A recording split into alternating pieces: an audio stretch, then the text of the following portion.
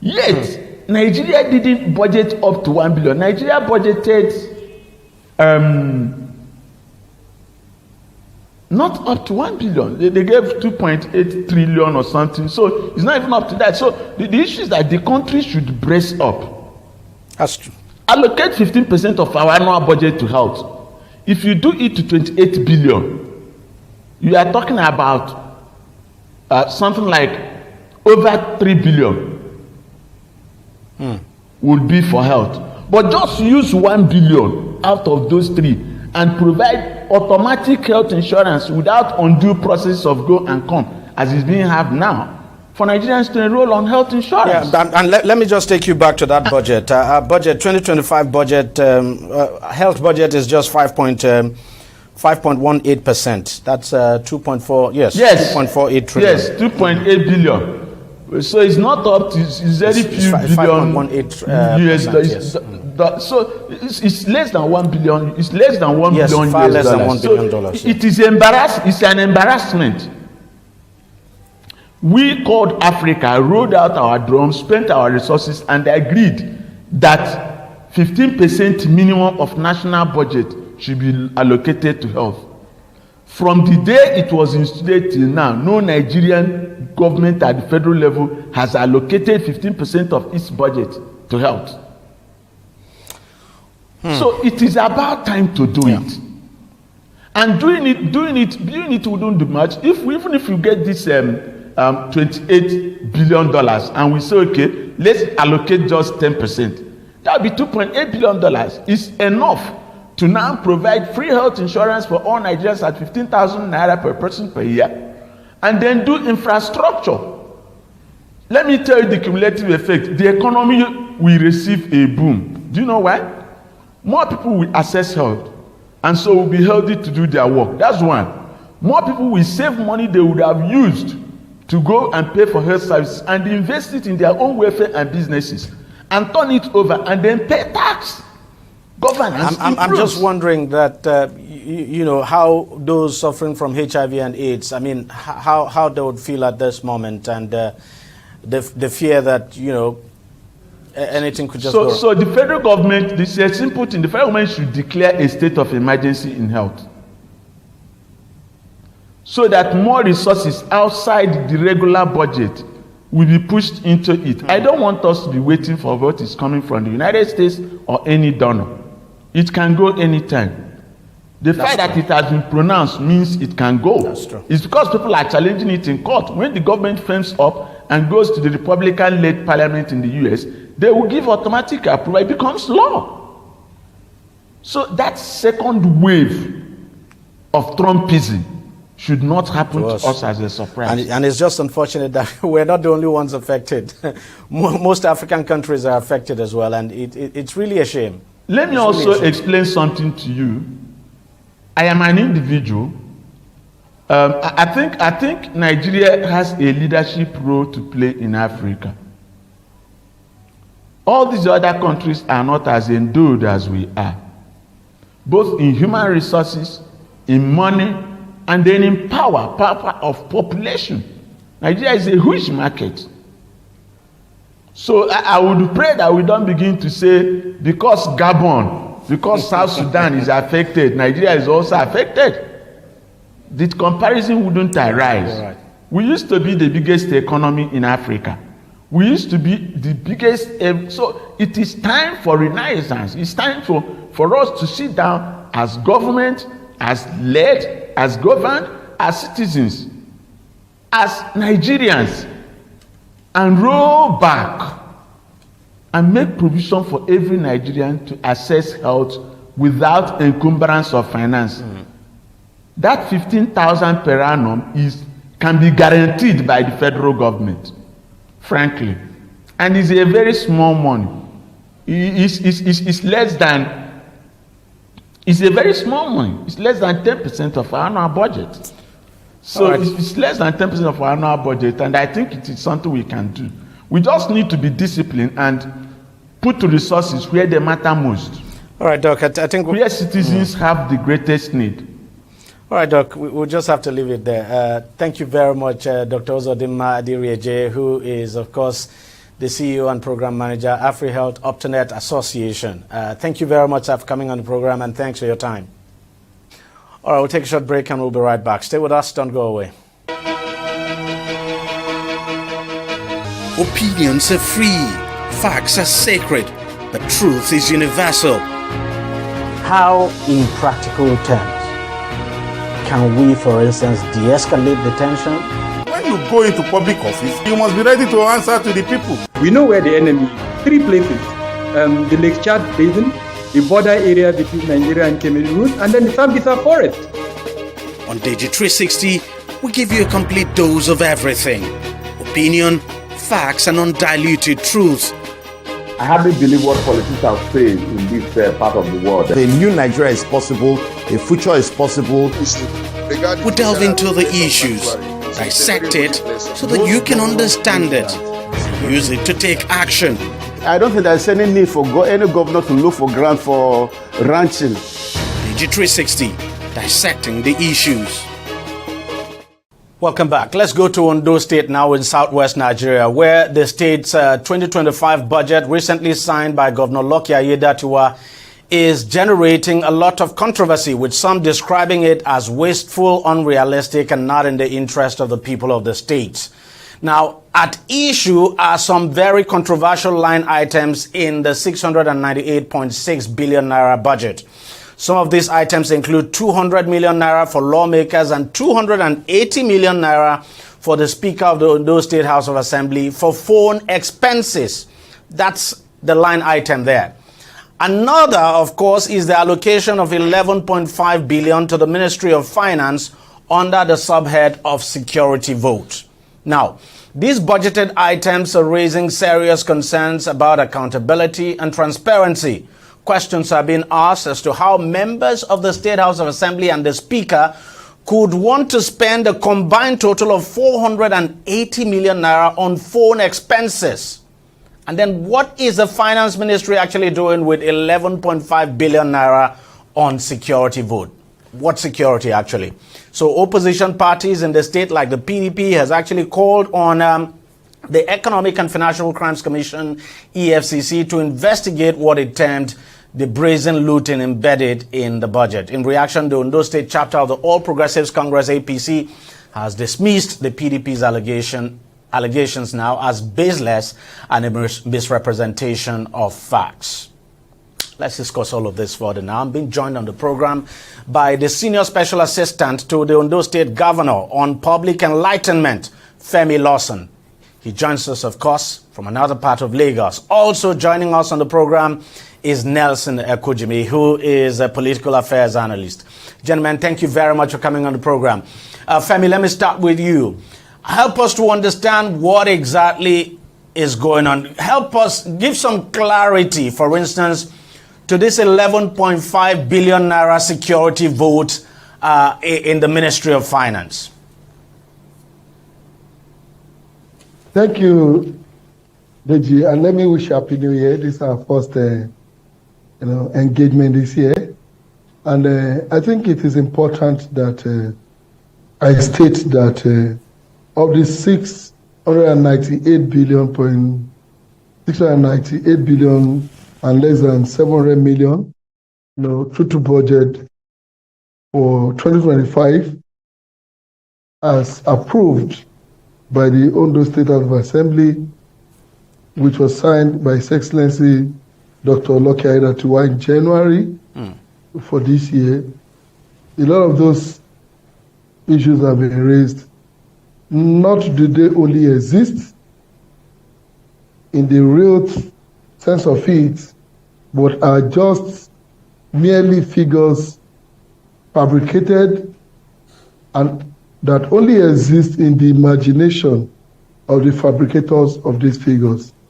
And sincerely yours, as much as a lot of people, including the All Progressives Congress in Ondo State, has tried to chastise the PDP, which has been the architect of these, unfounded allegations.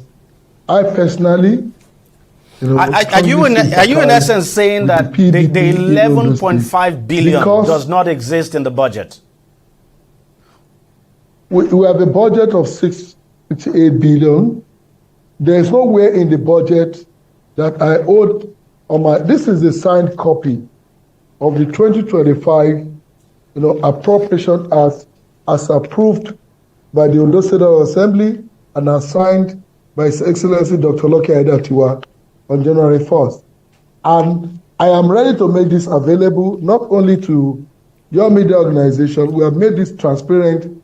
And let me also tell you that just today, some public accountability civil society organizations have analyzed projects across the various states of Nigeria and have given Ondo State a pass mark for making its budgets transparent. As I speak with you, a lot of states today, you cannot even have access to this document that details the final appropriation for 2025 of their spending. Let me tell you this. PDP in Ondo State has an issue. The issue is the trauma that it experienced in November when for the just hold on now, because I actually don't want to hold on, Femi. Hold on, Femi. All the local government. Hold on, Femi. I actually don't want us to make this about the PDP. I just want us to get this straight. And that, so that the people of the state can actually understand. You were saying that this about the PDP. In the so you're saying that in the budget there is no provision for 11.5 billion naira for security votes in the Ministry of Finance. The reason I'm asking you this is because I've also seen something, a statement put out by the state government saying that, just hold on now, saying that, look, it's just like a misrepresentation, that it's not as if that, yes, while that amount is there, that you also have it in Ekiti State, Lagos State, and other states, but that what is meant for... No, Mr. Deji, the idea is this. There is no 11 billion anywhere in the Ministry of... In fact, there is no 11 billion naira security vote even in the governor's office in this budget as approved by the Assembly and signed by the governor. And I want to challenge anybody, including the media, to produce any document where 11 billion naira has been appropriated as security vote for the Ministry of Finance in Ondo State. In fact, not even for the Ministry of Finance, but for the office of the governor of Ondo State in the 2025 budget. These are mere rumor, these are mere makeups, these are mere, fabricated insinuations by the opposition in Ondo State that has been struggling to recover from the defeat of November 2024 governorship election. And what about this other one? The one for phone expenses now for the lawmakers and the Speaker of the House of Assembly? Now, Mr. Deji, let me tell you this. One thing that have distinguished us as a state is the fact that as I speak with you, I challenge anyone to bring out the content of the final approval of the various state assembly and are signed by the governors of various states in Nigeria as the 2020. Ondo State is one state that first made this available. What I'm holding in my hand symbolizes the entire. In fact, these documents in my hand tells you what even our radio station, Orange FM, will spend in 2025. It's not even about ministries. Even what a special assistant will spend in is in this document. So whatever anybody has said, that it is 200 million for phone calls for members, 250 million for phone calls for, these are mere, makeups. These are mere fabrications of, the traumatized opposition in Ondo State. And in all sincerity, I'm challenging anyone who has any document that has the signature of the Speaker of the Ondo State Assembly and the Governor of Ondo State, Dr. Loke Aiyedatiwa, are signed as Ondo State 2025 budget that contains those figures to present it to the media. There's nothing like 200 million for the recharge card. There's nothing like 250 million for phone calls. These are just, and this is one of the reasons why I think the media must also do its own investigation beyond what these desperate politicians are saying. Now, Nelson, let me bring you in here and get your take on this. What do you make of all of this? And listening to Lawson as well. Well, what this has shown to us actually is that the state governments have not been up and doing with regards to public finances. And that has given room for rumors, insinuations. Because I also read that report and I was scandalized that how can the Ministry of Finance budget 11 billion naira for security? Which security? Is it for securing the funds of the Ondo State government? So, and even if we are going to secure the funds of the Ondo State government, there should be competitive bidding by maybe the insurance companies. Maybe that was the cheapest, I wouldn't know, and how they arrive at that. But listening to Femi Lawson now come out to say that the figure was an imagination of the opposition, I think it behoves on the Economic and Financial Crimes Commission to investigate what is really the problem with the Ondo State government budget for 2025. And again, I'm aware that there's been this allegation that unlike in the days of the late former governor Rotimi Akeredolu, where we have the budget of the states in the Ondo State government website, that nothing like that is happening in the website as we speak. And when you don't bring public documents and you alone have a copy that you are ready to show people, I wonder how many people you can show. But if it's on the public or if it's on the state website, any Nigerian, any Ondo State citizen, anywhere in the world can just go to the internet, Google it, and all the facts and figures will be before you. And even if that had been on, all this opera over these budget insertions wouldn't have arisen in the first place. So I think the blame squarely rests on the Ondo State government, and they have a lot of explanation to do. They need to upscale their communication machinery such that the people of the state at the press of a button can access information. We don't need a senior special assistant to come on air before we know what is happening in Ondo State. By looking through, using modern communication equipment, I should be able to come out even as a citizen or a resident in Ondo and say, what these people are saying, is not true. I even have access to the document as an ordinary citizen and not somebody who is privileged. So the allegations against this budget, I will put the blame squarely at the doorstep of the state government for not making the budget, to be uploaded into the website such that people can peruse it and, be informed and keep a tab on what the government is going to do with regards to public funds in 2025. So, Femi, what would be your reaction to that?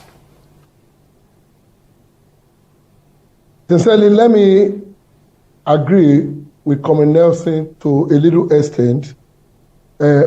He's from Ondo State, and I know he's quite aware of the circumstances that have led to the emergence of Dr. Lucky Aiyedatiwa as the governor of Ondo State, following the unfortunate demise of former Governor Rotimi Akeredolu. There were a lot of challenges inherited when he became governor. One of those challenges that we have as a government deliberately not publicized is the fact that, in actual fact, until very recently, that state website, which His Excellency decided in his wisdom not to tamper with, was not accessible when Governor Lucky Aiyedatiwa became the governor of Ondo State. There were a lot of operatives of the past administration who were acting as clogs to the wheel of progress of the administration when he assumed leadership.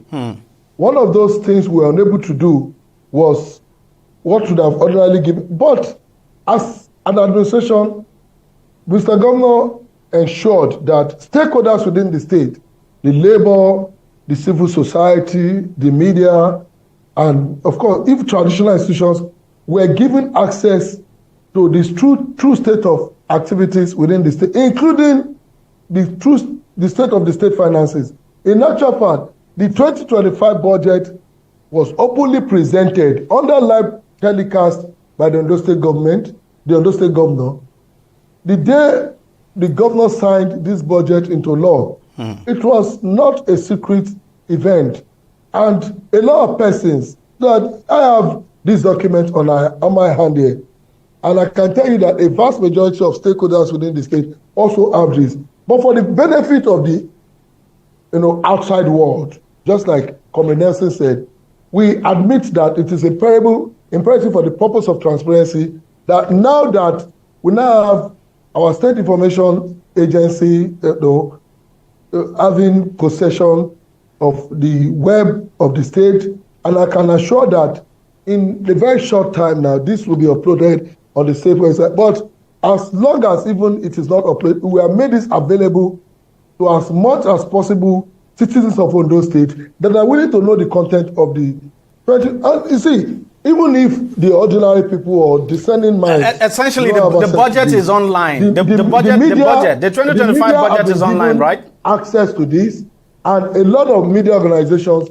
even within the state, have access to the details of the 2025 budget. And in no part of this budget do we have any of these frivolous, figures and allegations. But let me also point out something, Femi. The document you are holding there could not have been the entire budget, because the entire budget containing the breakdown could not.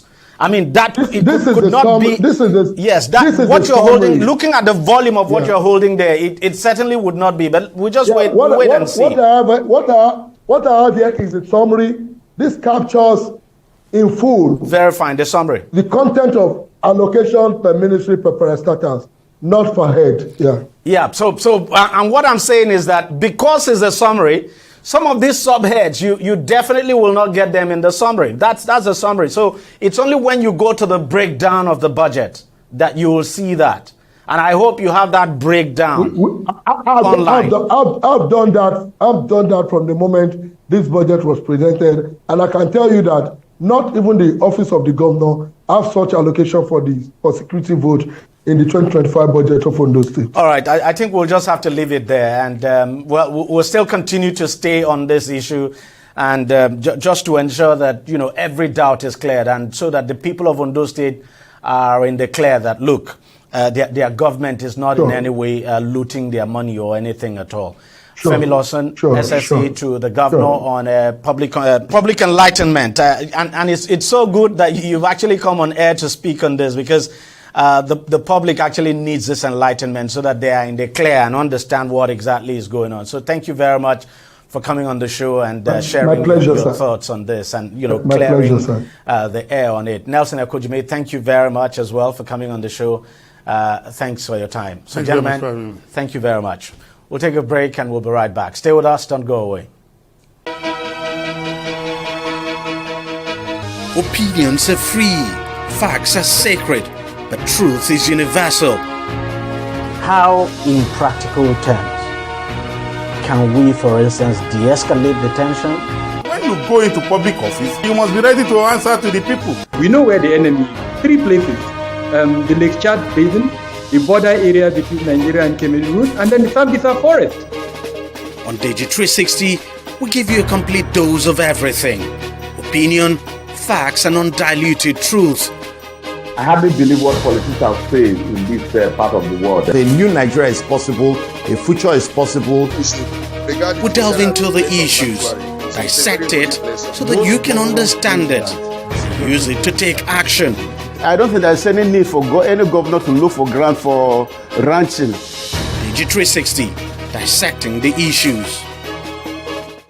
All right, welcome back, and we're still on the Ondo State controversial 2025 budget. And don't forget, earlier I brought in the Senior Special Assistant to the Governor on Public Enlightenment, that's Femi Lawson, and he openly, clearly denied that all those allegations, that the allegation of 200 million naira for telephone charges in the budget, that those allegations are false, and that those line items are not there. For instance, on the 200 million naira, 200 million naira now budgeted for telephone charges.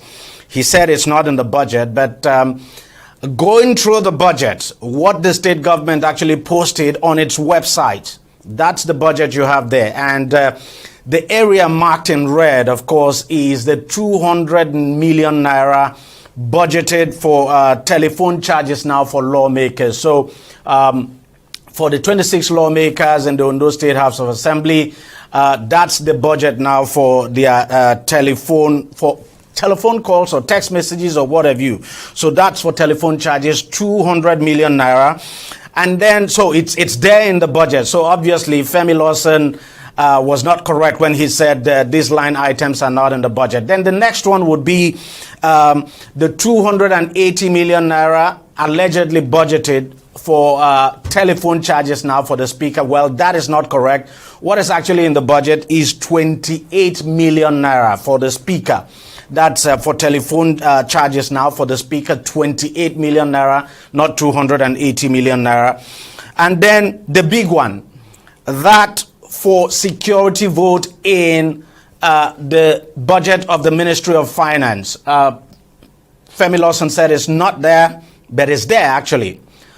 This is the budget posted. Again, this is the budget posted by the Ondo State government on its website. And I can tell you clearly from what you can see there, the line marked in red there, 11.5 billion naira budgeted for security votes and operation.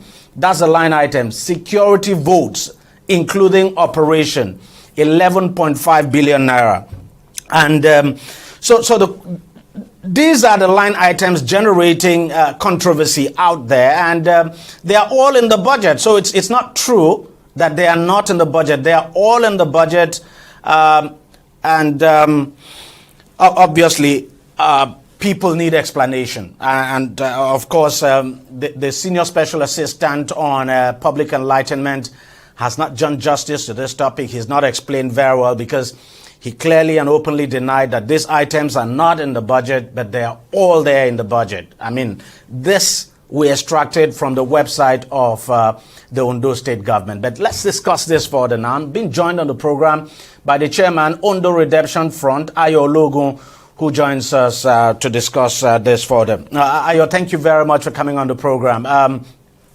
These line items in the budget generating a lot of controversy. Earlier, of course, we had the Senior Special Assistant to the Governor on Public Enlightenment, and clearly, openly denying that these line items are not there. But then on checking, we found these items there. What do you make of all of this controversy? Well, like you rightly said, it is understandable that the Senior Special Assistant to the Governor on Public Communication is simply doing one of two things. Is either deliberately denying what is obvious, or perhaps is busy defending his principle, or what people will call his pot of soup. So it is understandable, but it is irresponsible that you deny what is obviously on the website or in the public domain.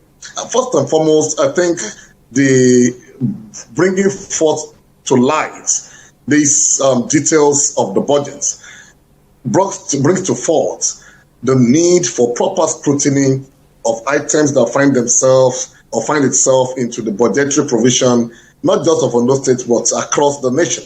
One of the problems we've often had before now is the fact that successive governments have always hidden the details of budget provision from the people, hence making it almost impossible to scrutinize or to speak to the issues as they should be. So if there is anything, I think I should first of all applaud the Ondo State government for even bringing forth the details of the projected provision for an average Nigerian or an Ondo State person to see the details. Having said that, I think it is sheer irresponsibility, sheer insensitivity to the plight of the people that the political class are daily doing things that does not show that they understand what the movement is like.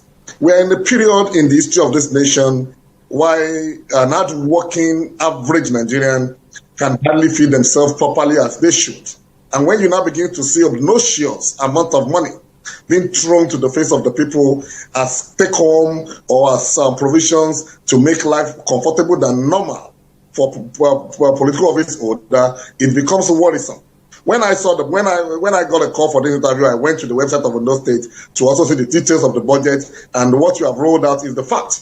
How on earth do you budget 28 million naira for phone calls and text messages for the office of the speaker? Would the speaker be speaking to every citizens or dwellers of Ondo State per minute? Or how do you justify that 28 million naira will accrue to the office of the speaker for phone calls and text messages? What is the rationale? How sensible could that ever be? And then you have 26 House of Assembly members, and you are allocating about 200 million naira for their calls and text messages. If you break 200 million naira across 26 people, that will be an average of about 8.5 million for each of them as cost for calls and data. I can tell you for a fact that a professor does not even gross that in a year. An average professor in Nigeria as of today earns between 400 and 450,000 naira as take-home salary. So even a professor that has taken all his life to be in the academics, wrote papers, attend conference and all that, cannot even gross 8.5 million naira as annual take-home. And this is what you are setting aside for a barely educated individual. With due respect to the office they occupy as members of the House of Assembly, this is what you are grossing for individuals, for phone calls and text messages. For how long are political office holders, for how long will they continue to live on the goodwill of the people? And this is also the fact. And this is the cause. A lot of us have always called for this, and this is another opportunity to speak to it. I'm happy you just asked that question, that for how long will they continue to live on the people? Because the question to ask is, would it be too much, for instance, to ask the lawmakers to take responsibility for the calls and text messages they send? So will that be too much to ask? That can never be too much to ask. And that is why I said it is high time that the cause becomes louder for the political class, for the need rather, to de-emphasize politics, to make policies less lucrative. Tell me why they will not kill themselves, why they will not maim themselves, why they will not do anything legal or otherwise to get into office. Once they get into office, they feed on the people, the clothes they wear is on the people, the vehicles they ride is on the people, the fueling, the maintenance of it is on the people, everything is on the people. And these same people, you are not offering the needed service to them. Would it be too much as a member of the House of Assembly that you use your own money to make calls and send text messages? Does it mean that they don't have a life before they go into office as members of the House of Assembly? That the government has to fix them, have to provide for their accommodation, have to provide for the vehicles they use, maintain it, fuel it, to even the minutest of phone calls and data. This is a cheat on the people, and it shows that the government of Ondo State, with what we saw in that budget, is insensitive to the plight of the people, especially at a time like this in the history of this country. And what do you make of this 11.5 billion now for security vote? Because you would think that security vote should go to the office of the governor, but here we have the finance ministry getting 11.5 billion naira as well. It was tagged security vote. Another operation. So there's not been any proper explanation at all from the state government on this. This is simply a duplication, and these are ways through which political office holders siphon money in the name of. Let me tell you, if there is anything successive government, whether at the state or the federal level, has lied about, or what has been the channel of stealing for them, stealing in quotes now, it has always been the issue of security. Because they know that the people are keen about being properly secured. So you hide under the umbrella of procuring security vehicles, security that, to steal from the people. And I call it duplication because it is known, it's a known fact, that from the federal government, there is what is called security vote to the office of the governor, which is statutory. It's on the first charge. That the amount specifically for security vote is always on the first charge when money is released by the federal government to the state. So if the federal government is allocating money for security for which is always on the first charge, why then should the Ministry of Finance further duplicate the issue of security votes again? It tells you that there is more than meets the eye. For a state that is not giving adequate subvention to our state-owned institutions, go to Wapoli, go to Analytical Agency and go and look at the record. What is the subvention being given to these higher institutions over a period of year, the calendar year? A state that cannot properly subvent higher institution, where the children of the ordinary people are attending, is setting aside money in duplicate for security. One for the office of the governor, another one from the office of the office of the Commissioner of Finance, to what intent and purpose, especially when we realize that some of these security votes are not used for the purpose for which they are meant for. They are the input money eventually that they give to the boys that they use to do frivolous things. They are not being used to procure what is needed to secure the people. It is not only laughable, it is painful that at a time when governments should be transparent, when governments should be passionate about ensuring that transparency is seen in their dealings, the idea that our government is further making an attempt to impoverish the people by taking away from them what could have been used for further development. It's quite unfortunate. Just before I let you go, the state government put out something through one of its officials saying that, look, this security vote is a normal thing, that if you took up the budget of Lagos, Ekiti and other states, that you'll find the same line item there. And so the question is that justification for why you should have it in the budget of Ondo State? Look, even the process of budgeting is flawed, and it's quite unfortunate that it is becoming a norm. This is a budget that they already prepare in most cases. It's also on record that some of them even duplicate previous budgets, just change the figures and resubmit. While some will look at the budget of another state, just change the figures and take to the House of Assembly. Normally, when you submit budget to the House of Assembly for scrutiny, in a serious crime, there should be open hearing, public hearing, for stakeholders in different aspects to speak to the budget provision of the following year. But how do you even organize public hearing or allow stakeholders to speak to issues when the budget gets already prepared towards the end of November, presented to the House of Assembly December, and within a period of 2-3 weeks, they pass it and the governor signs it into law? So the fact that it is on the lines of the budget of other states does not make it right, does not make it justifiable. And it is high time. The fact that they are not speaking out in other states does not mean that people from those states should be silenced or should be asked to keep mute for what they see as infraction on them. The fact that on those states, Lagos State, Ekiti State has it, does not make it right. And it is high time that this justice is not only addressed as we are addressing it in Ondo State, but even by other people from across the states of the Federation. Ayologun, Chairman, Ondo Redemption Front, thank you very much for coming on the program and thank you for sharing your thoughts with us. Thank you very much for having me. Yeah, I appreciate it. Well, that's how much we can take on the program this week. We thank you very much for watching. I'll see you again next week. But just before we go, I hope the Ondo State government will come out openly to explain some of these line items in the budget. The truth is that these items are there in the budget. They just can't deny it. We pulled out these items now from the website of the Ondo State government. So these items are there. 200 million naira budgeted for telephone calls and data for the lawmakers of the state. 28 million naira for the telephone calls and data now for the speaker. And then you have 11.5 billion naira as security vote in the Ministry of Finance. There needs to be an explanation on all of this. It's very important. I'll see you again next week. Bye-bye.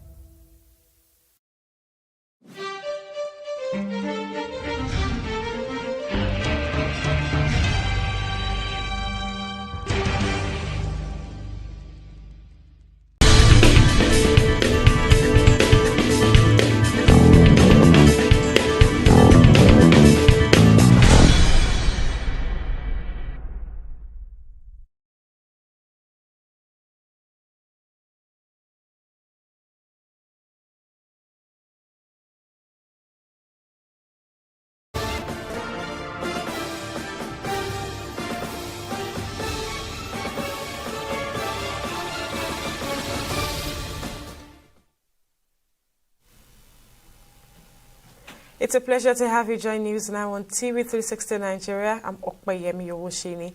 We begin in Katsina, where bandits have reportedly killed 2 people and kidnapped an unknown number of persons in another attack in the Sabua local government area of the state on Thursday. However, the state police command said in a first gun battle with the bandits, it fought a kidnapped attempt and rescued 13 victims in the process, while others were whisked away by the bandits. The police public relations officer, DSP Abubakar Sadiq, in a statement made available to newsmen on Thursday in Katsina, said suspected bandits armed with weapons such as AK-47 rifles, shootings periodically attacked Mabiko village in Sabua local government area and kidnapped the victims. According to him, the rescued victims who were shaken but unharmed have been returned with their families. He also disclosed that efforts have been intensified to ensure that the unauthorized rescue of the other victims and the arrest of the perpetrators come into place.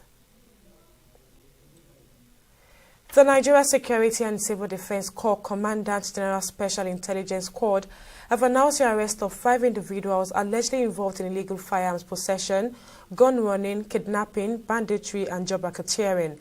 In a statement signed by the spokesperson for NCDC, Babawale Afolabi, items recovered during the operation include 2 automobile rifles with 3 magazines, an AK-47 rifle with 15 live rounds of ammunition, amongst other dangerous weapons. The service spokesperson explained that the suspects were apprehended on their way to deliver arms to a buyer.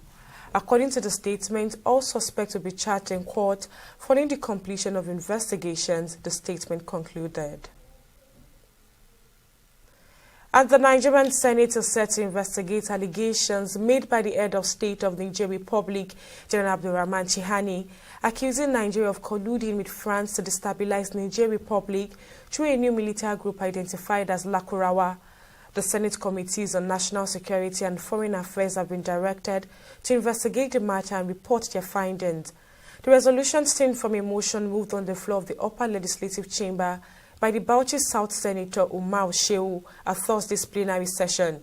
Senator Shehu voiced significant concern over allegations from the Niger Republic's head of state accusing Nigeria of colluding with France to destabilize Niger Republic using a new military group. The Senate decided to halt an open debate on the allegations due to the sensitivity of the matter, but directed its committees on national security and foreign affairs to investigate further and report back their findings. Brigadier General Chani also alleged plans to establish a base for Lakurawa in a forest near Gaba, Sokoto State, with operational reach extending to Sokoto, Zamfara, and Kebbi States. Additionally, he claimed that foreign military bases in Nigeria are being used to target Niger's oil pipelines and create security threat. Let us just agree that his committee be made to go and carry out whatever investigation that needs to be carried out. And the committee will present a report to us in an executive session to be discussed further by the committee of the whole. On account of diplomatic relations and national security, we should refer the issues to the appropriate committees. But I suggest that it should be a joint committee. The Committee on Foreign Relations is also very important. The motion is now referred to the Committee on Intelligence and National Security, jointly with the Committee on Foreign Affairs, to report back to this August Senate, to report back within 4 weeks. And the Minister of Education, Tunji Alausa, has proposed a shift to a 12-year basic education model in Nigeria.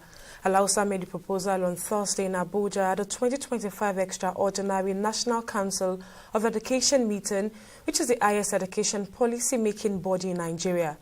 Nigeria currently operates the 934 system, which consists of 9 years of basic education, 3 years of senior secondary school education, and 4 years of tertiary education.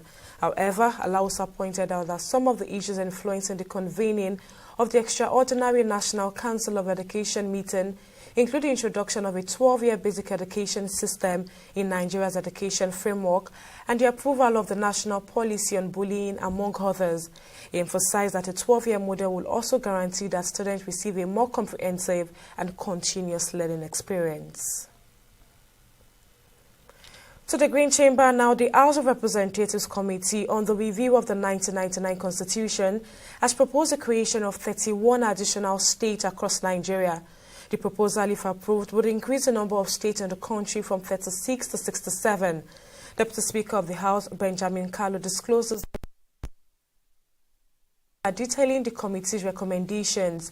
The proposed states span all geopolitical zones, and it also includes the recognition of the Federal Capital Territory Abuja as a separate state. However, for these new states to be created, the request must meet stringent constitutional requirements, including approval by at least 2/3 of the Senate and House of Representatives, as well as endorsement by the state assemblies and local government councils in the affected areas. New state and boundaries. 1. An act of the National Assembly for the purpose of creating a new state shall only be passed if a request supported by at least 2/3 majority of members representing the area demanding the creation of the new state in each of the following, namely the Senate and the House of Representatives, the House of Assembly in respect of the area, and the local government council in respect of the area, is received by the National Assembly. Local government. Advocates for the creation of additional local government area are only reminded that Section 8 of the Constitution of the Federal Republic of Nigeria, as amended, applies to this process. Specifically, in the accordance with Section 8.3 of the Constitution, the outcome of the votes of the state houses of assembly and the referendum must be forwarded to the National Assembly for further legislative action. Proposal shall be resubmitted in strict adherence to these stipulations. Submit 3 hard copies of full proposal and memoranda to the Secretariat of the Committee at room H331, House of Representatives, White House, National Assembly Complex, Abuja, not later than Wednesday, 5th of March, 2025. To Labour matters now, the Trade Union Congress has threatened to go on strike if the Nigerian government does not rescind its recent approval for the 50% tariff increase in telecommunications tariff. The president of the TUC, Festus Osifo, made this known during a televised interview on Thursday. Now, following its National Administrative Council meeting earlier in the day, the TUC condemned the proposed tariff hike, saying that it is not only ill-timed but also a deliberate act of economic oppression against Nigerians. The TUC president advised the Nigerian government to tackle the root cause of the problem, which he said is forex management rather than the symptoms. The Nigeria Union of Teachers in Ebonyi State has declared an indefinite strike in 7 local government areas due to the non-payment of 4-month salaries to some teachers. In a statement released by NUT Secretary Basi Asuko, the NUT directed the state and branch officers in the affected local government areas to strictly enforce the strike from 12 a.m. on Thursday, February 6, 2025. Pupils who went to school on Thursday were reportedly sent home by union leaders and teachers. Meanwhile, the State Commissioner for Education, Paul Umwo-Basi, has summoned a meeting with the affected local government chairmen and union executives in the state in an effort to resolve the matter. And the House of Representatives has initiated steps to protect judicial officers in the country from illegal and unlawful removal from office by an executive order. The House during plenary on Thursday passed for a second reading a bill for an act to amend the Code of Conduct Bureau and Tribunal Act to insulate judicial officers from prosecution before being lawfully removed from the office and for related matters.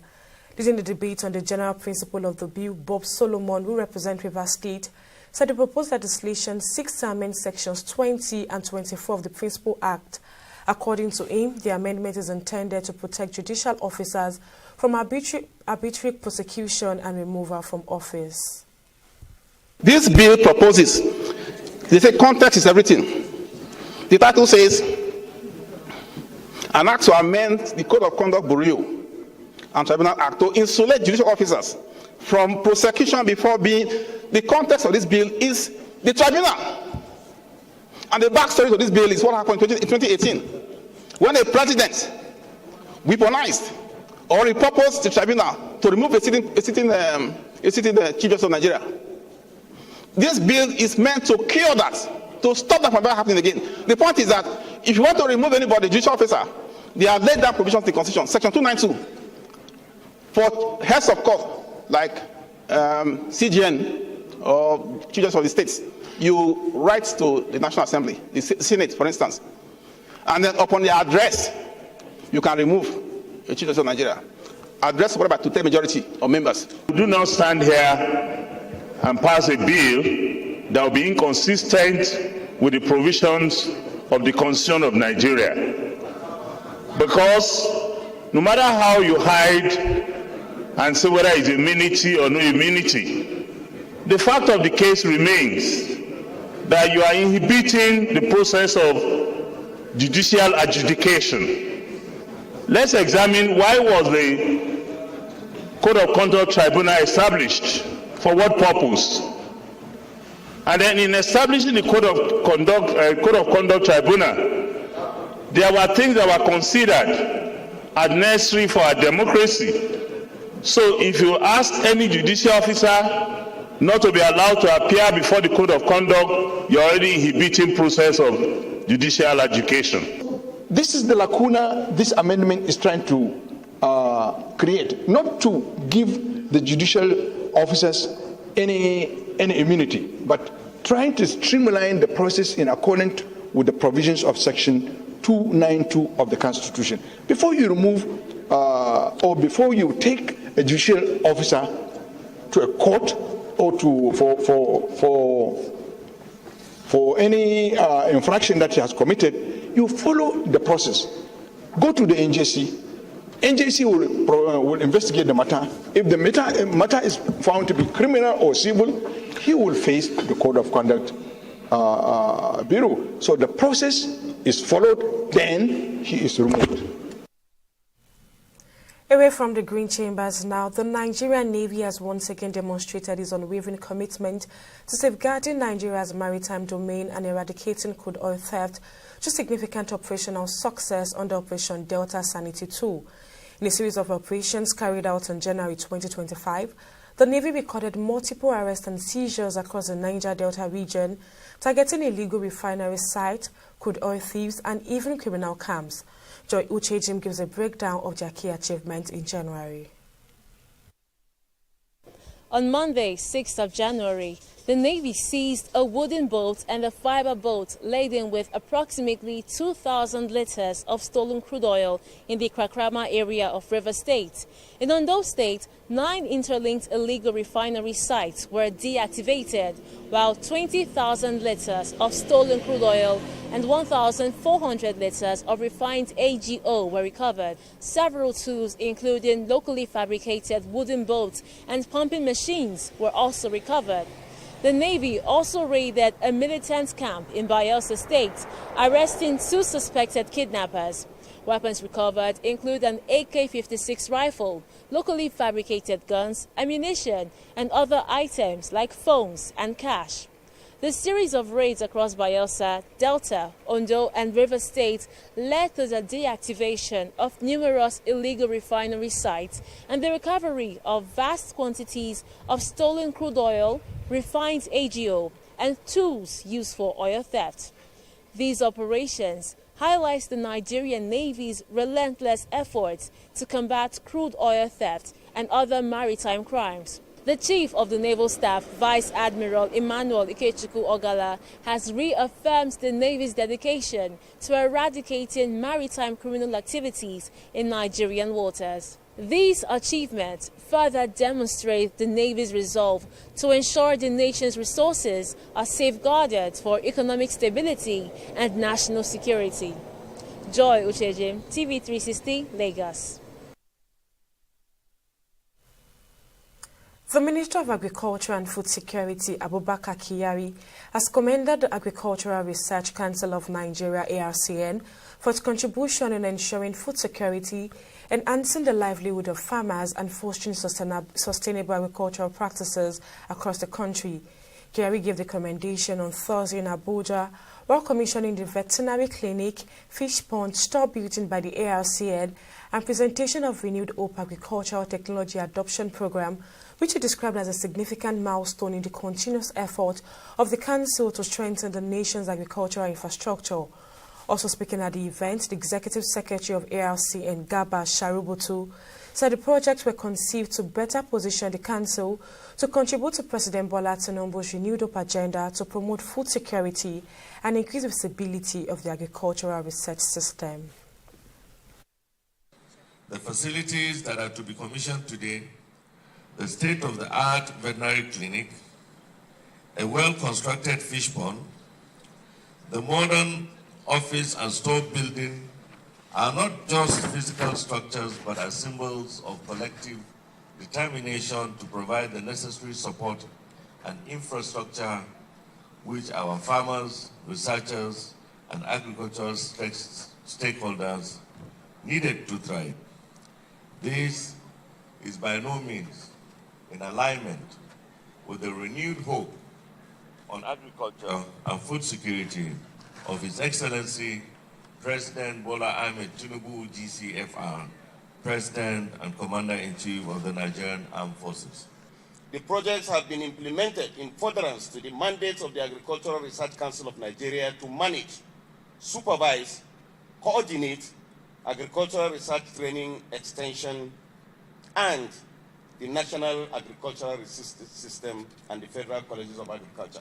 The image of the President in agriculture, Renew Hope Agricultural Improvement, we have allowed the agency, the RCN, to enjoy a tremendous legislative passage of their budget so they can beat their chest that they will finish this project so time, and because we work in harmony for the betterment of agricultural development in Nigeria, surplus of food security and the surplus. It is both an honor and profound responsibility to stand before you today to introduce the Renewed Hope Agricultural Technology Adoption Program, RATA, designed as the search and innovation tool to support Mr. President's food security agenda.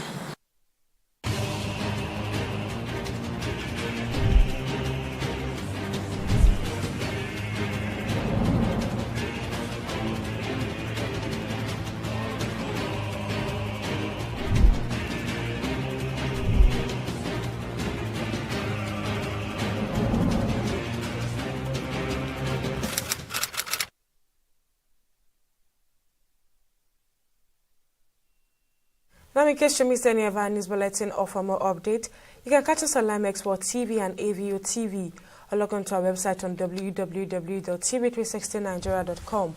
You can also follow us on our social media platforms on Twitter, Instagram, and YouTube at TV360 Nigeria, or download our mobile app on Google Play Store, Wabi App Gallery, and Apple Store. On Facebook, we are TV360 Online.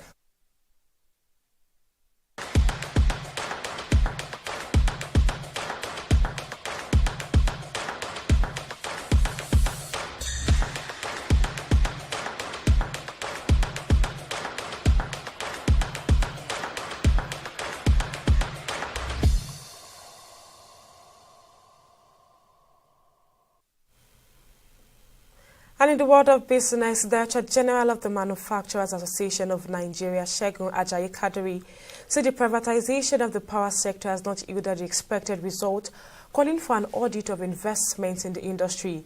He disclosed this in a statement on Thursday on the frequent increase in electricity tariffs, which he said is injuring the performance of the manufacturing sector and the nation's economic growth. He said the hike in tariff will significantly affect production costs and production prices, noting that electricity is a crucial input in manufacturing. The man DJ said no nation can achieve substantial industrial development without ensuring energy security, adding that increasing tariffs would harm the competitiveness of Nigerian products and businesses. Still on business, the Nigerian Senate has directed an urgent investigation into the cause of a recent fire outbreak and oil spill from manifold well 8-008 in OML 18 Buguma area of Rivers State. This followed a motion raised by Senator Ari Banigo, representing Rivers West in the National Assembly. In a resolution passed during plenary on Thursday, the upper chamber mandated swift action to address the environmental and humanitarian impact on affected communities. The Senate ordered the National Oil Spill Detection and Response Agency to conduct an immediate investigation and submit a report within 4 weeks.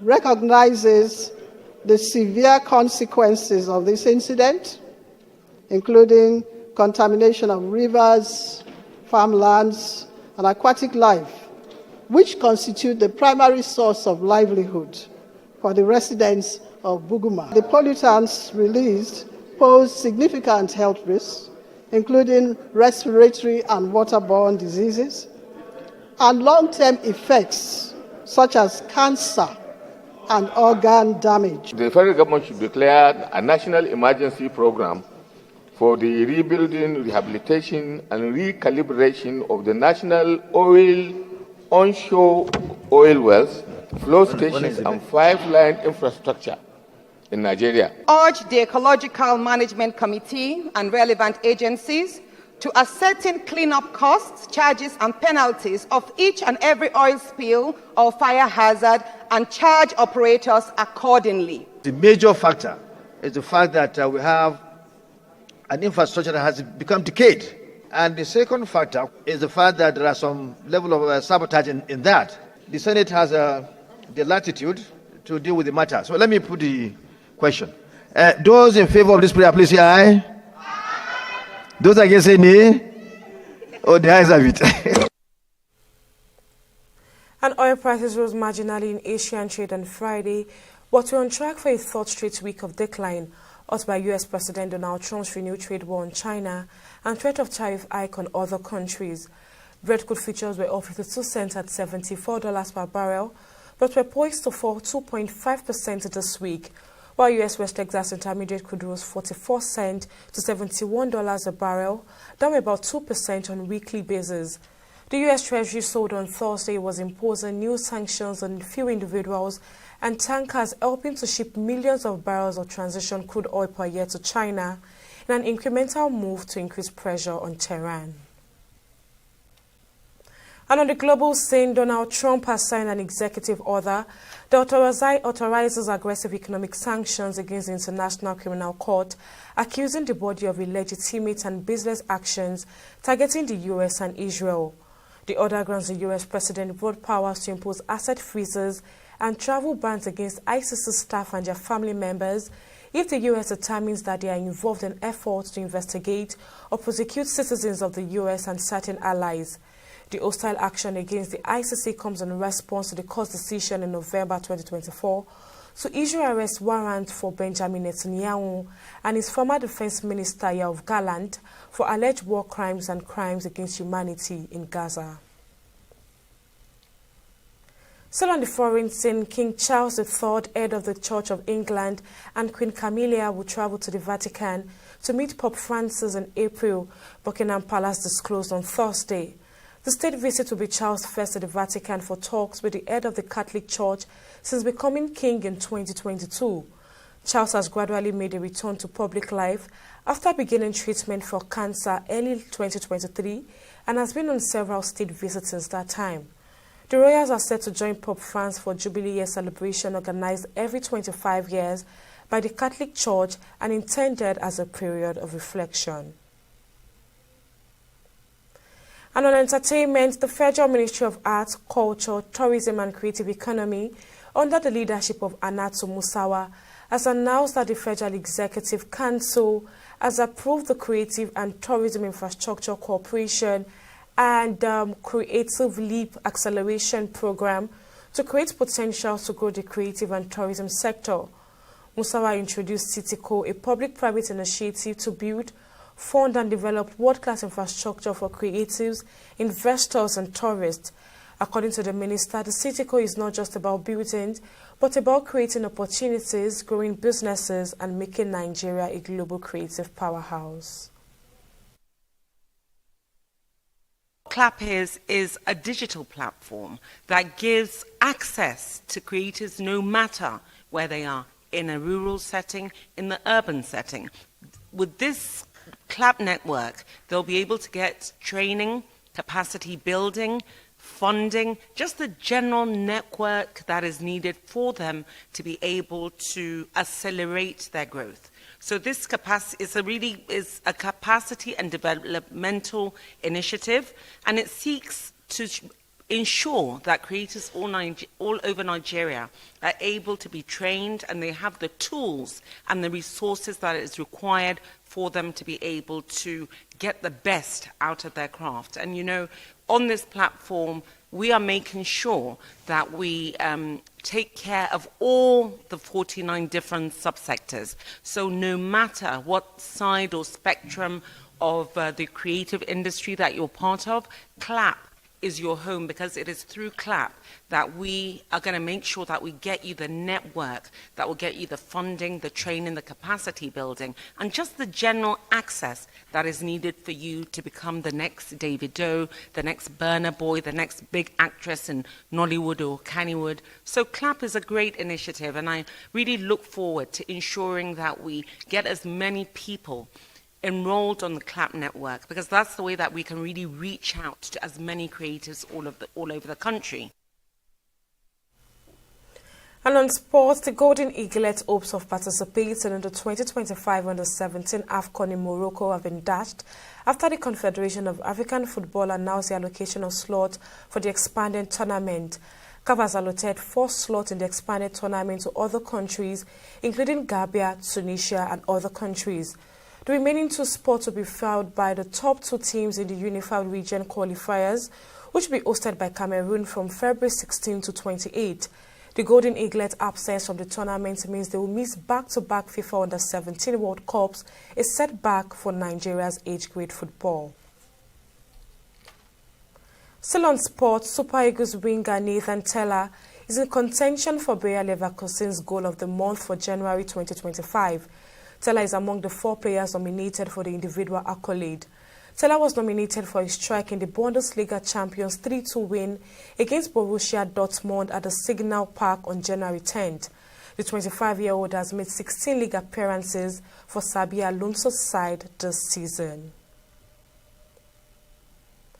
And that's our news bulletin on News Now at this time. Many thanks for joining us. I'm Okpayemi Owosheni. See you next time.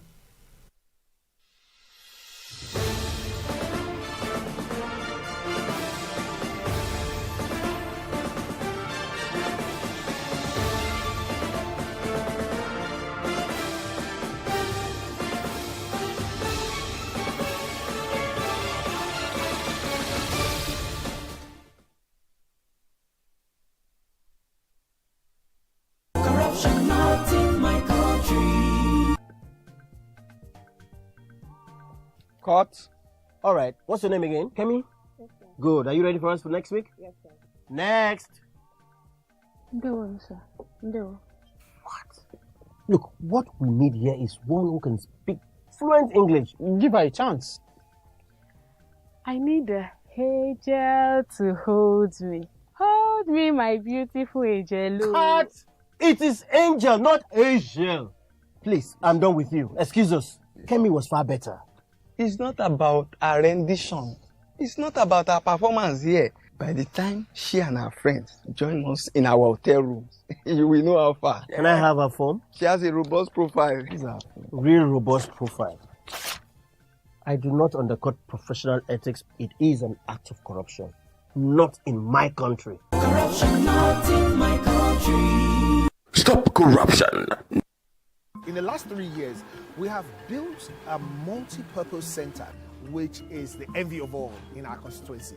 And I can tell you that the people who are living there are already enjoying it.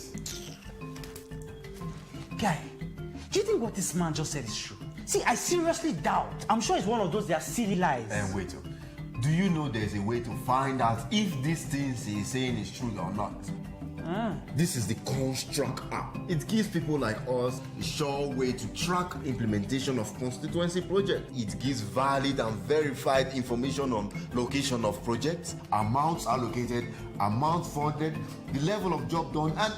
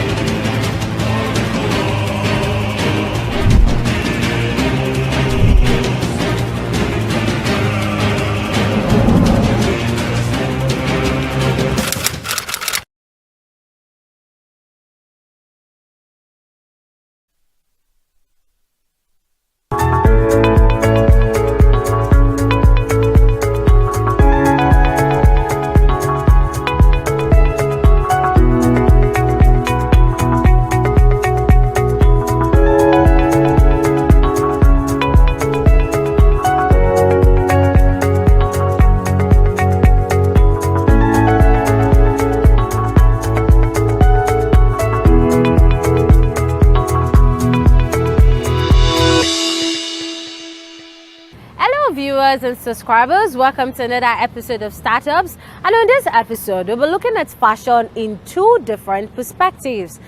In the world of e-commerce, few platforms are as dedicated as shaping the future of online shopping, just like Dex Stitches. Since its inception, Dex Stitches has redefined the way Nigerians shop for fashion, focusing not just on convenience, but on meeting the real needs of its customers. But with growth comes challenges, particularly when it comes to customer satisfaction, product availability, and navigating the complexities of online retail.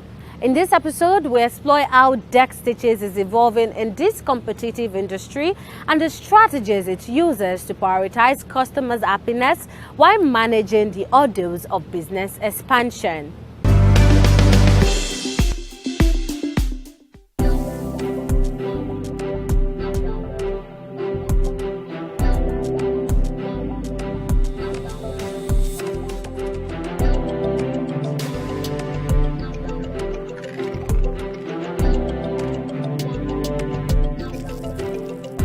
Platform that can cater for basic fashion needs at the time, yes. On average, practically out of 3 Nigerians, 2 must have had a bad experience shopping online. You know, initially it was a phase of there was practically no available, sophisticated online platform for people to shop fashion. We now bridge that gap with so many vendors online doing these fashion businesses across. We have taken upon ourselves to create for every shopper on our platform unparalleled customer satisfaction.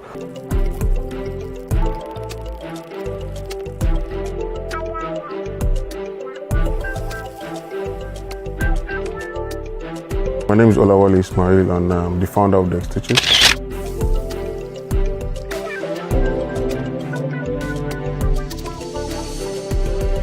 Dex Stitches has quickly emerged as a leader in Nigeria's online fashion space, redefining the e-commerce experience with a keen focus on the customer. Unlike many platforms that simply aim to sell, Dex has tailored its approach to cater to the specific needs of its audience, prioritizing customer demands and preferences above all else. Basically, the need to actually get what I was trying to shop for back then in the past. So it started as far back as when I was in uni. There's something we call Hall Week back then in school, and we usually do it as for people in the hostel. Sometimes we also have the one for departments, right? So this particular time was one for our department, engineering faculty, metallurgical material department to be precise. And you know, back then you need to look fly and everything. So I was looking out for getting a sneaker, right? So unfortunately for me, back then the whole e-commerce space hasn't been explored as much like we have right now. And the only option we had for the particular sneaker I wanted was to be able to order it from, there's a brand called ASOS back then, it's in UK. So I was happy to have found it online, but trying to access and get it was difficult. At the time, there was nothing like even paying directly. You have to go through someone that has an account in ASOS.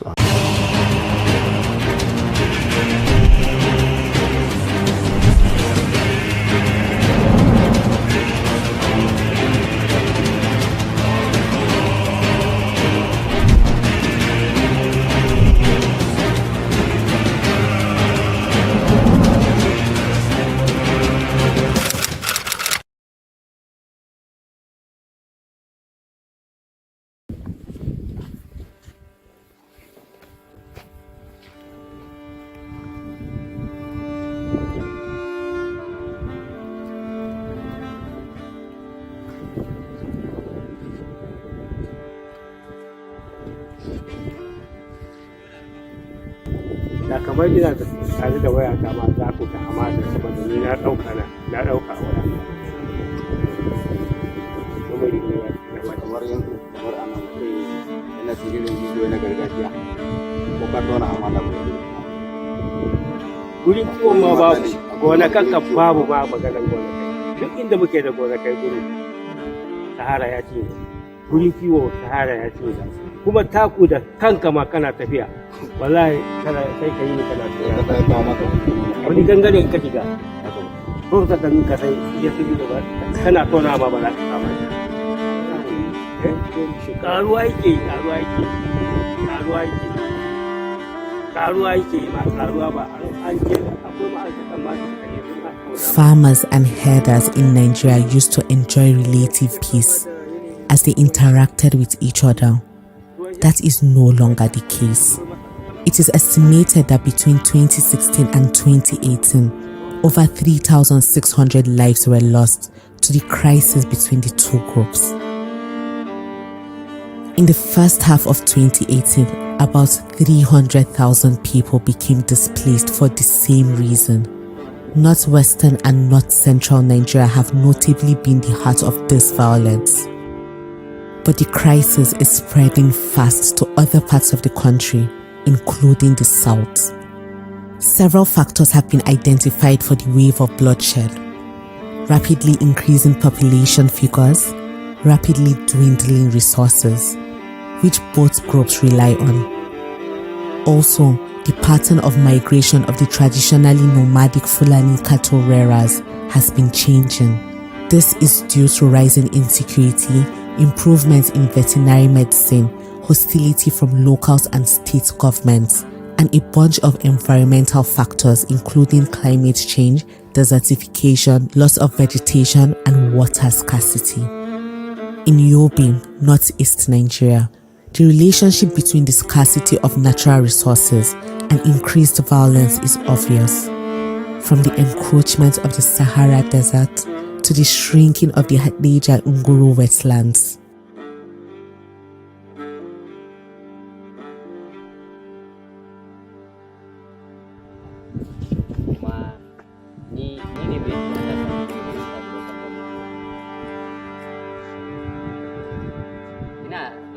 ina magana akan yanayin mutuwar dabbobinmu lokacin yunwa. Misali, idan rani ya ja lokaci kafin faduwar damuna, dab da faduwar damuna, ciyawa ta kan yanke.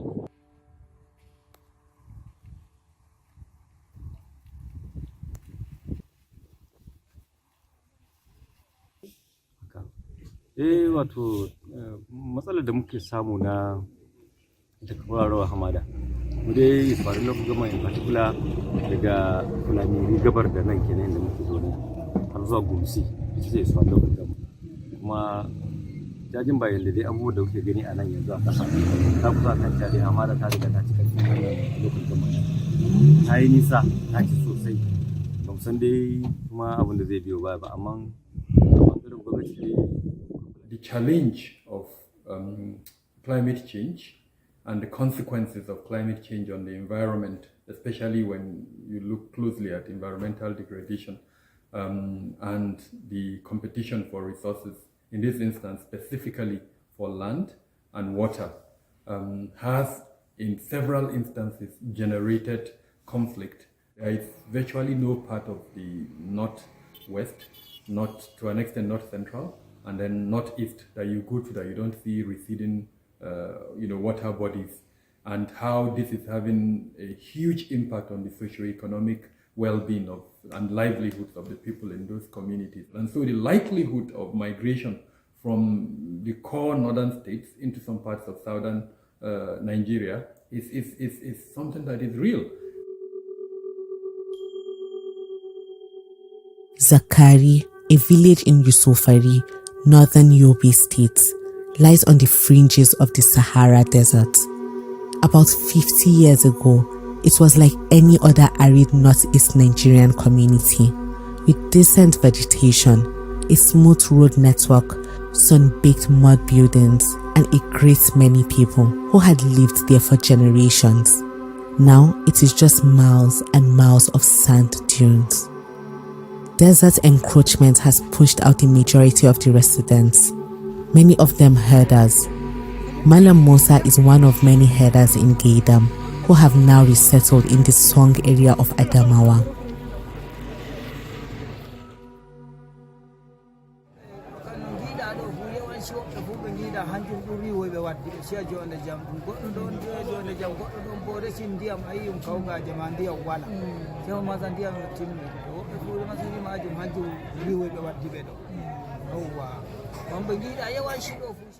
Sani wanda ya yi sanadiyan barin su yankin nan? Akwai. Na je kai kaman gidaje nawa ko rugaje nawa ko mutane nawa za ka gaba kayyana? Kai kamar 100. Wato wanda suka bar nan wajen. Take kaɗan ɗin. A sanadiyan wannan. To ya kuke fama da baki? Around January, February, you hardly see anything in the place that an animal will browse or take as a food. And there's no water even to drink. So this is one of the factors that will make them to come southwards. If they move southwards for water and for grazing the dry grasses. Definitely the desert encroachment is one of the factors that is concentrating the animal into a place and making the clashes between farmers and herders more frequent. More often. Had it been that in the area that is encroached by desert, there is grasses and water for them to, they may not be there. They don't have to move. But now it's necessary that they must come southward as the dry season is approaching. They must come southward in search of little pasture and drinking water. While if during the rainy season approach, they go north. Since there may be water and little grasses for them to graze. The problem with desert encroachment is not going to stop anytime soon. According to one estimate, the sand dunes shift towards the south at a rate of 30 hectares each year, putting 11 states in northern Nigeria at risk of desertification. More cattle rearers in these places are moving elsewhere due to the combination of factors: insecurity, drought, desertification, and the need for water.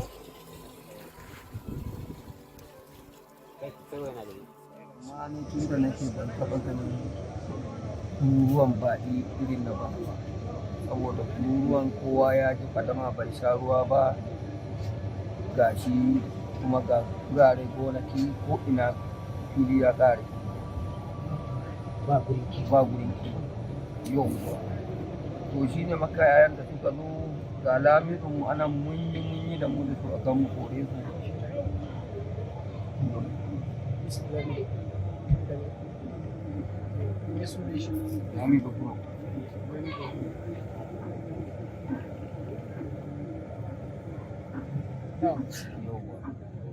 muka yi mu kore su abun ya gagare mu muka gaya wa lawanin mu shi ma ya yi dan abun da bakin kokarin sa abun ya gagari mun gaya wa hakimi ma duk kowa ya san da ba kuma ba din nan ba daga wani guri suke ba daga jiga.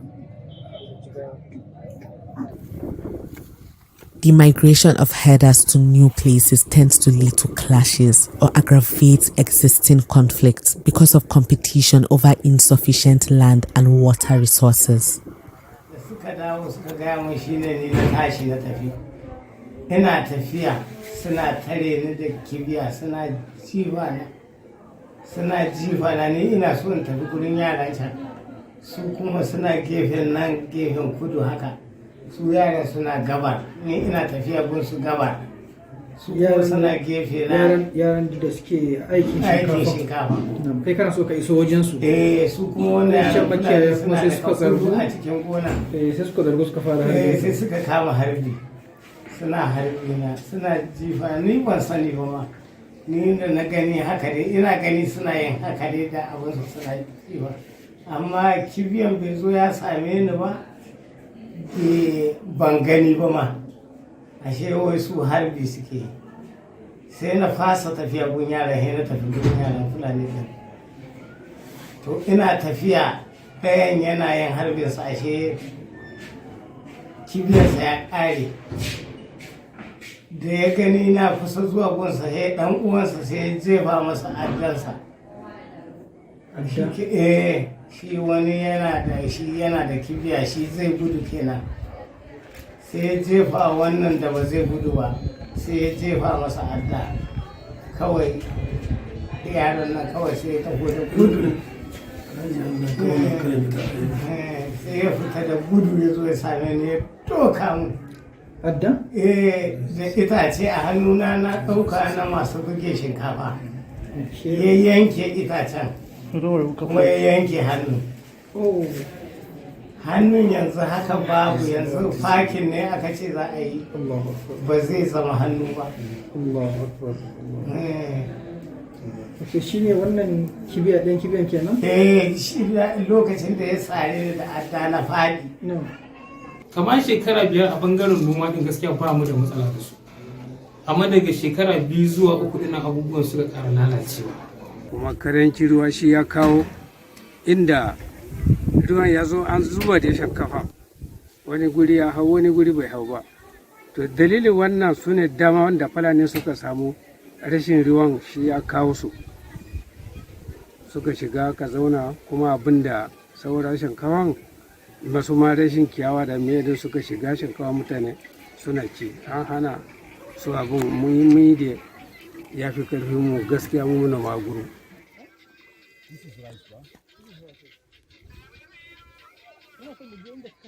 In Nguru, about 100 kilometers west of Yusufari, is a section of the Hadija Nguru wetlands. For many years, the waterlogged fields and rivers in the area have sustained the livelihoods of millions of farmers, herders, and fishermen. But the water is starting to recede. Harvests, especially for rice farmers, have dropped significantly in the past year. They are also facing more problems from herders, whose cattle graze on the farms closer to town before harvest is done.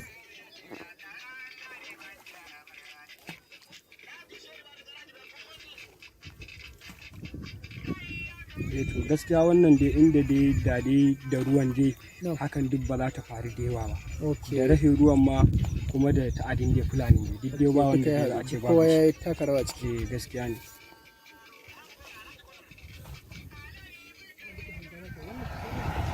Yanzu a ganin ka me kake gani ya kamata a yi wanda zai iya magance wannan abun ita buɗewar ne ko kuma an da an buɗe ruwa din za a iya samun saukin kan abin hanyar ruwa idan ta riga ta gyaru zaman lafiya tsakanin tun da daɗin ruwa yana zama ba wani matsala tsakanin su da can asali din da ruwa yana zaune muna zaune da ruwa daga baya kuma ruwan ya yi karanci zuwa yanzu shekara kamar 12 da akwai ruwa baya amma zuwa yanzu sosai ba sa ɗaukan sa kamar wani muhimmanci. Gona biyu haka aka ci. Gona biyu aka ci. Kowanne a baya ina samun 30. Gona biyu ina samun 60. Babu ɗaya kwano ɗaya ban samu. Kuma na yi yunkuri na ji na gaya ciyama.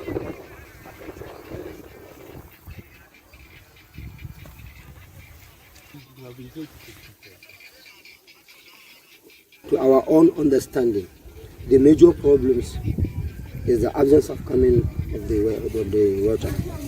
That are the reason why we fail to get what we have. Lack of water. They are all affected in the land. We have only source of water. If that source bring us water, the whole area farming well and organized. And then if there is no water from that only center we have it, we all lost. And what we understand now, the farmers at Onguru, they have already failed. 70% of our farmers have nothing to farm. 90%. Have 20% get only rice that have been eaten in their house. And then 10% are those that are gain something from the farming. And even me, I've tried to farm more than 1,000 to 2,000 rice. And my chairman more than 20,000. And the secretary will do more than 25,000 because of he's richer than us. But now, even I don't have even 10 bucks. I'm farming more than 1,000 and I don't have even 10 bucks. Okay, kana ka da ka dauka babu sun cinye shine yayi mu ruwa bai shiga ba.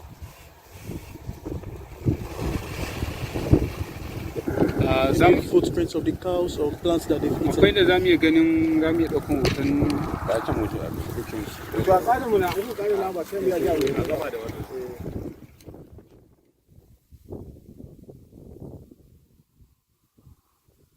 The major problem is lack of water.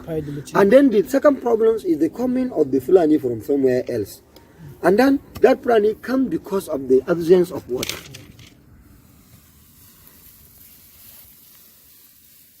Three factors have been identified for the water problem: the proliferation of the invasive taifa grass, the construction of dams along water roads supplying the wetlands, such as the Tiga Dam in Kano, and droughts.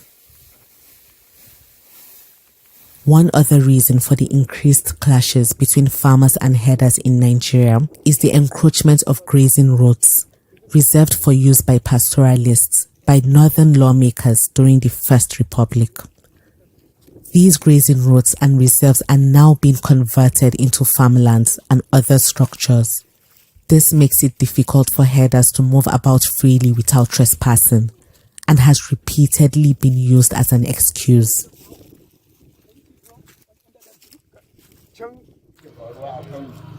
Burtali nan da abin da ya kama daga nan har zuwa Sudan akwai burtali, amma su manoma duk sun je sun kakkare sun je sun yi shuki da sauransu. Shi yasa su Fulani kai musu magana da wannan suke laɓewa. An kashe burtali da sauransu. Mun hakikanin gaskiya yawancin tashin hankali da muke samu a nan akan harkar manoma da makiyaya yawanci duka ba makiya namu na nan bane, daga wani guri ne suke zuwa. Suka zo kuma ba sa tsoron ɓannatar da kayan mutane, kuma ba sa tsoron faɗa.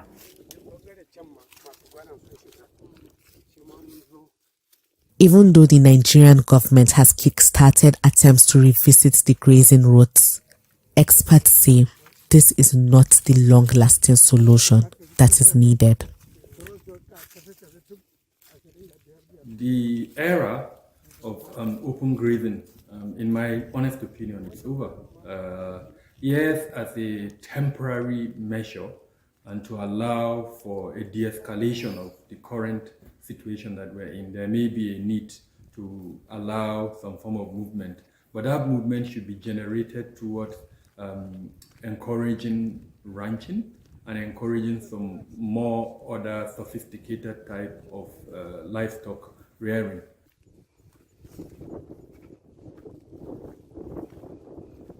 Unless when this is modernized, this problem of movement from one place to the other, or maybe to get sufficient either meat or milk and cater for the country is being modernized, I don't think we can achieve this our target. One of the problems, as I told you earlier, is that those people that are handling the animals refuse to go to school. They must be educated before they have that thinking that you are saying. Those people that are illiterate, they knew nothing apart from the cattle. If you want them to improve what they are doing, how are you going to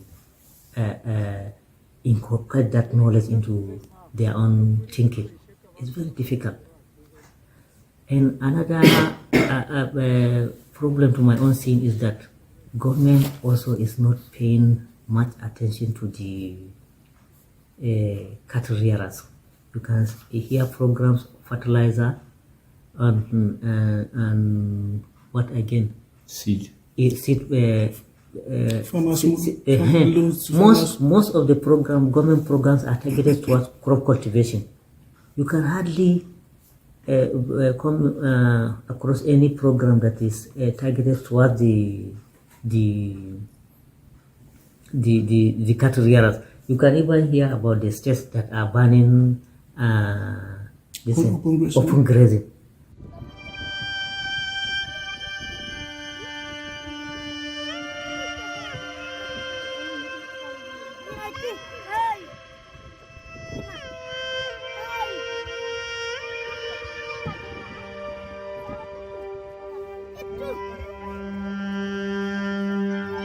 mu masu karamin karfi ne abinda muke da shi ga darar mun tattara mun je mun zubar a jeji domin wannan in ya fito a shi da mu samu da mu ci mu taimaka yan uwa mu marayu ne to amma babu an riga an cinye yanzu hakan nan haka sidda yanzu haka nan da 500 da samu a cikin kwarin.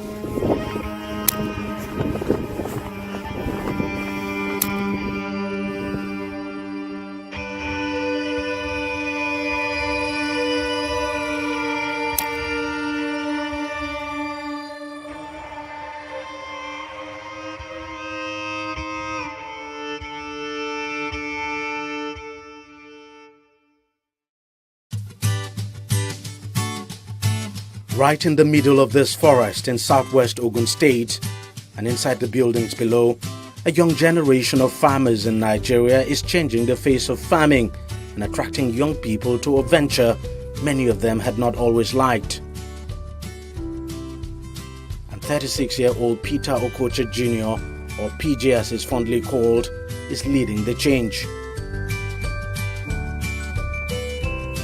An economist by training before branching off into farming, PJ and his team are deploying a unique method of farming known as aeroponics to grow cash crops, starting out here in August of 2017. What's taking place is that you're seeing agricultural technology. It's a disruptive form of technology. It's called aeroponics, whereby the plants are grown in a soilless medium. Essentially, there's no soil, and the roots of the plants, which are underneath these boxes, are being misted with nutrients and so forth. So everything is within a controlled environment, and it's fully automated as well. Their focal crop is yam, a very popular edible starchy tuber mainly cultivated in Africa and exported across the world. So the yam subsector of the overall agricultural sector it's a very lucrative sector. But the problem is that the requisite inputs haven't been applied. And so what we're doing in this program is saying that, okay, we know that there's a sector that currently has a value, according to the Food and Agricultural Organization based in Rome, of about $13 billion US. But with the requisite inputs, the yam subsector will go from $13 billion to about $19 billion.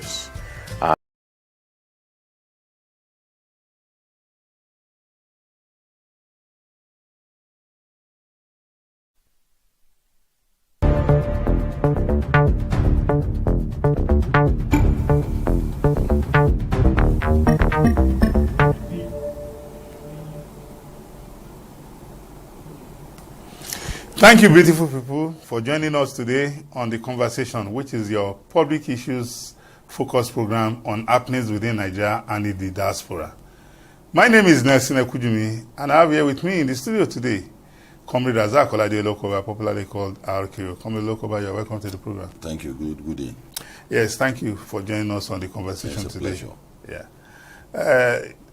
Top of the bill today on The Conversation, we want to look at the PMS price war in Nigeria. You recollect that the present administration, early in the life of the administration, removed the subsidy on PMS, and with the removal of subsidy on PMS, the price shot up astronomically, and lo and behold, sometime last year, the Dangote refinery came on stream. And before the Dangote refinery came on stream, there has been these agitations for local production of petroleum products.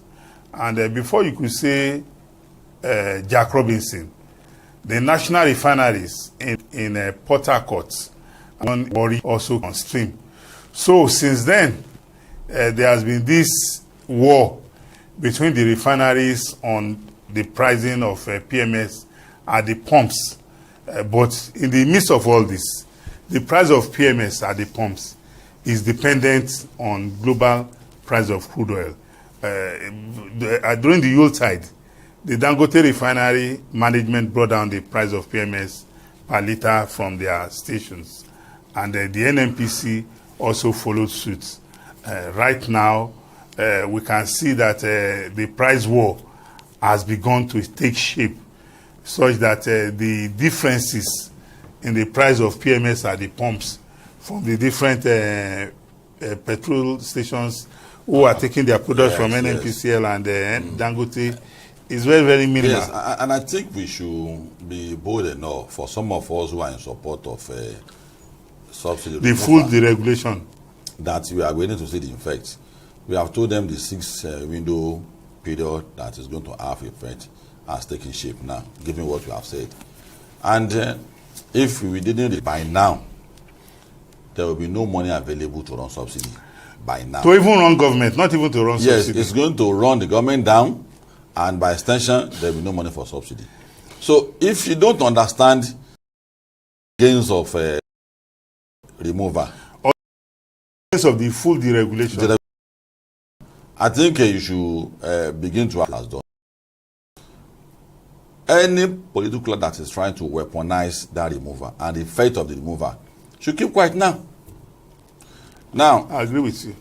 Energy is a product, and a product, government take part in it, private sector take part in it. We have had about 4 refineries now in Nigeria that is working, and it's about. We haven't have so many modular refineries. In fact, when I was reading, that is not mentioned. Yes, I saw some 110 barrels per day. Yes. You know, now, very small modular refineries. If subsidy has been on, those refineries will not come. They will not come on board. Yes. Dangote will still be battling with survivor. So, and if we want to flow from that, we must first admit that, of course, the price we have paid. Opening up. Like we have said, it shouldn't be only Dangote. It's not by word of mouth that we say it should not be Dangote. It's a natural thing. The reason by the day. Yes. And in business and transaction and trade, or a daily existence, which is you bring my price down to have more customers coming to me, You also bring your price down. You also look at the quality of what is responsible why we are able to have enough access to petrol. The queues are no longer long again now. If No, you they are see any no long longer. queue now, it is probably because the fuel there is cheaper. Yes. And for people who are in the East who can afford it, you go to where you can get your fuel on time and go to where we are going. So this is the natural picture of what oil and gas should be, particularly petroleum product and diesel in the country. This is the first time we are getting the feel of the spirit of energy. This is the first time we are getting it now. And as a people, we have to be very careful. Don't allow anybody to come and plot us against the government by saying that nothing is wrong anyway. All we should do now is to join this kind of conversation, to trudge on the government to do more, and to also do whatever the government asks us to do. Labour want to strike, let them only strike. Nobody should attempt at shutting down our refineries again. The effect of shutting down refinery is what we are seeing battling with the Kaduna refinery today. And thank God, Port Harcourt refinery has just come out of that worry. So, and it's our responsibility now to protect our institutions. We know that with Dangote in business, with other people in business, it may not be easy for anybody to deny us access to fuel again. I know that one for sure. But our asset must be protected. The policy of the government is rolling out. Don't allow any opposition to say that when they strike again, though, we should support to shut the entire nation down. Nation that become great today, people are very careful in shutting it down.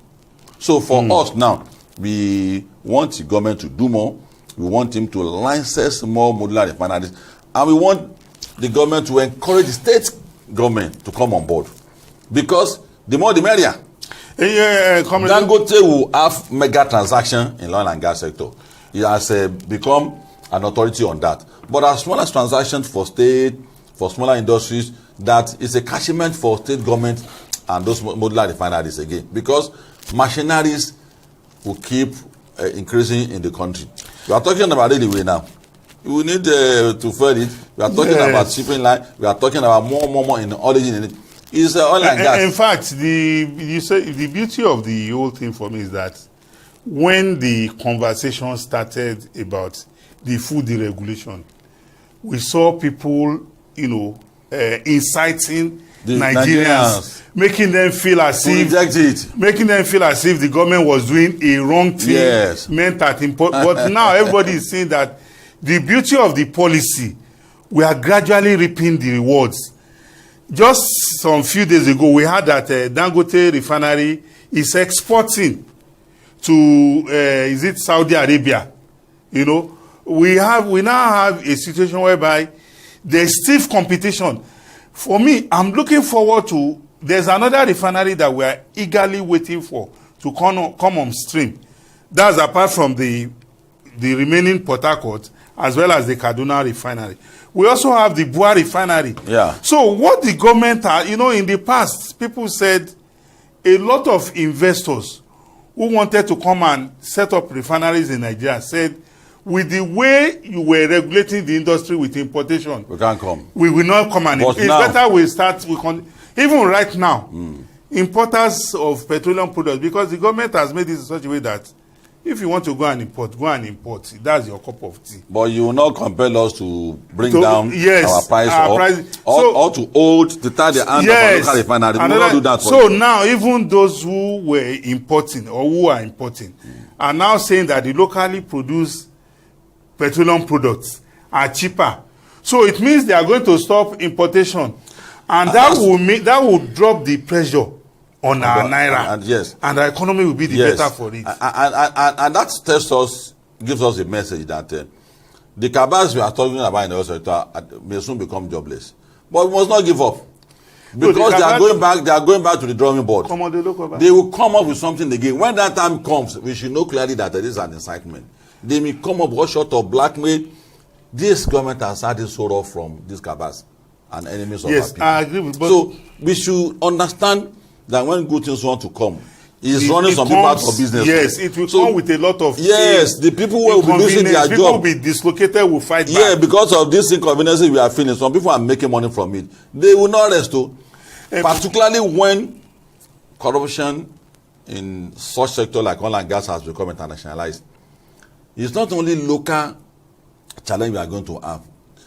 The refiners that are no longer sending off oil to us, they are not also not be happy. Yes, they will not be happy. Yes, because they have become a bad market for them. And for Nigeria, they will not be happy with us. So you should expect anything. So let's brace up for it. Let's know that nobody will defend our country for us. And if anybody external influence want to destroy our country, the citizens must rise up to the occasion.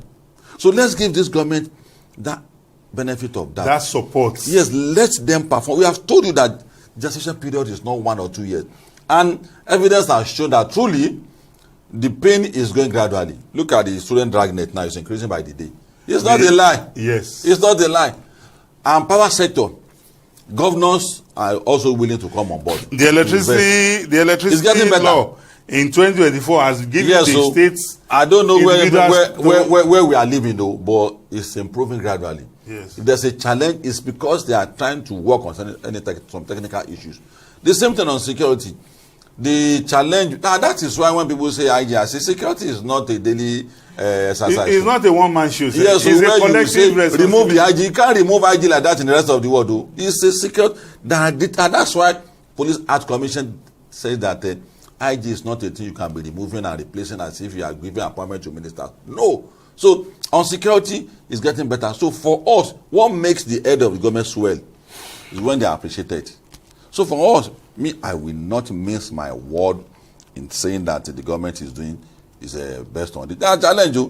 Economy is still a bit having a challenge for people, but still we should know that the hope is not a question of illusion. Comrade Lokoba, you could not have said it better because when the food deregulation started, even people who promised that immediately they get into power, if Nigerians had voted them in, that they will do the same thing, they started singing a new song. Like we said in the past in some of our programs, Nigerian politicians politicize everything under the sun. Even religion, they politicize religion. Yes, so that, why are you going to this religious faith? Why not this? But the truth of the matter is that, like we have all seen, today we are the better for it. There's no more queues. Our fuel stations, you don't need to have sleepless nights where I remember in the past, when you wake up, you'll be afraid that will I get fuel? I made it known on this program. There was a day I traveled from Lagos to Ondo. I passed through Ibadan, Ife.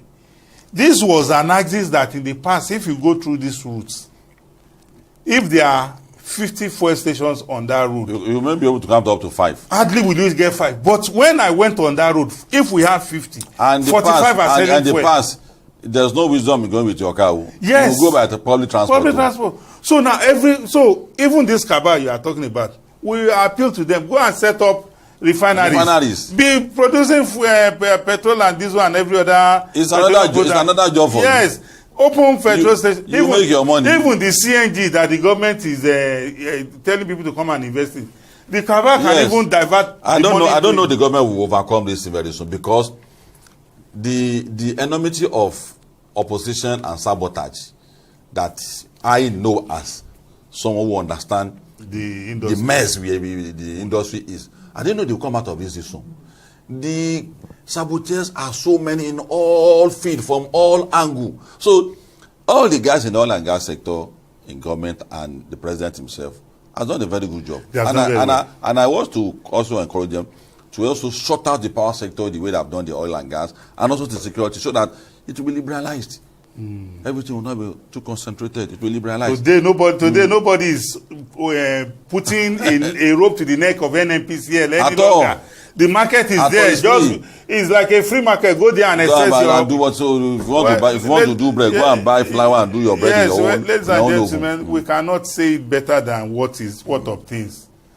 The PMS price war is on, and we can only encourage the government to put in place the enabling environment such that the idea or the ideal of the government to prevent exploitation, to prevent a monopolistic, market system with regards to the petroleum sector is now at play. You buy anywhere, or as a dealer, you can source your product from any of the refiners. Well, ladies and gentlemen, this is where we want to, end this part of the conversation. We'll go on a short break. We'll be right back. Please continue to watch the conversation coming to you from TV360 here in Lagos, Nigeria. We'll be right back.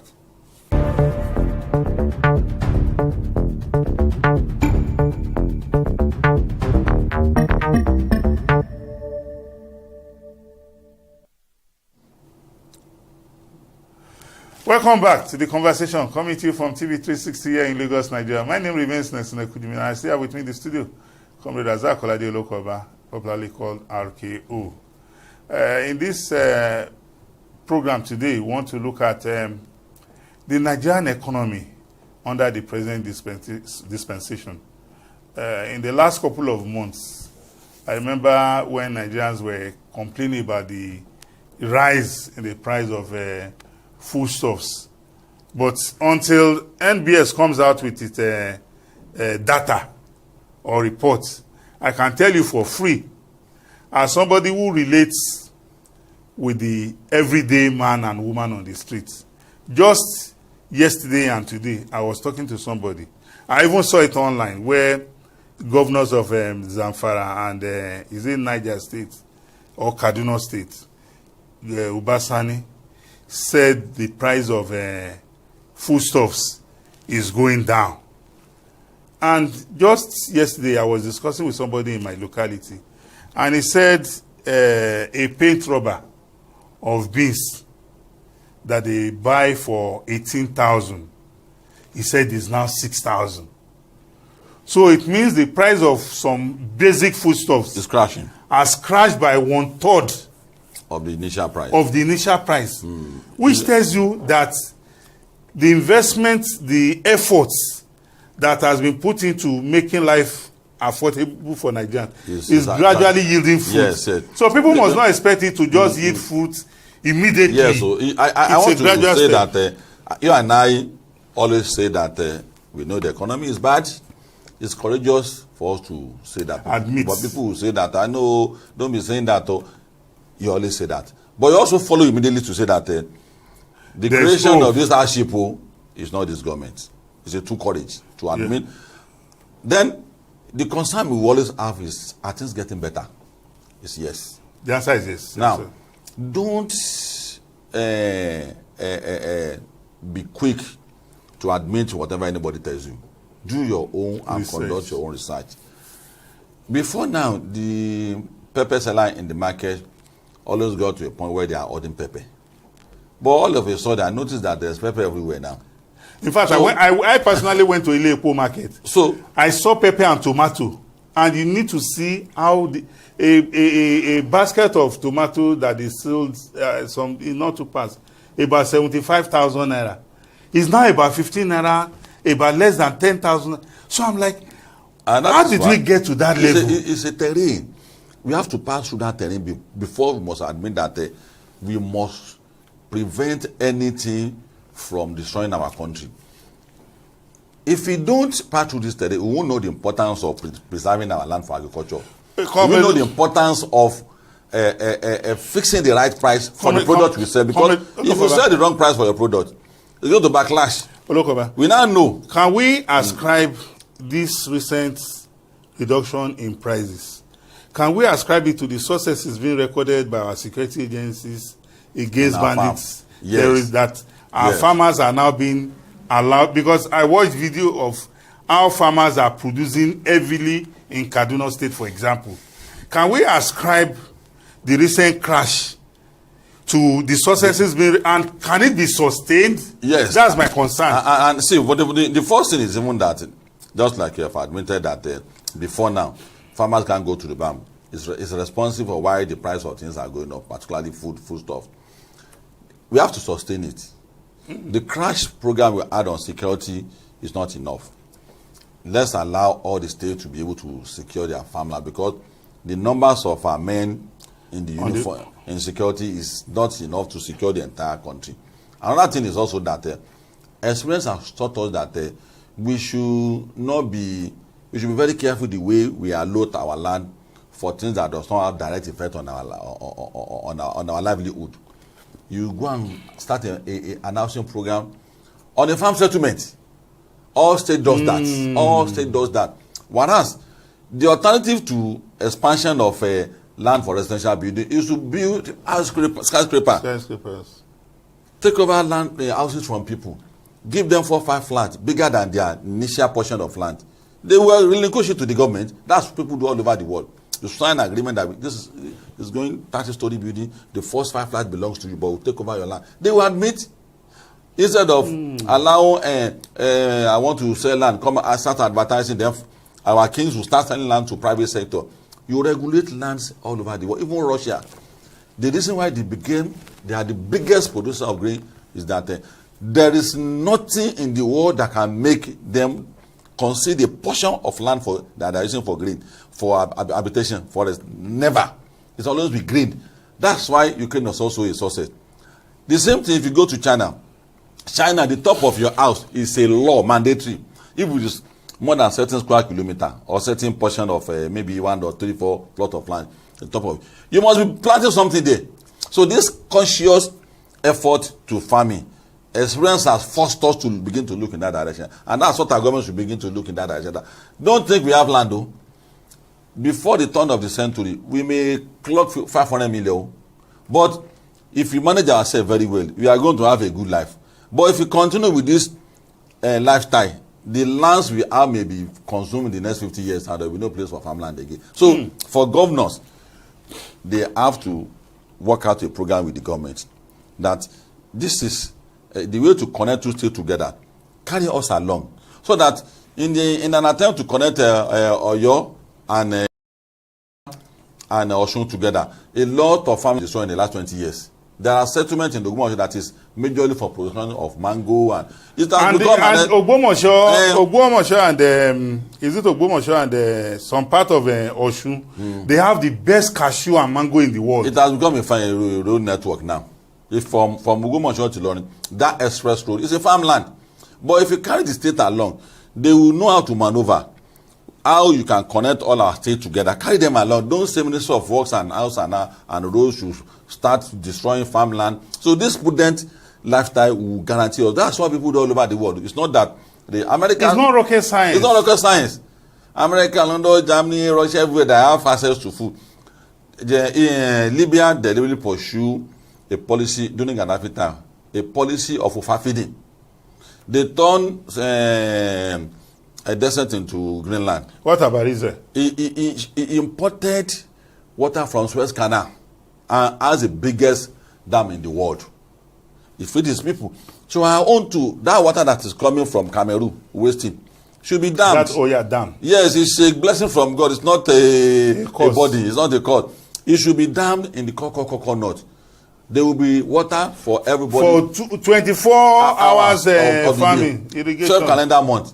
So all these are things that we learn through hard work. We didn't learn from the experience of other people. But thank God it happened. If it didn't happen, if you are saying as a professional, they may not understand. Our rural area should remain rural. What will make people stay in rural area? Yes. Provide it for them. Electricity, road. The rural area have their own importance in the livelihood of human beings. The rural area is the one that sustains the urban area. The urban that's areas. where raw material will come from. But some people, even the urban areas also supply the rural areas. So you know, their life support is intertwined. Their life support for each other. Yes. But we don't do that. You just see one guy commissioner for housing. He will just turn farmland into residential. I say you don't do this now. So for us, this lesson is good for us.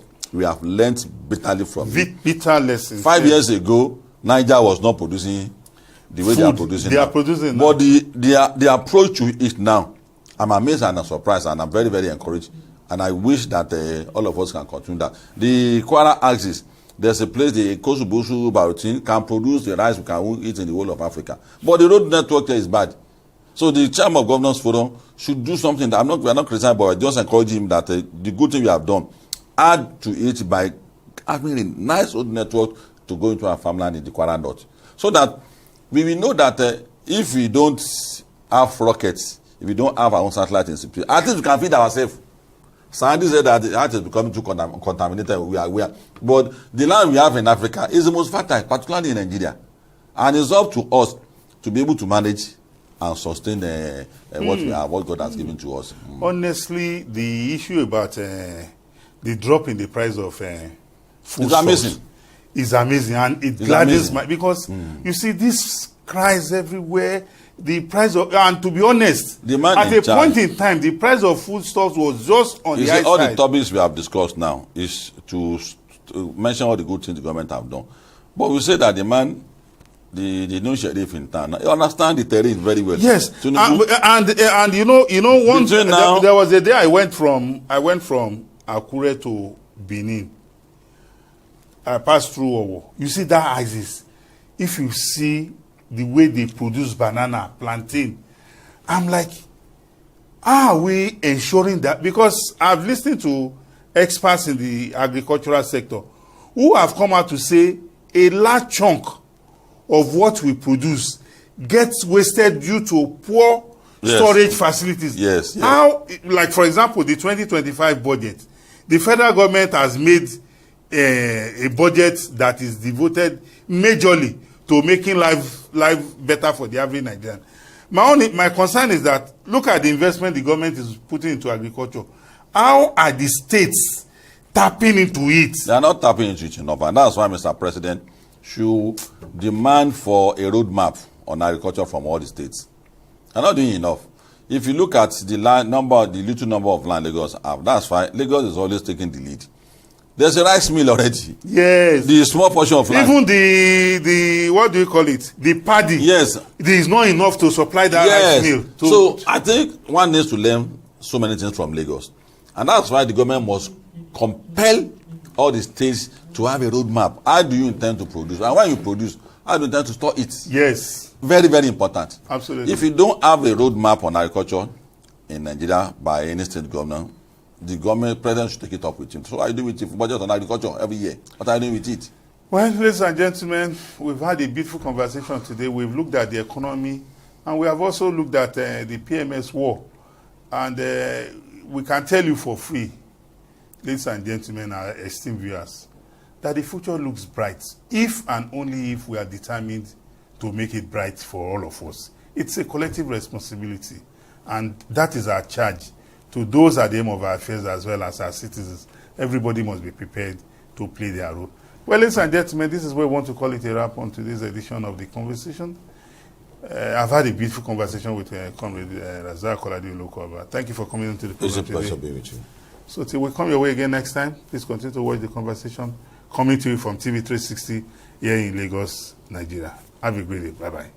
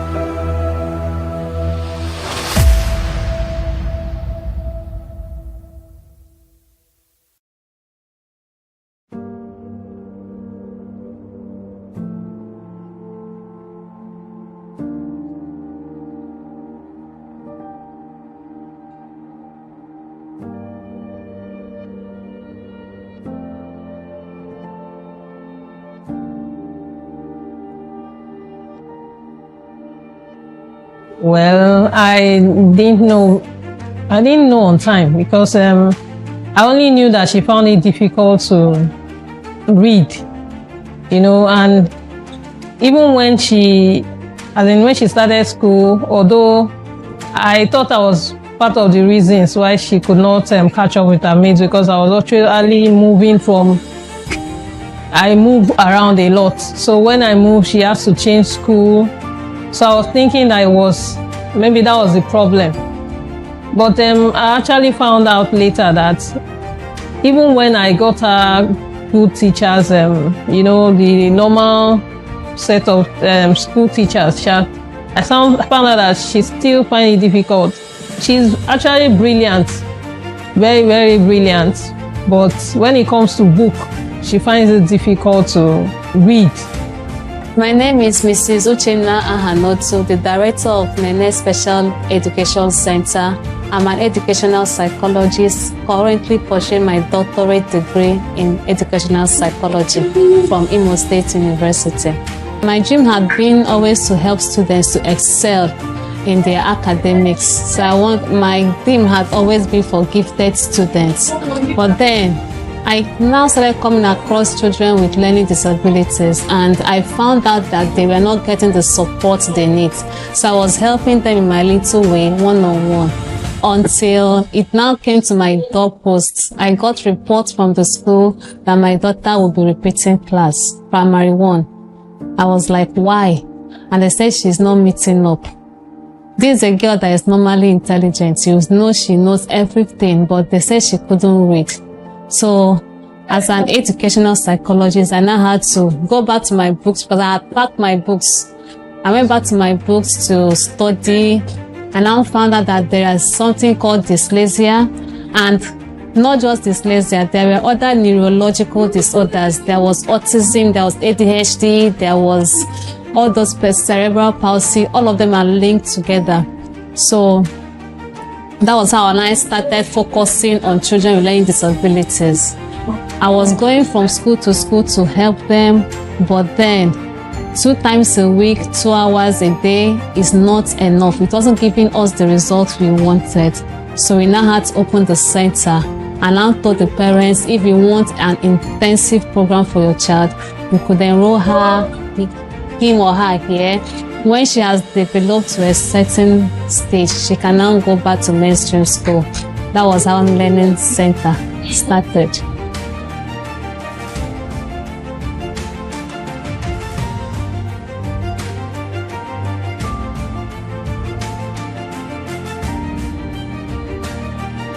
High five.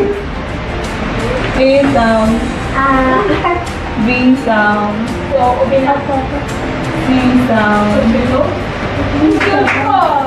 The thing is, when a child is not performing well in school, and you know you have tried all you can, you've given the necessary intervention, lesson teacher, good books, and all that, and she's still performing low, I think it's time to diagnose her.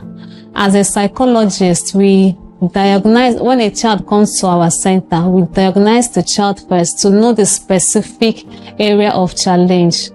And that's why we're able to now diagnose, say this is dyslexia, this is dyscalculia, this is ADHD, this is autism, it can become comorbid with speech delay, whatever it is. So diagnosis is what we do first. When we diagnose, we can now draw up an education plan for the child.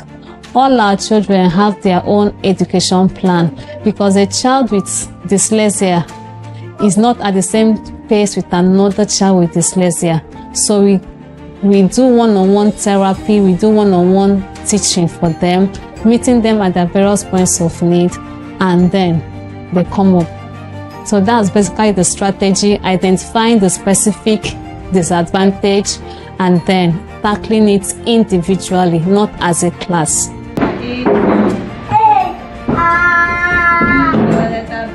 My staff and I, we go for professional training. We go for courses mainly online. Okay, this is actually a timer. This is a timer we use for their section. So each section for a child, because of children with autism, most time they are diagnosed with ADHD, that's attention deficit hyperactive disorder. So it's difficult for you to treat them in a normal class and take a long time with them. So we time our sections with them. For each section for a child, we have 15 minutes. So I put on my timer for 15 minutes. So I know that at the end of 15 minutes, the child knows he's done. You see them standing up sometimes because they're like, just want to get up and leave. So it helps us to time them and get the best results. Challenges. Well, sometimes I want them to, like, you're teaching the child something, no other child you can easily pick up, but you have to keep consistently going over it day by day and all, and it's like seeing as if you're not getting a result. Or when you're trying to keep kids with ADHD, getting them to sit still while you're teaching them, it's can be very, very tasking. And also, sometimes they just don't want to learn. It's sometimes like that. She has improved a lot compared to what she was then, because she was having low self-esteem, and then, but here they kind of, brought our confidence up. Our confidence level is a lot high, and even if you are not careful, you won't even know that she has that condition again. So I'm actually happy with my experience with Nene Special Center. Well, it's been quite encouraging. It's been good. It's been a lovely experience. Jaden, my son, couldn't do some things not until he started with the speech school. He couldn't feed himself.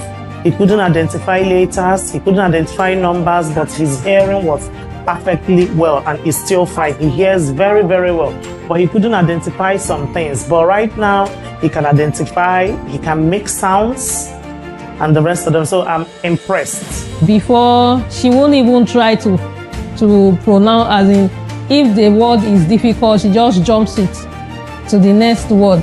But now she's trying to, and then she has improved in her reading. She has improved in her self-esteem. I don't know, psychologically, she has improved.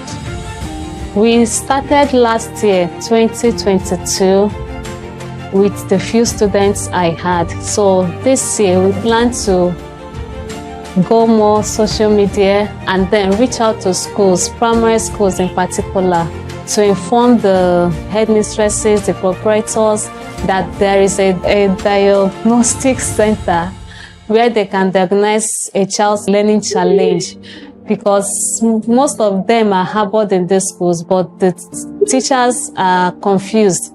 They just think maybe the child doesn't want to read. So we want to tell them there's a center where they can diagnose the child's disability, and then we can also help them to tackle the challenge. So our aim is just the proprietors, and then through social media, we reach out to parents that are worried about their child's development. I want to ask every parent that when you observe that kind of situation with your child, you should seek. Don't just assume, because some secular schools, they don't really look out for these conditions in children. They just assume that the child is poor or the child is dull. They don't have provision for that in most schools. So, and then such child will have low self-esteem, and it will look like they cannot do anything, or they look inferior to their peers. Okay, clap for yourself, clap for yourself.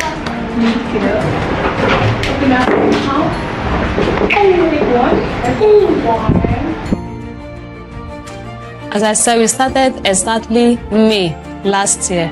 So this is just 1 year, and we have had a total of 12 kids, about 12, 13 kids. And some of them are still on now. Well, I must say it has been an amazing one. It has really been amazing. I get to meet wonderful kids every day. Yes, I see them and I'm like, God, these kids are just wonderful, because the world might not see them in that way, but meeting them every day has been like a blessing to me. Being able to interact with kids It has been great. My advice to parents that they should find out and keep a close eye on their child. Try to find out about their disabilities earlier in life so that it will reduce the amount of time that we have to teach them. Early detection matters. If your child is delaying, just come and find out if it's disorder or delay. We will tell you. If it's delay, we'll just tell you to go. With time, he will talk. But if it's disorder, you have to start immediately to intervene to help the child. Please find a good learning environment for your child. Find a center that understands their challenge and they'll be able to tackle their challenge with the right resources and with the right frame of mind. It's not a flogging issue. They need all the love and care they can get, and they also need the professional touch to get them out of where they are.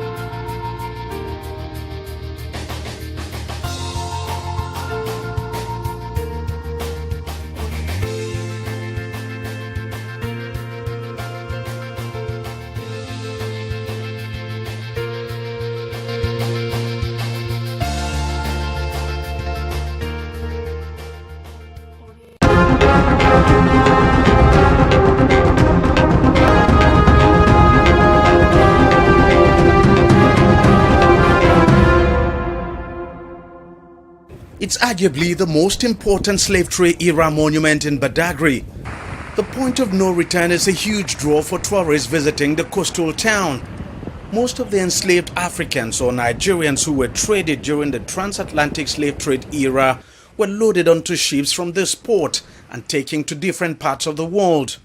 For many tourists, the point of no return has some spiritual connection, and that is why it's a must-see for any tourist visiting Badagry. But the place is in total shambles and looks completely abandoned.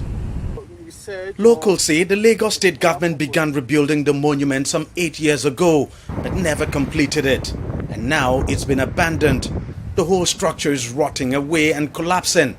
Virtually all the smaller structures around the point of no return have collapsed.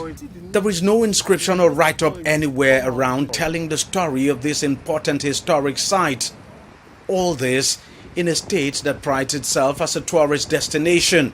It's a crying shame that this place is left like this. So imagine if tourists were to come here. There's just nothing, absolutely nothing to tell the story of this place. Nothing to show that this is the famous point of no return.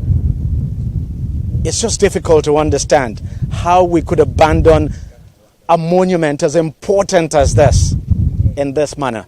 It's quite very embarrassing looking at the way which the government, even though they've been advocating for tourism, on the need for us to invest in tourism, to encourage the citizens to participate and also encourage tourist activities. But the truth of the matter is that most of our tourist sites, they are not really strategically fine-tuned in a way to make it more attractive for tourists to come and spend time around. Well, I think this structure, it's more of like a white elephant project because it's it's a waste. Because you can see now it's dilapidated, and I don't think they are going to continue with the construction of this structure. And this structure, I believe before the commencement of this structure, they should have come up with their plans to see how it's going to benefit and enhance and boost tourism within this, community, but maybe they did not do their groundwork very well, so they had to, stop it in the long run. It really breaks my heart because this is millions of naira wasted that possibly could have, been ventured into another aspect of, the tourism. But this is just like, millions wasted, and there's no way, they can, retrieve this lost funds. And, people coming down here to catch fun, and they tend to, feel discouraged and embarrassed by the sight of this, most especially foreign nationals coming there to come and relax, or maybe to come for their research purposes. They're going to see Nigeria as a country that we are not serious. Yards away from the point of no return, another abandoned project by the Lagos state government. Locals say this was supposed to be a guest chalet started during the governorship of Babatunde Fashola, but long abandoned. Even this paved road leading to the point of no return has not been completed. Most part of it is yet to be paved. Even in its terrible state, tourists still flock to the point of no return, but they often leave disappointed. When I was in secondary school then, we came for an excursion here, but the place we went to was 4-story building, and then we were not opportune to come here because they were like, okay, we can't come here since we were young then. But coming now, at least, that was 2014, and this is 2024, let me say that's 10 years ago. So coming here now, and I was like, okay, land of no return, let me come and let me see how it looks like. But on getting to this place, it's very disappointing because there is no evidence, that there is nothing to show that, okay, this is an evidence to show that this is a land of no return. And even this building, I'm just guessing that maybe that is where the colonial master stays then, where they select the slaves and all those things. But I don't know, because there is no one to tell us the history, and it's very disappointing that they just let it go. Like, let me say, it's a waste. Anybody can come here and claim it as anything. If this monument continues to rot away like it is at the moment, then it's only a matter of time before the point of no return completely disappears from this very spot.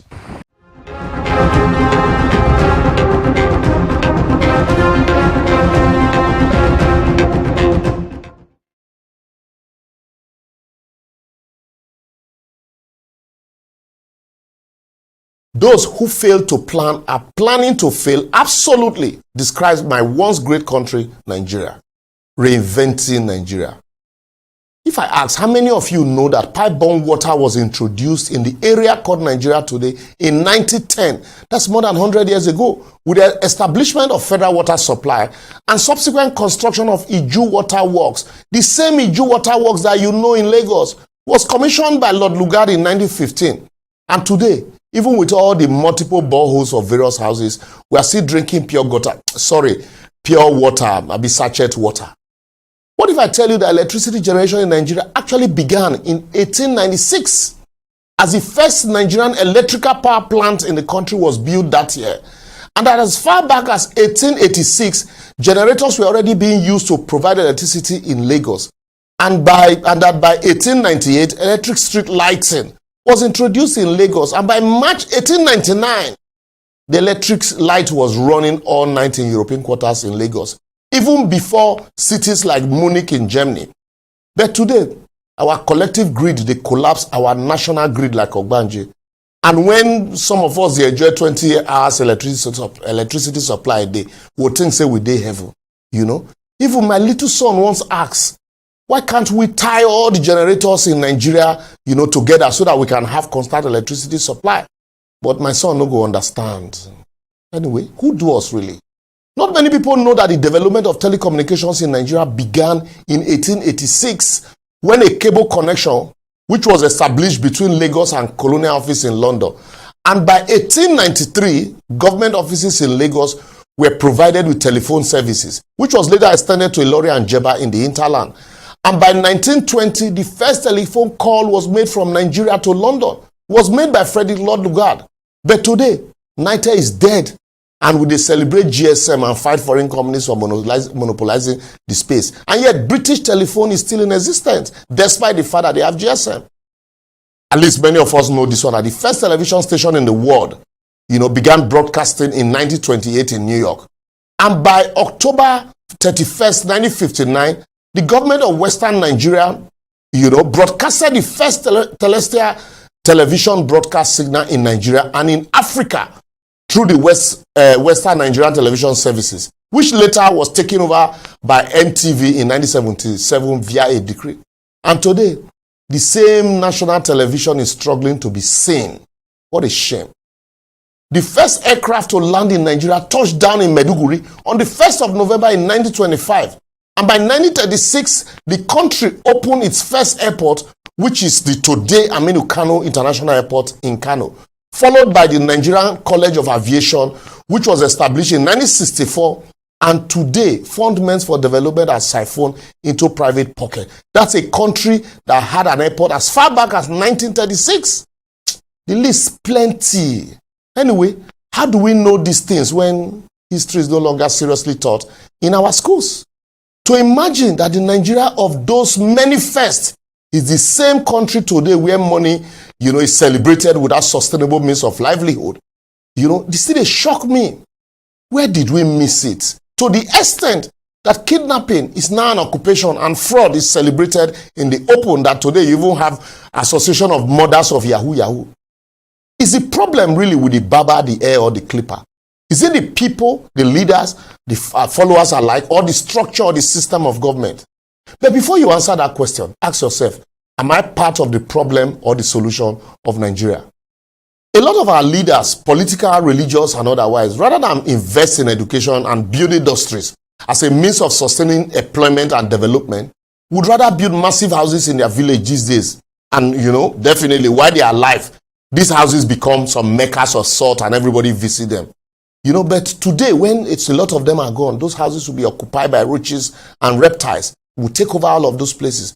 And in some cases, their children, that they are primitively acquiring the asset for, will also be fighting to acquire their own, or in some cases will not even bother. And in other cases, they are lost abroad. So when I see politicians celebrating wealth by building big houses today and throwing monies at parties, I just remember that the luxuries of today are the necessities of tomorrow. The ones that came before them did the same thing. And how many people remember their once expensive vehicles and mansions? Today, these vehicles are antiquities. And those expensive houses, those days that we used to look at, are relics of ancient times. Remember, some persons killed to buy 504. But today, the dash you go take. I will therefore advocate, until we reinvent ourselves, that will in turn reinvent the country, we continue to recycle mediocrity as experts. Our leaders and followers should know that when you steal public funds to build houses, remember that someday the expensive property of today will become worthless tomorrow. But when you invest in building public infrastructure that will last your generation, you indirectly invest in people who someday will use this asset to empower themselves and others. Inevitable, even if you don't have kids, your name will not only live forever, but will be written in gold in the sand of time. Imagine 38 years after his demise, whenever we discuss free education in Nigeria, we call the names of Chief Obafemi Awolowo. We talk about the first television station in Africa, we call the same Chief Obafemi Awolowo. Yet, we can hardly remember some names of governors who paraded the landscape of Nigeria in 1999, or even their legacy. So remember, that expensive car that you kidnap or kill a fellow human to buy will someday be worthless. And also, remember, some of these old vehicles where we kill, die to buy those days. Today, if they dash you, no go won't take. And then also, that house that you are defrauding someone to buy will someday become a meeting room for reptiles and insects. I don't want to mention names, but you can easily remember there is nobody in Nigeria that you cannot remember one politician who once built a mansion in a village that today is worthless. Those mansions you are collecting tithe and offering to build, in churches, will someday be owned by some different family members. So let us be circumspect, because no matter how you build, you can't build a house for God, because someday another person, another person go take them. We had big names that came before you. Invest in people, invest in your society, build infrastructure, and Nigeria will be better. Anyway, make a hanger here before the story becomes too long.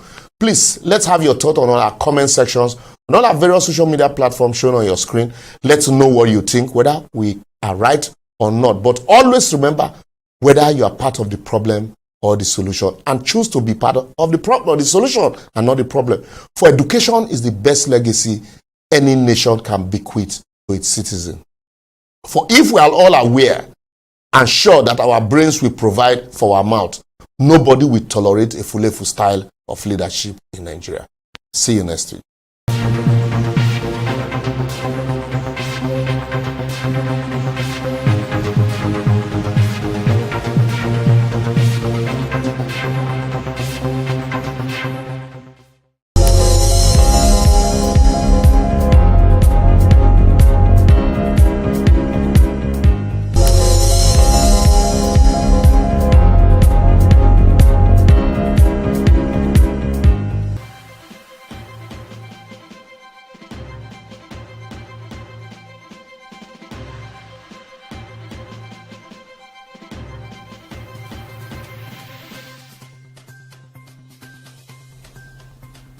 Many thanks for joining us on the newsroom. I'm Okpayemi Owosheni, and these are the stories we're tracking at the moment. The Trade Union Congress has threatened to go on strike if the Nigerian government does not rescind its recent approval for the 50% increase in telecommunications tariff. The president of the TUC, Festus Osifo, disclosed this during a televised interview on Thursday. Now, following its National Administrative Council meeting earlier in the day, the TUC condemned the proposed tariff hike, saying that it is not only ill-timed but also a deliberate act of economic oppression against Nigerians. The Economic and Financial Crimes Commission has arraigned 9 Chinese companies, Genting International Co. Limited, over allegations of cyber and internet fraud. Defendants were arraigned before Justice Chukwujuka Aneke of the Federal High Court in Lagos on Thursday, pleaded not guilty to the charges. According to the EFCC, the accused are members of the syndicate of 792 alleged cryptocurrency investment and romance fraud suspects arrested on December 10, 2024 in Lagos during a surprise operation tagged Eagle Flush Operation by its operatives. And the Cross River State House of Assembly has proposed a bill to tackle human trafficking, describing it as a challenge fueled by poverty, unemployment, family breakdown, and socio-environmental factors.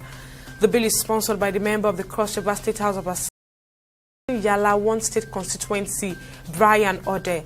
The bill seeks to provide a strong legal framework to prevent human trafficking, prosecute offenders, and protect victims across the state. And the presidential candidate of Labour Party in the 2023 polls, Peter Obi, has called for greater transparency and accountability as a result of the recent increase in the budget of to 54 trillion to group. Obi made a statement on X on Friday, noting that while the sources of revenue were detailed, there was no corresponding breakdown of expenditures to justify the budget increase. And on business, the Federal Executive Council has approved the concession of the Kashimbisha Integrated Cargo Agro-Allied Airport in Taraba State under a public-private partnership arrangement. Approved under the regulatory guidance of the Infrastructure Concession Regulatory Commission, the project cut across agriculture, water resources, and aviation sectors. The project is expected to generate 4.1 trillion naira revenue from multiple sources during the concession period. And on the global scene, Donald Trump has signed an executive order that authorizes aggressive economic sanctions against the International Criminal Court, accusing the body of illegitimate and business actions targeting the United States and Israel. The order grants the United States President broad powers to impose asset freezes and travel bans against ICC staff members and their family members if the U.S. determines that they are involved in efforts to investigate or prosecute citizens of the U.S. and certain allies. And on sports, the Golden Eaglets' hopes of participating in the 2025 Under-17 AFCON in Morocco have been dashed after the Confederation of African Football announced the allocation of slots for the expanded tournament. CAF has allotted 4 slots in the expanded tournament to other countries. The Golden Eaglets' absence from the tournament means they will miss back-to-back FIFA Under-17 World Cups, a setback for Nigeria's age-grade football. And those are the stories making the rounds from our newsroom at this time. We'll update you at the top of the hour.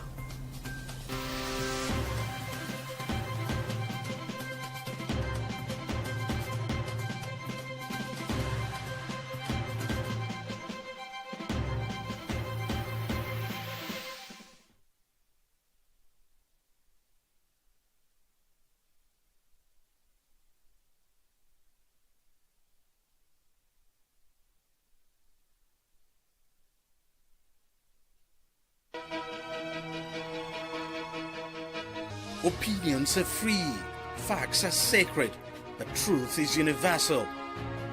How, in practical terms, can we, for instance, de-escalate the tension? When you go into public office, you must be ready to answer to the people. We know where the enemy is.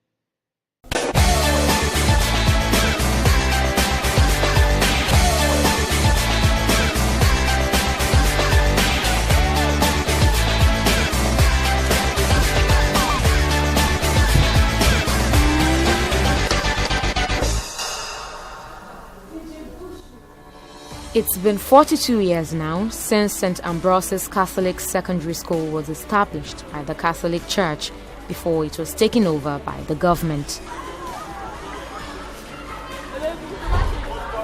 Several students have passed through the four walls of the school, just as several administrative staff have come and gone. But the one thing that has remained largely unchanged is the infrastructure and teaching facilities in the school.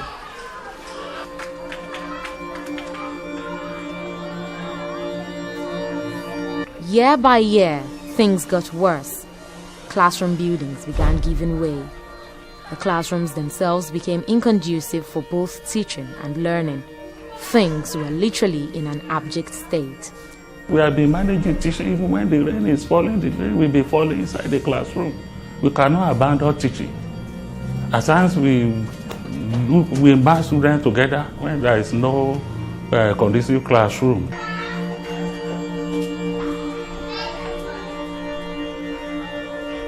During the tenure of the past principal, Mr. Ogunbadejo Fola. So when he came to the school, he discovered that things will not be going on like this. So many classrooms are leaking, some roofs have even off, some buildings are collapsed. The parents are not able to do anything concerning it. So we be folding and then every year the roofing have been taking away a lot of money. So he now decided to go spiritual by calling upon God. So every Thursday of every month, we used to gather together, spending 30 minutes, calling upon God. So we look for the names of some old students. We got the name from one of the old students called KK. We wrote their name on the pieces of paper. During the prayer time, we raised the name up. God should compel them to come. Either by divine intervention or mere coincidence, something happened. One of the old students of the school decided to pay a visit. Multiple award-winning journalist Deji Bademosi graduated from the school 26 years ago as the senior prefect of the 1994 set.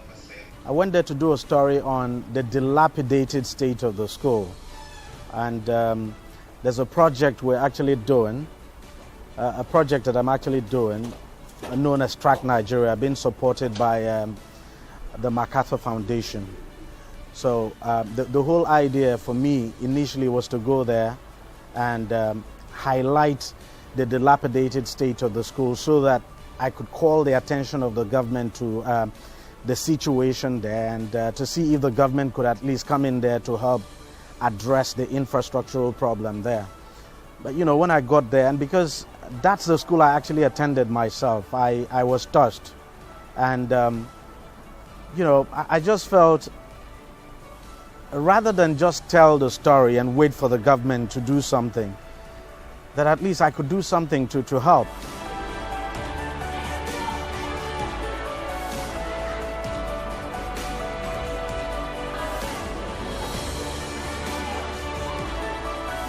I was really touched, and I decided, well, that at least we could do some renovation. So the whole idea was, okay, go there, renovate, and that was how it started. An engineer was contracted to commence work on the site, but little did they know that the structure required more than the planned renovation due to the severity of the damage. When I got there, all the foundation was already above the ground level, meaning that you can even be seeing the foundation footing already outside exposed, which anything can happen. The building can collapse at any time.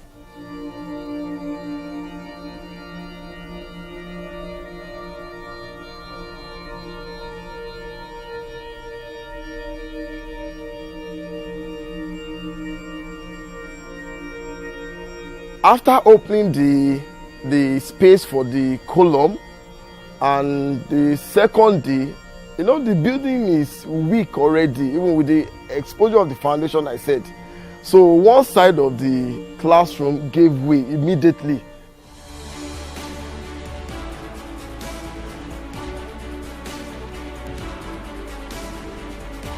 The only thing we could do to salvage the situation was to pull down the entire building and you know, build a new one. And for me, that was something really huge. It was not something that I had actually planned for, considering the cost implication. So I summoned courage and I said, you know what, okay, you guys go ahead, pull the building down, we'll put up a new building.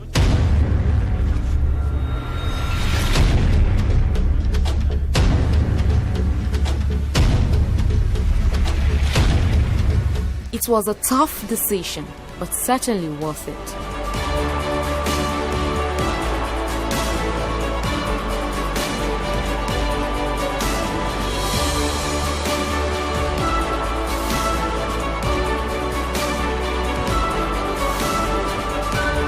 The reconstruction officially kicked off in August 2019 under the direct supervision of one of the alumni of the school. We left here like 26 years ago. And there was no any kind of maintenance since we left. So I supervised the building right from the scratch to where it is today, all to the glory of God.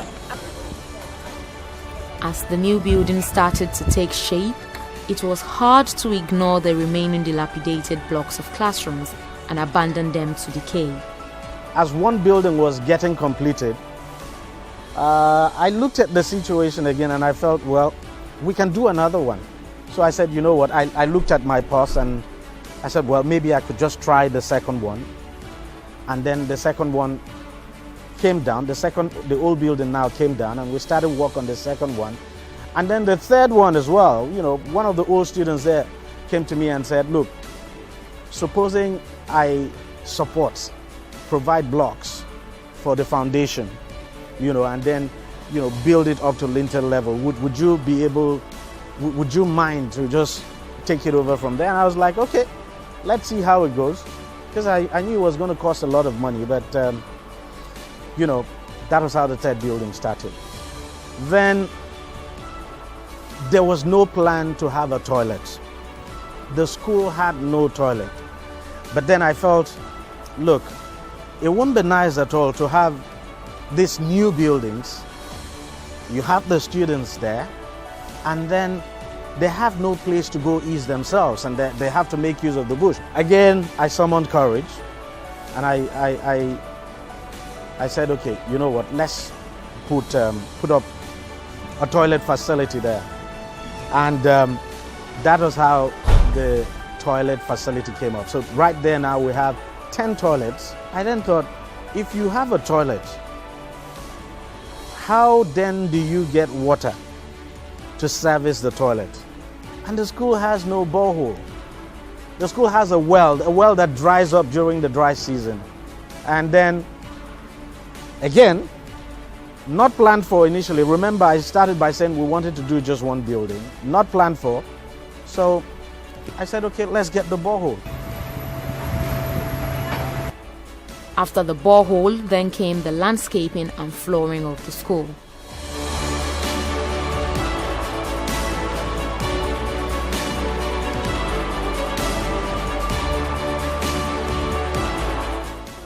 As the school continued to get a facelift, it was almost unbelievable for staff and students who watched their wish become a reality. It's a thing of joy to me. But on daily basis, when I come to school, I have to look down and see the buildings, which is not common, it's one in town. I was made to know that there is no school that is having this type of building. No school. Is it the restroom? Is it the classroom? Is it the offices? Is it the type of furniture there? It is second to none, I must confess, and I'm very happy. In fact, about 5 teachers called me, sir, how can I get my transfer to your school?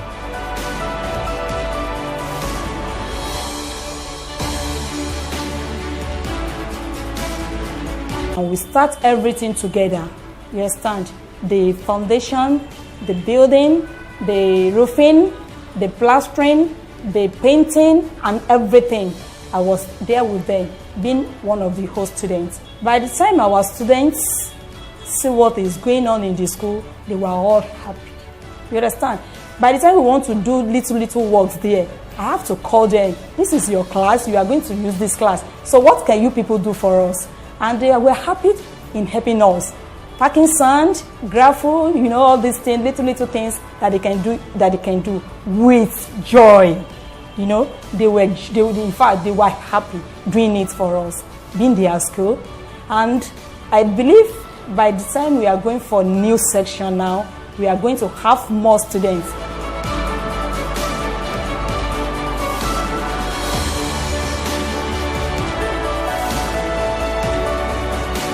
I felt so proud that at least I could contribute in my own little way to this present development. This project is single-handedly done by one person, a God-sent person, who is not a politician. He doesn't get free money from anywhere. He works hard to get his money, and he's not investing for any profit. Like I asked Deji, because we said, bro, what are you even doing this for? He said, Maurice, I'm doing it for God and for humanity's sake. That look, I don't need all these students for anything in my life. I don't need them to survive. I don't need them to get to any position. But someday, my children might need them. It's a very good thing. It's really done well. I feel so proud to be part of 94 set. I feel so proud to be a friend to Deji Bademosi for all what he's done. And I feel so proud to be part of this project. The school, which was once looked down on, has now become a point of reference and top choice for people in the community. People passing on the road, they were actually branching to see that could a better structure be on this school with what they have been seeing. So look at the design, look at the space that we managed to get what we have, and a very spacious classroom, corridor with a staircase that can ease the going and coming of the students. So it's in fact, the facility that is there make it far better.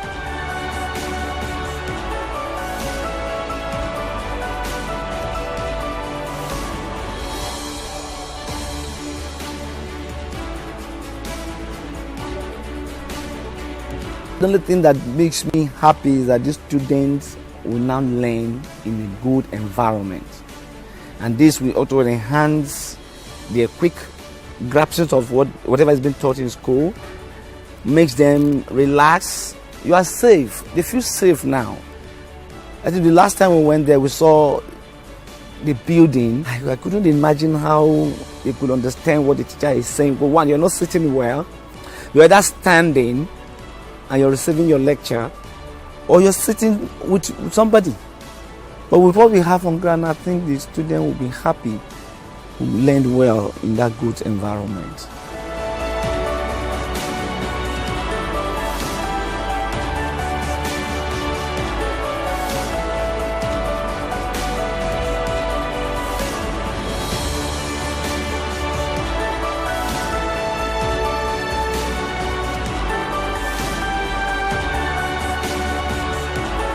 Many young ones now, they are planning to come to St. Ambrose. Before, you see some parents, when they are passing by, they used to say, that's what they used to say it in our language.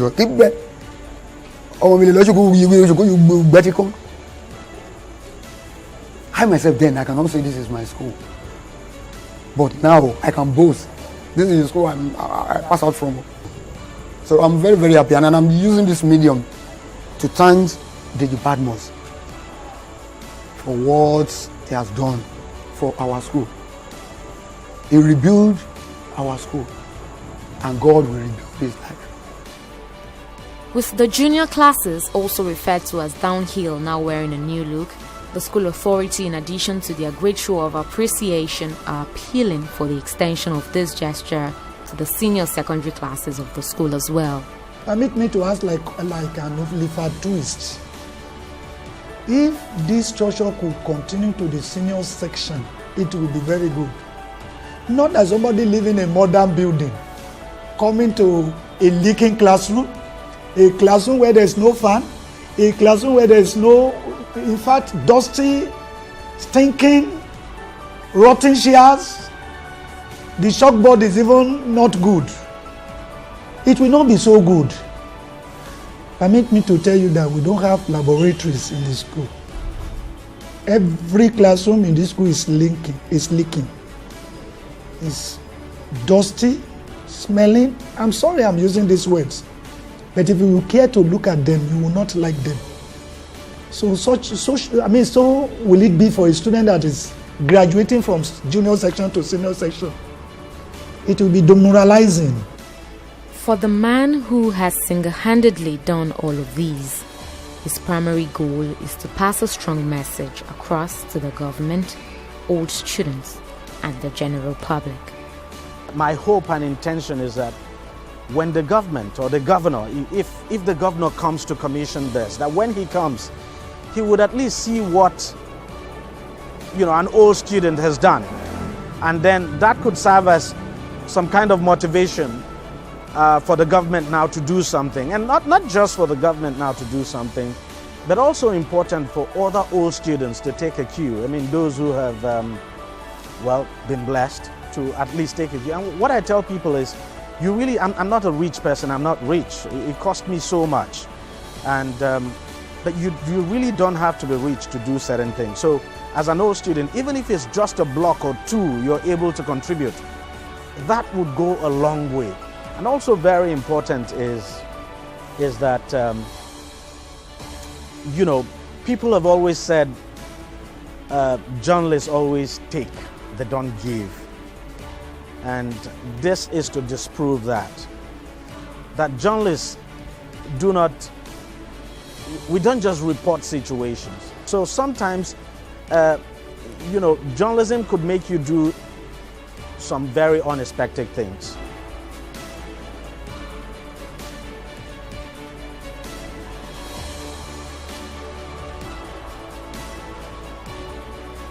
Do I plan to do more in the future? Yes, by the special grace of God, because to some extent, we are actually the government. So whatever, as individuals, whether individuals or collectives, not in government, whatever it is we can do to help make our society better, we should do it.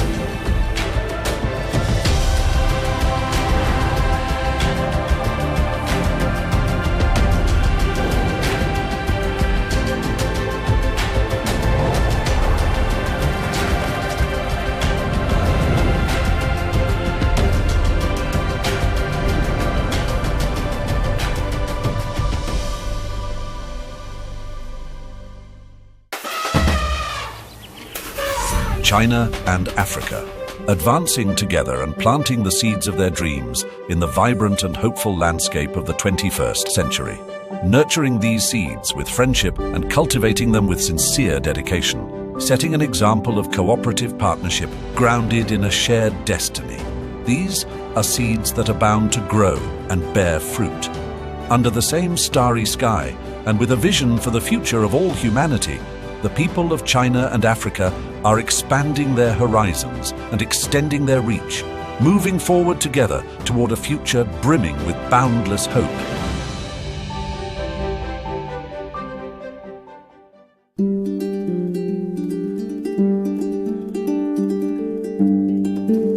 This is Inkoa Stelgen, an international student from the Republic of the Congo at the University of Jinan. Today's the big day, the day of his PhD dissertation defense. 除了结婚之外的另外一个大任务，所以现在我的心情都很复杂。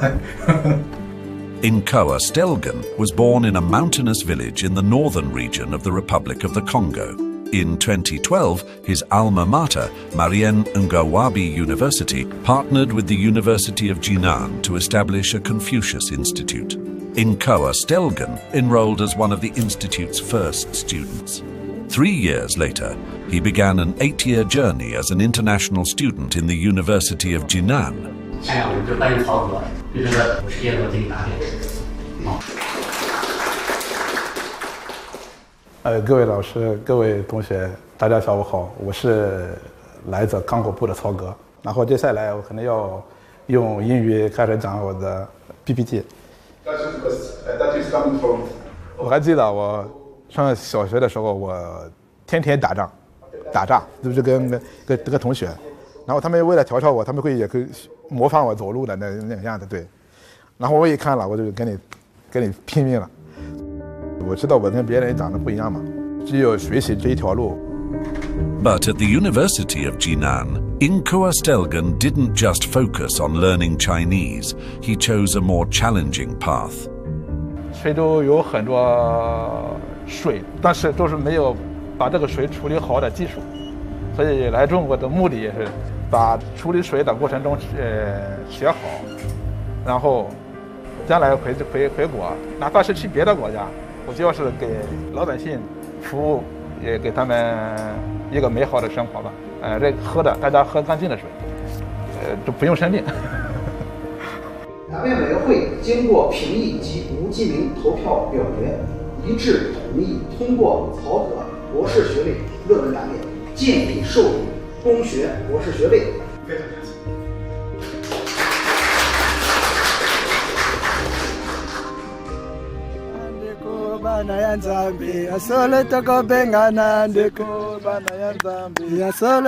What doesn't kill you makes you stronger. Having risen to the challenges he has set himself, Inkoa Stelgen is now heading toward a bright future. Inkoa Stelgen's hometown has also undergone significant changes in recent years.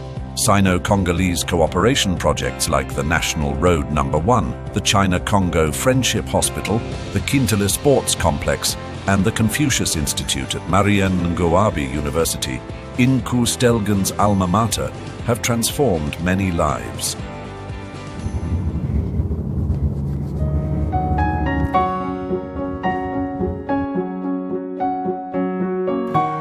This summer, to celebrate his graduation, Inkoa Stelgen embarked on a trip. He chose to visit a place he'd long dreamt of visiting. 朋友们，下午好。下午好。听说过刚果共和国吗？非洲。听说过。哦，我作为一个大学生，给小朋友介绍一下我们的刚果，好不好？好。OK。2010年，这里曾发生过可怕的大地震。那时候，我的国家没有袖手旁观，刚果和中国就是我两个家。遇到困难时，两个家互相帮助、互相支持。生活在两个家的我，真好啊！ After the 2010 Yushu earthquake in Qinghai province, the Republic of the Congo donated 16 million yuan to build the Sino-Congolese Friendship Primary on the roof of the world, despite their own limited financial resources. A gesture of warmth, opening a new chapter in the history of China-Congo friendship. Bonjour Congo. Bonjour Congo. Bonjour la Chine. Bonjour la Chine.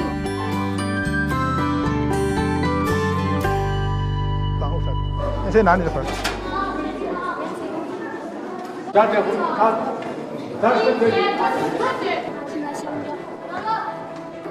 在这所学校，我最好的朋友是土大公宝，他带我去食堂吃他最喜欢吃的炒土豆，还带我去他的宿舍看他整齐的床铺，还带我去他的圣地，一个神秘壮观的足球场，还带我去他的家。所以这里边都是猪粪。吃饭，宿舍里拍不了。我让他用相机随便拍一些什么送给我，我会一辈子记住他。就是这样3舅舅的摩托，4舅舅的小汽车，那是我们的山绳，我的篮板，刚果布。One is an African university student from the heart of the Congo Basin, and the other is a primary school student living on the Qinghai-Xizang Plateau. Despite their vastly different backgrounds and the distance between their homelands, they formed an extraordinary friendship. Standing together to overcome difficulties, this is the friendship between nations, between China and Africa, reflected in individual lives and illuminating a future full of possibilities.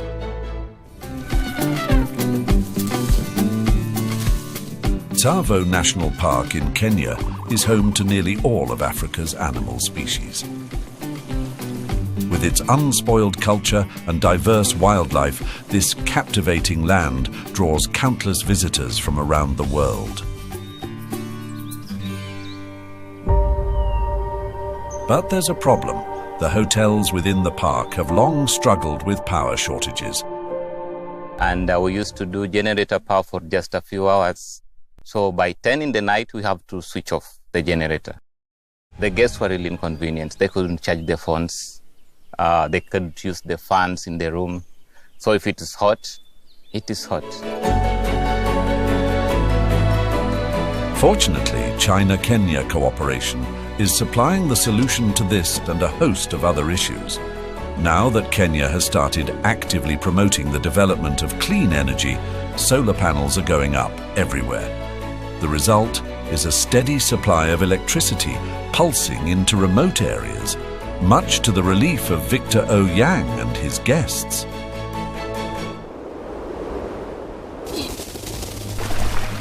With a shared vision for the future of all humanity, China and Africa have chosen to join hands on the path of green development.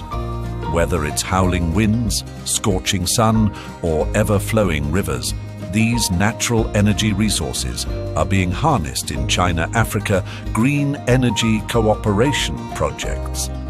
The result, clean energy flowing continuously across this beautiful land, lighting up lives and the way to the future.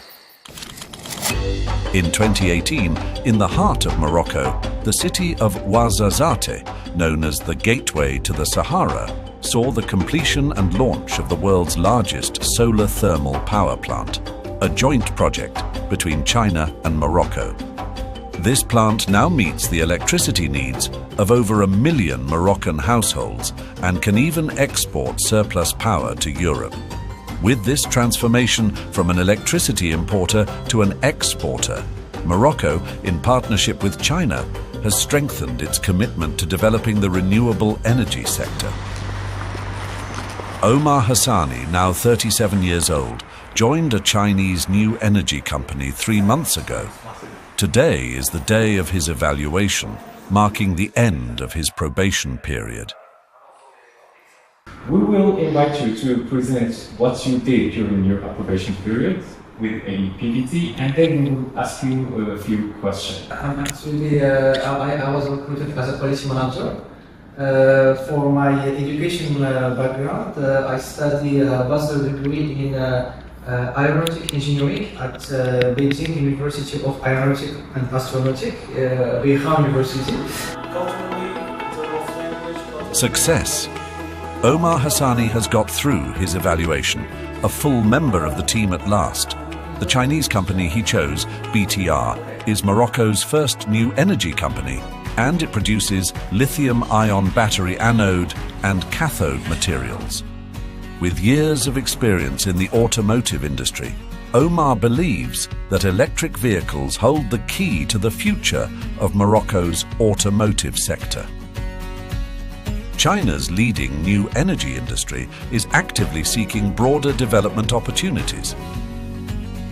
我们到摩洛哥投资的这个工厂应该是我们第5代，所以我们是带来最新的技术，不光是我们自己过来，还顺便会带来我们上下游的配套的供应商、合作伙伴，对摩洛哥汽车产业是一个非常好的补充。But it's not just a big day for Omar Hassani. Thousands of miles away at the BTR factory in Jiangsu province, China, another important test is underway.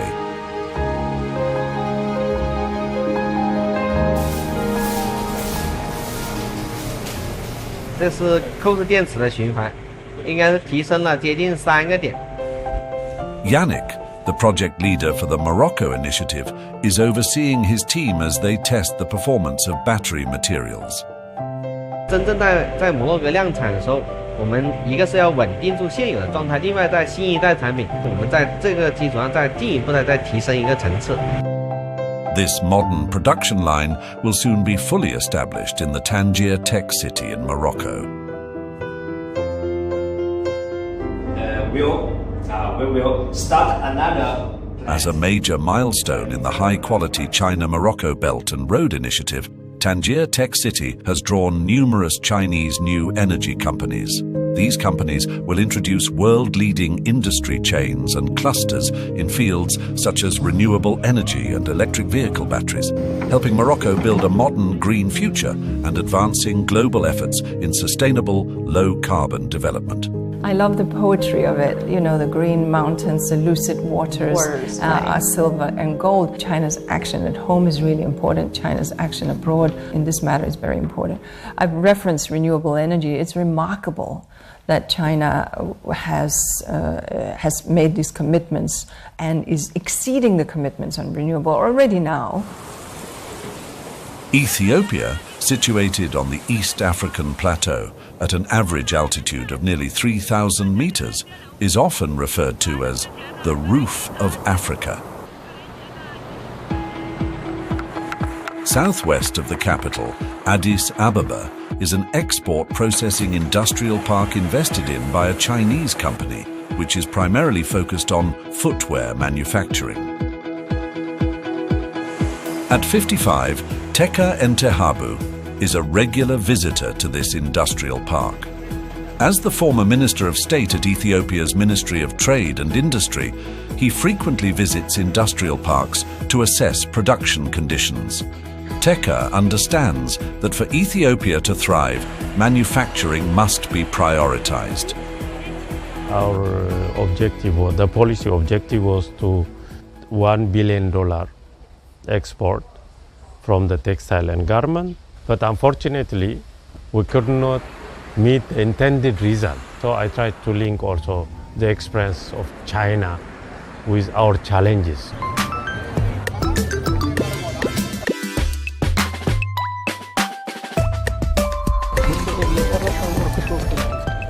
In search of solutions to the country's developmental challenges, 3 years ago, Teka Entehabu went to Peking University's Institute of South-South Cooperation and Development to study for his PhD. This is our flag. You know, this is the Ethiopian flag. Yeah, Founded in April 2016, the Institute of South-South Cooperation and Development is dedicated to sharing governance experience between China and developing countries, with the goal of cultivating high-level government management talent across the developing world. The Institute represents a shift in China's cooperation with South-South countries, moving from financial and infrastructural support to the exchange of development wisdom and ideas, thereby enhancing contributions to global South-South cooperation efforts. We cannot directly copy the China development model, but we can learn more and we can try to take some lessons, experiences, and we can apply to our country based on the situation, the environment we have in our countries. Wang Yong, the academic deputy dean at Peking University, is also Teka Entahabu's PhD advisor. Teka 的话，他原来当过这工业贸易部的这个国部长嘛，所以他对于贸易、对于产业一直是关注的。所以他们是带着问题来，但他是带着国际的比较来的。To understand China's experience, one must return to the starting point of its development. Before returning to Ethiopia, Teka Entahabu visited Xinjiang. Xinjiang is the birthplace of the Xinjiang experience, a key success story from China's reform and opening up. Teka Entahabu hopes to find answers here for Ethiopia's development. In the past more than 40 years, Chendai town in Xinjiang has seen the emergence of over 7,000 shoe companies and supporting businesses. One company miraculously grew from a small family workshop into a $1 billion publicly listed enterprise. It's possible for the textile and garment, you know. Yeah. Is So that this is very picture? initial picture. That's 1982? Yes, it's 1982. Okay. So this is not easy. Yeah, so I know. it's a magic I know. for we It were is. so proud. Why it's called the Xinjiang experience? Just because a small business, how they can doing their initiatives to create their own advantage and make a success. And then a lot of business can work together to build this local regional economy to become a stronger one. And with the support from the government. Yes. Interesting. Okay, Yeah. interesting. Xinjiang experience, yeah. So this is a big lesson for us also. We need to work closely with the enterprise to fulfill the common vision, to bring the development of the country.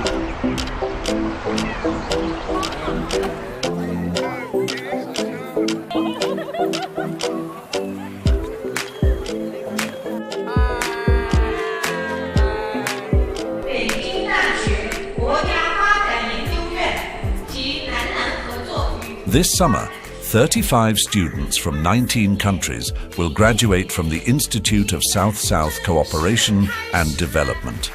Over its 8 years, the Institute has trained over 400 high-caliber individuals for the governments of more than 70 developing countries, providing vital intellectual support for the modernization of their national governance systems and capacities. I'm so keen, to bring some changes in my country. I need to make some differences in my country development. That's the motive of every student in the South-South Corporation. In 40 years, China went from being very poor to being a very, very successful, dynamic economy. So I think China has a very big role to play as showing the path of how to achieve rapid development. South-South cooperation is a remarkable initiative that promotes collective self-reliance among developing countries. As a leading member of the Global South and the largest developing nation, China remains dedicated to its mission of collaborating with other developing countries. This dedication is why China-Africa cooperation not only endures as a lasting friendship, but also serves as a model for South-South collaboration. With high aspirations, China-Africa cooperation looks to the future, aiming for new heights and endless possibilities.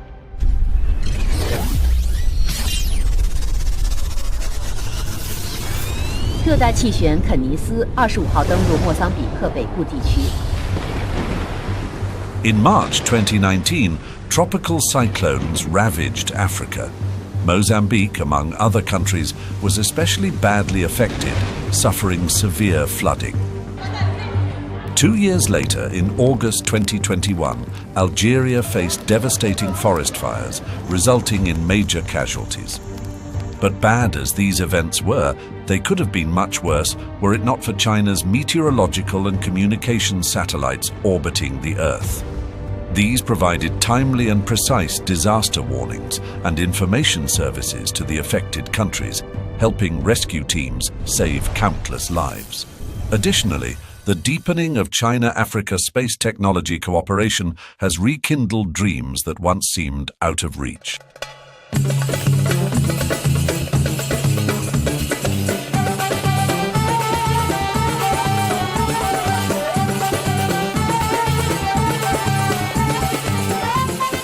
On June 13, 2023, at Egypt's Space City in New Cairo, Professor Rafi, who is over 70 years old, is awaiting the result of the electrical performance test for the MISASat-2 flight model. Of course, Egypt has a dream related to space projects or space activities. Professor Rafi is an expert in theoretical research and equipment testing in Egypt's space sector. Throughout his 40-year career, he's lamented the absence of a fully independently developed satellite by the Egyptian Space Agency. Our main dream is to make our own satellite, to develop our own satellite from A to Z. As early as 1997, Egypt planned to develop its own satellite. However, due to technological barriers, this goal was never achieved. Nowadays, however, the failures that once haunted Professor Rafi are rapidly fading from view, overshadowed by the changes unfolding before him.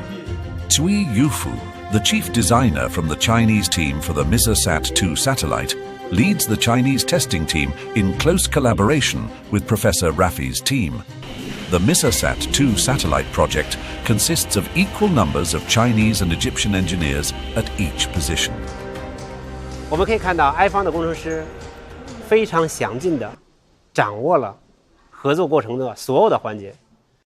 当他们在总结的时候，从他们的脸上可以看到了自豪，看到了收获的满足感。 For Professor Rafi, this moment marks a dream come true. On December 4th, 2023, at 12:10 p.m., the MISASat-2 satellite, developed over 4 years, was successfully launched from the Jiuquan Satellite Launch Center. This represents another landmark achievement in China-Egypt cooperation. It's also a milestone for Egypt, the first African country with full satellite assembly, integration, and testing capabilities. Today, as China steadily advances toward becoming a space power, it warmly invites institutions and scientists from developing countries, including those in Africa, to join in space research, collaboratively cultivate cutting-edge talent, and work together on projects that will shape the future of humanity. Together, they explore boundless hopes for a brighter future within the infinite possibilities of the cosmos.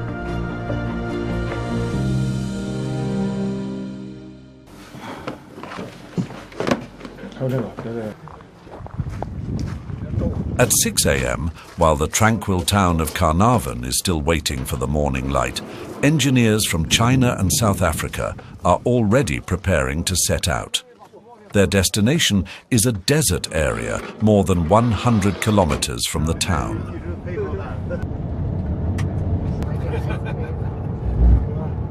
我叫张磊，来自中国电科54所。我们单位呢在河北省的石家庄，然后我们这个团队呢就是在南非呢就是负责承建 SKA 天线。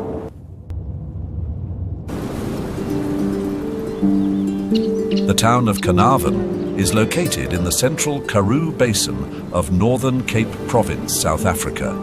20 years ago, this place was virtually unknown. Today, however, this once quiet town has become a hub for scientists and engineers from around the world, all drawn here by a groundbreaking scientific project.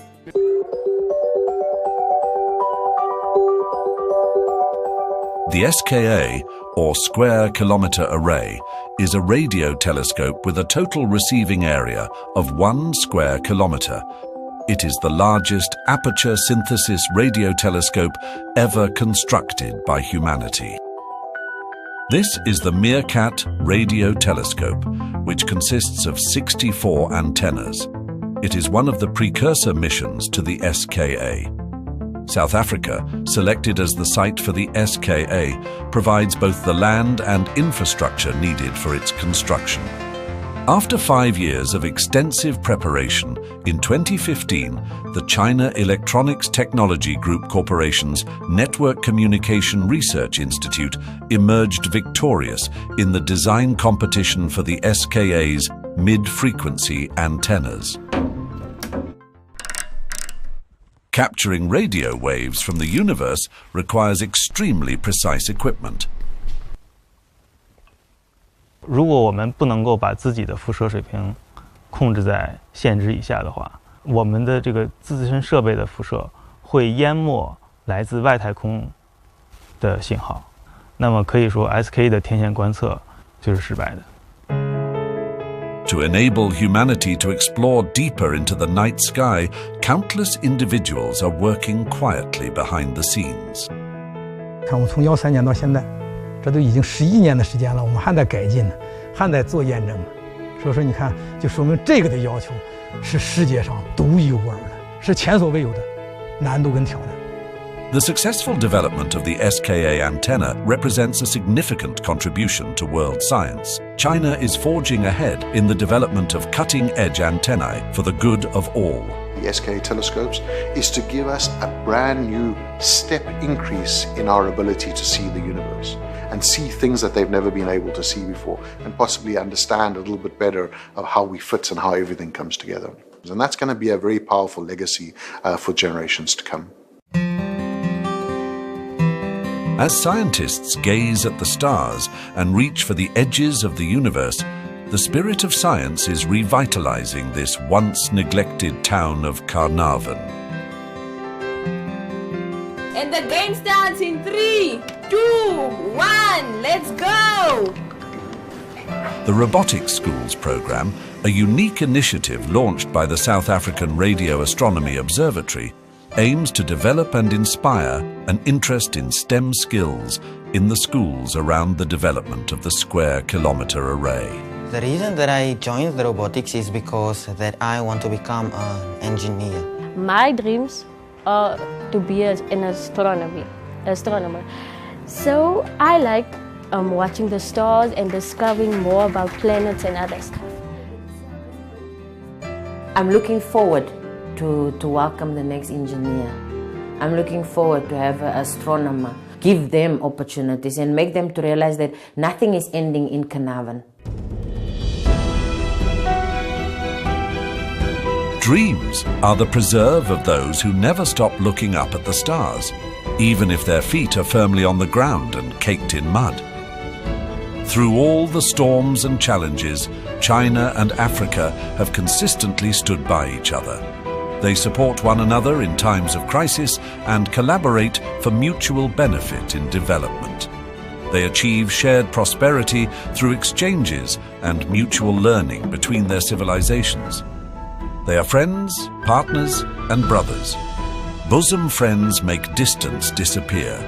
China and Africa are joining hands to advance modernization, create a better future for their people, nurture new hope for the world, and set a strong example in building a community with a shared future for all humanity.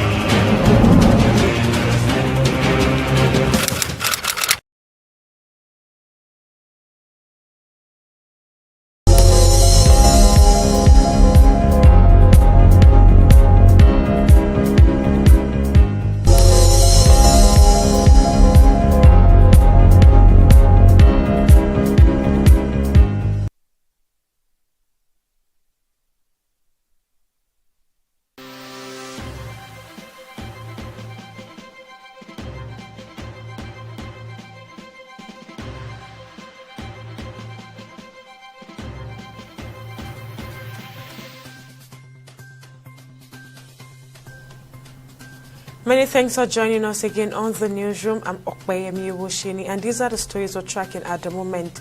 The Sokoto has confirmed of several Muslim worshippers during the early morning prayer in the Bushi community, Sabon Bini local government area of the spokesperson for the command confirmed the incident to journalists on Friday. He assured that the Nigeria Police Force, in conjunction with other security agencies, are working tirelessly to ensure the immediate release of all the abductees. And the Minister of Education, Tunji Alausa, merely proposed the introduction of a 12-year basic education system. The ministry disclosed that reports of an immediate policy change on the matter were untrue. In a statement by the Director of Press at the Federal Ministry of Education, Folashade Buriowo, on Friday, the ministry emphasized that the National Council on Education would review the proposal before any final decision is taken into consideration. And the Independent Corrupt Practices and Other Related Offences Commission has arrested the Deputy Commandant of the Nigerian Security and Civil Defense Corps in Kogi State, Adam Yusuf, over alleged corruption. In a statement issued on Friday, ICPC spokesperson Demola Bakare said Yusuf, who had been evading authorities, was apprehended at his residence in Gwagwalada, Abuja, and is now set to face prosecution. The commission reviewed that its operatives uncovered a sophisticated scheme allegedly orchestrated by retired Chief of Naval Staff Vice Admiral Usman Jibrin alongside former Brigadier General Ishaya Gangom. And the National Agency for Food and Drugs Administration and Control has proposed a death penalty for drug peddlers. According to the Director General of the agency, Mojisola Adeyeye, who discloses during a televised interview on Friday, only stiff penalties will deter peddlers, especially when it leads to the death of children in the country. And on sports, the Lagos ride-hailing sector is under renewed scrutiny following claims by the Amalgamated Union of App-Based Transporters of Nigeria that both has implemented a 50% fare cut, significantly impacting drivers' earnings. The organization's Lagos State Public Relations Officer, Stephen Iwindoye, warned that a mass protest could follow if the alleged adjustment is not reversed. However, in an interview with journalists, both drivers refuted the claim, disclosing that they had not transported any passenger who received a 50% discount. And on the foreign scene, the Philippines Vice President Sara Duterte is worrying a run for presidency as she prepares to face impeachment. In her first public comments as the country's House of Representatives approved the impeachment this week, the 46-year-old said on Friday that the case is now in the hands of her lawyers, adding that her father, 79-year-old former president and lawyer Rodrigo Duterte, is welcome to join her defense team if he desires to do so. And on sports, Super Eagles star will fly directly to Kigali, Rwanda from their respective bases for the crucial 2026 FIFA World Cup qualifiers against the Amavubi of Rwanda. Rwanda will host the three-time African champions in a matchday 5 encounter at the Amahoro Stadium, Kigali on Friday, March 21, 2025. The Super Eagles are yet to record a win in the qualifiers with 3 draws and 1 defeat. And those are the stories making the rounds from our newsroom at this time. We'll update you at the top of the hour.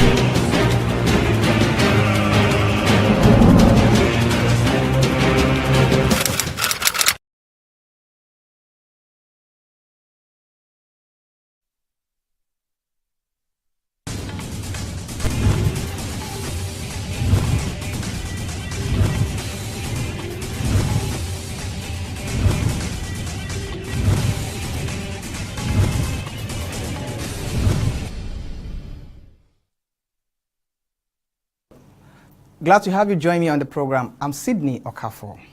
We begin the show from a road infrastructure. The Lagos State Governor Babajide Sanwo-Olu has inaugurated the Abiola Onijemo Link Road and a bridge in Ifako-Ijaya local government area of Lagos State. During the project handover in Ifako-Ijaya, Governor Sanwo-Olu says the completion of the road infrastructure shows that taxpayers' funds are being used effectively across the state and no community will be excluded from the developmental agenda for Lagos State. Meanwhile, some residents we spoke with expressed gratitude to the state government, adding that the edifice built in their community has become a landmark. Please take a look. The grand opening of the Abiola Onijemo Link Road and a bridge in the Ifako-Ijaya local government area of Lagos State by Governor Babajide Sanwo-Olu has triggered a great deal of joy among residents and landlords in the community. The Abiola Onijemo Link Road and bridge provides a strategic connection linking the Abiola, Ajayi, Ogba and Obawole Iju-Ishaga communities, which is separated by a 25-meter swamp belt. During the unveiling, the governor revealed that his administration is committed to addressing the long-standing challenges faced by Lagosians. I stand here this afternoon truly a proud man because this marks a significant milestone in our collective journey to build sustainable community. We're doing what we call improved connectivity and we're enhancing the quality of life of our citizens. When we came into power, we said governance is about improving the quality of life, improving connectivity, improving sustainability of our communities, and improving the quality of life. This is one other testament. It is therefore with immense pride and joy that I unveiled and I hand over to the citizens and to our people of Abiola Onijemo, the Abiola Onijemo Link Bridge, which both the Honorable Commissioner and the Honorable Member have spoken glowingly about. It's a road with a bridge. It's a vital infrastructure project that links Abiola Street and Onijemo Street. It's which have been separated by decades by a canal which was created and which has divided these two communities. You can actually see the topography of these two communities. We are inside like a valley. Up here is an island, up here is an island, there's a valley in between. And you know how difficult it would have been for these two communities, a journey that now will take them 5 minutes. Hitherto used to take them 1 hour, 45 minutes just to connect these two communities. And you can see that this indeed is purposeful governance. This is promise kept, promise made, and promise kept. This project embodies our administration's commitment to keeping our promises and addressing long-standing challenges that is faced by the people of our two communities. If you recall, during our campaign, we pledged, and the Honorable Member of the House was very right, we did pledge to tackle the issues around this community, issues around inadequate infrastructure, and you also can see that there was persistent flooding in all of this area. This challenge has plunged this area for years into difficulty. But today, we deliver on our promise. Like we keep saying, even if you don't like our face, if you don't like us, you cannot disbelieve or you cannot unlike what we have done. This is real community changing. This is real growth and improvement to the quality of life and to these two communities that are beneficiaries of what we're handing over to them today. Before now, the crossing between Abiola and Onijemo Street were not just difficult, were extremely very unsafe. Pedestrians were told they navigate through wooden bridges. We saw them. You know, when they bring some of these pictures through, I say, this is Lagos, it is totally unacceptable.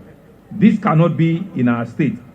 And it has exposed a lot of our citizens to danger, which has given us all sorts of negative names and it has brought about wrong environmental issues. And we said that these conditions are unacceptable. And this administration recognized the urgency of providing a lasting solution, which of course led to the construction of this modern reinforced concrete bridge, completed with vehicular crossing, as well as a new well-paved link road underneath. You can see that there are link road underneath them, which you can connect and you can turn from either side of the bridge. And we've also seen an extensively upgraded drainage network to prevent flooding.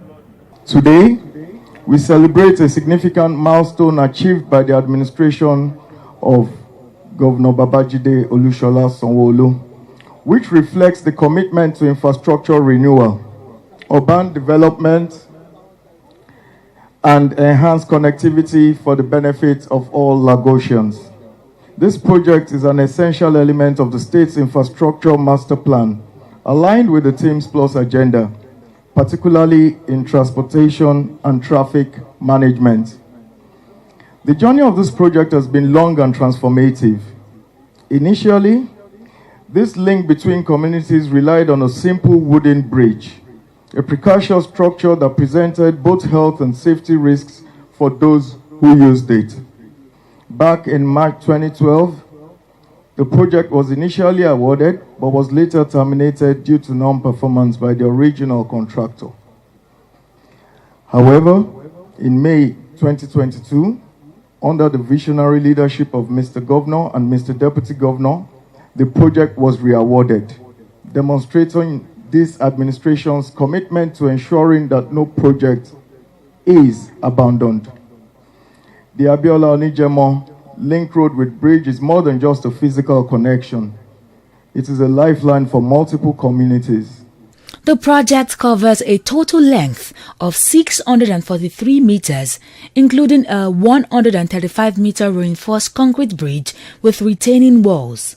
Members of the State House of Assembly at the unveiling said it's a great achievement, pledging more support for the governor in providing dividend of democracy for Lagos residents.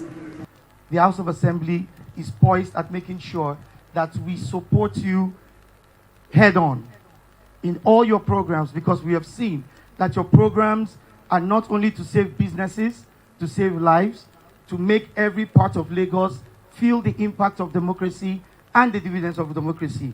We are also here to share our love to everyone, to show them that the government of Lagos State is indeed interested with your welfare.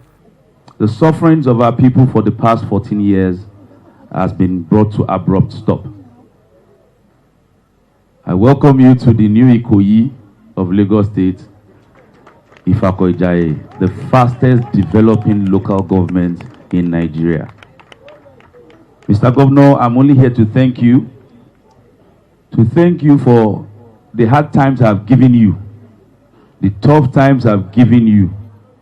I thank you and I say I'm sorry.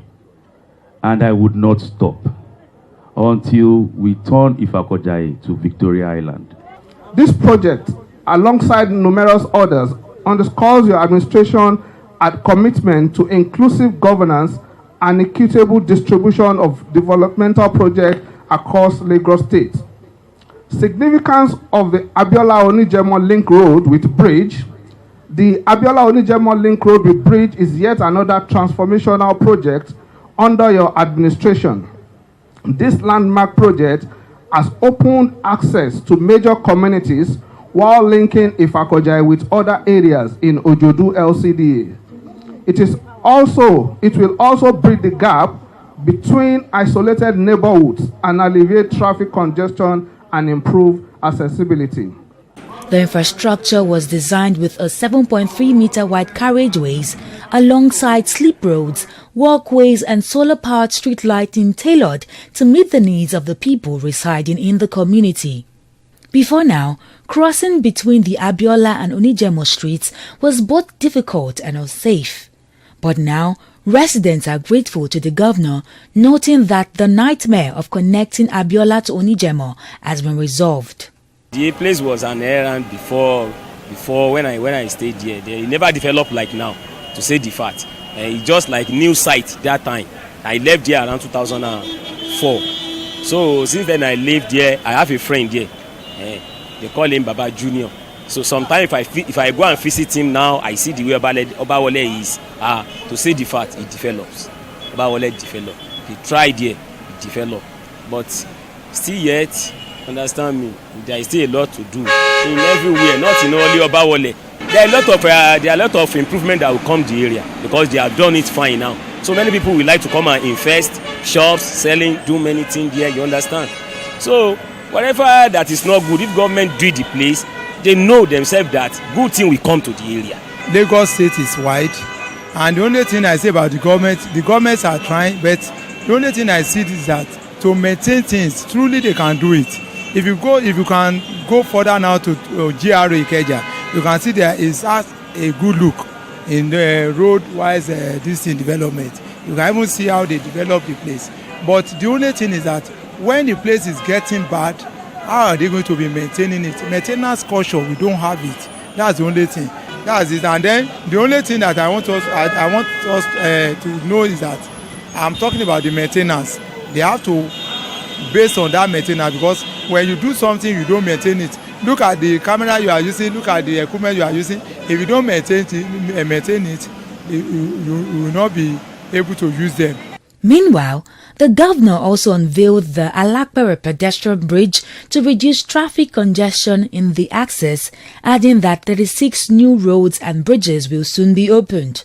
Sanwo-Olu called on Lagos residents, particularly the people of Abiola and Onijemo streets, to take ownership of the infrastructure built by the state government.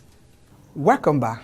Lagos residents have seen the essence of tax payment.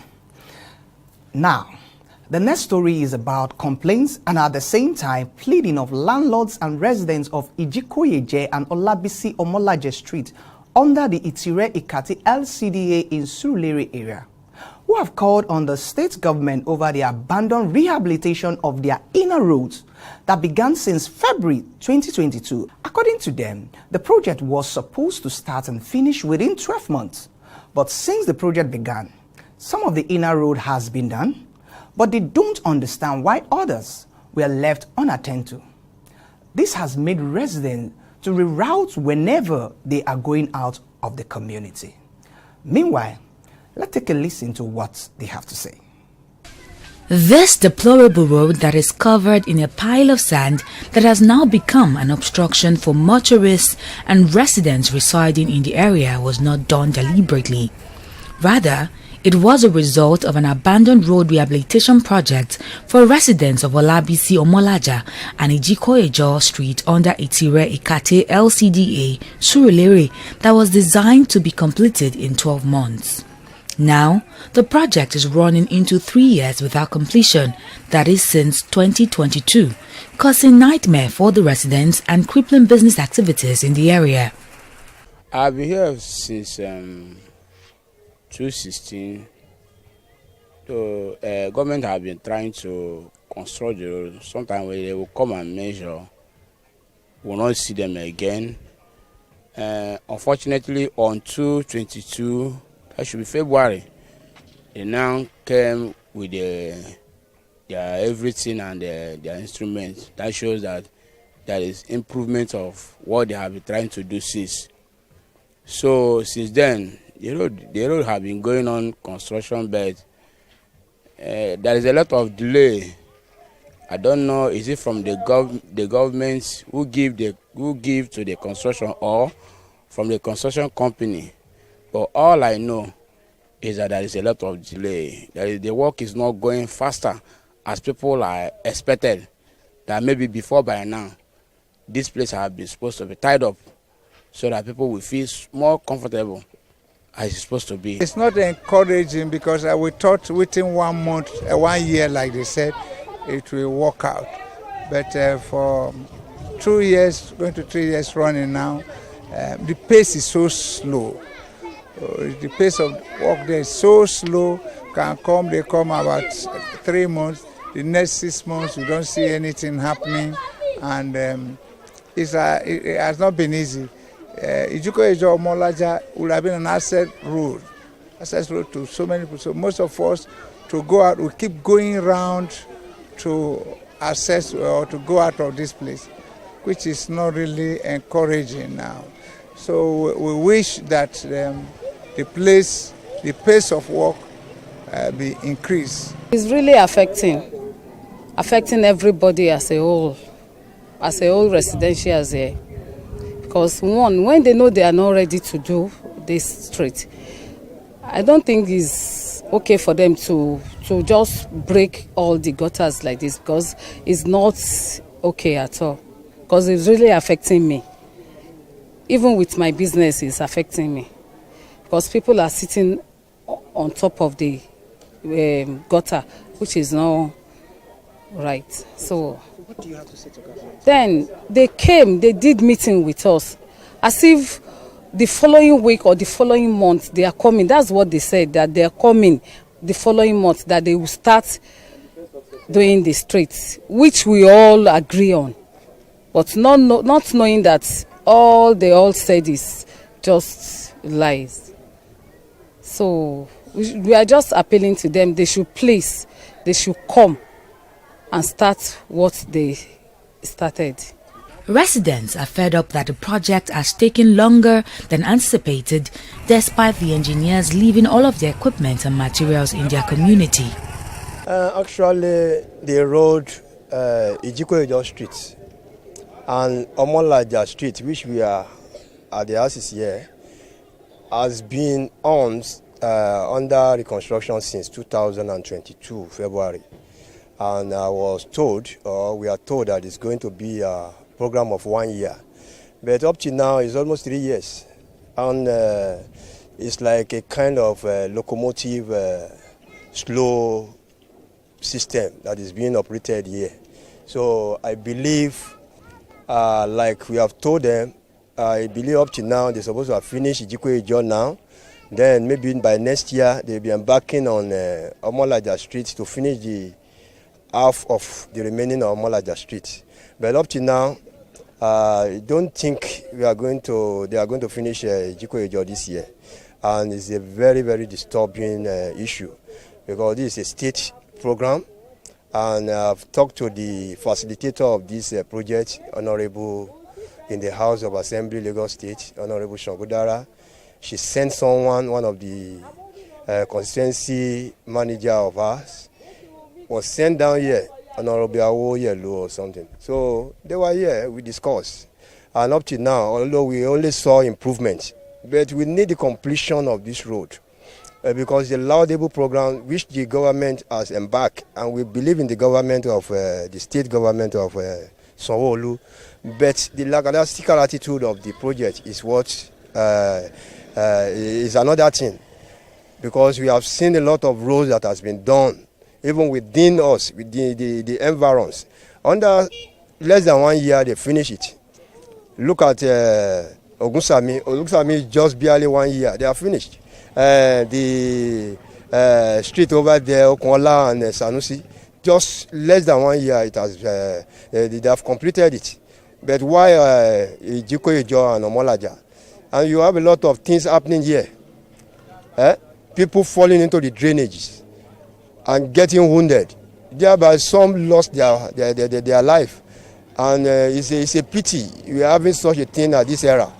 And I believe the government of Lagos State is a listening government, and I believe they should do something concerning this. They should do something so that the road will be facilitated. At first, when the project was launched, we were happy to see that at least our community is going to be part of the developing community.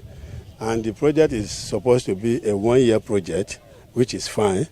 But along the line, the project started dragging.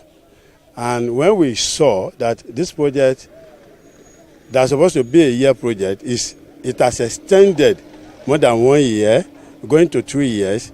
So we thought within ourselves that we should do something about it. So immediately we call on our representative, House of Assembly, Honorable Shangudara, and eventually he sent one of his, I think PA or something, in person of Honorable Awoyelu. We went around the entire street, Omolaja, Ijikoejo, and on getting to the end of the street, we made him to understand that There are some things we don't really like the way they are doing it. We complained to him, and he said, in fact, we took some pictures and even gave to him. So eventually he said he will relate our message to the Honorable House of Assembly, which for me, I think he did. But eventually, though we have seen him after that time to ask what is the answer to our complaint and what are you guys doing about it. He said he has related this question, our complaint and our demand to the House of Assembly, and they are actually working to make sure the project is actually moving faster than how it has been going on. So ever since then, we have been on it. We have met on several fora to discuss about this project. All they kept telling us is they are on top of the matter and they are working on it up till now. Ever since the representative sent personnel to come, since then we've not seen anybody again, despite that we complained. And though they are telling us we should be patient, they are working on it and also. Then when you talk about the strategy, this is a very strategic road, like you can see. You can move, there is nowhere you cannot link from this road. You are going to Aguda. You can follow this road to Aguda. You are going to Lawansin, Ojuelegba, Aziz. You can also take this route to wherever you are going. In fact, most of the streets in this our vicinity, they are interlinking to each other, where you can move from one spot to another. But unfortunately, here we are. First and foremost, I want to appreciate the governor of the state, Governor Sanwo-Olu. He's a listening governor, and we've been seeing his antecedents, all he has been doing all over Lagos State, and which it is recommended. We really appreciate him. And so, this project being a state project, we also want to appeal to him to help us to quickly finish the road so that our people can have relief. Then talking about what measures we, the community, are putting in place. If you look at down the street, recently, the contractor actually wanted to block the entire road from allowing some other people to, go out and come in. But we intervened with the, intervention of the CDA executives, especially my chairman, who was around us at that point. And eventually, we were able to profound a solution where instead of you blocking some set of people, we can look for alternative routes, which is what we have done as we speak now, temporarily. While also appreciating the government for fixing Mogaji Street, a nearby street in the same local government area of the state, they appealed to the government to do the same for Labisi Omolaja and Ejikoijo streets that are still unfinished. I expect if somebody wants to do anything for a community like this, it's not supposed to take a longer period of time. But it's a pity that when they started this, so we discovered they put sand with the hope that they are starting work on that very day, because based on the seriousness. But we later discover so many lapses which which break our heart, let me just use. So at the end of the day, we cannot easily migrate from one street to other. We have to follow one way. And you know what that means in all these kind of small streets, for car to be forcing itself to turn. So it's a minus on our side, even if somebody wants to help you. So at least we are not happy. We are not happy. We are out of no choice, because if I'm a millionaire, I can say, let me do that. But the shoe I'm wearing, I'm patching it. So how do you want me to do that? So I have to follow, I have to keep enduring. But too long enduring is not good for me. That's what I'm just trying to tell the people in charge. I'm in Latirelu Street, and I could see that the road is being blocked by the granite and the sands. And I just want to appeal to the MHR, Honorable Lanre Okonla, on behalf of the community, especially the people of Sanusi CDA and the resident of Latirelu Street. that out of the 52 roads that you embark on, Latirelu is one of the streets that they have not started. They only came, drop granite and the sands. Although they excavate the one side of the drainage. But I want to appeal to you, sir, that we should call on the contractors. I know the year is already going. We only have some days in the month of December. I just want you to appeal to the contractor to come to our aid, because this area you are seeing is a waterlogged area. If there is any rain now, the drainage will be blocked. So I just want you to use your power of office, as you have already highlighted the street of Latirelu to be counted among the 52 streets of which you want to embark on the construction. I know you are doing a laudable program. We believe in you, and my people also believe in you. We just want you to help us in facilitating the construction of this road. We at Sanusi Street, we thank the state government, Governor Sanwo-Olu. We really give thanks to Senator Eshilokun, then the council chairman. We thank you for facilitating our streets, Sanusi Street. But what I have to say for the other streets that they did not do is that they should please come to Itire Ikate and look for other streets like Osila, Ijikoye Ijo that have been there since for some years. They did not finish it. They should try and finish it up and give us. Then Sanusi Street needs street lights because they did the road, but they did not give us street lights. There are some other streets that they gave street lights, so we need it. If they do the street for us, they should at least give us street lights. The Landlord Association revealed that the chairman in charge of the LGA at the state level has sent a representative to visit and assess the project and promised to return, but up to date, nothing is forthcoming. Welcome back. I just want to believe that there is an explanation for the abandoning of this project. Well, a project meant to last for 12 months and now it's running into 3 years. Well, the Lagos state government is a government that listens to Lagosians' plight. However, I'm also using this medium to call on the government to kindly help the people of Olabisi Omolaje and Ijikoye Street under Itire Ikate LCDA Surulere area to complete the project that began since February 2022. All right, that's all we have for you on today's episode of Lagos Voices. Bye for now. I'll see you next time.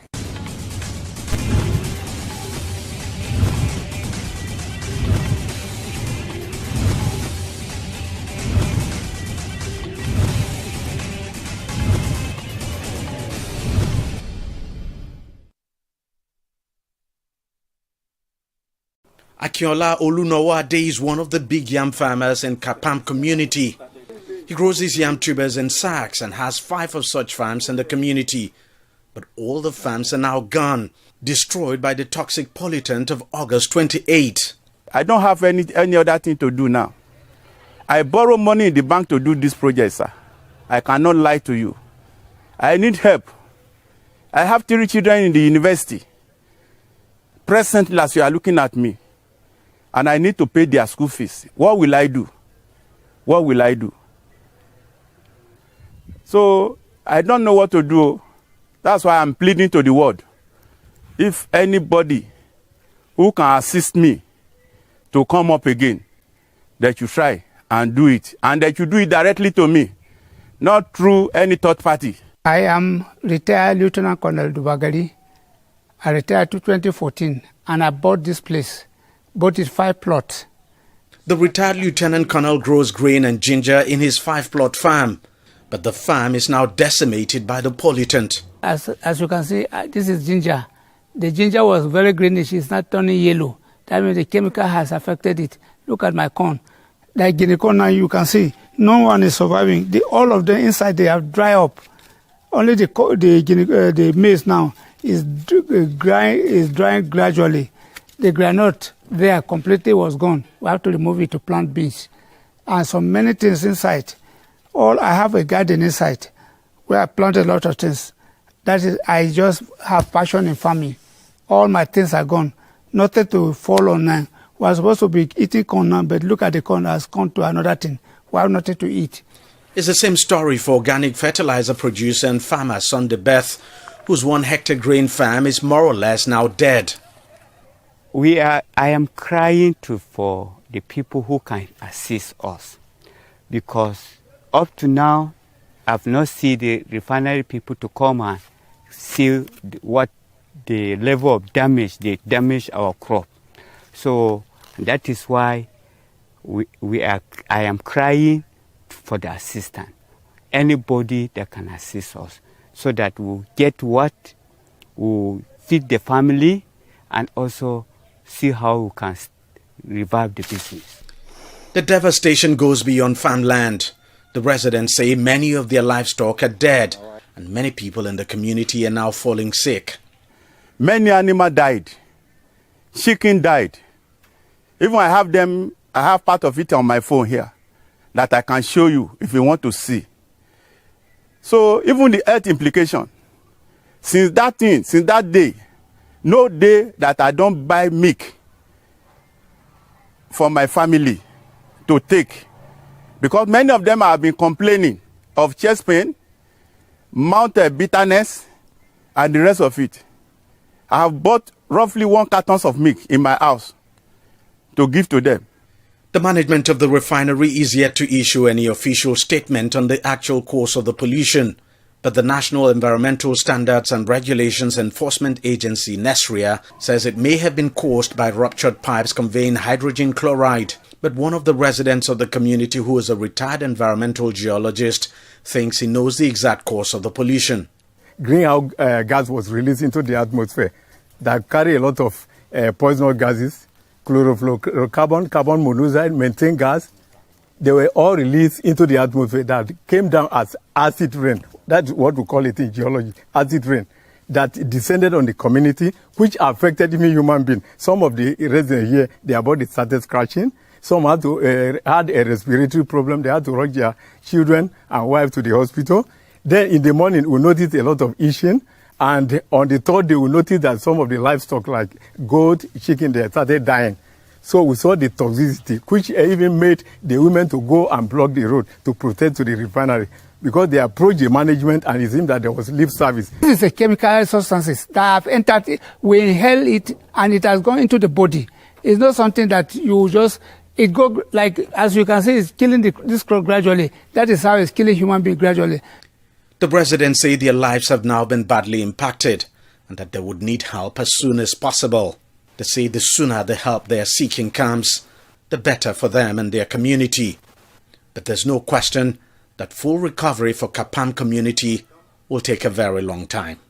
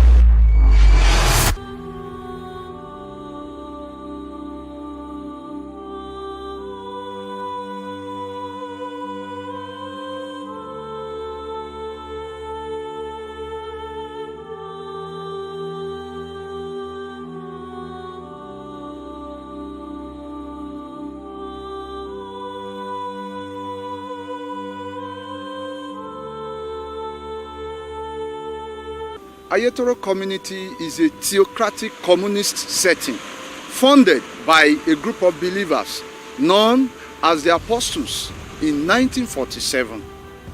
Ayetoro community in its heydays has the largest per capita income in the whole of West Africa.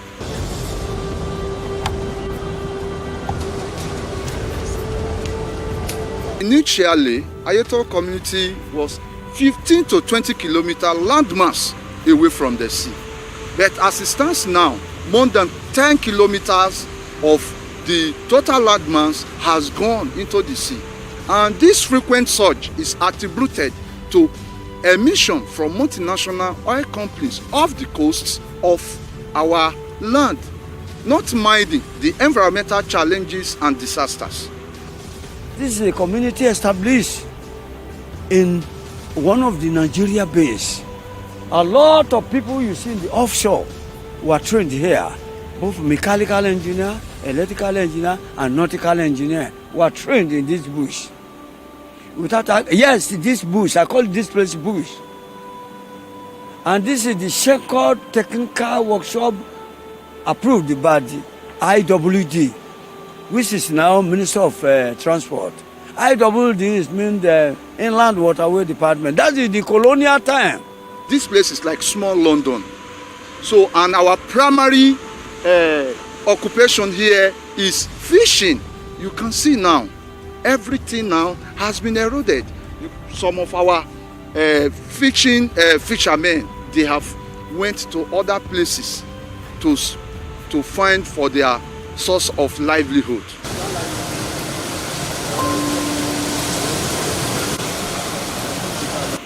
It's just a sudden that we have been experiencing sea erosion coming every day by day. And since that time, we have been making effort to the federal government because we are law-abiding citizens. We believe that we cannot engage ourselves in a radical ways because we believe that by protesting, writing letters, federal government can come to our aid. By the videos, a lot of things we have been doing since we have expressing the sea church.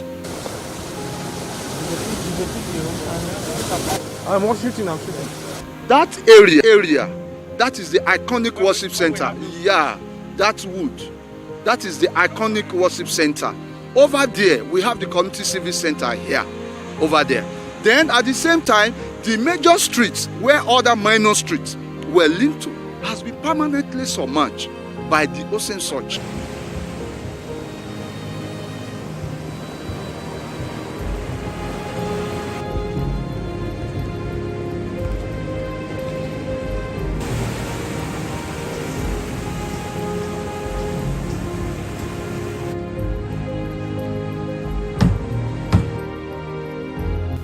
I'm seriously worried. I'm worried because this recurrency surge is affecting us in virtually all human aspects of our life. Social life has been collapsed, economic-wise has been collapsed, health-wise, nothing to sing and dance home about. Even our religious activities, our life and religious life has been collapsed totally. Because Ayetoro community is a religious setting. The church moved here. We have not just come here to trade or to do other activities. The church is the community is the church.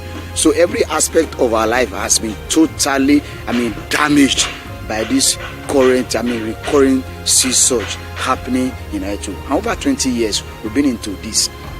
People have lost, several properties worth millions.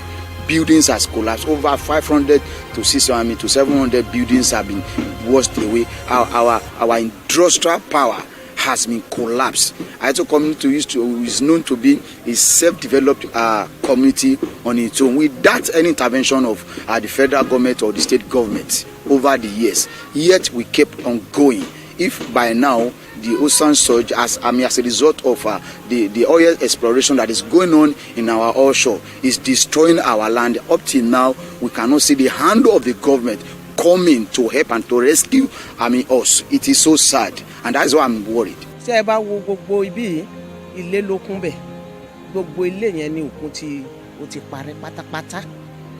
Bó dẹ̀ ṣe ń wó ilé yẹn ló ń wó gbogbo àwọn ohun àlùmọ́nì wa, àwọn ohun tí a ní, ilé, ohun ẹrù wa, ìmí gan tó bá ń wo báyìí tí a bá tètè dìsámúra àti gbà lọ́wọ́ ẹ̀, ó gbé gbogbo ẹ̀ lọ nìyẹn. Fund the trip of those guys.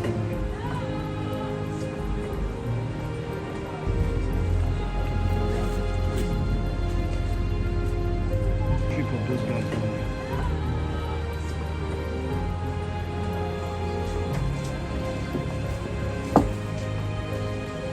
This thing is excruciating, it is extreme.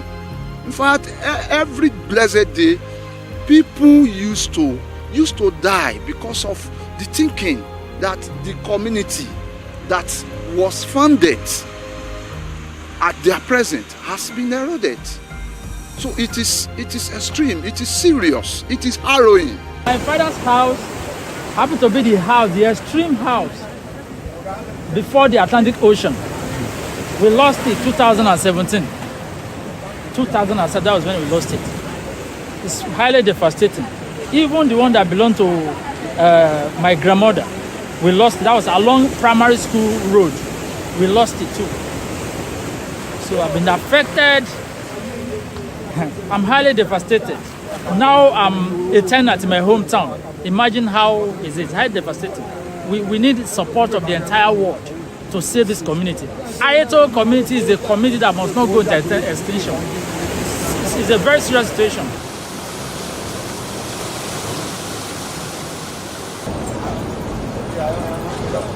So the community is divided into two, the up and the down. So the up is reserved for the male. Why do that? Because they want them to access the sea quickly because of the occupation they engage in. Then the downside is reserved for the female, so that they can dry their fishes, because the Atlantic breeze is coming from the up, so that the smoke will not disturb the community from up. That was why they situated the downside for the women, so that their kitchen can be downside. So you have Bale, Abejoye, Korodun, Aneroye, Adedoyin, Alebiosun, Bishop, Arojolu. Then so after Arojolu you have the information house or the glass house, as we used to call it. So where's the glass house now? It's gone already. It's surmount already. That is where all the information regarding the Ayeto community, people coming just like you came now. All the information, you buy your trip, what you are going to do, when you are going to, you go back, so it will be documented before you go into the community. That was how it was done then. Then the city hall or civic center, there too, all of them have gone. After the city hall, you have Ojomo Street is gone too. So behind Ojomo, you have the church building. The church street and the church building is gone already. And that church is very important. Very to this important. community. That is where they situated that night of January 12, 1947. They situated when they came in. Now we have Akinjoye, we have Ajayi. Then in Ajayi Street, you have the first Ogeloyinbo Palace built with wood. So that one is gone too. We have the Olowojayi. Then after Olowojayi, you have the shoe making industry. There used to be a shoemaking industry. One of the industry, a small scale industry. Then behind the shoemaking industry, you have the clothing making industry too. So that one too is gone. So we have after Olowojayi, behind it is the shoemaking and the clothing making. We have Olowo Topa Oyinbo. We have Omogbenwa. Then after Omogbenwa, we have the carpentry workshop. So the carpentry workshop too is currently threatened. Half of it is gone into into the sea. And then you have Tobase. Then after the Tobase street there, you have a mini supermarket. There's a mini supermarket there. So after the mini supermarket is where you have Oyetomi Street. So from the upside, where's the mini supermarket? This is just behind the what's it called? But it's still there. We can still find it there. So after the what's called the mini supermarket, you have Oyetomi Street. So from the main side now, the main streets, Oyetomi Street is the only surviving street you can find up. And it's been threatened. It's threatened. Almost, we only have just 2 buildings. That is where my mother's father's house was situated. and it has been eroded. Those are just 2 houses. And your fear now is that this side, where Yes. the female side might be affected. So it's like everybody has moved to this side now. Yes, yes. So most of the male now, they are actually residing with their wives. With their wives. Their wives. So the Oyetomi is the only one that you see. Then from the downside where you have the And this broad street is no longer existing. It's gone completely. It's gone completely. Where you can have the broad street, the beauty of the broad street now, it's around the Block Palace. That's where you can have the beauty of the broad street. Okay. How it looks like. tí ẹ bá wo ọ̀hún yẹn chọ́ọ̀chì wa gangan the main church táwọn baba ńlá wa kọ́ ó ti wo àtúnkọ́ mi ó tún wo. The church is where all the inhabitants of this land will gather to worship God, because that was the revelation our forefathers received. This place is a Christian utopian religious community for the service of God.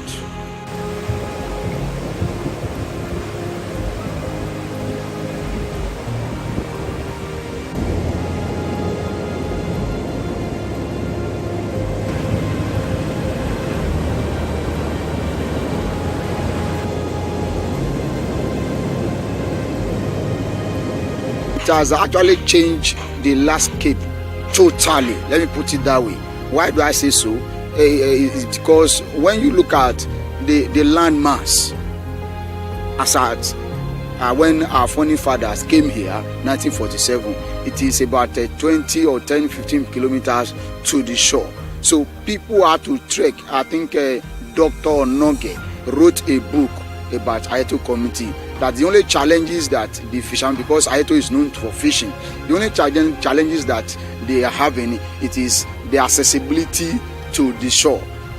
Too. That is as at that time, and it's been a long time. So it has actually changed. The landscape, and we are worried about it. This is the Community Technical College. Here we are. Now you can see now these are debris, has been ravaged by the sea surge. Now that place, that is the bakery that we are using before. This last month, the sea surge has ravaged this place and we've relocated to another place. So it is serious. That is the powerhouse generating plants. It has been affected, greatly affected by those sea surge. We also have dockyard over there where marine boats were built in the past. That place has been submerged as well. So nothing to write home about in the community again. All our social, cultural activities has gone. The secondary schools has been relocated for about 3 consecutive times now. Nothing again.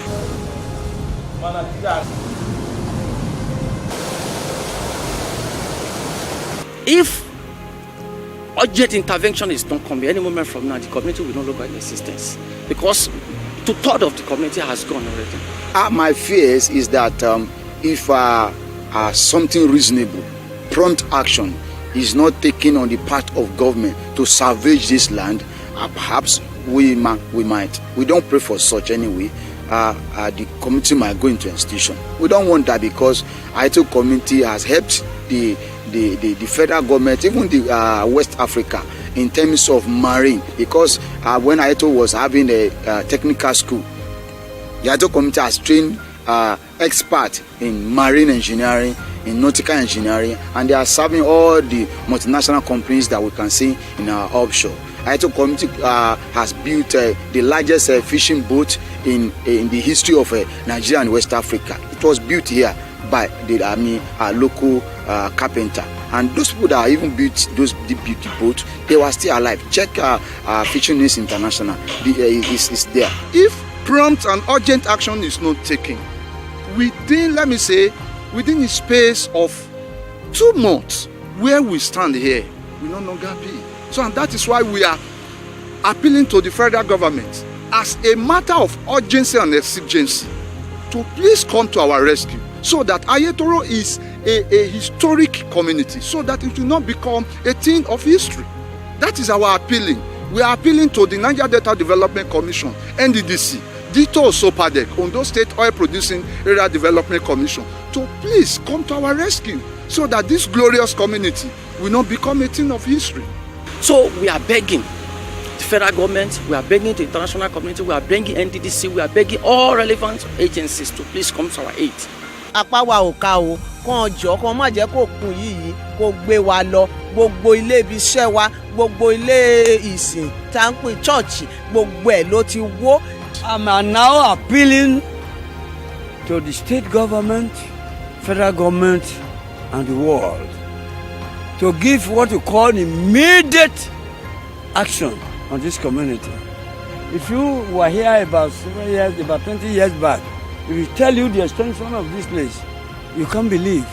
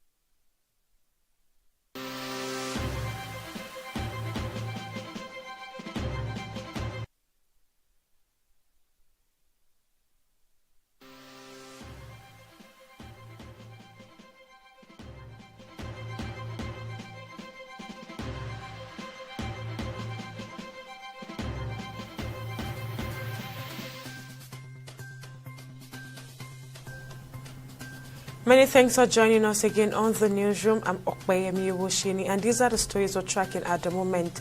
The Sokoto State Police Command has confirmed the abduction of several Muslim worshippers during the early morning prayer in the Bushi community, Sabon Bini local government area of the state. The spokesperson for the command, DSP Ahmed Rufai, confirmed the incident to journalists on Friday.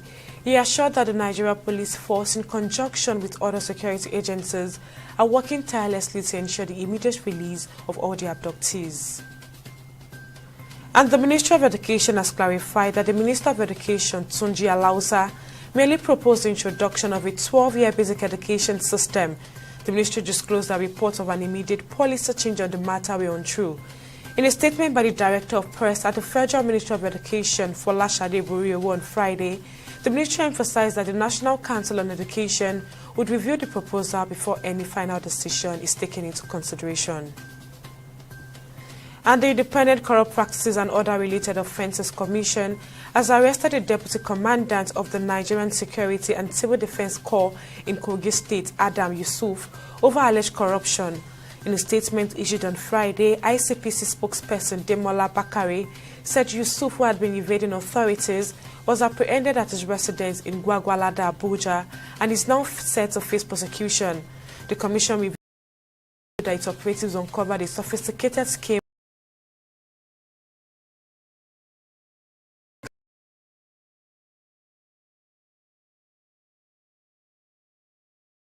Chief of Naval Staff Vice Admiral Usman Jibrin, alongside Brigadier General Ishaya Gan.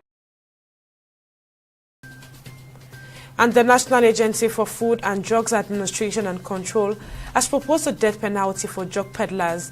According to the Director General of the agency, Mojisola Adeyeye, who discloses during a televised interview on Friday, only stiff penalties will deter peddlers, especially when it leads to the death of children in the country. And on sports, the Lagos ride-hailing sector is under revival earnings. The organization's Lagos State Public Relations Officer, Stephen Iwindoye, warned that a mass protest could follow. However, in an interview with journalists, both drivers refuted the claim, disclosing that they had not transported any passenger who received a 50% discount. And on the foreign scene, the Philippines Vice President Sara Duterte is worrying a run for presidency as she prepares to face impeachment. In her first public comments as the country's House of Representatives approved the impeachment this week, the 46-year-old said on Friday that the case is now in the hands of her lawyers, adding that her father, 79-year-old former president and lawyer Rodrigo Duterte, is welcome to join her defense team if he desires to do so. And on sports, Super Eagles star will fly directly to Kigali, Rwanda from their respective bases for the crucial 2026 FIFA World Cup qualifiers against the Amavubi of Rwanda. Rwanda will host the three-time African champions in a matchday 5 encounter at the Amahoro Stadium, Kigali on Friday, March 21, 2025. The Super Eagles are yet to record a win in the qualifiers with 3 draws and 1 defeat. And those are the stories making the rounds from our newsroom at this time. We'll update you at the top of the hour.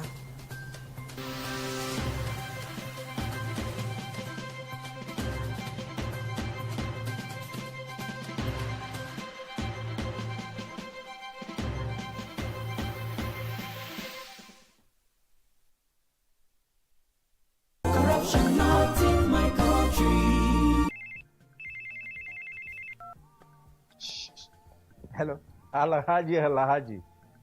Right now I'm in Abuja. No.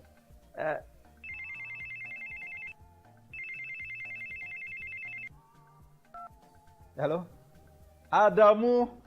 Right now I'm in Kano. Yes.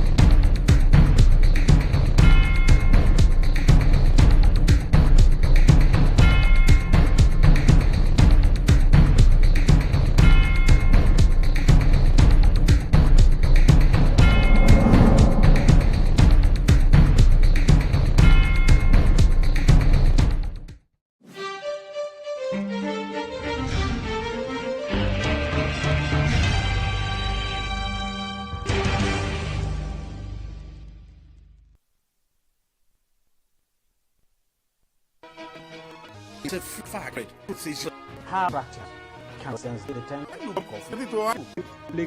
The border area between Nigeria and Cameroon, and then the Sambisa forest. On TV360, we give you a complete dose of everything. Opinion, facts, and undiluted truth. I hardly believe what politicians say in this part of the world. A new Nigeria is possible, a future is possible. We delve into the issues, Dissect it so that you can understand it. Use it to take action. I don't think there's any need for any governor to look for grant for ranching. TV360, dissecting the issues.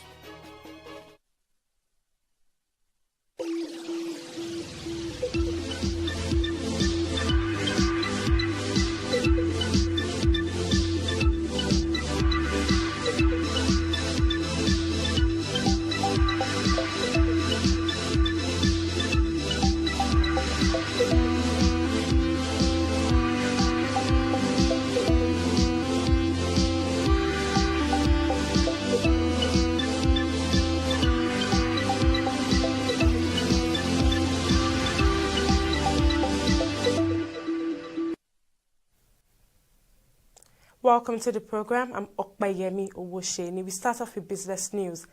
A new World Bank report has revealed a sobering outlook for poverty eradication, projecting that 622 million people will still live in extreme poverty by 2030. That's despite decades of global effort to end hunger and want. This stark reality underscores the worsening challenges faced by developing economies, which were once hailed as engines of global progress, but are now falling further behind on the race towards sustainable development. The World Bank latest Global Economic Prospect report attributes this grim projection to a combination of weak economic growth, low investment, stalled reforms, and the escalating impact of climate change. Still on business, the Chinese government has imposed a 15% tariff on coal and liquefied natural gas import from the United States as retaliation for the Donald Trump's administration's economic sanction. In a statement revealed, the ministry announced the imposition of a 10% tariff on U.S. crude oil and heavy machinery. The Chinese government also announced a list of new export controls, including tungsten-related materials typically used in industrial and defense applications, as well as materials linked to thallium, which can be used to make solar cells. According to the ministry, tariffs would take effect on February 10, 2025.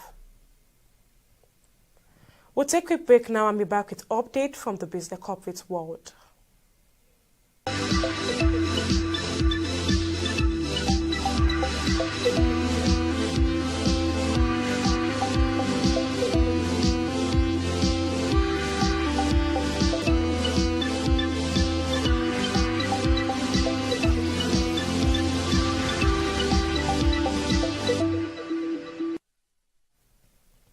Welcome back. First Bank of Nigeria stated that the injunctive orders granted to it by Justice Dainde Dikpeolu of the Federal High Court Lagos remains valid, even though the court has set aside a Mareva injunction freezing the assets of Global Hydrocarbon and those of its directors up to the sum of $225.8 million. The lender disclosed in a statement on January 29th that the court ruled that the suit it filed against the energy firm before Justice Dainde Dikpeolu did not amount to an abuse of court process, as Global Hydrocarbons Limited claimed. First Bank insisted that Global Hydrocarbons and its directors remain forbidden from dealing with hand or dissipating monies in their accounts and assets linked to the subject matter of the case.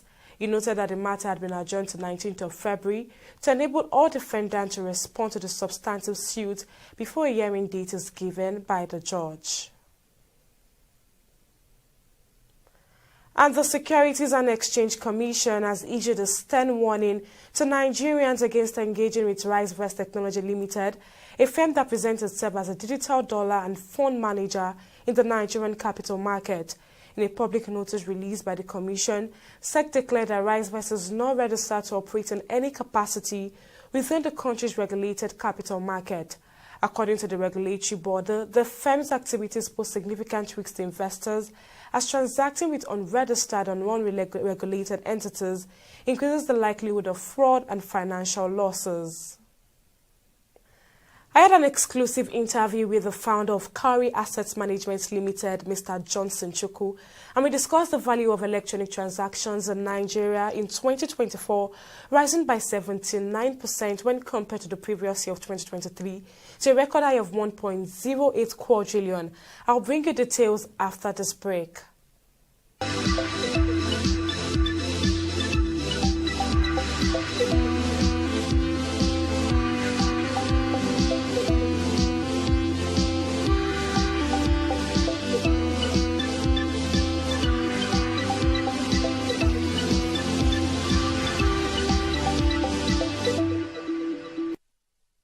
The value of electronic transactions in Nigeria in 2024 was by 79% to 1.08 quadrillion. That's a significant development. What do you think about this?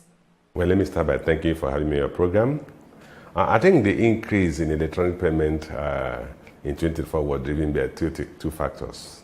One is a change in the exchange rate or the value of the naira. We've seen a material increase in the value of the naira. We've seen naira at official window depreciate from about 432 to 435 naira per dollar to a region of 1,500 to 1,600 naira per dollar. We've seen at the parallel market about 750 to about 1,600 to 1,900 per dollar. We know commodity prices have also adjusted likewise. So we've seen price changes in the value of transactions of more than 100%. So that's a contributory factor. The other factor is that the adoption of electronic payment platforms by Nigerians. We've seen a consistent and continuous adoption in electronic payment platforms by Nigerians. So that also contributed. So there are two factors. One, the change in exchange rate on the value of the local currency by depreciation of about 100%, as well as, which means the unit price of commodities that increased by almost 100% over the past 1 year. And then the increase in adoption of technology as payment platforms. We have a lot of these payment platforms, electronic payment platforms available today. We have among them MoneyPoint, Kuda, and what have you. So we've seen a massive adoption of that technology as well as change in the value of the local currency. Well, so far we've seen a remarkable increase in the value of electronic transactions. Now, with this kind of growth, what do you think it signals about Nigeria's overall economic trajectory? Is this just a short-term goal, or do you think it reflects more sustainable economic growth for the country? No, I think it's not a short-term trend. We're going to continue to see that. One, like we talk of technology adoption, we're seeing, if you look at the demographic of the Nigerian population, you see more than 40 billion below the age of 18. So these people are very technology savvy. We are living in an era where digital technology is actually now overtaking the analog technology. And you're talking of electronic payments, you're talking of fintech, financial technology. Virtually every bank has adopted financial technology tools. We're dealing with alternative delivery channels. We're dealing with convenience. The world is all about convenience today. You look at the use of POS terminal, use of online payment platforms. I mean, these are not conveniences you want to drop and go back to the brick and mortar system. So it's something that we have sustained. It's something that we're going to see a lot more adoption of that. And virtually every bank today has payment platforms. They have their online payment platform. They have their downloadable applications. And if you have to provide services in the financial service sector, not just in the financial service sector, in virtually all sectors of the economy, we are talking of telemedicine today. So I think it's a transformation in human behavior, in human conduct, in ways we do things, in ways we interact. And I think it's going to be sustained. We're going to get to a point where by the time the next 50 years, when the older generation of Nigerians, the few people who may not be literate, have passed on, you have a population that are basically technological. But even we get to that point, the dominance of the Gen Zs in the population demography means that this adoption will continue to happen, and because it's convenient. And people will not live what is convenient today. Yeah, why would they go to a banking hall, take transport fare from my home or from my office to go to a banking hall to go and queue to make a withdrawal when I can as well use my laptop, my iPad, or my phone to make the payment?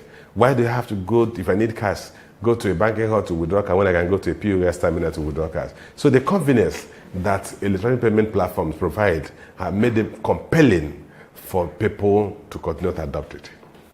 Now, let's look beyond the increase in transactions that we've seen so far and the growth in digital payment. Do you believe the sharp rise in e-payment is indicative of broader economic recovery or just a structural shift? And considering the challenges that Nigeria has faced in recent years, how sustainable do you think this surge in electronic transaction is in the long term for Nigeria, bearing in mind that we are battling with inflation and other issues in the economy? Well, I don't think it has anything to do with economic recovery. We are still seeing weak economic growth. We saw the GDP grow about 3.46% in the third quarter of last year. But like I said, what we're seeing is adoption of technology. We're seeing two major factors: change in the value of the local currency, which made that the unit cost of every item had almost 100% increase because of shift in exchange rate, and then the further adoption in technology. So what we're seeing today is a shift in people's culture. We're seeing a shift in culture because we're not dealing with people preferring a more convenient method of payment than the analog method of payment. So it may not have anything to do with whether the economy is recovering. It only shows that we are moved away from a cash-based economy to an electronic-based economy. And if you look at the cash transaction in the country, if you look at the number of checks cleared in the country, you see they have consistently witnessed decline, while as adoption and our transactions on the electronic platforms are continuing to increase, even when the economy was in recession.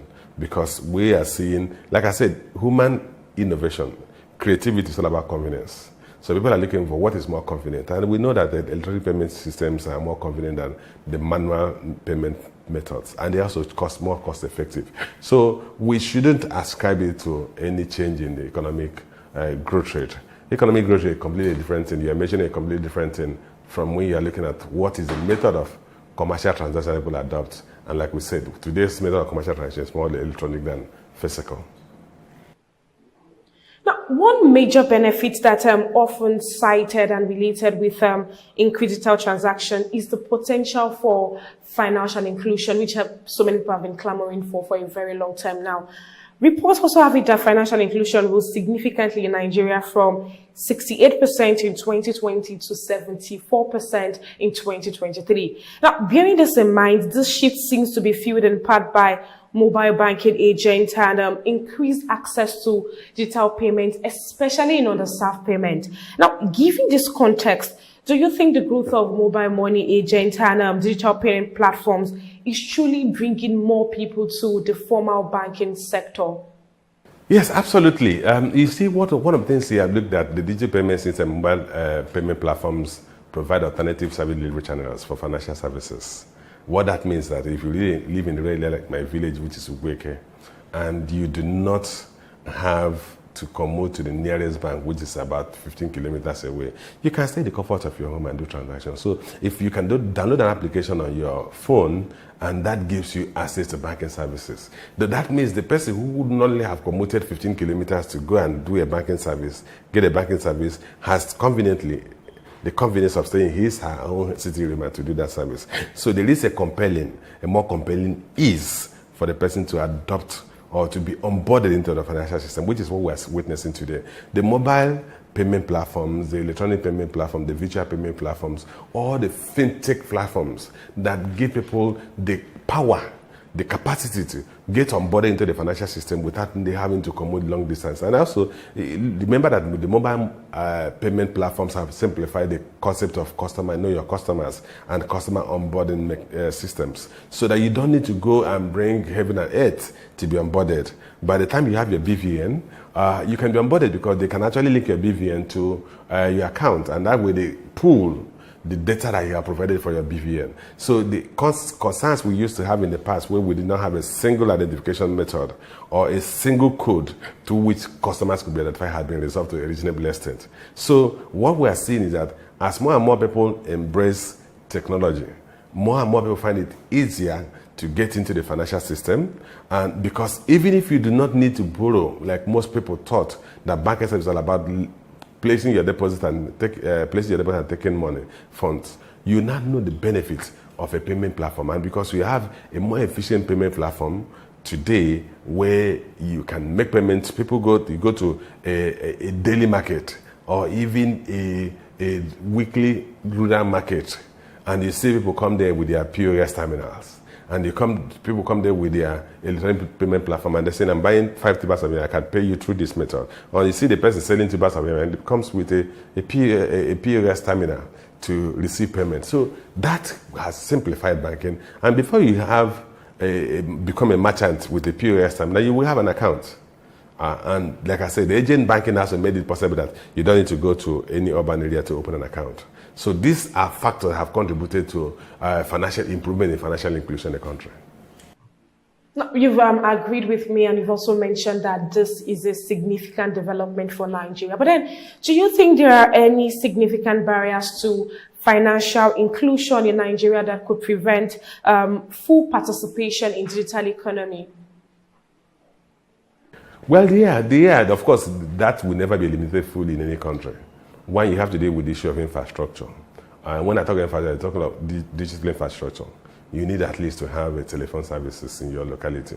Good at in my town, they have 4G telephone services. Without the telephone service, and there are still a few rural, far-flung communities that don't have telephone services. So you need to have that. That's a simple known for you to have a digital banking service. Because without technology, without telecommunications technology, you can't communicate. So that's very key. And because we have not fully covered the entire country, that's still a constraint. Then you look at the level of knowledge. Then you look at the level of poverty.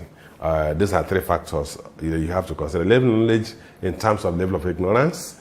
People who are completely ignorant, you need to try to really convert them, to convince them that their money is safe. If they don't have a teller and they don't have a passbook where they are recording their lodgement, you need to convince them that their money is in virtual platform. The money is their wallet. You need to understand the concept of wallet. So there's still a huge knowledge gap we have to deal with. And then, like I said, then you also look at the issue of poverty. There are a lot of people who are living hand to mouth. They're not able to save one dime or one kobo. So they are daily paid laborers. They want their cash to be able to give to their wife to pay, go and buy food stuff and eat that night. So they don't have any. They find it difficult to rationalize the need for them to go and keep money in the bank or to open a bank account in any form. So those are three factors that are still constraint to financial inclusion. But as the economy is evolving, as per capita income improves, as standard of living improves, as communication services also become more pervasive, we will gradually begin to chip off on those constraints. Mr. Chukwu will continue this conversation after this break. We'll take a short break now. Please stay with us. The program continues shortly.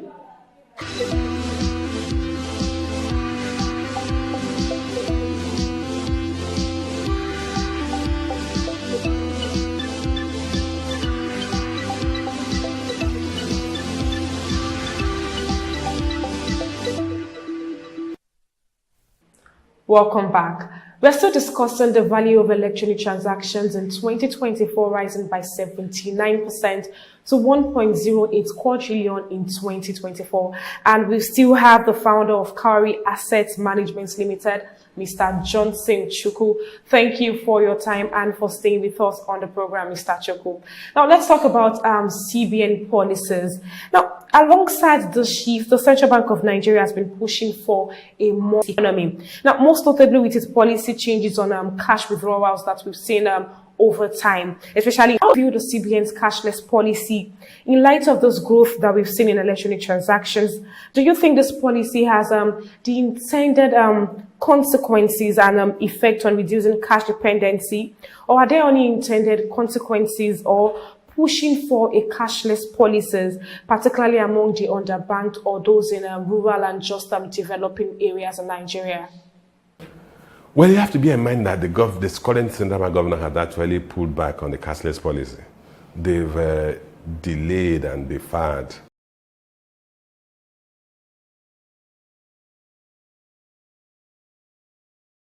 implementation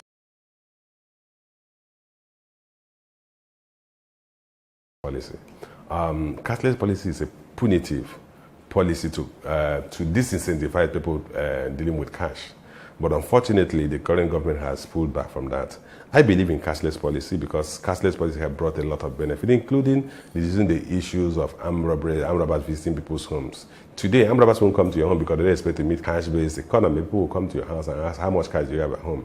So that reduces the haste that we used to have highway robbers that will lay vehicles on the road to rob passengers because they expect to have cash. That's not happening again. So I think cashless policy is necessary beyond the fact that it incentivizes us to move towards electronic payment platforms. So I think in the first place, the central bank needs to go back and fully effect the cashless policy now that people have willingly embraced the convenience of the country in the world, any other country in the world, any West dollars equivalent. They will be looking at you and they ask you 1,000,001 questions. Where are you coming from? Where do you do? How did you get this? Sure, it's genuine. And if you care, it's not a good. They take your passport and mark you to know because you become a suspicious person. But here, people pay with huge sums of money. The central bank has now permitted that. I think we need to go back to that to enforce the cashless policy. But most importantly, electronic payment platforms are more convenient. And like I said, people will adopt convenience. Anything that is convenient, people will go towards it. And so what we're seeing, despite the reversal of policy by the central bank as relates to cashless policy, people are still adopting technology electronic payment because it's convenient. And I think we've gotten to a point of no return because people can now see the benefit. I mean, you can't stop me on the road and say, Johnson, I need the 1 million naira. You will never get it because it doesn't exist. I can tell you I've not gone to the banking hall for the past 1 year because I have no compelling to go to the banking hall. The last time my checkbook finished, I refused to go and ask the bank to issue me another checkbook because I have no need for the card checkbook. So that's the way it's going. So from I don't want electronic payment because I thought it was risky to I no longer need a card checkbook because I have no need to start writing. The time it took me to write a check leaf, it's enough for me to make several payments.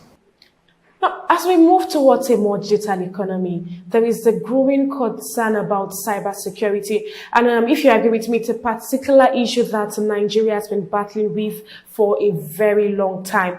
Now, given this rapid increase and rise in electronic payment, what will you say are the primary cybersecurity risks Nigerians should take particular look at? And also, are the current measures in place sufficient to protect both consumers and businesses? Or do you think there should be more robust settings in place in order to ensure that platforms are secure from potential cyber attacks? Well, I think the first thing we have to realize is that cyber security threat is a global trend because any threat, hackers may not even be anywhere close to our continent, and they could hack into our database and make away with resources. So what we expect financial service providers to increase their security architecture. They have layers of security. And then for those end users of financial services, you need to make sure that you do not compromise your personal identification, your personal access code.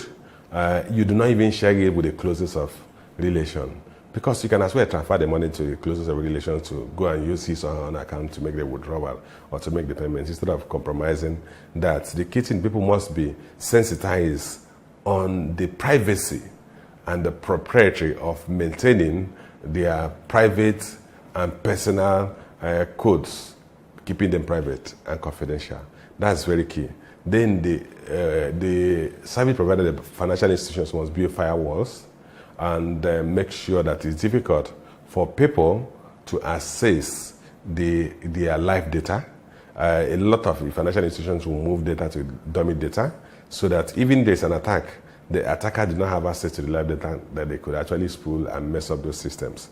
But then beyond that, we also need to ensure that you have layers of approval. If you go to advanced countries where the electronic payment was adopted earlier than we did, then you have instances where if you make payments, because we have to adopt artificial intelligence in the deployment of financial services.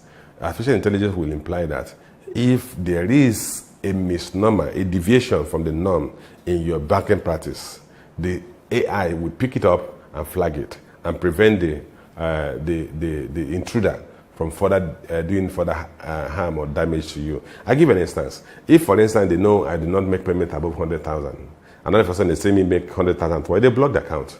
The AI should be able to say this is not the normal flow of transaction with Johnson, and then with something is wrong. They block the account, and I need to reach out to an individual who will confirm it's my identity and confirm that I'm the one authorizing those payments. That's what happens as well. So we need to imbibe or integrate artificial intelligence in our financial services provision so that they act as additional check and balance to online payments that may deviate from the norm.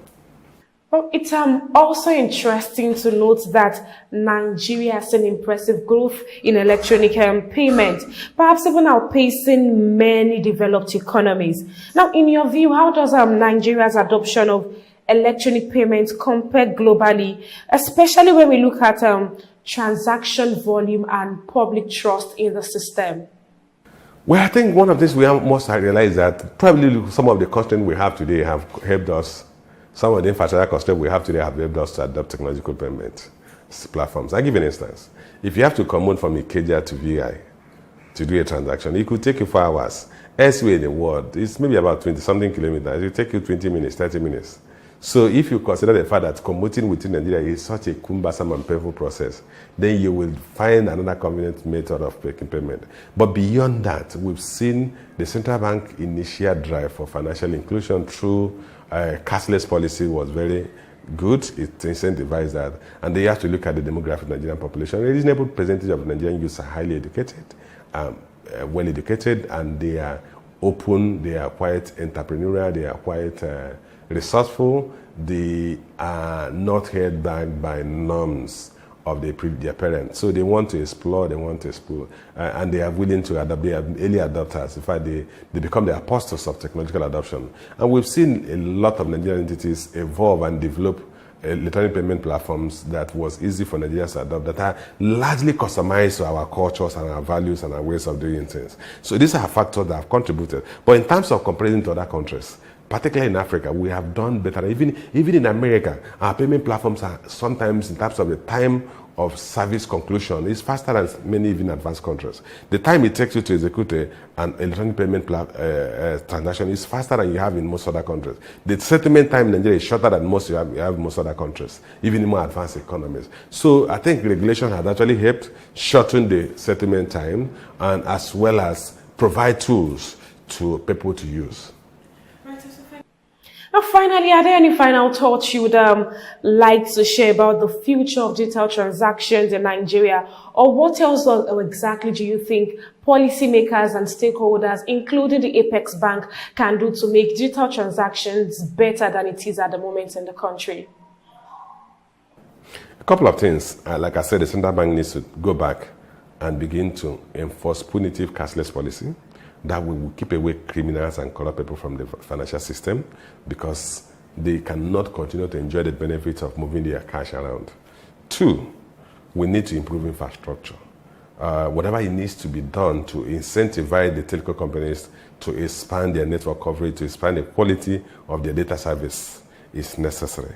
And then 3, the financial institutions need to enhance the security of their system, so that issues, signs of abuses, stealing of people's resources, financial assets by hackers or whatever is reduced to the minimum. So that will increase the confidence of business operators, individuals in the financial system in the adoption of technology, and they also know that they are dealing with a safe system, while as the government will use its own policies to drive attitude and behavior towards the desired objective of financial inclusion through electronic payment platforms.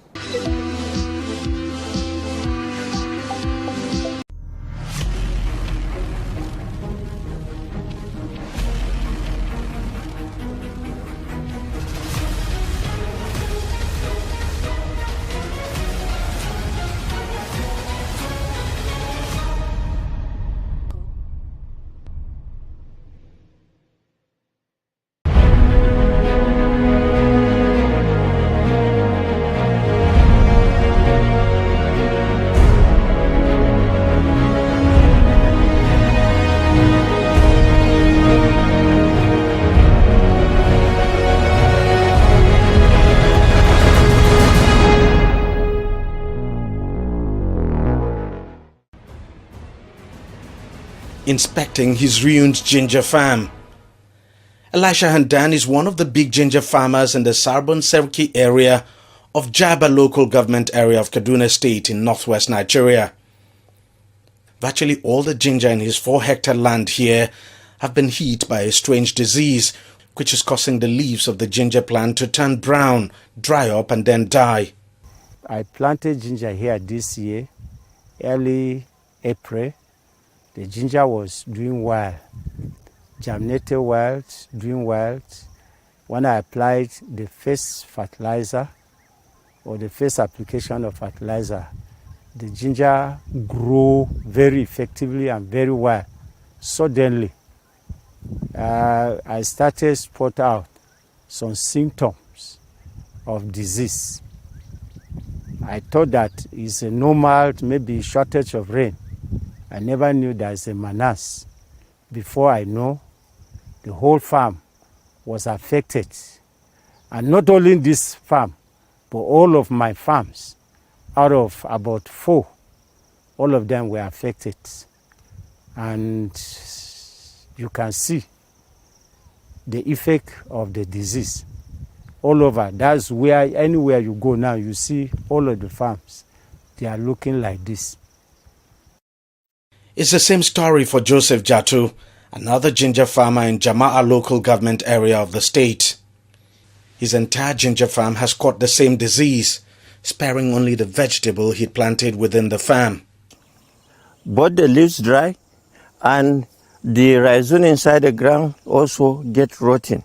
So we are suffering a lot of loss, especially in this particular part of the world whereby we produce a lot of ginger. That is the mainstay of our economy, is now nowhere to be found. That the sustainable aspect of it is ruined by this infection. You can see we have abandoned this farm. We are not within it anymore. You can see the grass because we are discouraged. Nigeria ranks among the largest producers of ginger in the world, and southern Kaduna accounts for the bulk of Nigeria's fresh ginger production. Almost every farmer in the region of the country grows ginger on a commercial scale. The current ginger disease will therefore seriously impact the local economy of the area, as this year's harvest is already affected. We are pleading for an intervention. If there is any preventing method or measure that the government will take, please, they should intervene. We have tried all that within our own. I have tried all that within my own end. I've applied fungicide, all the measures that one would do. I've done it, but to no effect. And what we are asking for is that both government at all level and as well as even the international community should come to our help, because this is more than disaster. When disaster occurs, you find out that ready material will be sent down there. This is a disaster, economic disaster. And we need help from within the government and within the international community. This outbreak is already posing a lot of threat on the continuity of the ginger cultivation, because a lot of farms have gone down. So the hope of having seedlings for future cultivation is actually a major concern. So it calls for a state of emergency for intervention from all spheres of government, individuals of goodwill, and international community.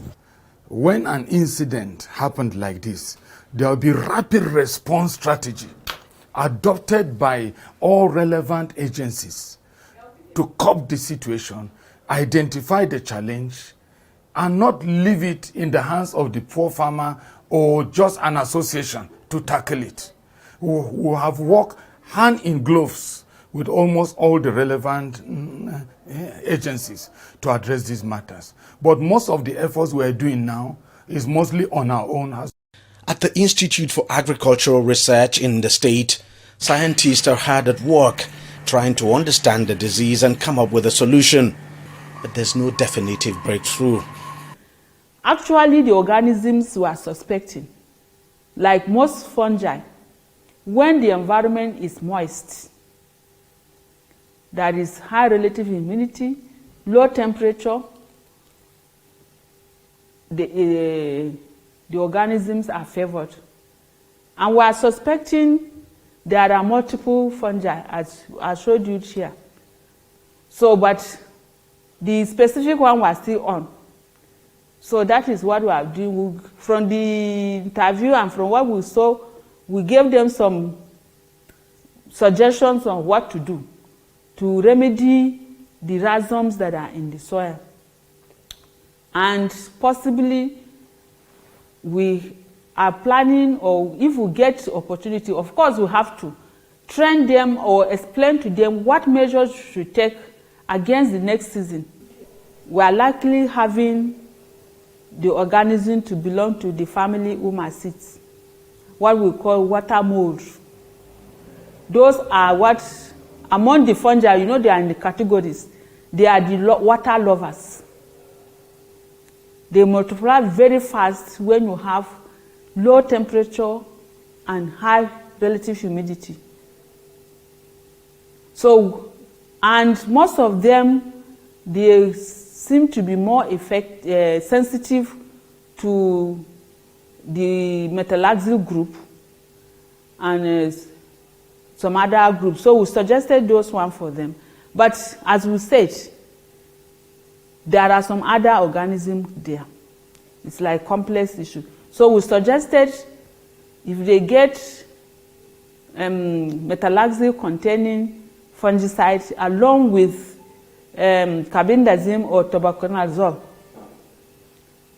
that one can work. So these are some of the suggestions we gave them. So from the infected plants, the rhizomes also are carrying the inoculum. And because everybody is into production, the source of seed or rhizome for next season is usually from the previous year's harvest. They harvest part of it, sell it and get the money, keep the other one to become seed for the following season. And the organisms, by the time the crop is off or the season is off, during the dry season, they go produce surviving structures. These are the structures they are able to survive under unfavorable conditions. The dry season, they don't have the host. There is no plant growing. So, and those ones are now left in the soil. So if you bring your crop next year to plant, they will now infect it. And as I told you, almost every piece of land in that ginger growing area is subjected to ginger. Even if it's not 100% ginger, that is, they will plant ginger, and as the season goes on, they will go and intercept few stands of maize or a few stands of other crop. But the main crop has been ginger, and year in, year out. So both the soils and the rhizome are already a source of inoculum. So that is most likely what had happened. And so that's why we said we have to tackle it both ways, just both in the soil, both in the seed. And of course, the simpler one for us is the seed. You can manage by handling the seed, because it will be difficult for you either to drench 10 hectares with fungicide. It will be so costly. So it's easier to address or treat the rhizome before you go to the field with it. So that is what, and then as I said, the pathogen is, one of them is an Humaceae, which is polycyclic. That is what we are saying polycyclic is during the season, apart from the inoculum that started infection at the beginning of the season, as the leaves are growing, the organism is producing more and more and more and more of the inoculum, which we call secondary inoculum. And those ones are spread to other healthy plants around by air. Rain splash, when it rains, blows it up and down. And so you see that the disease multiplies very rapidly during the rainy season. Even if the initial inoculum was small, but because it's a polycyclic disease, it multiplies very fast. Before you reach half the season, a lot of fields has been infected. Of course, a lot of damage has been done. We visited some of the fields and we discovered that the leaves and the rhizomes, the ginger underground, was so devastated that the damage was so severe. And our target, of course, is to preserve the little harvest, whatever is still remaining, against next season. But like I said, in the interim, we made suggestions to farmers where the incidence was not very severe, and the farmers applied our management measures that we gave them, and they reported, some of them reported to us that they were getting good result from the management of the disease on their crop. Now, our target now is to protect the harvest against next season. But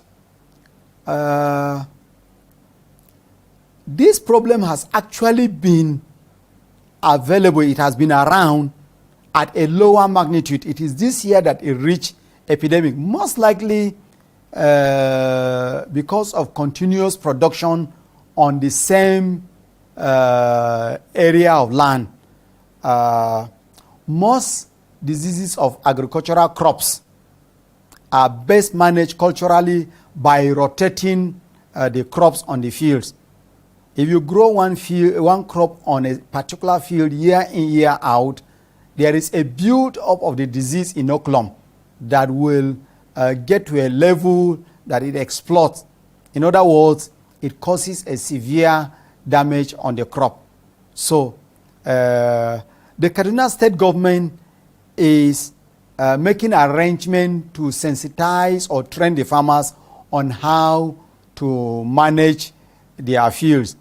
So one of the major ways is to practice crop rotation. And when the fields are waterlogged, when there is poor drainage, it enhances the activities of this disease-causing organism, and therefore the incidence gets so high, and there will be a high level of damage. So at the sensitizing workshop or the training that will be sponsored by the state government, we intend to create this awareness to farmers so that they will know how to manage it, and then other measures in which they can preserve the planting materials so that they remain healthy until the planting season. If you go to your farm and you discover that all your ginger is healthy, the leaves, nothing is happening to them, will you suspect that something is wrong with it? As they wait for a definitive pronouncement from the Institute for Agricultural Research, the farmers are now getting some helpful information on the likely cause of the disease. Our depth research confirms that these bacteria whelps, they are bacteriums. They are pathogenic bacteriums that actually attack the ginger. It's not something you can see with your eyes. If you don't know the signs, you won't know when to take action. And that's why some of you, when you saw it, some of you call ants, soldier ants and things like that. And you did not take action on time. And when they started giving you interventions, some of you came to us and started complaining. One of the big corporate farmers in the area has been holding special sessions like this one to further train and enlighten the farmers of best farming practices to prevent the disease. What we are trying to achieve is how to sensitize other farmers from the large scale to the large scale farmers to medium and small scale farmers on how to manage the situation on ground in order to have a possible way to salvage the remnant of what is left in their farms in order to preserve seed against next farming season. Well, I have never heard of government intervention yet. I never heard it. So we at our own level, we are working with farmers. So this is our own level, this is our own efforts of trying to intervene. bringing farmers together, sensitizing them on some of the mistakes, of course, that they had made before, and some of the practices that have been practicing before that led to this outbreak. Ignorantly, they don't know honestly. So because when we interviewed, when we were discussing with them, some of them never knew at all whether it is a disease or anything. They were just imagining what has come about this. But when we now put them together in this training, we sat them down and we told them, this is how it has all started, that we have come to this point. So now that we have, come together, bring farmers together, and we have discussed with them, I want to believe that federal government is hearing. And so at our own level, yes, we have made our impact, but we believe that when federal government hears of this and hears the level of intervention at which at least RIMA Guarantee Network is doing, they can now come in as a father. And so we want to believe that their intervention will save this situation because they have the muscles to do it. Now, when we went around the farm, we discovered that because some farmers don't have so much land, some of them even grow ginger year in, year out. Under good recommendation, you don't grow ginger like that. And so if you are growing it year in, year out, you are going to aggravate the development of those diseases. And that is why it has happened to this level. And because you understand, many people now are conscious of investing in agriculture.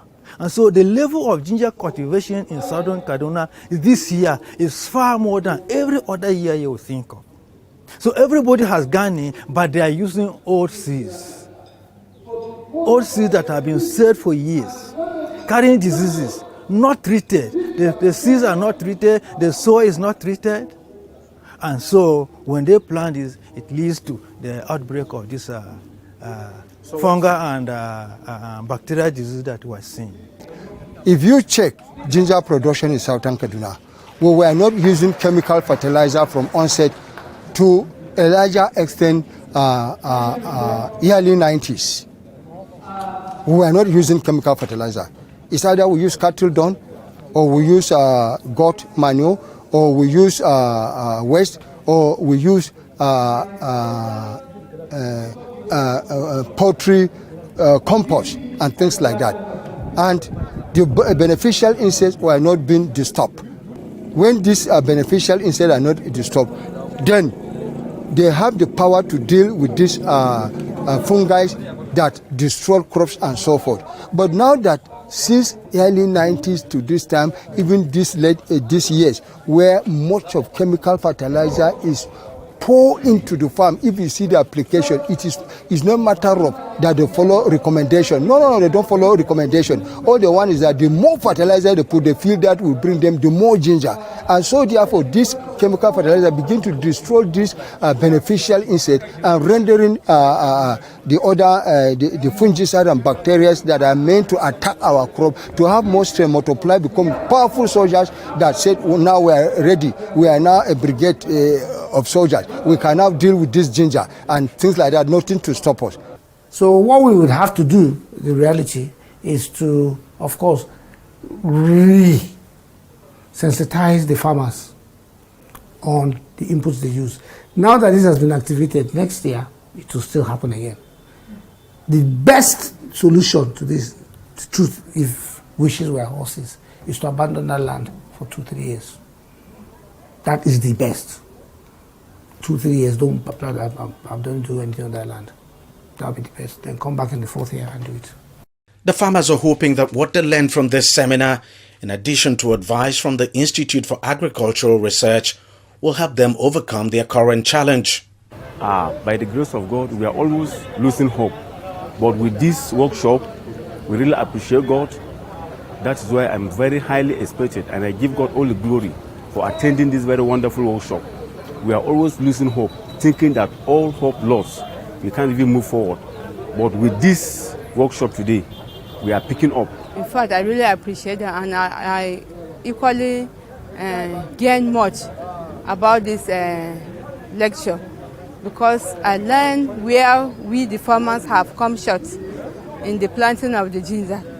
First of all, we have to clean the ginger before farming it. Then we should look for compound manure we should not put ourselves much in these chemicals. So I really get more from the lecture today. Ginger to southern Kaduna means a lot because it's the major cash crop of the southern Kaduna people. There are other crops southern Kaduna people cultivate, but predominantly they cultivate those crops for food, for their own personal consumption. But when it comes to ginger is actually the major cash crop, meaning that it is the economic booster and the sustainer of the people of southern Kaduna. As agric is actually the only industry that provide a space for everyone, both the learned and the unlearned. So ginger is actually a major cash crop that actually help a lot of families and individuals in southern Kaduna to be sustained economically. If the whole of ginger is destroyed, it's going to affect the GDP of the country. It will go to affect the income of farmers. It will increase poverty. So it's a matter of really urgent interest that needs to be addressed, because I can tell you that more than 90% of ginger growing in southern Kaduna has been infested. And so it means that by next year, the farmers will not have enough seeds to plant. So it's going to affect their income. Nigeria's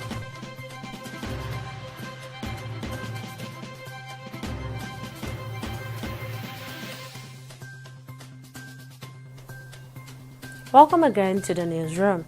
These are the stories we'll follow. In Nasarawa State Governor Abdullahi Sule has dissolved all political appointees serving in his government. Governor Sule made this announcement on Friday at the Executive Council chambers at the Government House during a valedictory section with the Special Advisor, Senior Special Assistants, Special Assistants and Personal Assistants, and thanked them for all their services and contributions that they made in the course of their appointment to the state, and assured them that some may still be reappointed in other capacities. And the chieftain of the Labour Party, Kenneth Okonkwo, on Friday said he's not a member of the party under Julius Abure's leadership. He said this in an interview admitting that he is still a member of the Labour Party. In July 2024, the actor-turned-politician announced his departure from the Labour Party. And the Lagos State government said the enforcement of the ban on single-use plastics will commence very soon. This is according to the Lagos State Commissioner for Environment and Water Resources, Tokunbo Wahab, who spoke when he hosted members of the Food and Beverages Recyclers Alliance on a courtesy call visit in his office on Thursday. And the Edo State Command of the Nigeria Security and Civil Defense Corps, NSCDC, has denied any involvement of its officers in the death of a boat driver in Benin. The spokesman of the command, SC Efosa Egbebo, told newsmen on Friday in Benin that his officials were merely helping the police in their investigation. The incident occurred when a boat driver had a verbal altercation with a customer at a hotel, which degenerated into a physical fight. And on business, the International Monetary Fund has revealed that Nigeria's gross domestic product per capita declined to 835.49 cents dollar in 2025 from $877 in 2024, indicating a 4.74% dip. According to the data from IMF website on Thursday, there has been a sustained downtrend since 2014, when the GDP per capita has stood at a high of $3,220. Now, gross domestic product is the most commonly used measure of a country's overall economic activity. And on the global scene, Brazilian President Luiz Inácio Lula da Silva has said U.S. President Donald Trump was elected to govern the United States and not to rule the world. According to him, the U.S. President has to maintain democratic and civilized relations with the rest of the world, with reference to Trump's intention to relocate Palestinians from the Gaza Strip. The Brazilian president also criticized the United States for promoting itself as a symbol of democracy and sheriff to the world. And finally, on sports, the 2025 edition of the Football Manager Series FM25 has been cancelled, according to a developer, Sport Interactive. This comes after the game's release date was pushed back twice. They will now turn their focus to the next release, which is the Football Manager 26, which is also expected to be released later in the year. And that's all we have at the newsroom. Join us at 6 p.m. We'll give you more updates.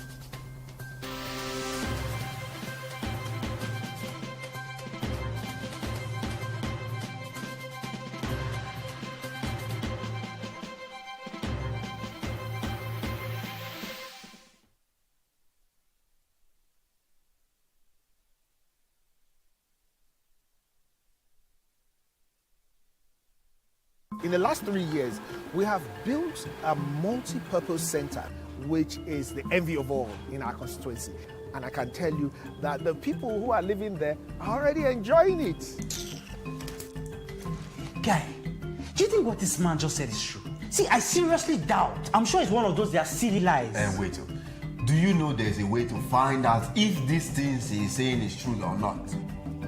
This is the Construct app. It gives people like us a sure way to track implementation of constituency projects. It gives valid and verified information on location of projects, amounts allocated, amount funded, the level of job done, and even the profiles of concerned legislators. You and I can post directly on this app. Are you serious? This is the Go-To app if you want to know how our Commonwealth is being expanded by the government. Wow. Let's even see if what this man said is true. Show me. The Construct app is developed by Other People Nigeria with support from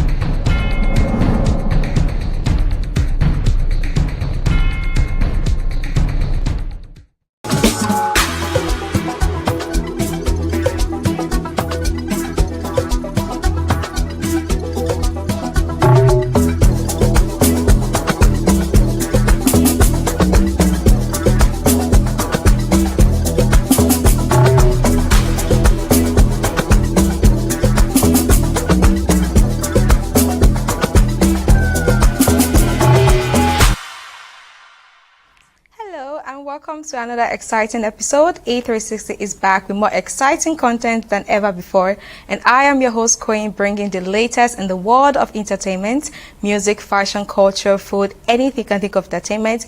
I got you covered. So now, before we go into what we have today, let's take the latest in the world of entertainment. First on the list, we have Charlie Puppy. Charlie Puppy teases new single as he prepares fans for his upcoming album. The artist has actually giving us like one or two hints about his song and everything. And trust me, last time I talked about artists bringing up new song this 2025, likes of Ruga, Olamide, Burna Boy. So everybody is getting ready. Like they promised us that this year is going to be it, and it's actually going to be it. So you guys should actually be alert for all the songs coming up.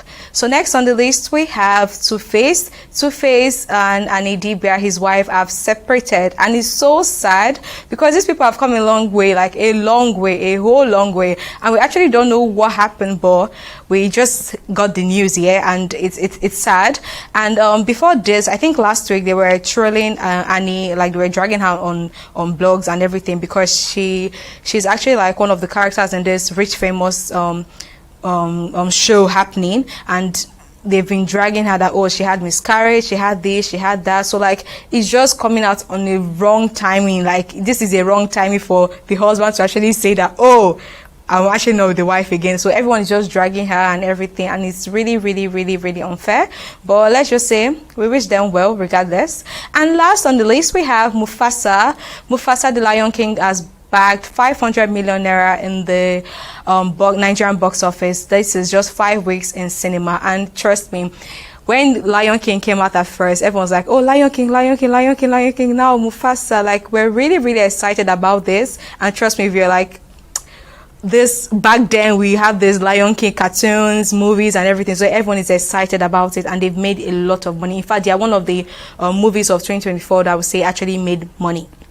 So that's it. We have all on the entertainment. So today we're embarking into Afrobeat adventure. So let's groove to the rhythm and feel the vibes. We'll be right back. Stay with us. Don't go anywhere.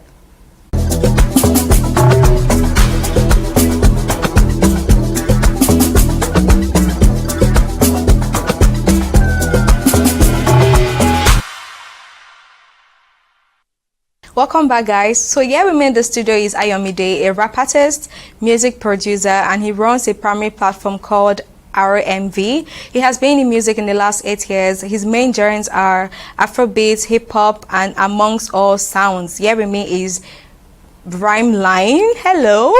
Hi, what's up? I'm good? fine, thank you. Nice having you on the show. Yeah, it feels good to be here. To be here, innit? Finally. Yeah. So now, music. Tell me about music and when you started.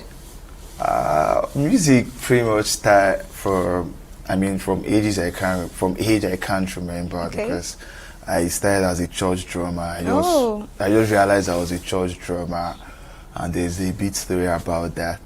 But then when it really became like the whole hip hop thing, I guess that was like late secondary school, maybe from like SS2, SS3.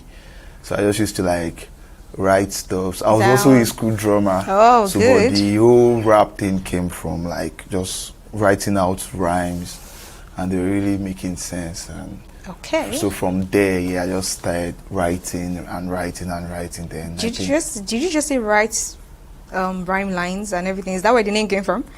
Actually, that's where the name came from. I mean, that's where it came from, because I used to have another name.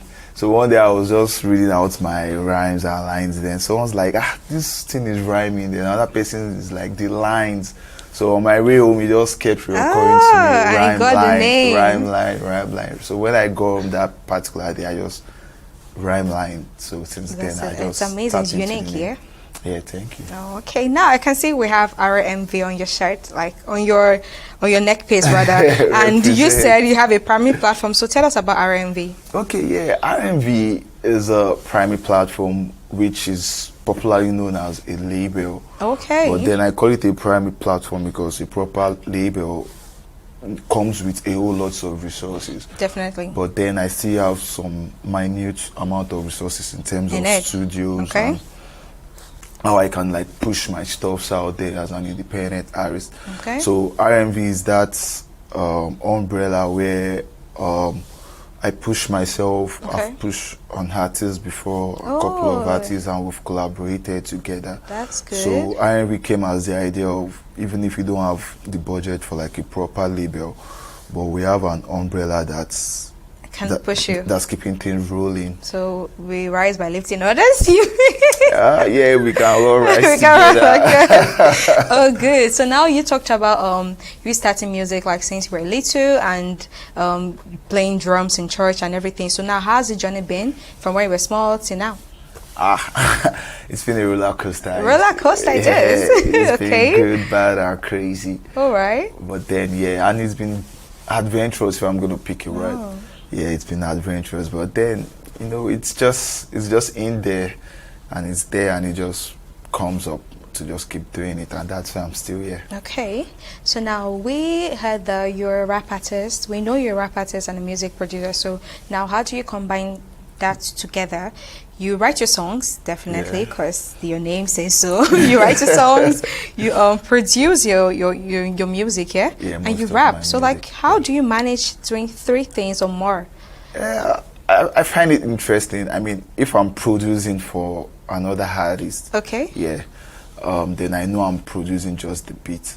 You feel me? But when my own creative process, my personal creative process is pretty much just what comes in my head. So I could start with the mindset of creating a beat, and while the beat is really making sense, I could be getting ideas on how to like create a song with it.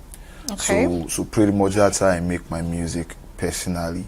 But Okay. then as a music producer, I'm meant to like produce for other artists, because it occurs where I was making music, but most producers were not giving me the sounds that I had in my head. Like I said, I started as a drummer, so I so know like what I you wanted. want. You feel me? So that's what made me like went through the rigors of being a music producer. Okay. So which really extended my journey as well. Oh, that's good. Yeah. So as a producer, I'm more focused on the artist. Okay. Then when I'm like making my own personal song, either I'm producing it or not, I'm more focused as an artist. Oh, that's good. Yeah. I like the fact that you know everything, like you know like the major in and out of this, so you know how to pass your message. Like you write your songs, you know how it's going to be delivered and how everything is going to be. It's amazing. Like you said, it's a roller coaster and it's good. It is. So now, where let's talk about like where you see yourself in the next 5 years to come.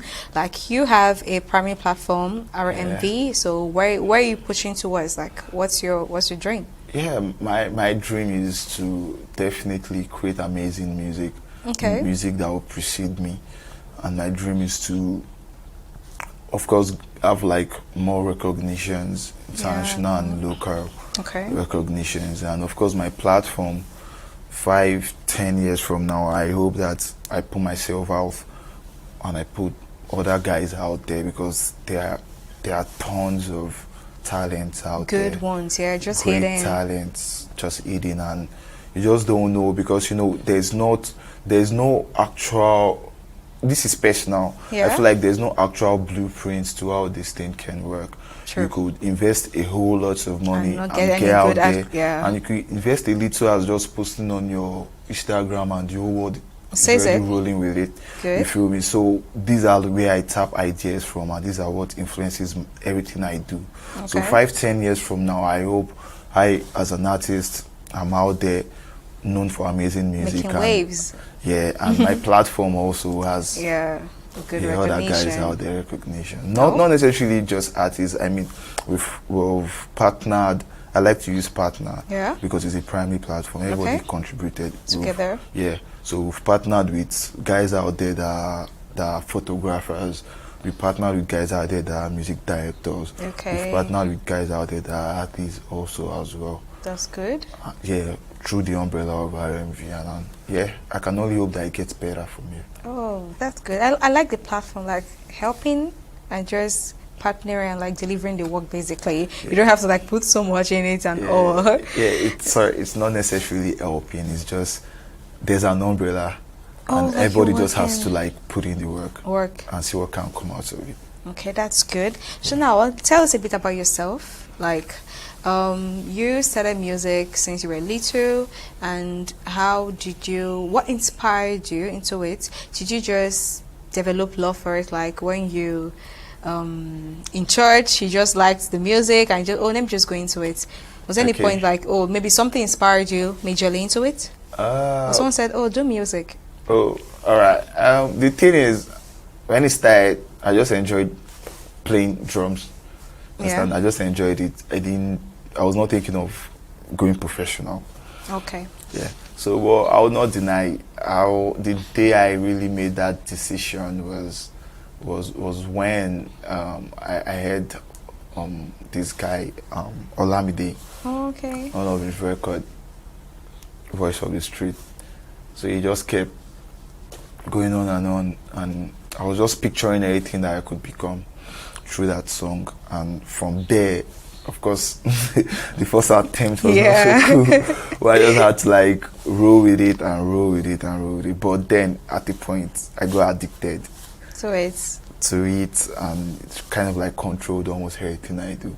So right now, I'm just trying to create a balance with my personal life and my music. Okay, good. Yeah. So now, do you have any inspiration from any known artist, like your goat, someone you look up to, and everything? Yeah, Olamide is like the major, the major I love Olamide as figure. well. Yeah, he's good. It's been the major figure in terms of, now, like, I'm quite grown now. Yeah. So it's not just about being a fanatic right now. It's about, still, as an adult, I also like respecting his personality aside his music as well, like the ones he shows us. So aside Olamide, Reminisce, after Reminisce, I think Stormzy. Okay, and all like that. Yeah, those are like 3 artists that I really, really like rock with. Okay, so why Afrobeats? Okay, thank you. Why the thing is, I'm a rapper, and this is another reason why I went into music production.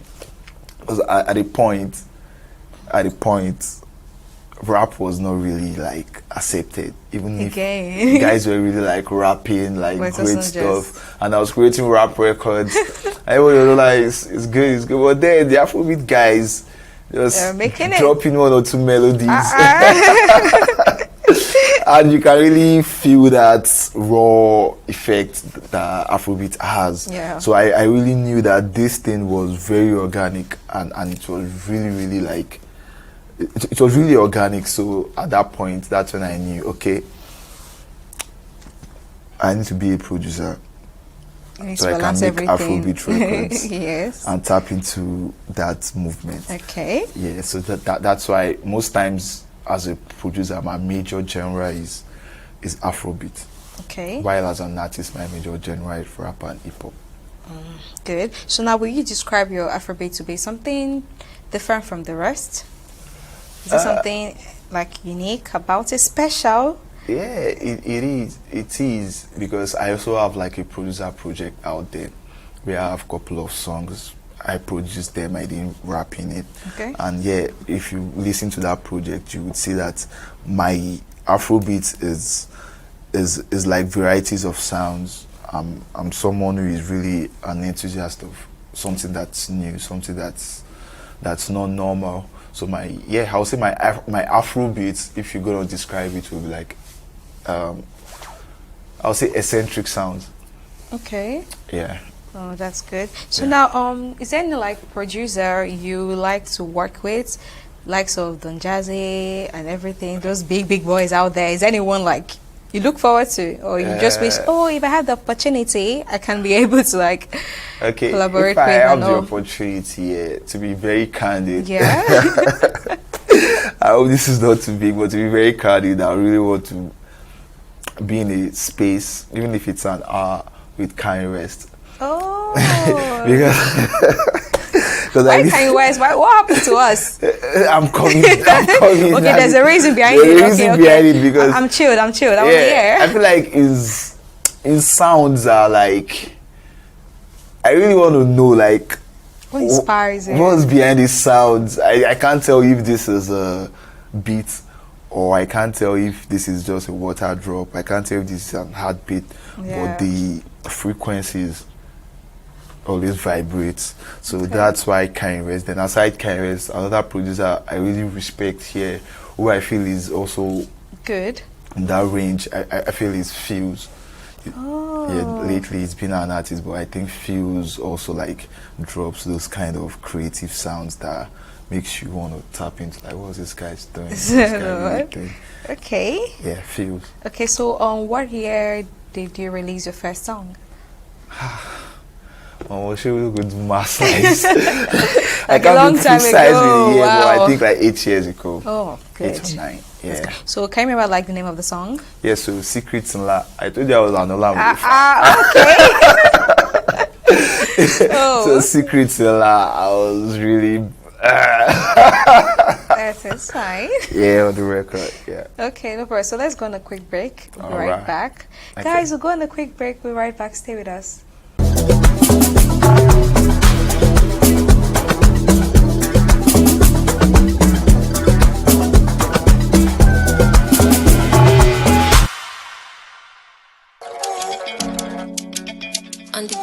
On the beat is Rhymeline baby. Gbèjà ayé lọ́jọ́ Friday, jẹ́ kó mọ sára lọ́jọ́ Saturday. Baby what you owe me mama wá mi, fún mi nìkan tí mo fẹ́ baby. You know I get the money, mama fún ẹ double. Ṣáma fún mi wúkúwúkú, ó lè gbé fídíò dókú.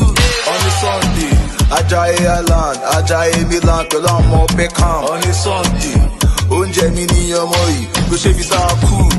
On a Sunday, Ajayi Island, Ajayi Milan pẹ̀lú àwọn Beckham. On a Sunday, oúnjẹ mi ní ọmọ yìí, kò ṣe fi sáà kú. From the Sunday, Ajayi into the Monday, still running this company. Money stick us with some gunplay. A Call of Duty means family need me for something. Out by the Monday, shy your way into the Tuesday. Trying to live my life the cruise way. Marijuana, handsome NSC, now I feel like Fela Kuti. I'm surrounded by groupies, 2 cuties, 1 dark skin, 1 light skin. Wanna go spend something on dollars to rams. I'm flying in with my hounds, and we bringing in pounds. On a Sunday, oúnjẹ mi ní ọmọ yìí, kò ṣe fi sáà kú. On a Sunday, Ajayi Island, Ajayi Milan pẹ̀lú àwọn Beckham. On a Sunday, oúnjẹ mi ní ọmọ yìí, kò ṣe fi sáà kú. Láàárọ̀ Sunday, inú church mo wà, lálẹ́ Sunday, DNA ni mo wà. Welcome to city that don't sleep. Lálẹ́ Monday, Obiza fi mo wà. Lọ́jọ́ Tuesday, mo fẹ́ jáyé mi lọ on a cruise way, mo bọ́mọ méjì.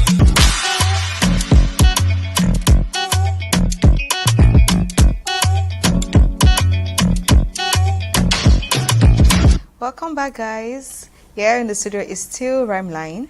So yeah, now let's talk about Sunday. We just watched it, and let's talk about it. Okay. What's the title of the song? Sunday. What happens on Sunday? A lot What happens on Sunday? Okay. From going to the church to watching football. Is that all your Sunday is? Then at night, you know, this is Lagos. Oh, this is varieties Lagos. of, you understand? Okay. Chilling left and right. So now the video, who shot it? It's shot by Wise the director. Okay. He's also like a young guy doing his thing that I personally believe in. Now the concept behind it, the inspiration of the song and everything. Just tell us about it. I would say it's a collaborative effort. Aside the director, okay. Then there's this other guy. Damn, I can't remember. I came from the guy featured in Steam. I won't deny he really played a major role that day. But it's like a collaborative effort starting.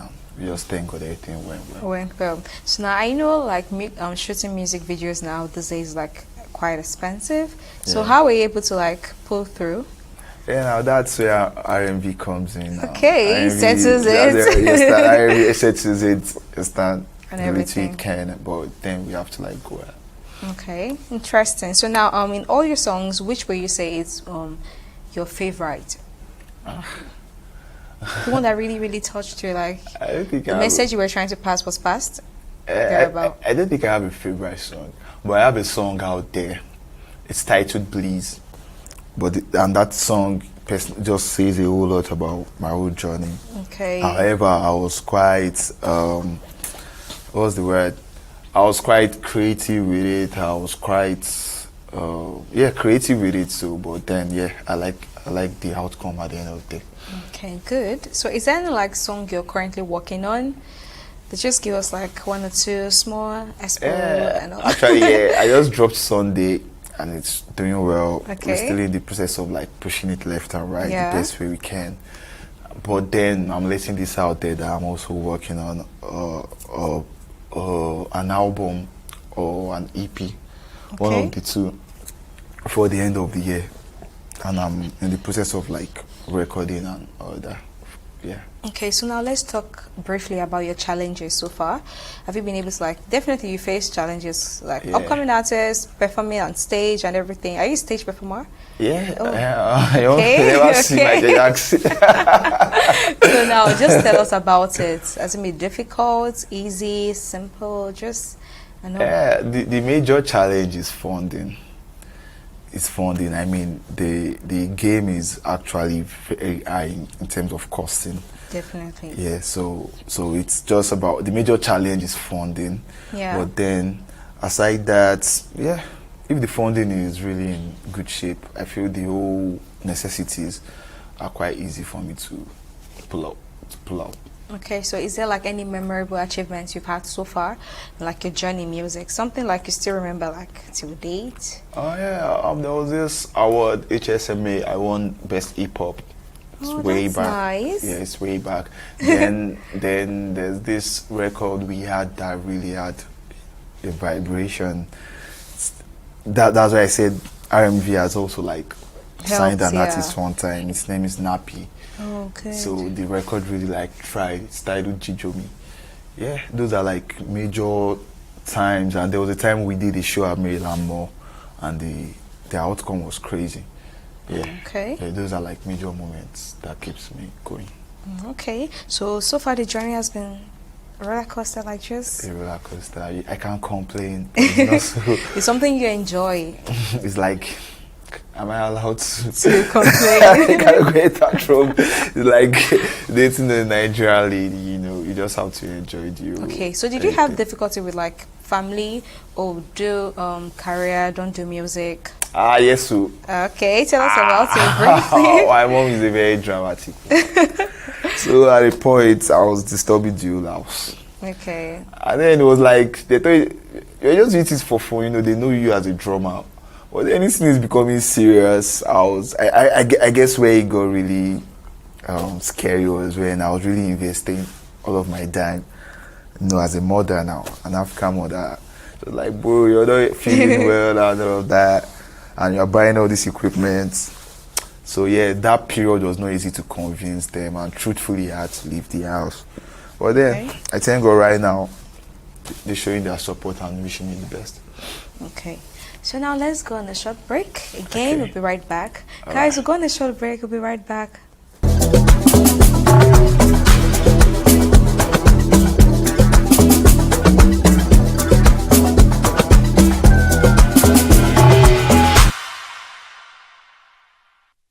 Welcome back, guys. So we're almost at like the end of the show. So now let's just do like a 60 seconds game, just for 60 seconds. Okay. So favorite celebrity couple? Unfortunately. You have none? I do, but they recently broke up. That's Two-Face and Hani. Oh my God, so sorry. Yeah, I feel like I feel like I've always highlighted it as what the celebrity couples would be like. It would be very challenging. Sure. A celebrity is a celebrity. So I just feel like however it is they manage themselves is how it's supposed to be. But unfortunately. Okay. Yeah. So most outstanding day of your life? Most outstanding day of my life? I think it's the day I got a major financial support for RMV from a random person that just loved what we were doing. Oh, that's good. Yeah, then called me over and like supported. Oh, that's good. So football, basketball? Football. Okay. Favorite relaxation sport where you like to chill? Well, I like to chill. I think it's the beach. Okay. Favorite food? Food, pounded jam. Favorite city? City. Don't tell me Lagos. Very sweet. Oh, you cool, you Lagos. Okay. Okay, so if you were given $10,000 to stay in a well-furnished apartment without anybody, just you and your music, will you say yes? Thank you, those. Yes, for 6 months. How do I do all the rap? Why don't 6 months, you're away from people. Bro, I make music 365 days in a year. So it's a yes. Yeah, I pretty much, if you know me personally, you know I'm an introvert. Okay. I leave here and go back to my cave. I call it my cave, and that's where my studio is. So I'm pretty much making music almost every day. Alright, so that's all we have for the show. Thank you so much for coming. You're welcome. Okay, we look forward to seeing you and your music videos. Amen. On what platform, sorry? Oh yeah, my music video is on YouTube. Okay. Majorly. Why the audio is on every DSPs from AudioMark to Spotify to Deezer. Yeah. That's good. Thank you so much for coming on the show. You're welcome. Okay. It's been a great time. Yeah, it has. And you look good. Thank you. Thank you so much. So guys, that's all we can take on this episode. Thank you so much for staying with us. And before we go, we're going to leave you with the song Amen. On the beat is Rhymeline Baby. Oluwa Rhymeline Baby. Do rhyme. Hallelujah méje sólúwa. Fún gbogbo oore tó ti ṣe fún wa. Òun ni ò jẹ́ kọ́ta borí wa. Ìmọ̀ tá ò bá ti ṣẹ lórí wa. Mélòó la fẹ́ wí, mélòó la ẹ sọ. Ọ̀rọ̀ ti pọ̀ jù nínú ìwé kọ́bọ̀. Wọ́n ti wá girigiri ká lè ṣubú ṣùgbọ́n lórúkọ Olúwa làwọn dídé á sì dúró. From the bottom of my heart, I'm thank you Lord. Torí oore tó ti ṣe is just too much. Ó ti pẹ́ tí a ti ń bá bọ̀. Torí ìwọ nìkan ló mọ bó ṣe lọ. Ìwọ ni láàárọ̀, ìwọ ni lọ́sàn-án. You the light to my feet, you my solid rock. It's the set upon it. Oluwa Rhymeline, give it all love. Kakọ́lé mọ́lé, kàbí mọ́lé mọ́. Kàrówó fi ṣe, káwárí bá ti ṣe. Kakọ́lé mọ́lé, kàbí mọ́lé mọ́. Kàrówó fi ṣe, kàtúrí bá ti ṣe. Kakọ́lé mọ́lé, kàbí mọ́lé mọ́. Kàrówó fi ṣe, káwárí bá ti ṣe. Kakọ́lé mọ́lé, kàbí mọ́lé mọ́.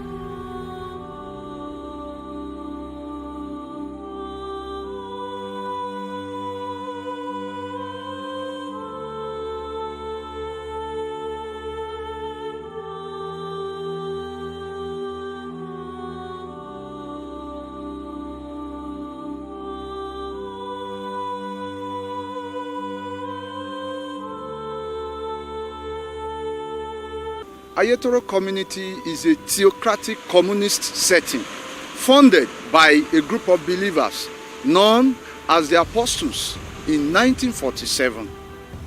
Ayetoro community in its heydays has the largest per capita income in the whole of West Africa.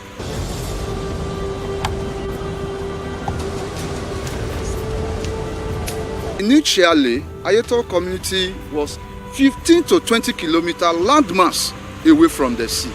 But as it stands now, more than 10 kilometers of the total landmass has gone into the sea. And this frequent surge is attributed to emission from multinational oil companies off the coasts of our land, not minding the environmental challenges and disasters. This is a community established in one of the Nigeria base. A lot of people you see in the offshore were trained here. Both mechanical engineer, electrical engineer, and nautical engineer were trained in this bush. Yes, this bush, I call this place bush. And this is the Shepherd Technical Workshop approved by the IWD, which is now Minister of Transport. IWD means the Inland Waterway Department. That is the colonial time. This place is like small London. So, and our primary occupation here is fishing. You can see now, everything now has been eroded. Some of our fishermen, they have went to other places to find for their source of livelihood.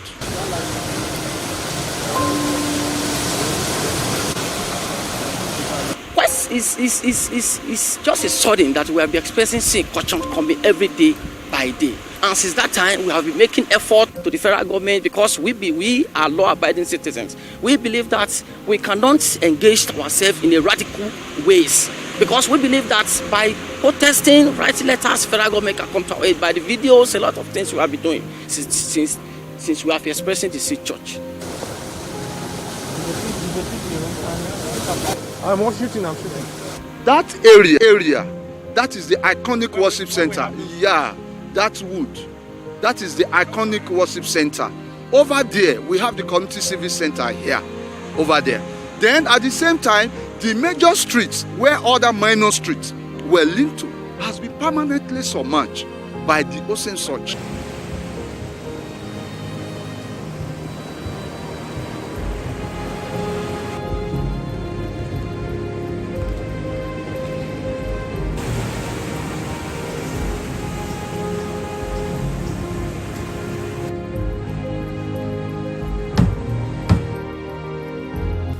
I'm seriously worried. I'm worried because this recurrency surge is affecting us in virtually all human aspects of our life. Social life has been collapsed, economic-wise has been collapsed, health-wise, nothing to sing and dance home about. Even our religious activities, our life, religious life, has been collapsed totally. Because Ayetoro community is a religious setting. The church moved here. We have not just come here to trade or to do other activities. The church is the community is the church. So every aspect of our life has been totally, damaged by this current, recurring sea surge happening in Ayetoro. And over 20 years, we've been into this. People have lost, several properties worth millions. Buildings has collapsed. Over 500 to 600 to 700 buildings have been washed away. Our industrial power has been collapsed. Ayetoro community is known to be a self-developed community on its own, without any intervention of the federal government or the state government over the years. Yet we kept on going. If by now the ocean surge, as a result of the oil exploration that is going on in our offshore, is destroying our land. Up till now, we cannot see the hand of the government coming to help and to rescue us. It is so sad, and that's why I'm worried. Ṣé ẹ bá wo gbogbo ibi ilé ló kún bẹ̀, gbogbo ilé yẹn ni òkun ti parẹ́ pátápátá. Bó dẹ̀ ṣe ń wó ilé yẹn ló ń wó gbogbo àwọn ohun àlùmọ́nì wa àwọn ohun tí a ní ilé ohun ẹrù wa ìmíì gan tó bá ń wo báyìí tí a bá tètè dìsámúra àti gbà lọ́wọ́ ẹ̀ ó gbé gbogbo ẹ̀ lọ nìyẹn. Fund the trip of those guys down here.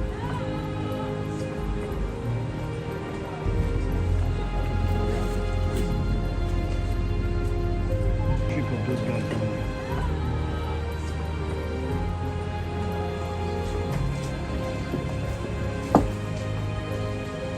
This thing is excruciating, it is extreme. In fact, every blessed day, people used to die because of the thinking that the community that was founded at their present has been eroded. So it is extreme, it is serious, it is harrowing. My father's house happened to be the extreme house before the Atlantic Ocean. We lost it 2017. 2007, that was when we lost it. It's highly devastating.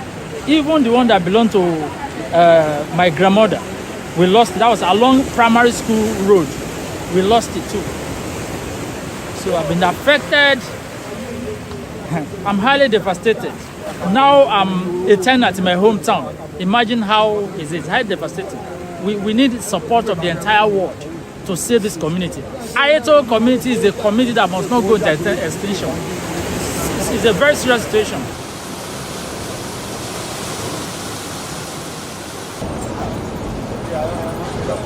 So the community is divided into two, the up and the down. So the up is reserved for the male.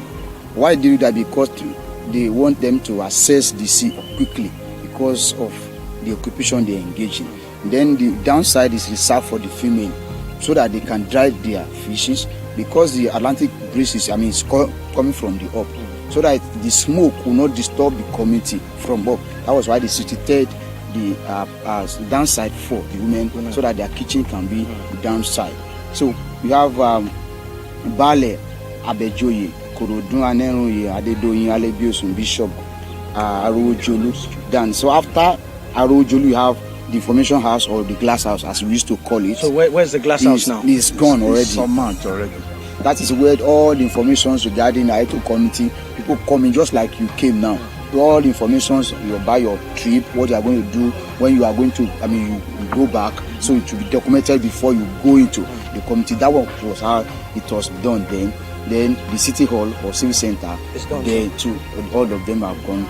After the city hall, you have Ojomo Street is gone too. So behind Ojomo, you have the church building. The church street and the church building is gone already. And that church is very important. Very to this important. Community. That is where they situated that night of January 12, 1947.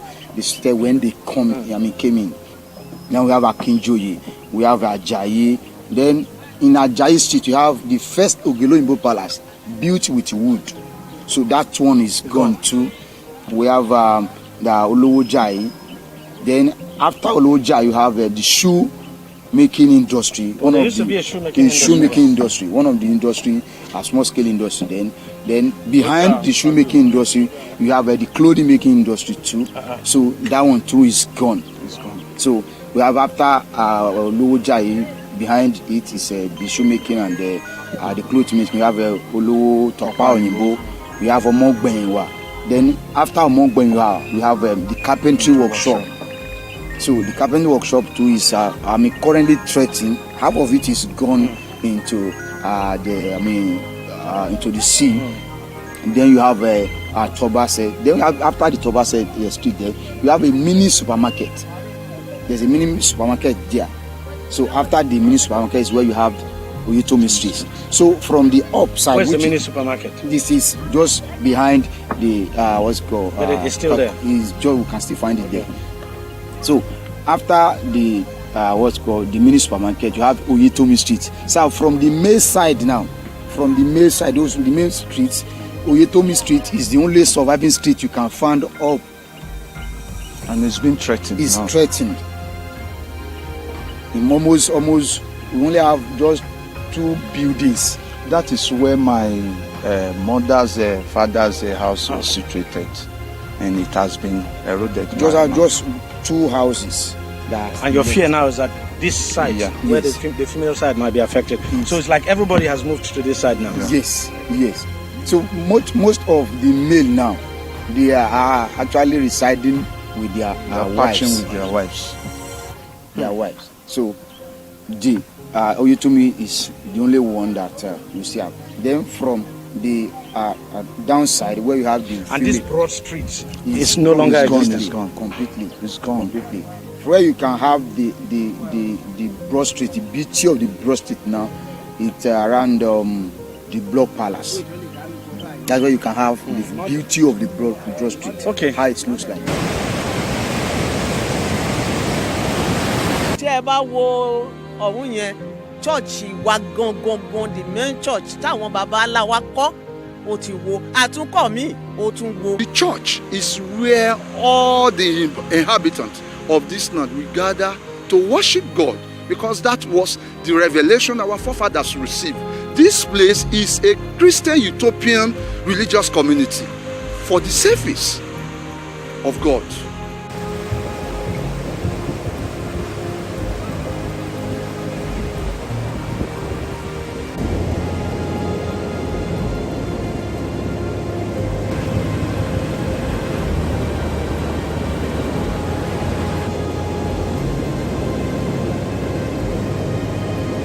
It has actually changed the landscape totally. Let me put it that way. Why do I say so? It's because when you look at the land mass, as at when our founding fathers came here, 1947, it is about 20 or 10, 15 kilometers to the shore. So people had to trek. I think Dr. Noge wrote a book about Ayato community. That the only challenges that the fishermen, because Ayato is known for fishing, the only challenges that they are having, it is the accessibility to the shore. Too. That is as at that time, and it's been a long time. So it has actually changed the landscape, and we are worried about it. This is the Community Technical College. Here we are. Now you can see now these are debris, has been ravaged by the sea surge. Now that place, that is the bakery that we are using before. This last month, the sea surge has ravaged this place and we've relocated to another place. So it is serious. That is the powerhouse generating plants. It has been affected, greatly affected by those sea surge. We also have dockyard over there where marine boats were built in the past. That place has been submerged as well. So nothing to write home about in the community again. All our social, cultural activities has gone. The secondary schools has been relocated for about 3 consecutive times now. Nothing again.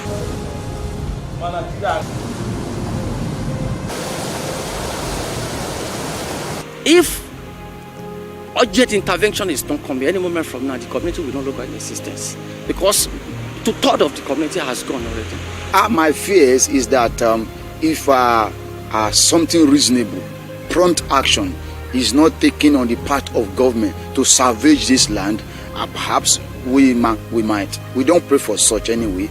The community might go into extinction. We don't want that, because Ayato community has helped the federal government, even the West Africa, in terms of marine, because when Ayato was having a technical school, the Ayato community has trained experts in marine engineering, in nautical engineering, and they are serving all the multinational companies that we can see in our offshore. Ayato community has built the largest fishing boat in the history of Nigeria and West Africa. It was built here by the local carpenter, and those people that even built those big boats, they were still alive. Check Fishing News International, is there. If prompt and urgent action is not taken within, let me say, within a space of 2 months, where we stand here will no longer be.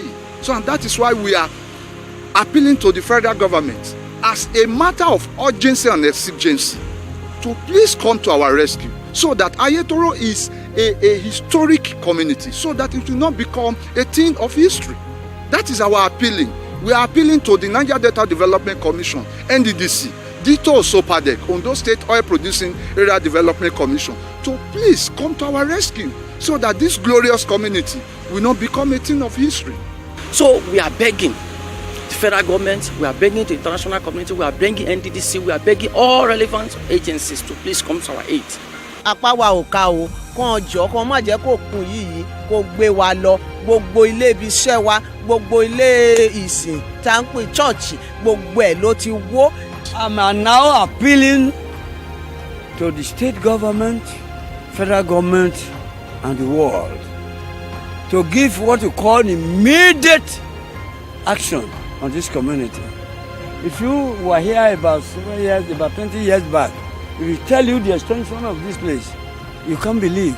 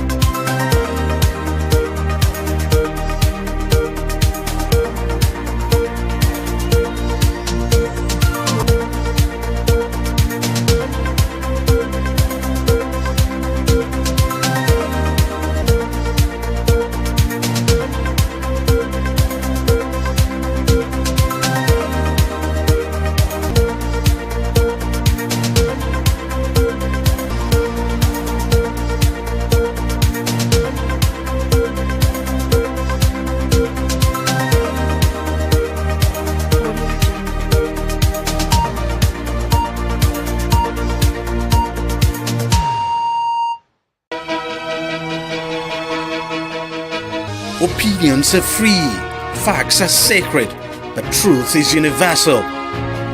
How, in practical terms, can we, for instance, de-escalate the tension? Because when you go into public office, you must be ready to answer to the people. We know where the enemy is. 3 places. The Lake Chad Basin, the border area between Nigeria and Cameroon, and then the Sambisa Forest. On TV360, we give you a complete dose of everything. Opinion, facts and undiluted truth. I hardly believe what politicians say in this part of the world. A new Nigeria is possible, a future is possible. We delve into the issues, dissect it so that you can understand it, use it to take action. I don't think there's any need for any governor to look for grant for ranching. TV360, dissecting the issues.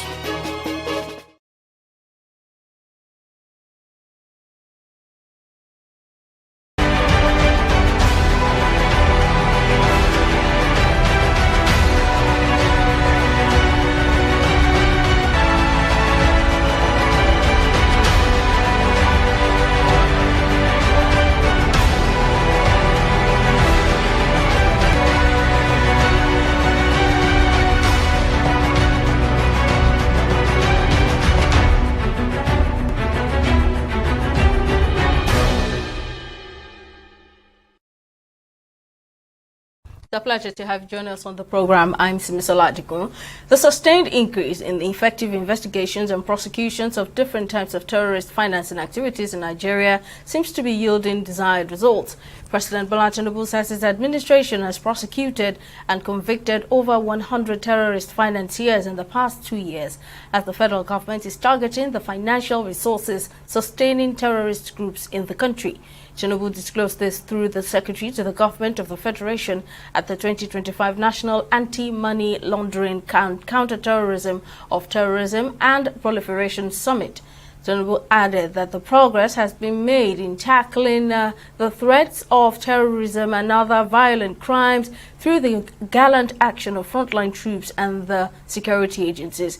He says that in line with the National Counter-Terrorist Financing Strategy, the government has also enhanced the abilities to identify and pursue those individuals that finance these violent acts. Following Tinubu's announcement, many Nigerians have said unmasking these terrorism financiers is a critical step in dismantling the infrastructure of terror in Nigeria. According to them, it is not enough to reel out numbers pointing to faceless individuals. Now let's get more reactions to the president's announcement on his administration's achievement in the fight against terrorism in Nigeria. I'm joined by peace and security expert Jai Gaskia. Thank you for your time, sir. Now, certainly this is the kind of information that Nigerians are keen to get from the government, that over 100 terrorist financiers in the past 2 years have been prosecuted. However, despite this tremendous feat, we do not know these people.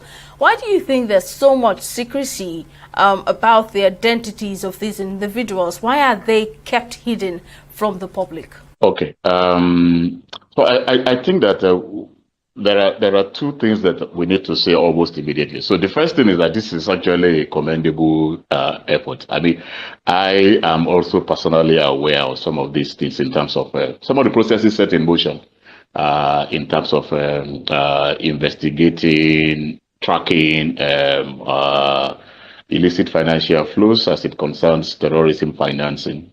So this is actually a step in the right direction. This is the way it ought to be. This is probably the first time in a very long while that such serious action has been taken.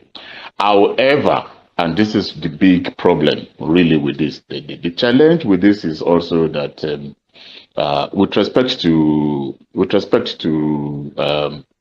countering terrorism in general, the government has not been communicating strategically. There has been a lack in terms of communication with the public, because the one would ask, like you rightly asked, what's the point really of any secrecy? People have been identified, they've been investigated, they've been prosecuted, and they've been convicted, legal punishments, judicial punishments have been pronounced. So what's the secrecy? I mean, when the terrorists themselves are killed or attacked, you share that information with the general public. So what's the problem with sharing the information of those who are financing them in terms of those that have been prosecuted and convicted? I mean, I can understand if you just give the information that you are prosecuting so number of people, and then you wait until after conviction before you release the names. But now 100 have been prosecuted and convicted. So why is it that we don't have any details about the names of these persons, the entities they are linked with, the amount of money involved? Because I mean, when you prosecute and you convict, assets and properties are also seized, and these are also matters of financial accountability in terms of it. So it's not just about the terrorism financing; it's also about financial accountability. So what assets have been seized, and what use are they being put to, and these assets have reverted to the ownership of who? The state, okay, but which state institution is holding this in recompense for the people? So these are questions that actually need to be answered, and I actually think that making the information and making the identity of these entities and individuals known would actually also serve as a deterrent to others. Now, does this give any credence to the assertion by Nigeria's late military ruler, General Sani Abacha, on insurgency that lasts more than 24 hours? Do you agree with that assertion? Maybe not with that timeline, 24 hours, because that seems to be too short. But at least any intractable, I will agree to the extent that any intractable insurgency, there must be some problems internally, problems of collusion, problems of people simply just looking the other way because they feel that they are not concerned, or they feel that this is the problem of some other people, and so on and so forth. So usually, if you have an insurgency that is lasting this long, you would usually find that there would be there will be gaps within, and there probably would also be betrayers within as well. I mean, that's so.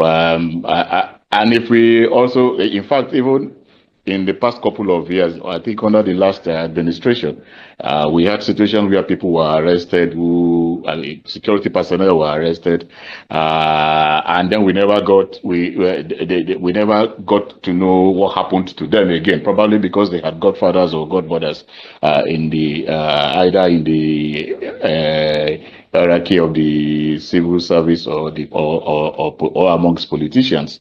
But it is not far-fetched to actually say that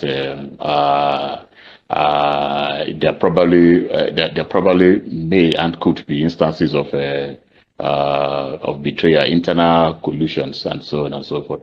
And they may be for different reasons. Like I said earlier, it could be political reasons.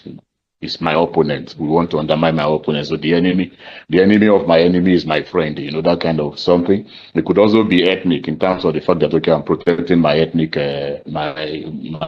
person, so that we are not rubbished. And of course, it can also be financial. There can also be some financial rewards attached to that as well. So there are so many reasons. But I think it's important that any serious government that is fighting terrorism in this way should be aware of this, should take this into cognizance, and should actually have a strategy for also ensuring that those kind of internal leakages do not occur, and so for tracking betrayers internally. I think that should be measures for doing that should be in place. If they are not in place, it's important that they should be in place. It's also probable that government may think that they are also protecting government and government institutions, perhaps because one or two or three institutions or persons, highly placed institutions, may have been part of these people. But the best way to address and to build trust and confidence with the populace is to actually reveal these entities and to expose them in the eye of the people, so that the much needed trust and confidence in government and its institutions and its activities can be built and restored amongst the citizenry. Let's also talk about banditry, which is still prevalent in Nigeria's northern region in spite of the heavy security presence there. What factors do you think are responsible for these frequent attacks in that part of the country? I think that we must understand the origin and the root causes of banditry. That what was called what was referred to as rural banditry historically is what you also refer to in the southern parts of the country as rural crimes in rural areas, because because these were really crimes, and banditry was simply about I could say the equivalent of it in the southern part of the country would be the Aninis, the Sholas, and these armed robbery gangs that also gained widespread mythological and legendary status amongst the people in terms of those things. So it's banditry has been something that has been associated with the way society was organized, and the way society is organized in the terms of the fact that you have livestock farming, and then you had farming. So banditry has always been about cattle rustling and also theft from farms. And so that's what the banditry has always been, and so it's for as long as there has been that kind of a rural economy, and that is not well policed, we've always had incidences of banditry. But banditry has now evolved had morphed into large-scale armed organized crime and gangs, and sometimes now also colluding with violent extremist groups in terms of financial relationships, outsourcing jobs and tasks, like for example kidnapping for ransom, and then paying commission to violent extremist groups, or actually also levying taxes on people on behalf of violent extremist groups, and then paying commission to the violent extremist groups in terms of those financial institutions. And in any case, even the arms, the flow of arms is also there's also a linkage between these organized banditry groups and armed violent extremist groups who have greater access to arms, and so the flow of this and the trade between these two groups is what has made it the interface and the intersection between armed banditry and armed violent extremist insurgency that has blurred that the distinction between the two, and where you can see the overlap between the two. Yeah. So, but then the way to address this is to actually address governance.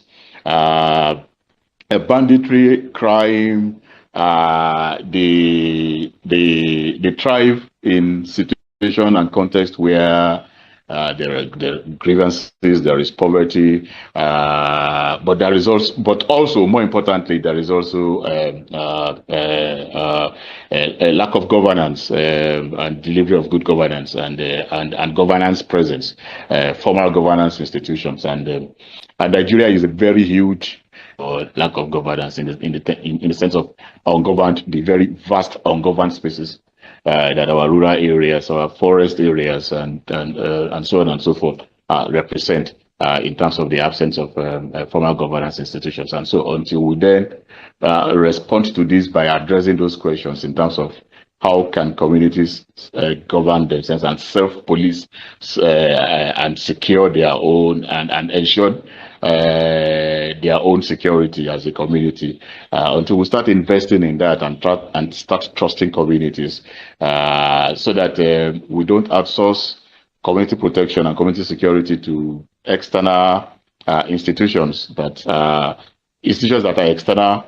They are Nigerian, but external to the community. So the Nigerian police, I mean, how many people really can you employ in the police force or in any other security agency that can achieve this if the communities themselves are not organized to enable and ensure their own security? And I think that's what we need to go back to and focus on, so that then you can actually then have a foundation on which the other infrastructure of security can then rest and can then function appropriately. At the moment now, there is that disconnect. And we are spending so much money on this other superstructure, the superstructure of security, the police, the law enforcement agencies, the security agencies, the armed forces, and so on and so forth. But the other component of it, which is what they rest on, which is the communities and the community infrastructure for security, we are not spending money. We are not investing on that at all. Whether it's a human, material, or financial resources, we are not investing on that. And so there is a gap and there is a lacuna. And it is that gap and lacuna that the bandits and the violent extremist groups that they explore. And that's why they also knock communities' heads against one another in terms of this race to the bottom, this competition for who can provide protection for the communities, and which communities can afford protection of these bandits versus communities that cannot afford it, and therefore they are exposed to the ravages and rampages of these bandits. Mr. Jai Gaskia will continue this conversation after this short break. Please stay with us. The program will return shortly.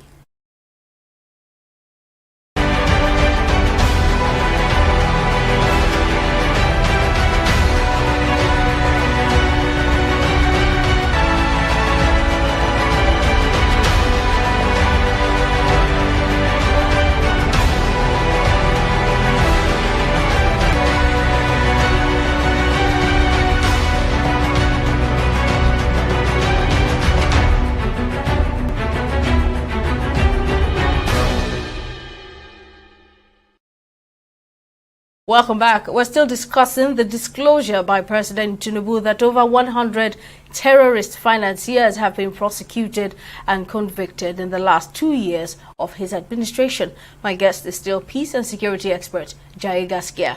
Now, we've been informed that the federal government has been able to cut the financial resources and material support provided to Boko Haram and ISWAP. However, insurgency continues in the country. Now, what specifically is lacking from their modus operandi? Yeah, I think that the most important and significant thing is, I call it the infrastructure for security, and then that chain, that value chain of that infrastructure for security, and the biggest thing. So, in other words, where are your security institutions? What resources are available to them? Where do these security institutions, where do you engage them? How do you deploy them? Do you deploy them effectively? For instance, some of the challenges with deployment is that, and it is true, really, that finances are being cut. And for example, even the fact that many kidnappings, there have been many rescue of kidnapped persons, not necessarily through the payment of ransom. All of this has actually really affected financial flow to the violent extremist groups. But the problem is about how do you then consolidate on this and turn this into real progress, into real instances of actually completely, decimating these armed bandit groups and violent extremist groups. And I think, like I said earlier, the challenge has been with securing communities and enabling communities to play a role in their own security, to drive their own security and play a role in that. Because if we can do that effectively, and this means that communities must have their own community security institutions, and that these community security institutions that belong to the communities and that are responsible to the communities must also, somehow be financed, somehow be resourced, somehow be funded, and then they must also then collaborate and work, effectively in terms of coordination and deployment with the formal security institutions at the superstructure level. So that for me is, I think, is the biggest thing, the gap that is missing. On the one hand, a secondary gap is also the fact that I think it's important that that government should also do an audit of its of not just its own security strategy, but actually of its security agencies and security institutions, because we should ask ourselves, if we are making this much progress, why has this problem continued to persist? And I've talked about external reasons, but there must definitely also be internal reasons, and I think that governments need to audit that so that the government can also plug those internal gaps and leakages that have always led to this to a situation where it seems like it seems like we have increased the pressure and the volume of water that we are pouring into a container. But the problem is that the container is still a leaking container. So although we will be able to retain more water in the container, the problem is that we will never be able to get the container filled, regardless of how much we increase the supply of water and the pressure of water flowing into that container. But as long as that container is a basket with several leakages,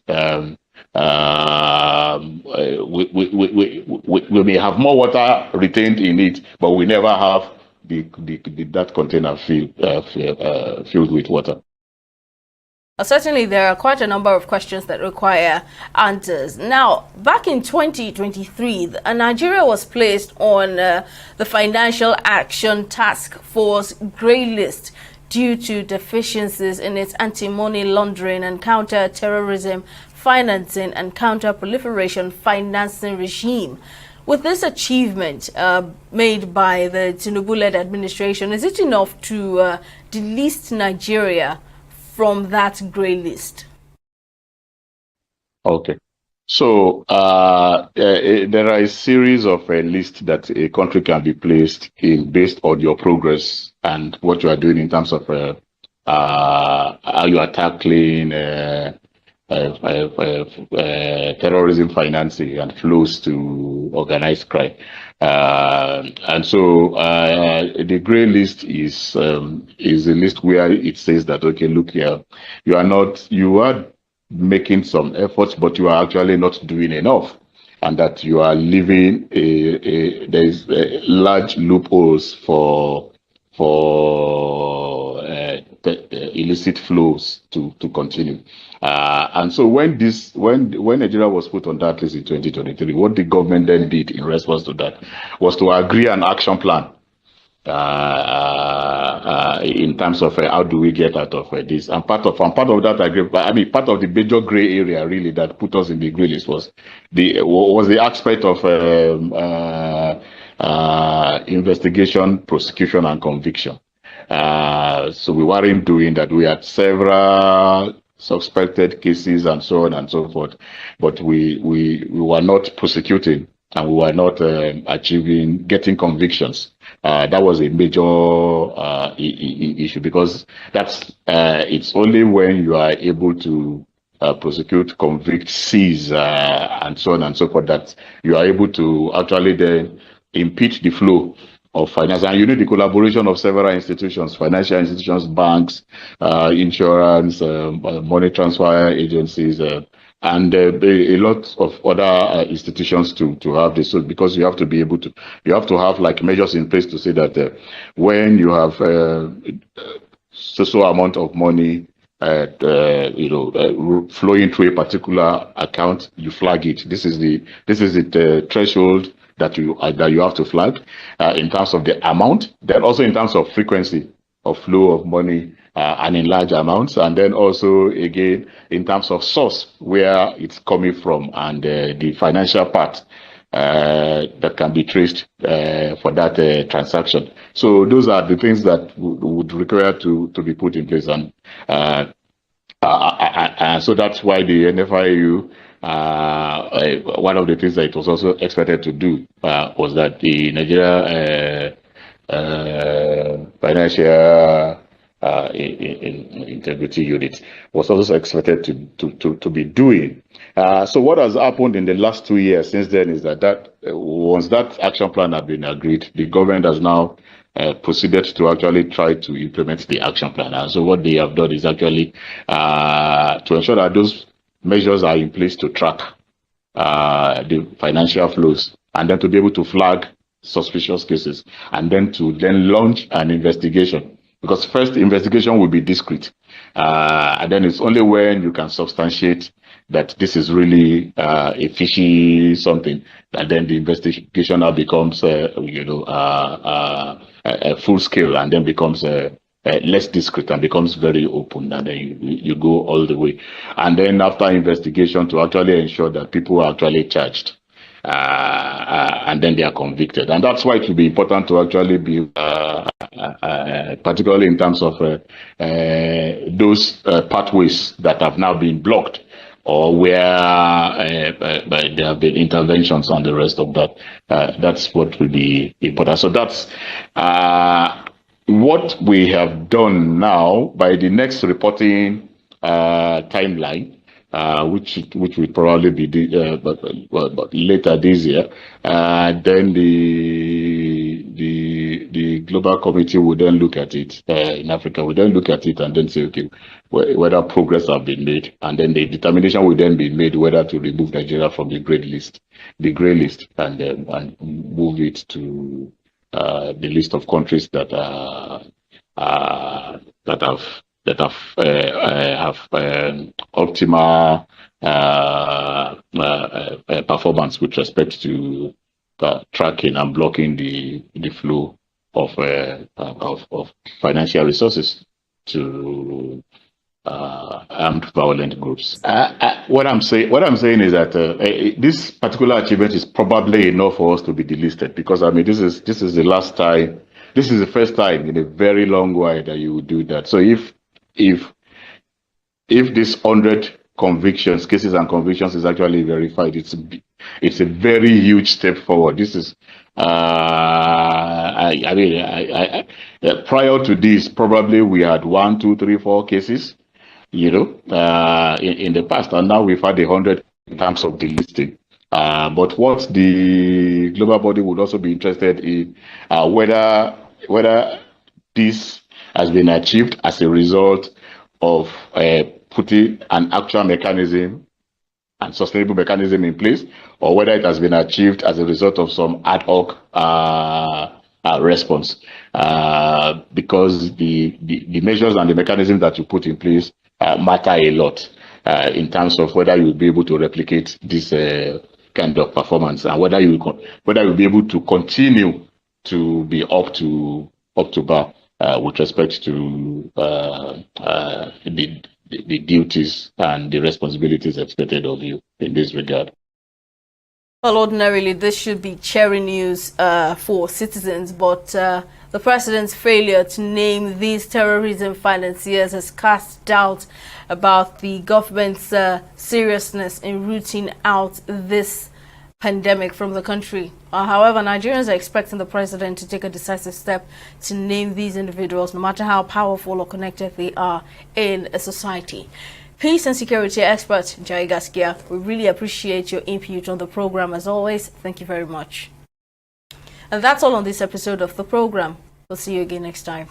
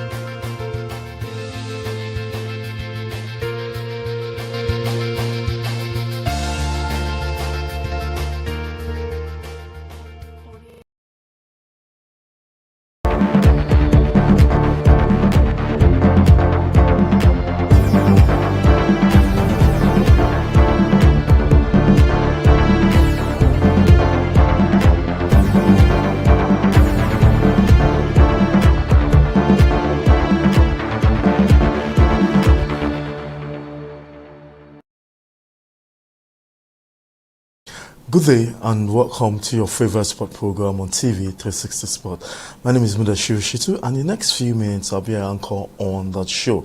We're talking something unique, something important in the life of an athlete. If you see the likes of Ronaldo, you see the likes of Andy Murray, tennis, all the sport, there's something about the way they do that thing, and that's the lifestyle they live. What gives these athletes so much energy to continue? People keep wondering what makes Ronaldo unique at his age, playing all over the league. Not just Ronaldo, when you look at table tennis, you look at the Chinese great Ma Long. What makes him interesting? What keeps, even if you want to look down to Nigeria, you ask yourself about table tennis player Aruna Kodri.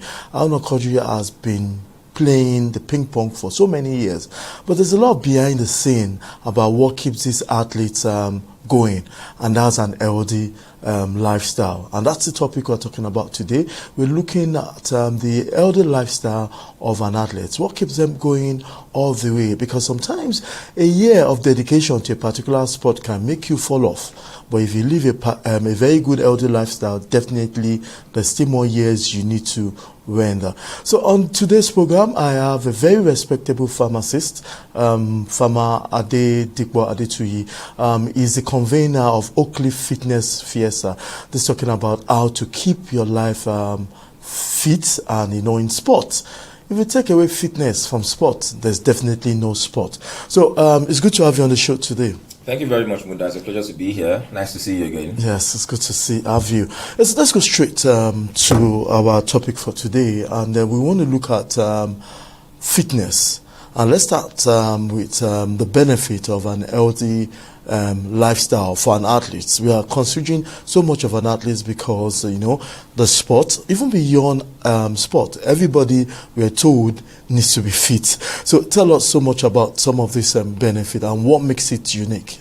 Okay, so I think I'll just take a lead from what you said earlier about the likes of Ronaldo. I think for me personally, Ronaldo is the GOAT. Okay. And I think that when you consider the fact that at his age and, I haven't played football for so long, he's still fit, he's still active in the game. And of course, everybody that has interviewed or that has played with Ronaldo will tell you the fact that Ronaldo doesn't joke with his food. Yeah. He eats, very healthy food, and he also works out very diligently. So one of the things that has to do with fitness and lifestyle is that for you to be an athlete at that peak, you have to have a consistent routine of eating healthy, of working out. So one of the benefits of fitness in everyday life, not just an athlete, is number one, it helps you have a very, very healthy lifestyle. So for instance, helps you prevent certain diseases like hypertension, diabetes, and stuff like that. It also helps your muscles to be toned. So you can, as you grow older, you're also more mobile, you're also fit. I've seen videos of people at 60, 70 years old. They are doing things that even people at 40 cannot do. So it helps you prevent diseases. It also helps you ensure that you age well. It's not that about aging and then you're at 40 or 50, you're not able to do certain things again. At 40, 50, 60, you should still be mobile, you should still be active. So one other thing is also that people also fail to recognize that fitness and consistent working out also helps with your cognitive ability. Okay. So you find out the fact that this day and age, you have a lot of instances of depression and anxiety. Fitness and working out consistently also helps you prevent, some of these diseases down the line. Also, it makes you sharp mentally. Also ensures that, you're also able to ward off certain disease conditions like that. So I think that those three benefits for me are some of the primary reasons why people should work out and ensure that they have a lifestyle of working out and eating healthy. Okay, you said it all, but there's always this willingness and will behind all these things. Some things that some know so much about all this, but definitely it needs a personal will to do exercise. How do you bridge that side, knowing and the willingness? I mean, is there going to be a campaign elsewhere for people to always do that? Since I know it's right, but the willingness to take myself off my real self, off myself, to do that fitness. Don't you think? Well, I think that at the end of the day, for individuals, where there's a will, there must be a way. Definitely. So it's not about starting, for instance, you want to work out and you start with 2 hours workout at the goal. You can start with making it a lifestyle. Start with 10 minutes. Start with 5 minutes even. And so everybody has 5 minutes every day to work out. So it's all about making it a habit. So once it's a habit, then it becomes part of your lifestyle. So there are days whereby if you wake up and you don't work out, you don't feel good. You don't feel okay. You feel like there's something missing. So I think that's where everybody should try and get to. And it doesn't have to do with 30 minutes or going to the gym. You can work out in your house. You can watch a YouTube video and work out. You can listen to a podcast and work out. You can be active and work out. You can just take a stroll around your estate in the evenings after work, and that's working out as well. So it doesn't have to be something that has to be taking you out of your daily routine. At work, if you are sitting at your desk, you have a 9 to 5, you can stand up and you can just walk around the office a bit. That's also working out. So working out doesn't have to be until you wear your trainers and socks and all, but making sure that it's a lifestyle. So for me personally, I have a fitness watch. So that also lets me know that if I'm sitting at my desk for too long, then I have to get it. It notifies me, look, get up, do something, do some stretches, do some exercises and all that. So I think for me, the most fundamental thing is that start small. Don't start with longer than 5-10 minutes. If you've not worked out before, start very small and grow into it. And I think it's an important habit that everybody should, cultivate. Oh, interesting. I'm sure a lot of viewers watching us should know definitely fitness is important, not just an athlete, for everybody. But people say that that people are naturally fit. I don't know what's your perspective about that. You see a man that say is naturally fit, and that some can be hereditary or some is it. What's your thought on people that say they're naturally fit? That means the person doesn't need too much workout. Not that it doesn't need so much workout. The person is different. Do you believe that? Nobody is naturally fit, right? So when I say naturally fit, it means that everybody, so WHO, for instance, requires that everybody should do an active workout for about 2.5 hours every week. So if you break that down, that's about 20-30 minutes per day. So that's what your body needs. Just like saying that if you park a car down, even if it's a Ferrari, the best of cars, you park it down, you park a Toyota down, right? When you start your Ferrari, if you leave it for a long time, it may not start because it's been left for a long time, even though it's a powerful engine and all that.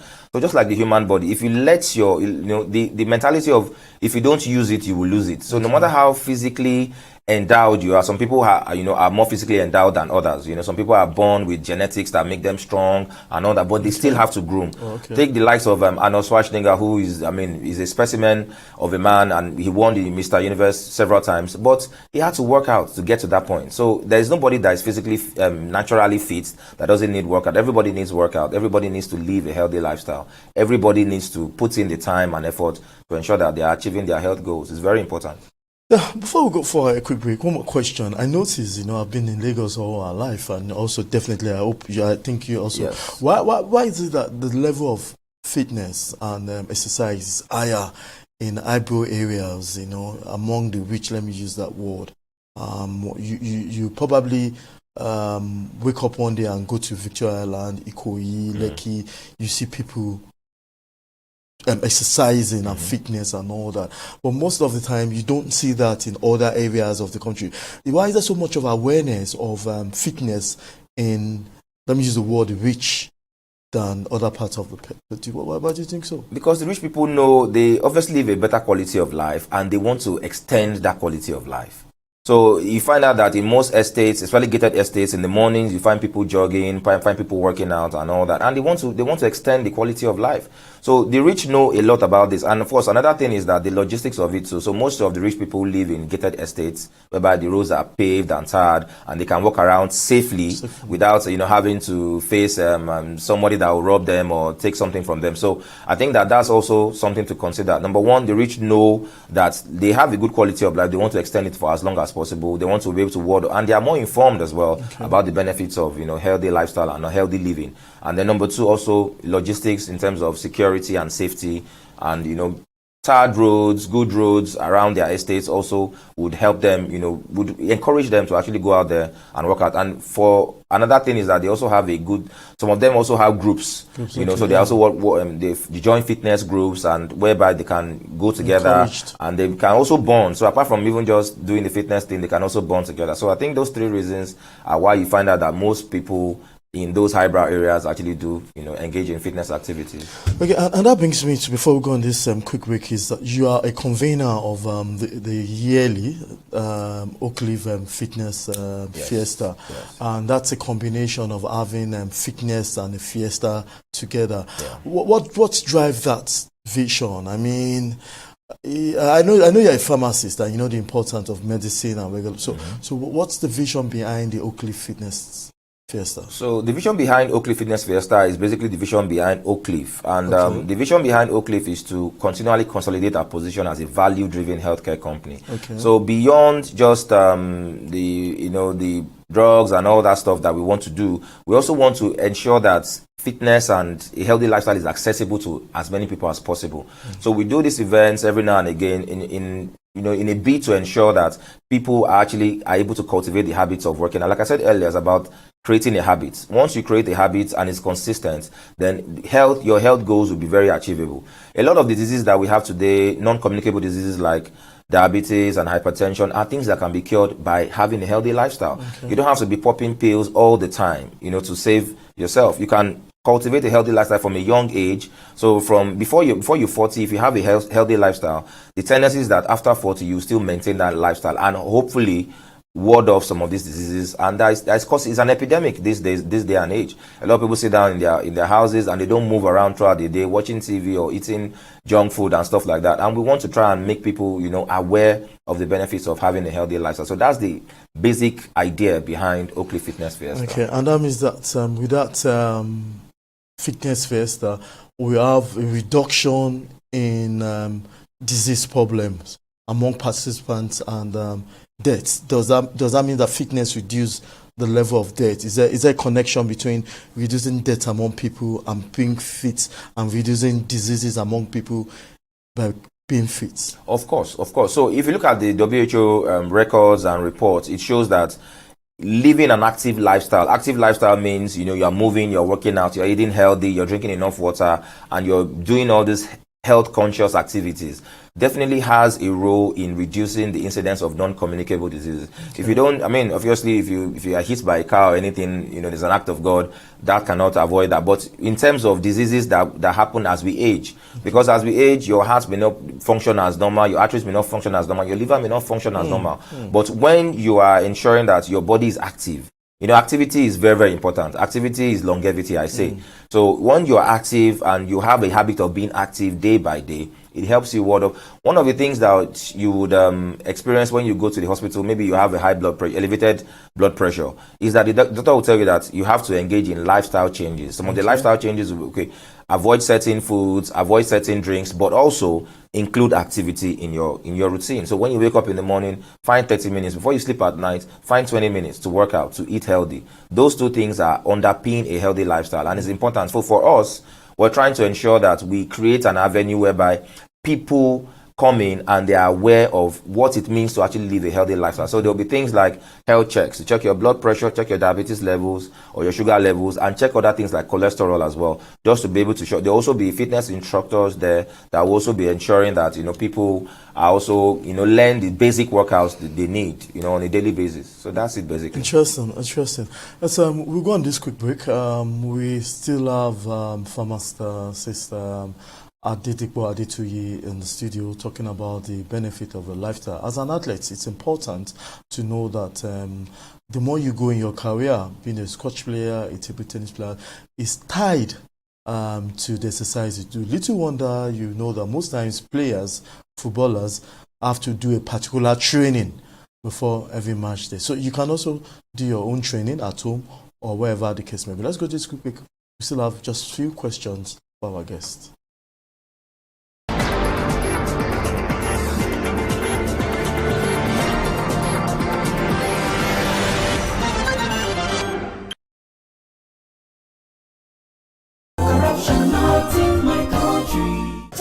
Yeah, relax. That is my brother, and I want him out of this station now. Okay. Can I just see the IPO of this case? IPO, how are you? That is my brother, and I want him out of this station now. Do you know the offense he has committed, sir? What do you guys want for the weekend? Okay, let me see your DPO. This way, sir. Oh, better. You don't know who is here. That boy is my brother, and I want you to assist me to free him. The man found with a gun, confessed to robbery. Things like this happen. 200,000 naira for you. Are you bribing me? 500,000 naira. Robbery suspect? 1 million naira. That is corruption. Not allowed in this division. 1 million. Remember, police is your friend. Giving and taking bribe is wrong. Corruption, not in my country. Stop corruption now. Corruption not in my country.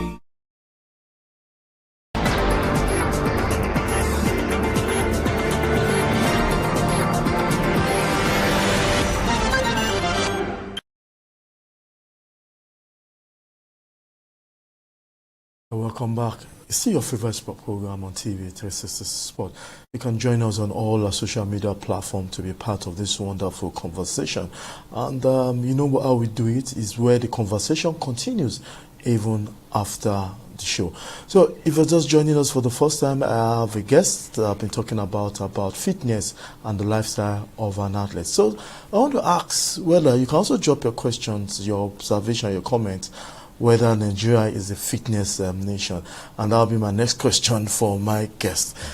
Do you agree that Nigeria, I mean, someone said when we talk about Nigeria, we should stop thinking about only Lagos, you know, because there's a tendency to think about only Lagos when you talk about Nigeria or the places we visited.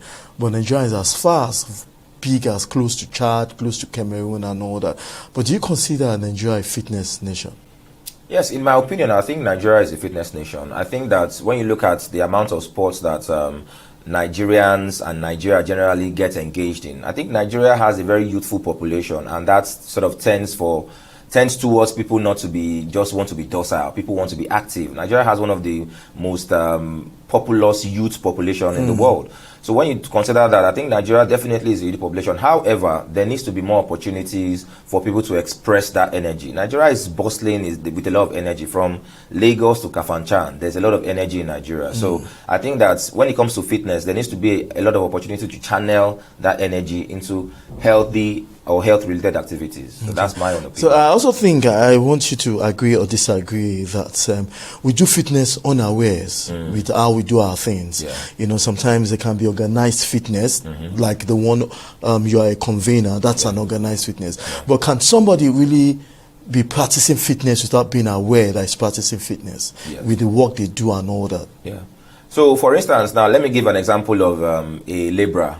Like a laborer that has to carry sand or cement up and down a building. That's his massive fitness.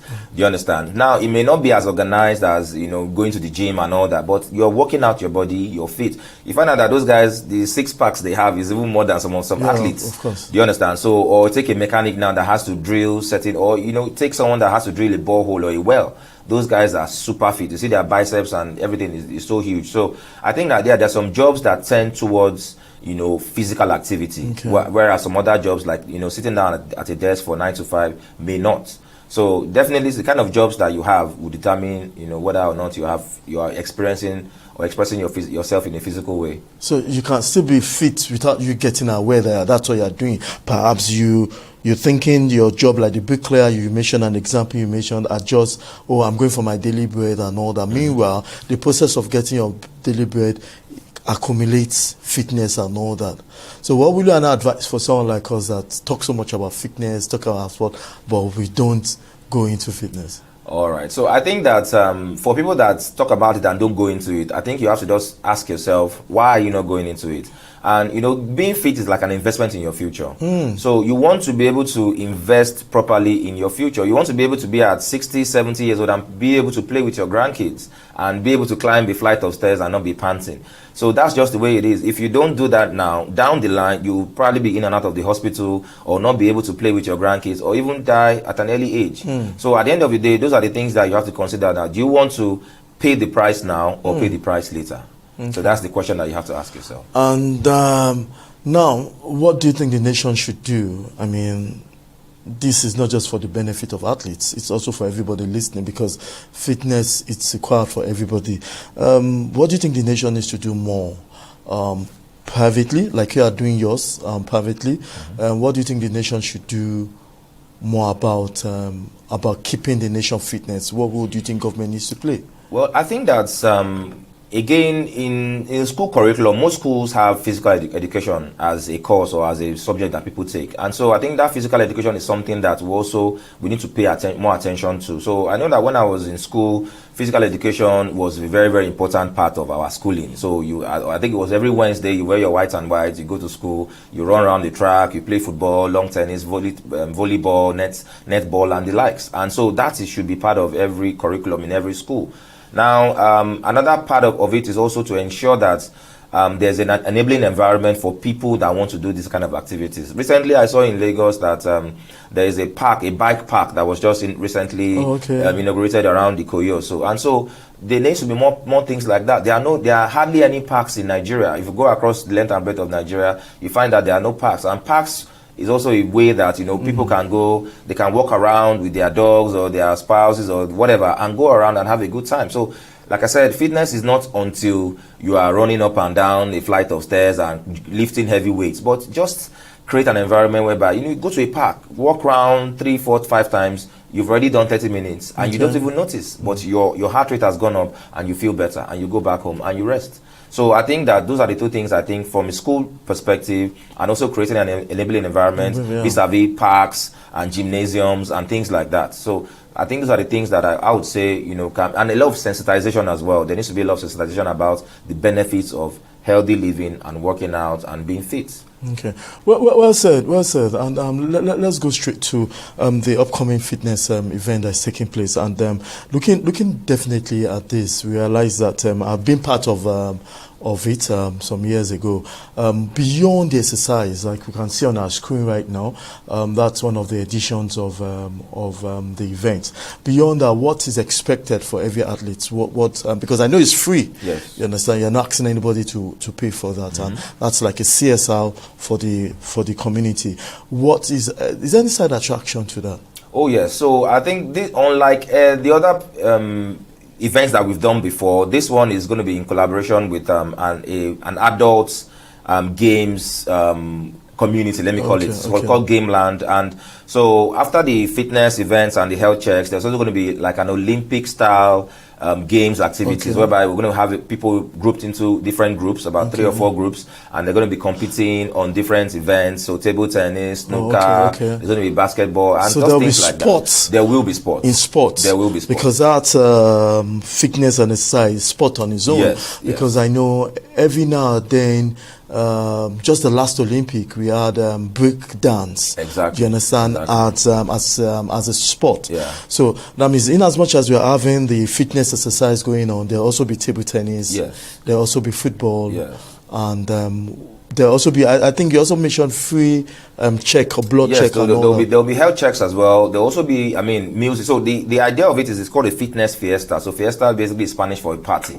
Okay. So we're also trying to attract people beyond people that don't necessarily like to work out. Just come, have fun.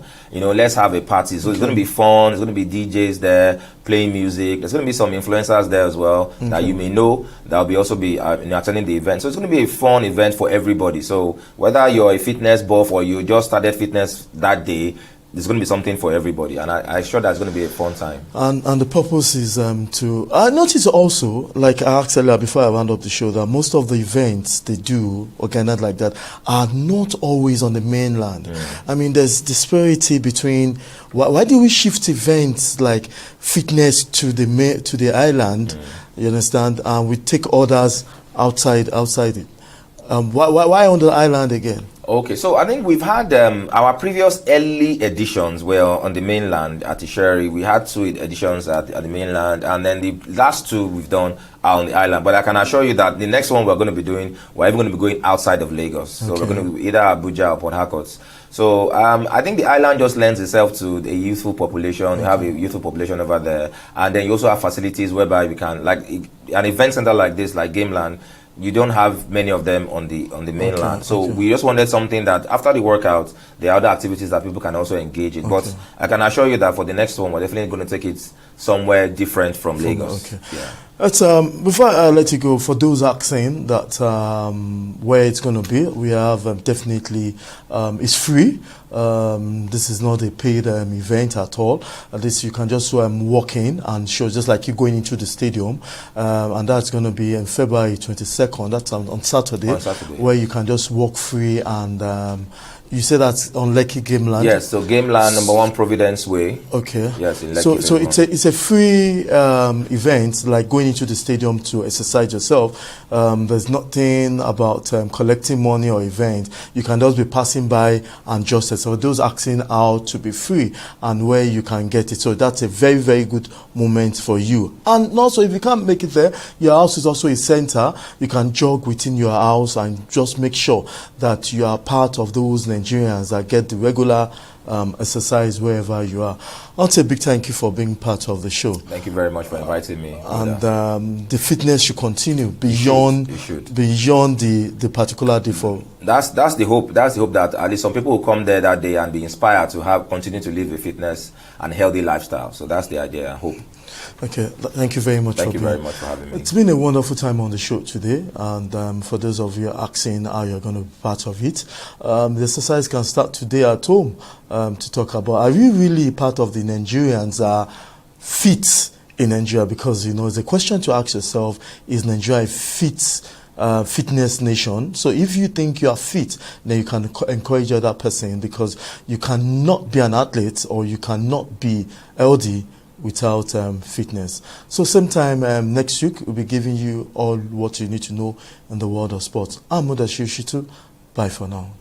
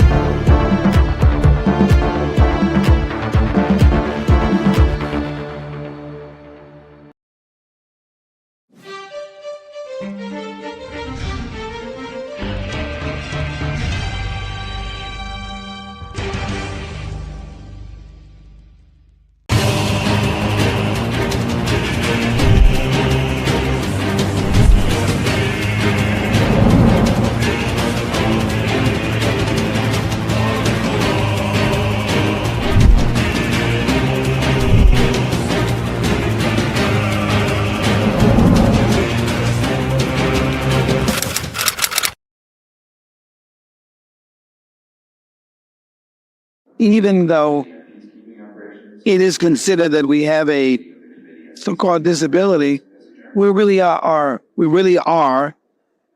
able persons with different abilities.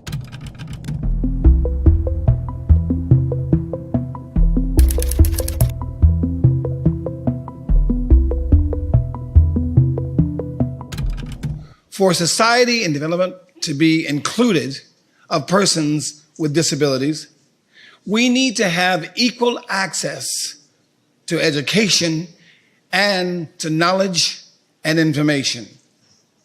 Yet, out of millions of publications each year, fewer than 5% are made available in accessible formats for visually impaired persons. In developing countries, an even smaller percentage of publications are available in accessible formats.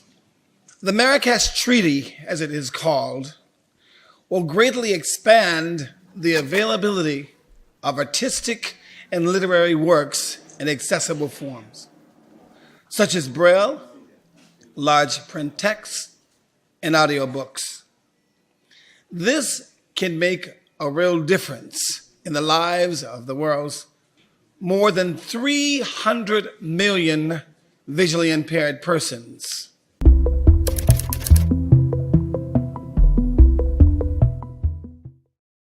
At the end of the day, we must come together and make however and where we are in the world be a place of unification, because me being blind visually doesn't mean that I have to be blind spiritually. And someone being sighted doesn't mean that they should be blind of those things in the world that we need to fix. We have to have inclusion. Let us not become handicapped again, blind to the issues and the problems of those in need.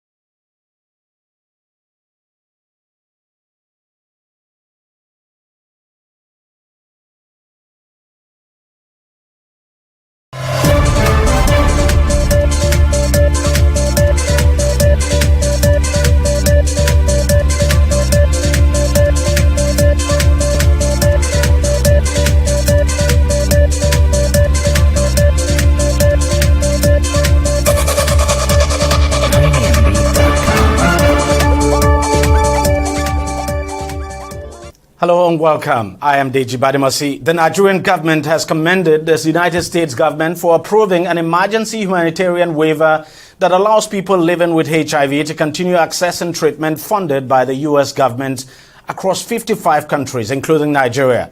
Now, this new move comes after the U.S. Department of State had announced an executive order on an immediate 90-day funding pause for all foreign assistance, including for funding and services supported by the United States President's Emergency Plan for AIDS Relief. That's the world-leading HIV initiative.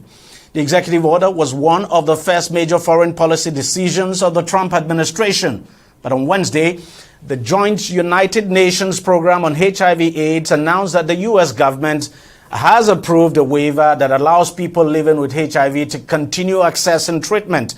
A statement signed by the head of public relations now and protocol of the National Agency for the Control of AIDS in Nigeria, NACA, Toyin Aderibigwe, also revealed that the Nigerian government would intensify domestic resource mobilization strategies towards ownership and sustainability of the HIV response in the country with a view to reducing the risk of donor aid policy shifts while ensuring that the country's strategic goals and targets in the fight against HIV are achieved. Now, Nigeria has the ambitious target of ending AIDS by 2030. But without funding coming from places like the U.S., attaining that goal now, or target now, would definitely be a Herculean task.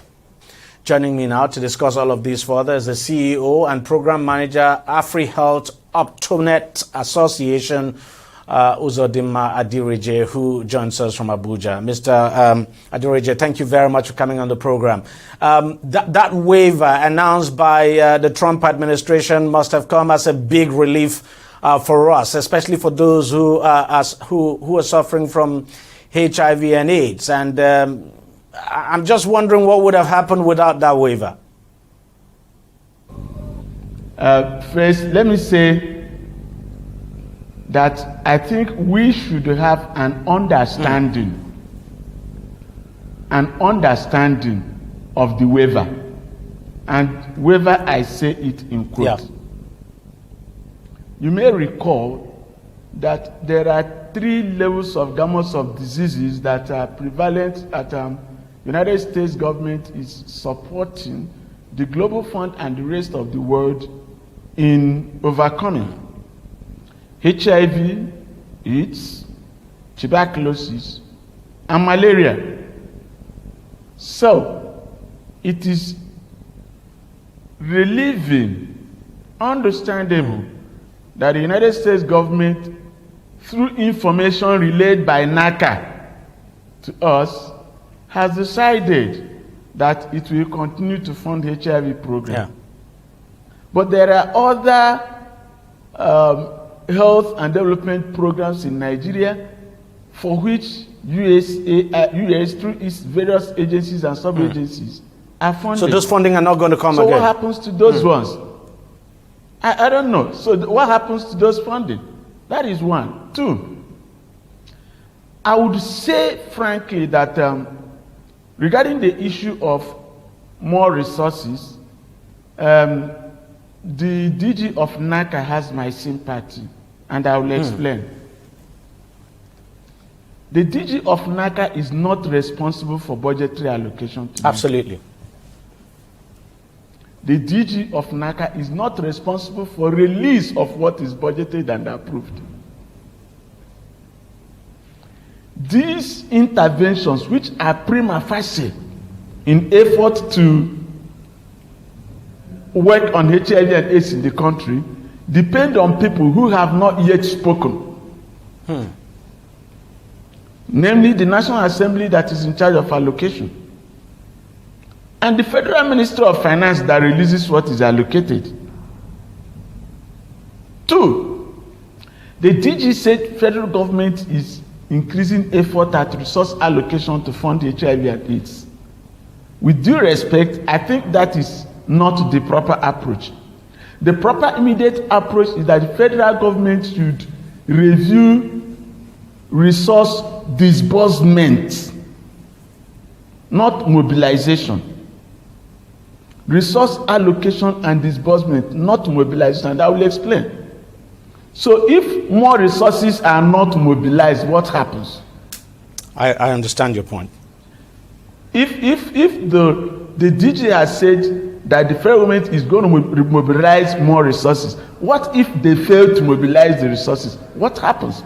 So the effort should be on allocation, distribution, utilization, and accountability for what is already available.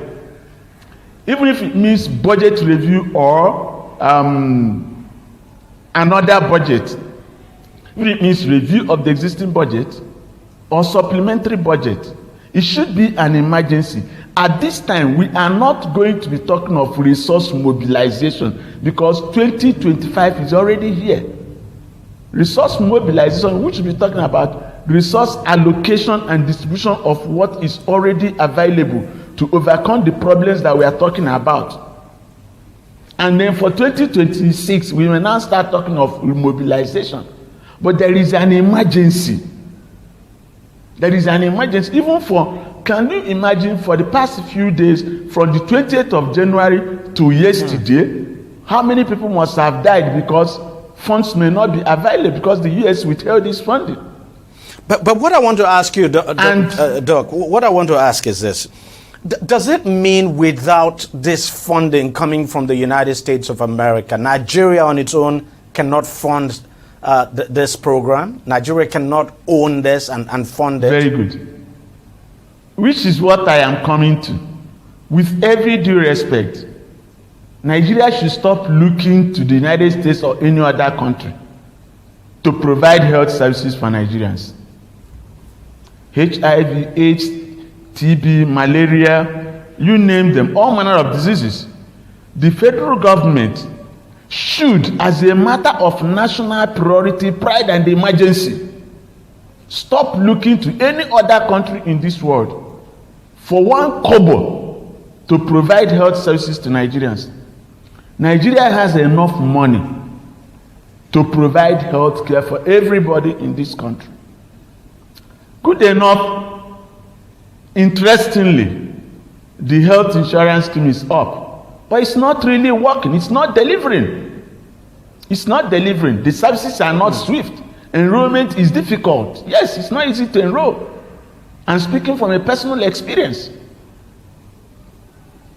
And then how many people have enrolled? So it should come to a point where, one, the federal government should make it as a matter of priority that health should be on whatever leads that federal government must fund completely throughout the country. Now, let me give you a small arithmetic. Apart from people who are in federal service, it takes 15,000 per annum for each Nigerian to enlist in national health insurance outside formal sector and outside subsidized sector. So even if you say all the 200 million Nigerians are subscribing to it at 15,000 naira per annum, it wouldn't be much. The country can afford it. Nigeria can afford 15,000 on the head of every Nigerian every year. Nigeria can afford it. So that is one prime area that government should look at. Let us stop looking at foreign countries to fund our health system. Why are they not funding the National Assembly? Why are they not funding the presidency? Why are they not funding the governors? Why are they not funding the permanent secretary? Why are they not funding people? So why is it the health of the ordinary citizen that we must be looking at foreign countries to fund for obviously, us? Why are they not funding? So obviously, this you know, the executive order and then the waiver that the U.S. president later granted is a wake-up call for us, no doubt. Apart from a wake-up call, it is an indictment, and I will explain. It wasn't raining when Noah built the ark. Noah heard that there will be flood and prepared. Built his ark and waited for the flood. Donald Trump didn't hide it, that he was going to go against all these subsidies. Why is he taking us by surprise? I expected the 2025 budget of Nigeria to factor in that there will be no subsidy from the United States, because Trump was waiting inauguration before 2025. For us to wait until he has made the announcement that we begin to run up and down, it became a caricature of a nation and a continent, if I may say, is embarrassing. Nigeria can afford to provide free health services, 15,000 naira per Nigerian every year. And let me tell you, you know that 15,000 naira is less than $10. So. No, yes. It's true. Yes, it's less than $10. Yes. So if you say that federal government should spend $10 on every Nigerian for 200 million people in a year, it is just $1 billion. So, hello, yeah, I can hear you. A senator can afford $1 billion. Politicians can afford $1 billion. The federal government can afford $1 billion. If you say 200 million Nigerians, because 15,000 naira is less than $10. So and if 15,000 naira is, just go on. Go on. I'll allow you to finish. And 15,000 naira is what the average Nigerian needs to enroll in national health insurance to enjoy basic health services in a year. So federal government can afford to bring out 1 billion for health insurance for Nigerians in a year. It's not up to it, because when you look at 1,650, that is the exchange rate, then you are just looking at some amount less than that. That's true. That's true. So you understand? So it will just so what it means that the federal government should look at it. This is 200 million people, $10 per annum, less than $10 per annum for each of them to be enrolled in national health insurance, and that is 1 billion. That is $1 billion. So Nigeria can afford $1 billion, close eye, bring $1 billion and provide free health services for everybody in Nigeria, and reduce the challenge people have in enrolling in health insurance. We need to cut waste. So we need to concentrate what delivers on the welfare of. So what do you expect of the government now with this development? Yes, it's true. We have some kind of reprieve. We have some kind of reprieve now, but you never can tell. Months down the road, President Trump can just decide to take it off again. So you never can tell. What do you expect the government to do now? As we speak, the government of President Trump gave 3 months so they can finish and clear up and have clear policies on ground. What I expect us to do is to plan and work as if the aid from the United States does not exist and will never come. Nigeria should plan and work as if no foreign aid will come for health services in this country. The money is not much. It's 1 billion. There are individual Nigerians, members of National Assembly, people in government who can afford 1 billion. And the federal government of Nigeria did a budget of $28 billion for this year. Listen to me, sir. The African Union leaders gathered in Abuja in 2001 and agreed that each of the countries in Africa, with Nigeria leading in the agreement, should spend 15% minimum of its national budget on health. This year, Nigeria budgeted $28 billion. If you get 15% of $28 billion, are you hearing me? Yeah. Very good. 10% of that 28 billion is 2.8 billion. But 1 billion can afford to put all Nigerians on automatic health insurance.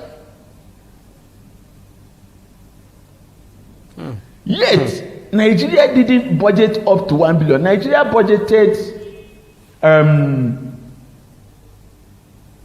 Not up to 1 billion. They gave 2.8 trillion or something. So it's not even up to that. So the issue is that the country should brace up. That's true. Allocate 15% of our annual budget to health. If you do it to 28 billion, you are talking about something like over 3 billion would be for health. But just use 1 billion out of those 3 and provide automatic health insurance without undue process of go and come, as is being had now, for Nigerians to enroll on health insurance. Yeah, and let me just take you back to that budget. Our budget, 2025 budget, health budget is just 5.18%. That's 2.4, yes, 2.48 trillion. Yes, 2.8 billion. So it's not up to, it's very few billion US dollars. So it's less than 1 billion. It's less than 1 yes, billion far US less dollars. than $1 billion dollars. It is it's an embarrassment. We called Africa, rolled out our drums, spent our resources, and agreed that 15% minimum of national budget should be allocated to health. From the day it was instituted till now, no Nigerian government at the federal level has allocated 15% of its budget to health. So it is about time to do it. And doing it wouldn't do much. Even if you get this $28 billion and we say, okay, let's allocate just 10%, that would be $2.8 billion. It's enough to now provide free health insurance for all Nigerians at 15,000 naira per person per year, and then do infrastructure. Let me tell you the cumulative effect. The economy will receive a boom. Do you know why? More people will access health, and so will be healthy to do their work. That's one. More people will save money they would have used to go and pay for health services and invest it in their own welfare and businesses, and turn it over and then pay tax.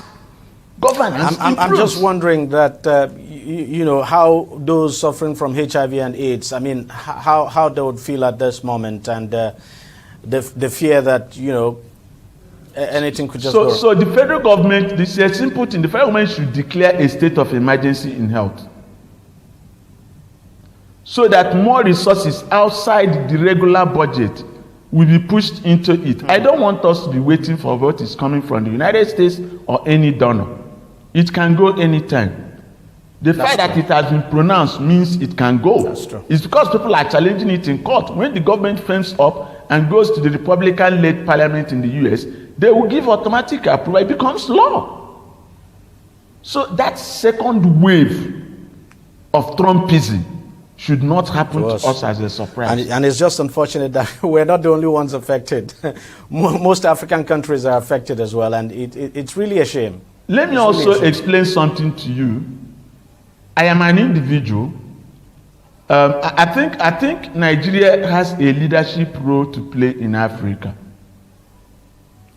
All these other countries are not as endowed as we are, both in human resources, in money, and then in power of population. Nigeria is a huge market.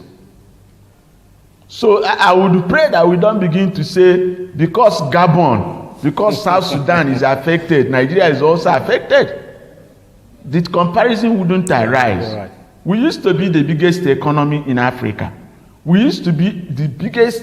So it is time for renaissance. It's time for us to sit down as government, as led, as governed, as citizens, as Nigerians, and roll back and make provision for every Nigerian to access health without encumbrance of finance. That 15,000 per annum can be guaranteed by the federal government, frankly, and is a very small money. It's less than. It's a very small money. It's less than 10% of our annual budget. So it's less than 10% of our annual budget, and I think it is something we can do. We just need to be disciplined and put resources where they matter most. All right, Doc, I think where citizens have the greatest need. All right, Doc, we'll just have to leave it there. Thank you very much, Dr. Uzodinma Adirieje, who is, of course, the CEO and Program Manager, AfriHealth Optonet Association. Thank you very much for coming on the program, and thanks for your time. All right, we'll take a short break and we'll be right back. Stay with us, don't go away. Opinions are free, facts are sacred, but truth is universal. How, in practical terms, can we, for instance, de-escalate the tension? When you go into public office, you must be ready to answer to the people. We know where the enemy is. 3 places. The Lake Chad Basin, the border area between Nigeria and Cameroon, and then the Sambisa Forest. On TV360, we give you a complete dose of everything. Opinion, facts, and undiluted truth. I hardly believe what politicians say in this part of the world. A new Nigeria is possible, a future is possible. We delve into the issues, dissect it so that you can understand it, use it to take action. I don't think there's any need for any governor to look for grant for ranching. TV360, dissecting the issues. Welcome back. Let's go to Ondo State now in southwest Nigeria, where the state's 2025 budget, recently signed by Governor Lucky Aiyedatiwa, is generating a lot of controversy, with some describing it as wasteful, unrealistic, and not in the interest of the people of the state. Now, at issue are some very controversial line items in the 698.6 billion naira budget. Some of these items include 200 million naira for lawmakers and 280 million naira for the Speaker of the Ondo State House of Assembly for phone expenses. That's the line item there. Another, of course, is the allocation of 11.5 billion to the Ministry of Finance under the subhead of security vote. Now, these budgeted items are raising serious concerns about accountability and transparency. Questions are being asked as to how members of the State House of Assembly and the Speaker could want to spend a combined total of 480 million naira on phone expenses. And then what is the Finance Ministry actually doing with 11.5 billion naira on security vote? What security actually? So opposition parties in the state like the PDP has actually called on the Economic and Financial Crimes Commission, EFCC, to investigate what it termed the brazen looting embedded in the budget. In reaction, the Ondo State chapter of the All Progressives Congress, APC, has dismissed the PDP's allegations now as baseless and a misrepresentation of facts. Let's discuss all of this further now. I'm being joined on the program by the Senior Special Assistant to the Ondo State Governor on Public Enlightenment, Femi Lawson. He joins us, of course, from another part of Lagos. Also joining us on the program is Nelson Ekujimi, who is a political affairs analyst. Gentlemen, thank you very much for coming on the program. Femi, let me start with you. Help us to understand what exactly is going on. Help us give some clarity, for instance, to this 11.5 billion naira security vote in the Ministry of Finance. Thank you, Deji, and let me wish you Happy New Year. This is our first, engagement this year, and I think it is important that I state that of the 698 billion and less than 700 million, total budget for 2025, as approved by the Ondo State House of Assembly, which was signed by His Excellency Dr. Lucky Aiyedatiwa in January for this year. A lot of those issues have been raised. Not do they only exist in the real sense of it, but are just merely figures fabricated and that only exist in the imagination of the fabricators of these figures. And sincerely yours, as much as a lot of people, including the All Progressives Congress in Ondo State, has tried to chastise the PDP, which has been the architect of these, unfounded allegations. I personally, are you in essence saying that the 11.5 billion does not exist in the budget? We have a budget of 658 billion. There is nowhere in the budget that I owed this is a signed copy of the 2025, appropriation as approved by the Ondo State Assembly and as signed by His Excellency Dr. Loke Aiyedatiwa on January 1st. And I am ready to make this available not only to your media organization, we have made this transparent. And let me also tell you that just today, some public accountability civil society organizations have analyzed projects across various states of Nigeria and have given Ondo State a pass mark for making its budgets transparent. As I speak with you, a lot of states today, you cannot even have access to this document that details the final appropriation for 2025 of their spending. Let me tell you this. PDP in Ondo State has an issue. The issue is the trauma that it experienced in November when for the just hold on now, because I actually don't want to hold on, Femi. Hold on, Femi. All the local government. Hold on, Femi. I actually don't want us to make this about the PDP. I just want us to get this straight. And that, so that the people of the state can actually understand. You were saying that this about the PDP. So you're saying that in the budget, there is no provision for 11.5 billion naira for security votes in the Ministry of Finance. The reason I'm asking you this is because I've also seen something, a statement put out by the state government saying that, just hold on now, saying that, look, it's just like a misrepresentation, that it's not as if that, yes, while that amount is there, that you also have it in Ekiti State, Lagos State, and other states, but that what is meant for... No, Mr. Deji, the idea is this.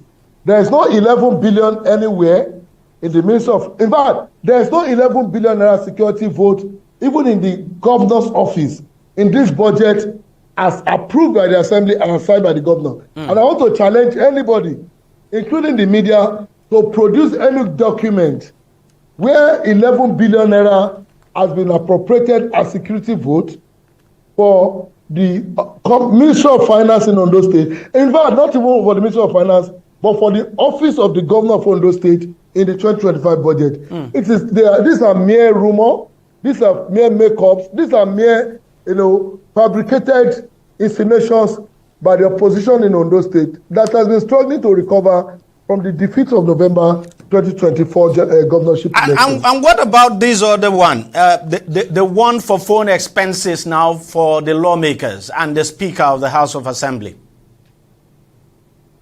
Now, Mr. Deji, let me tell you this. One thing that have distinguished us as a state is the fact that as I speak with you, I challenge anyone to bring out the content of the final approval of the various state assembly and are signed by the governors of various states in Nigeria as the 2020. Ondo State is one state that first made this available. What I'm holding in my hand symbolizes the entire. In fact, these documents in my hand tells you what even our radio station, Orange FM, will spend in 2025. It's not even about ministries. Even what a special assistant will spend in is in this document. So whatever anybody has said, that it is 200 million for phone calls for members, 250 million for phone calls for, these are mere, makeups. These are mere fabrications of, the traumatized opposition in Ondo State. And in all sincerity, I'm challenging anyone who has any document that has the signature of the Speaker of the Ondo State Assembly and the Governor of Ondo State, Dr. Loke Aiyedatiwa, are signed as Ondo State 2025 budget that contains those figures to present it to the media. There's nothing like 200 million for the recharge card. There's nothing like 250 million for phone calls. These are just, and this is one of the reasons why I think the media must also do its own investigation beyond what these desperate politicians are saying. Now, Nelson, let me bring you in here and get your take on this. What do you make of all of this? And listening to Lawson as well. Well, what this has shown to us actually is that the state governments have not been up and doing with regards to public finances. And that has given room for rumors, insinuations. Because I also read that report and I was scandalized that how can the Ministry of Finance budget 11 billion naira for security? Which security? Is it for securing the funds of the Ondo State government? So, and even if we are going to secure the funds of the Ondo State government, there should be competitive bidding by maybe the insurance companies. Maybe that was the cheapest, I wouldn't know, and how they arrive at that. But listening to Femi Lawson now come out to say that the figure was an imagination of the opposition, I think it behoves on the Economic and Financial Crimes Commission to investigate what is really the problem with the Ondo State government budget for 2025.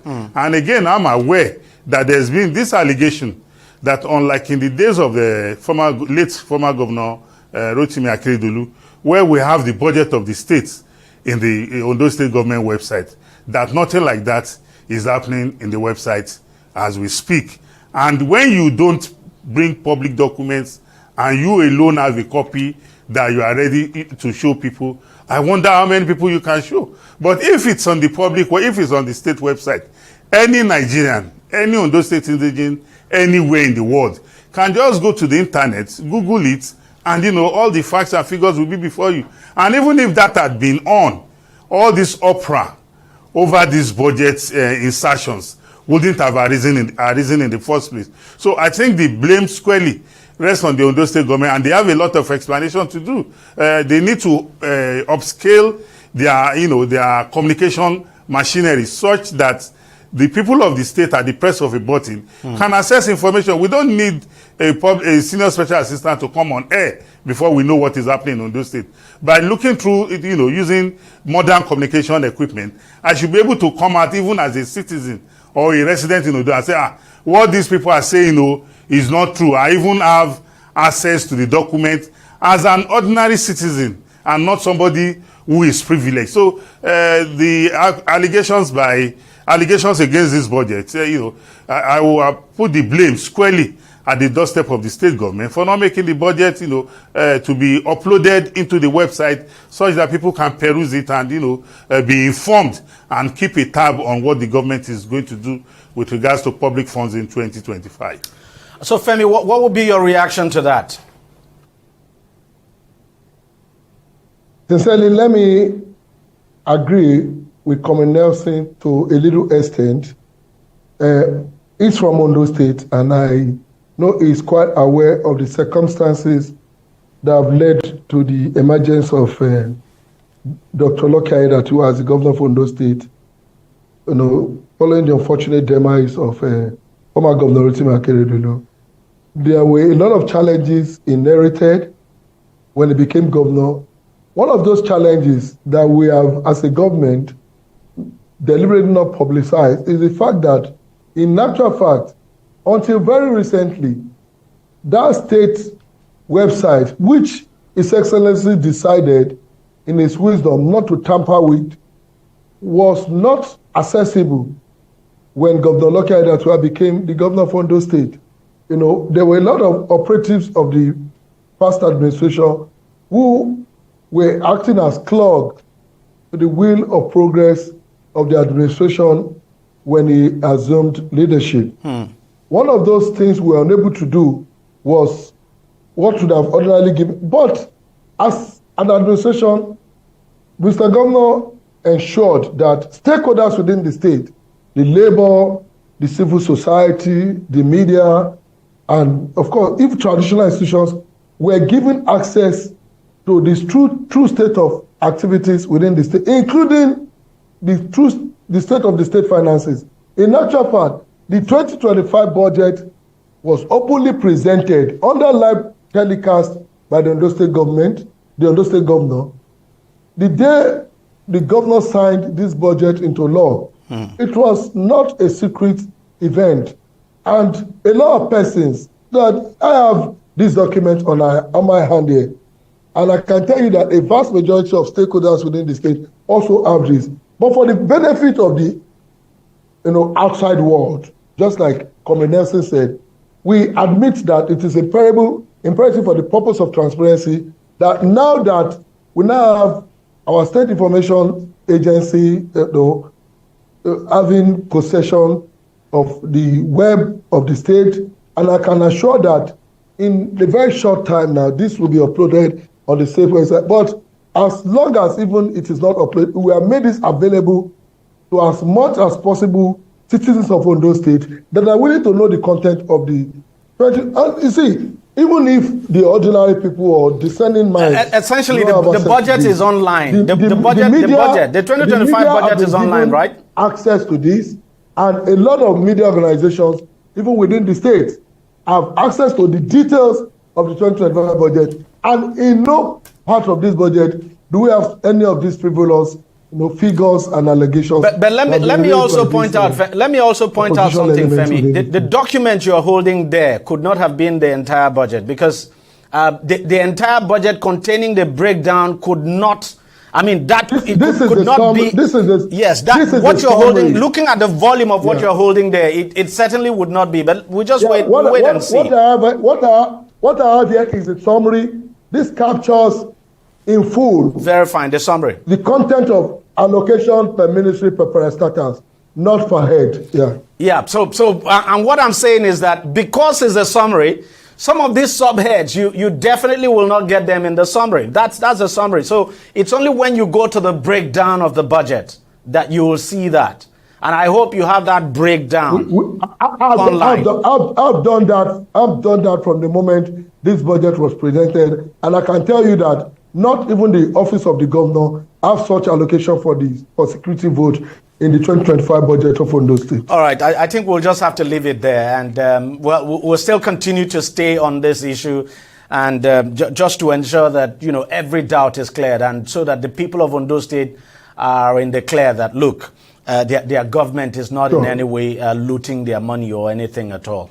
Femi Lawson, SSE to the governor on public enlightenment. And it's so good that you've actually come on air to speak on this, because the public actually needs this enlightenment so that they are in the clear and understand what exactly is going on. So thank you very much for coming on the show and sharing your thoughts on this and clearing the air on it. Nelson Akojime, thank you very much as well for coming on the show.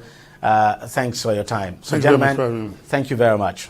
We'll take a break and we'll be right back. Stay with us, don't go away. Opinions are free, facts are sacred, but truth is universal. How, in practical terms, can we, for instance, de-escalate the tension? When you go into public office, you must be ready to answer to the people. We know where the enemy is. 3 places.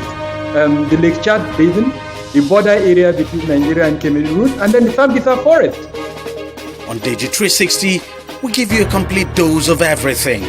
Opinion, facts, and undiluted truth. I hardly believe what politicians say in this part of the world. A new Nigeria is possible, a future is possible. We delve into the issues, dissect it so that you can understand it, use it to take action. I don't think there's any need for any governor to look for grant for ranching. TV360, dissecting the issues. All right, welcome back, and we're still on the Ondo State controversial 2025 budget. And don't forget, earlier I brought in the Senior Special Assistant to the Governor on Public Enlightenment, that's Femi Lawson, and he openly, clearly denied that all those allegations, that the allegation of 200 million naira for telephone charges in the budget, that those allegations are false and that those line items are not there. For instance, on the 200 million naira, 200 million naira now budgeted for telephone charges, he said it's not in the budget, but going through the budget, what the state government actually posted on its website, that's the budget you have there. And the area marked in red, of course, is the 200 million naira budgeted for telephone charges now for lawmakers. So for the 26 lawmakers in the Ondo State House of Assembly, that's the budget now for their telephone calls or text messages or what have you. So that's for telephone charges, 200 million naira.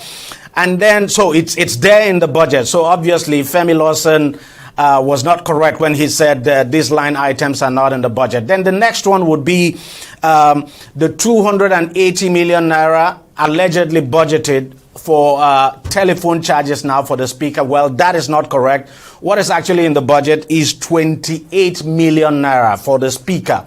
That's for telephone charges now for the speaker, 28 million naira, not 280 million naira.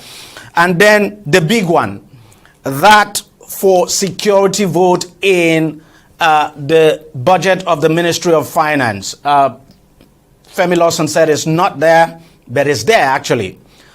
This is the budget posted. Again, this is the budget posted by the Ondo State government on its website. And I can tell you clearly from what you can see there, the line marked in red there, 11.5 billion naira budgeted for security votes and operation.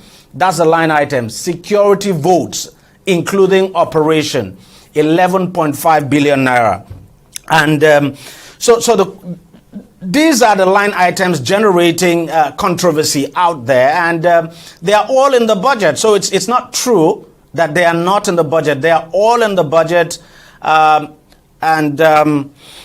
obviously people need explanation. Of course, the senior special assistant on public enlightenment has not done justice to this topic. He's not explained very well, because he clearly and openly denied that these items are not in the budget, but they are all there in the budget. I mean, this we extracted from the website of the Ondo State government. But let's discuss this further now. I'm being joined on the program by the chairman, Ondo Redemption Front, Ayo Logun, who joins us to discuss this further. Ayo, thank you very much for coming on the program.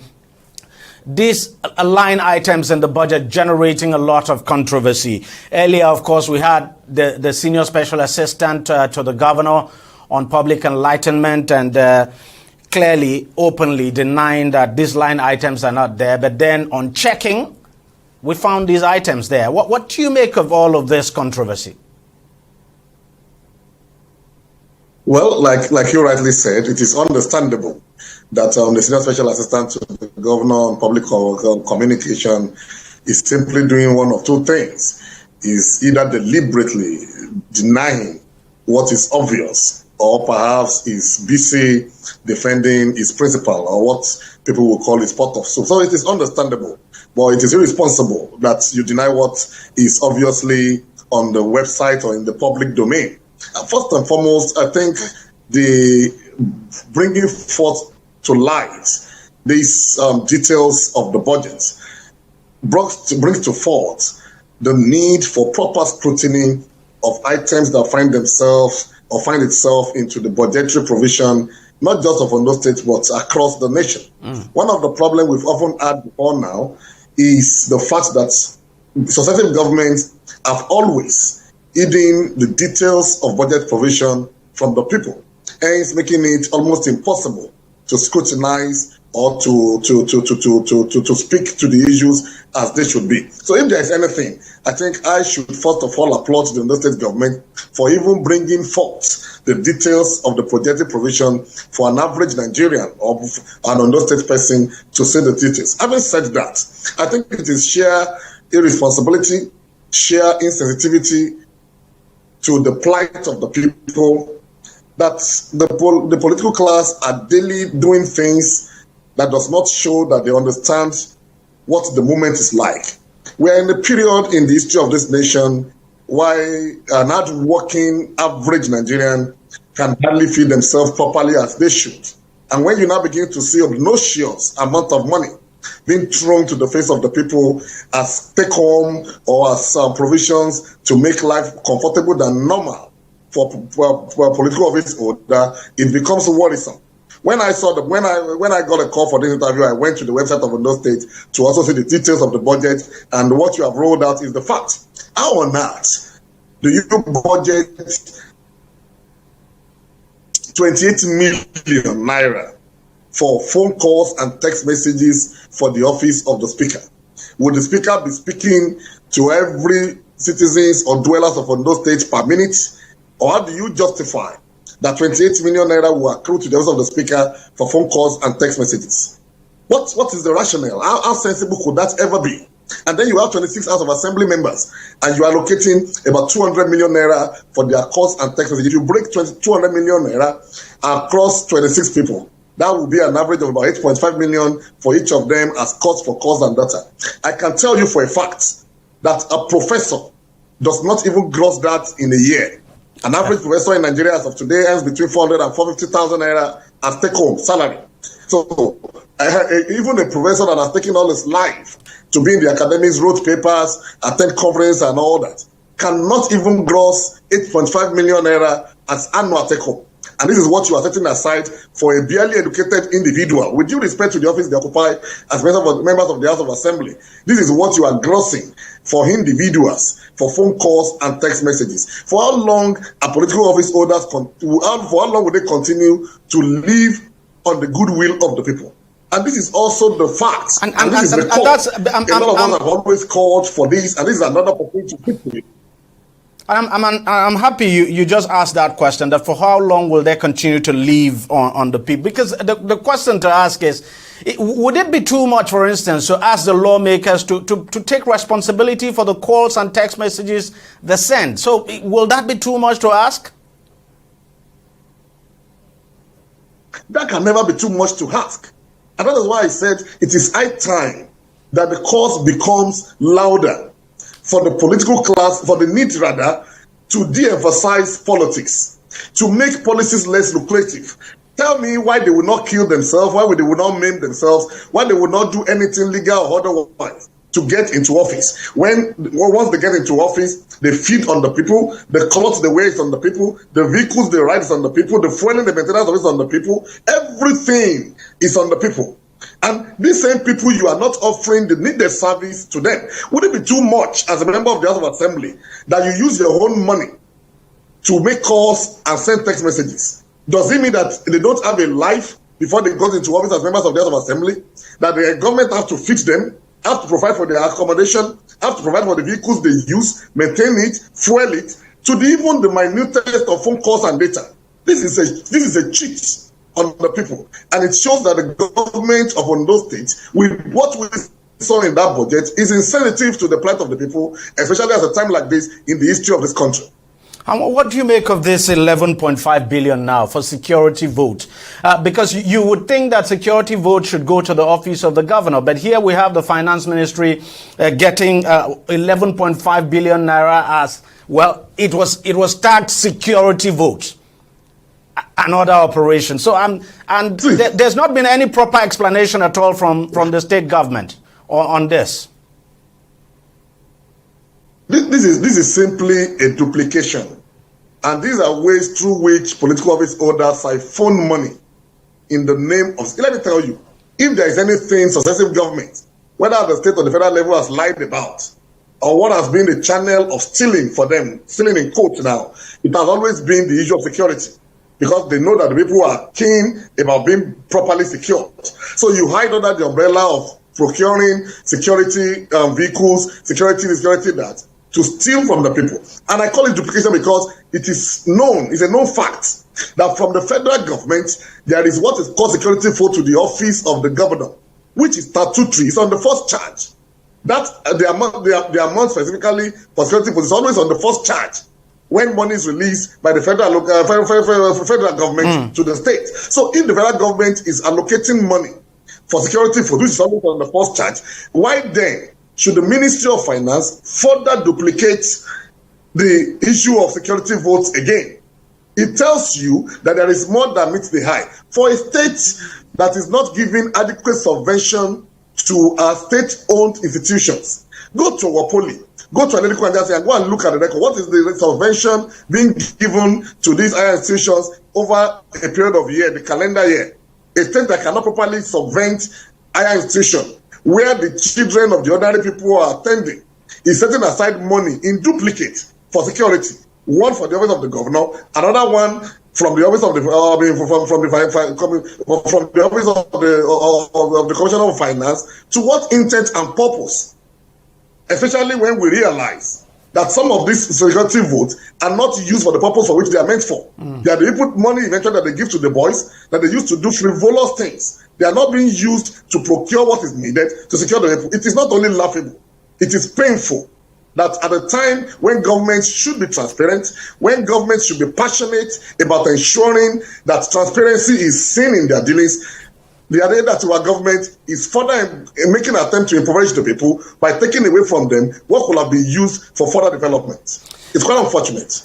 Just before I let you go, the state government put out something through one of its officials saying that, look, this security vote is a normal thing, that if you took up the budget of Lagos, Ekiti and other states, that you find the same line item there. And so the question is that justification for why you should have it in the budget of Ondo State?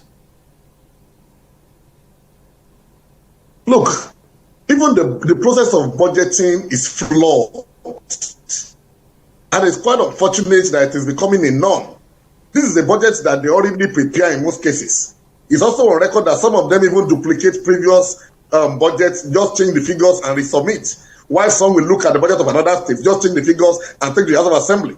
Normally, when you submit budget to the House of Assembly for scrutiny, in a serious crime, there should be open hearing, public hearing, for stakeholders in different aspects to speak to the budgetary provision of the following year. But how do you even organize public hearing or allow stakeholders to speak to issues when the budget gets already prepared towards the end of November, presented to the House of Assembly December, and within a period of 2-3 weeks, they pass it and the governor signs it into law? So the fact that it is on the lines of the budget of other states does not make it right, does not make it justifiable. And it is high time. The fact that they are not speaking out in other states does not mean that people from those states should be silenced or should be asked to keep mute for what they see as infraction on them. The fact that on those states, Lagos State, Ekiti State has it, does not make it right. And it is high time that this justice is not only addressed as we are addressing it in Ondo State, but even by other people from across the states of the Federation. Ayologun, Chairman, Ondo Redemption Front, thank you very much for coming on the program and thank you for sharing your thoughts with us. Thank you very much for having me. Yeah, I appreciate it. Well, that's how much we can take on the program this week. We thank you very much for watching. I'll see you again next week. But just before we go, I hope the Ondo State government will come out openly to explain some of these line items in the budget. The truth is that these items are there in the budget. They just can't deny it. We pulled out these items now from the website of the Ondo State government. So these items are there. 200 million naira budgeted for telephone calls and data for the lawmakers of the state. 28 million naira for the telephone calls and data now for the speaker. And then you have 11.5 billion naira as security vote in the Ministry of Finance. There needs to be an explanation on all of this. It's very important. I'll see you again next week. Bye-bye.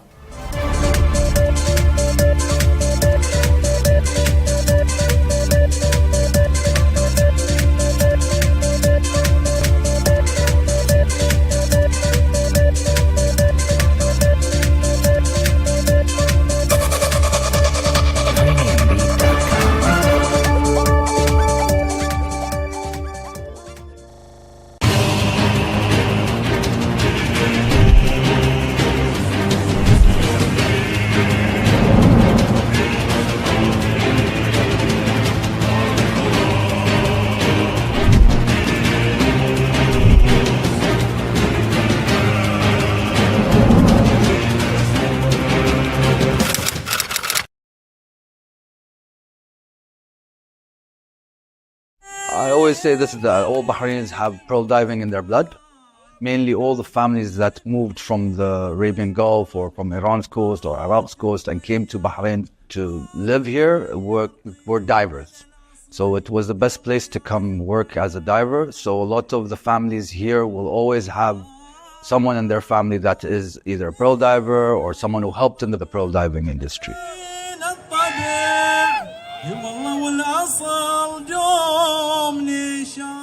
Bahrain has always been the pearl hub in this region, mainly because it's one of the most shallowest areas. It's an island. Most of the people who resided here were working in the pearl diving industries.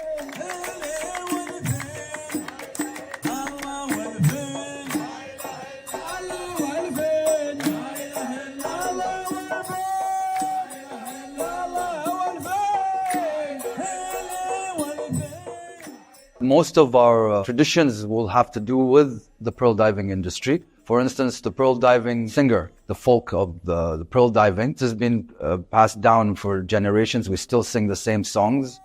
It was mainly done to create morale on the boat.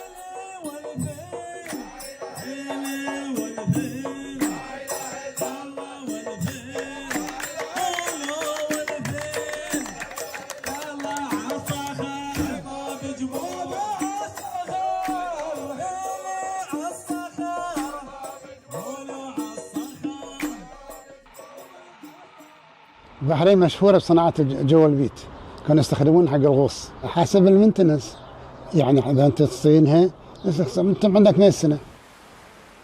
هو جلسات البحرين تكلمون عن اللؤلؤ، عن الصيد، عن مصطلح البحر كامل. المهنة هي طلب رزق مثل ما قلت لك البداية، لكن أنا بالنسبة أقول الحمد لله، ولكن هي بعد طبعا رزق وفيها حيوية ونشاط وصحة حق الجسم بعد كمان. In taking out tourists, I always used to ask people, who are you finding the pearl for? And when the answer was, for my mama, the pearl gets bigger for some reason. I'm one of the people who, without having guidance from my parents or my family to fall in love with pearl diving, I wasn't taught by anyone, because the generation before us were not allowed to dive when they were young, because since the oil was discovered, all the jobs moved to the oil industry. The risk of diving and pearl diving was very high, so it was not recommended or not wanted from the parents that you say, I'm going to go work in the sea. It was one of the no-nos for our parents' generations and probably even like our granddads. There was a gap, a very long gap, maybe from the 50s till probably 2010, 12. Since 2017 in particular, when they created the pearl diving license for the pearl divers, a lot of the ones who signed up were people who don't know anything about pearl diving. Now, 7 years down the line, the majority of people in Bahrain have gone back and got in touch with that aspect, and it wasn't handed down by their parents. It was us wanting to create a new system. Even our diving techniques have changed compared to the old ones. Even the way we sell pearls has changed. So the new system is created by the new generation. A lot of Bahrainis are into the pearl diving. There's more than 1,000 divers now registered and pearl diving on a daily basis to create an income for themselves. A lot of people are worried that the new generations are depleting the beds because they have new technology, for instance, scuba diving, and so that people think that they will be able to collect more oysters and find more pearls. It's actually the opposite. Because of us using the scuba diving, and it refines you on a certain time, you're only allowed 3 dives a day due to decompression sickness and other problems that could occur. Hopefully, if God gives me the health, I will definitely try to go back to pearl diving as a regular basis, as it's very fulfilling.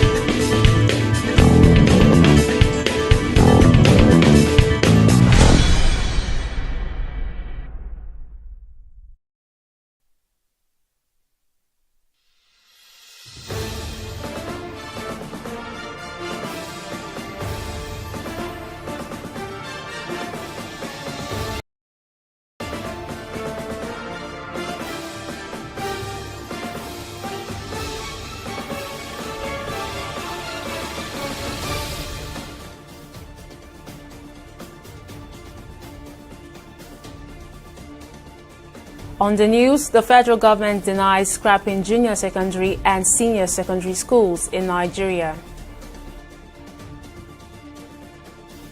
NAFDAC seeks death penalty for drug peddlers.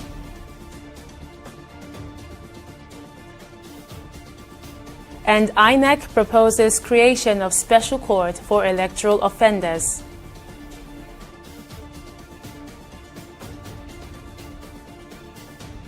It's a pleasure to have you join News Now on TV360 Nigeria. I am Joy Uchejim. The Nigerian government has clarified that it has not scrapped junior secondary school and senior secondary school, but has proposed a 12-year uninterrupted basic education model. According to a statement by the Director of Press at the Federal Ministry of Education, Folashade Boriowo, the proposal was presented by the Minister of Education, Tunji Alausa, during an extraordinary National Council on Education meeting in Abuja. The ministry emphasized that the proposal is still under consultation and aims to retain the current 633 structure while eliminating barriers between JSS and SSS for a seamless transition of students without external assessments at that stage. The ministry further said that the final decision on adopting the reform will be made at the October 2025 National Council on Education meeting and urged the public to disregard false reports suggesting that JSS and SS have been abolished.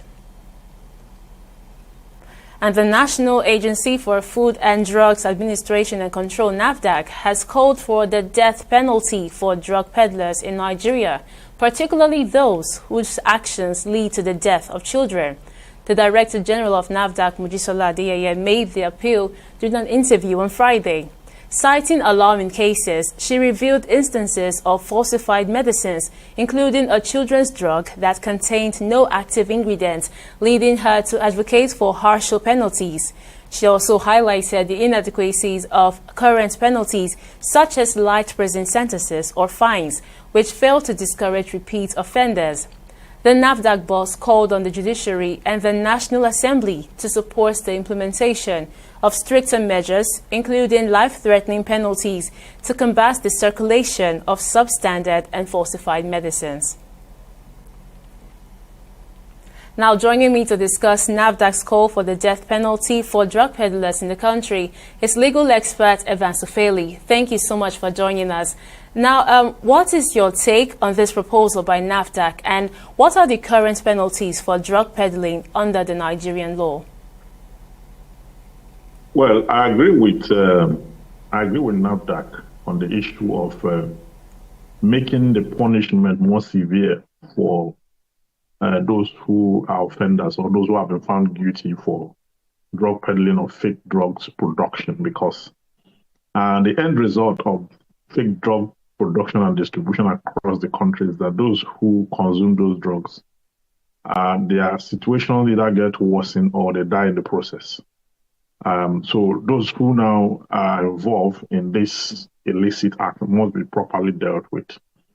As we speak now, the penalty for this offense ranges between 7 to 4 years, which is nothing to write home about, given the level of calamity they create when these drugs are consumed. Okay, but the truth is that if we entrench this further, you now discover that when these persons produce this drug, apart from those who manufacture, there are those who distribute it. And apart from those who distribute it across the country, there are those who retail it. Okay, so this is all a criminal conspiracy, okay, to inflict harm in the country at large. So I agree, let's have a stiffer penalty, because the jurisprudence of criminal law is that when an act or an omission assumes a dangerous proportion in a country, the state will move to criminalize it. If it's already criminalized, the state will move to increase the term of penalty to deter others from, doing that. So here, death sentence is not bad. I mean, it's okay. But the next question you ask yourself is that those who have been convicted to die by hanging in Nigeria, those who are involved in armed robbery and the rest of that, are they really put to death? Because one, we don't have a hangman in Nigeria. Two, the governors of the states, various states in Nigeria, they are not signing death warrants. So at the end of the day, you dump them at the prison and increase congestion. So the Nigerian problem is multifaceted. It's not enough to make other offenses custodian offenses and death penalty offenses. Not enough to do that. If you do that, do you have the willpower to put them to actual death when the time comes? So adding to that, would implementing the death penalty for drug peddlers require an amendment to existing laws, or can it be enacted through new legislation?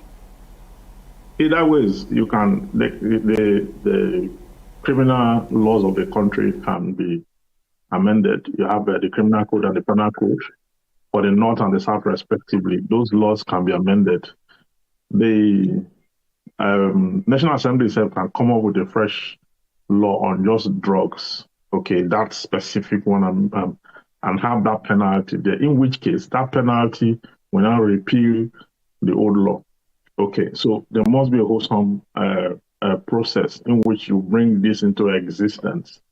The long term effect of this, or the general idea, will be that people are reasonably deterred from going into illicit acts of that nature, which is capable of, causing serious chaos in the civil society of the state of Nigeria. Thank you so much. Thank you so much for your time and input, legal expert Evan Sufeli. And now, moving on, the Trade Union Congress has threatened to embark on a strike action if the Nigerian government does not reverse its recent approval of a 50% increase in telecommunications. In a National Administrative Council meeting, the union condemned the tariff hike as ill-timed and an act of economic oppression against Nigerians. TUC President Festus Osifo, who made this known, says the union's National Executive Council would set the date for action after further consultations. There must be meaningful engagement to explore alternatives and ensure that any policy adjustments are fair, sustainable, and do not further burden already struggling citizens. The need for consultations with critical stakeholders before implementing policies affecting the masses. We have observed with contestation that government has been very reluctant and intentional in not engaging organized labor before policies are implemented. Effective policy making requires inclusive consultation with critical stakeholders before implementation, especially when policies impact the general public. Engaging labor unions, civil society organizations, industry experts, and community representatives ensure that policies are well informed, balanced, and widely accepted. The NAC, on behalf of the Congress, strongly advises the government to refrain from introducing policies that will further exacerbate the current economic hardship faced by hardworking Nigerians. If the administration insists on implementing these policies, the TUC will have no choice but to mobilize the working class, civil society, and the oppressed masses for a nationwide action. This level of exploitation is unacceptable. And Nigeria's House of Representatives has endorsed President Bola Tinubu's proposal to increase the 2025 budget from 49.7 trillion naira to 54.2 trillion naira, citing additional revenue generated by key government agencies. The revised budget includes contributions of 1.4 trillion naira from the Federal Inland Revenue Service, 1.2 trillion naira from the Nigeria Customs Service, and 1.8 trillion naira from other government-owned agencies. Addressing journalists in Abuja, the House Deputy Spokesman, Honorable Philip Agbese, expressed the legislature's readiness to support the President in delivering economic growth and improving the lives of Nigerians. He also highlighted the proposal's focus on critical sectors such as agriculture, which is set to benefit from increased funding for the Bank of Agriculture to empower farmers, boost rural development, and enhance food security. And in other stories, Lagos State Governor Babajide Sanwo-Olu has described the late Dr. Akinsanya Sani Ajose as a paragon of integrity and diligence, emphasizing that his commitment to excellence was evident throughout his remarkable career. Ajose, a former head of service in Lagos State and a respected chieftain of the All Progressives Congress, died on Thursday, January 16, 2025, at the age of 78. The governor, who was represented by his wife, Ibijoke Sanwo-Olu, gave the tribute on Thursday during the unveiling of Dr. Ajose's biography, The Sunny Side of Ajose, at a special event in Ikeja, Lagos. This report by TV360's Okpeyemi Wosheni provides more details. The public presentation of the biography of Dr. Akinsanya Sani Ajose, former Lagos State Head of Service and member of the Governor's Advisory Council, was both a celebration of life and a profound moment of reflection. The event, held as part of activities marking his burial, brought together dignitaries from across Lagos State and beyond. Governor Babajide Sanwo-Olu, represented by his wife Ibijoke Sanwo-Olu, lauded Dr. Ajose for his exceptional contributions to the development of Badagry, Lagos State, and the nation at large. Despite the fact that we have different storms of life, different situations during our work life, he was always there to give positive encouragement. Example, the salary, very poor, but he was there to give positive encouragement. A civil servant making mistakes in front of his boss, he was there to give positive encouragement. He was very diligent, very hardworking, and simple, and very sometimes difficult to read him. And he was gentle but firm. The Lagos State Head of Service, Olabode Agoro, also delivered a artful speech urging civil servants to emulate late Dr. Ajose's legacy of selfless service and excellence as chronicled in his biography. It is on record that Chief Sani Ajose was trustworthy, dependable, steadfast, and courageous throughout his tour of service in the Lagos State Public Service. His significant contribution to the development of the state public service and Lagos State as a whole will never be forgotten. Through this book, we are given a glimpse into the journey that shaped him, the challenges he overcame, and the contributions he made to society. His story serves as a guiding light for all of us, reminding us that success is not measured by personal achievements alone, but even more so by the impact we have on others. The event saw the book launch of The Sunny Side of Ajose, which portrayed the life of the late doctor. The chairman of the occasion and former Lagos State Head of Service, Josephine Oluseyi Williams, echoed similar sentiment, emphasizing the enduring lessons from Dr. Ajose's life. Though his voice is now an echo in memory, his story remains preserved in these pages, in the reforms he instituted, in the lives he shaped, and in the Lagos he helped to build. And so, even as we mourn the absence of the man, we celebrate the immortality of his deeds.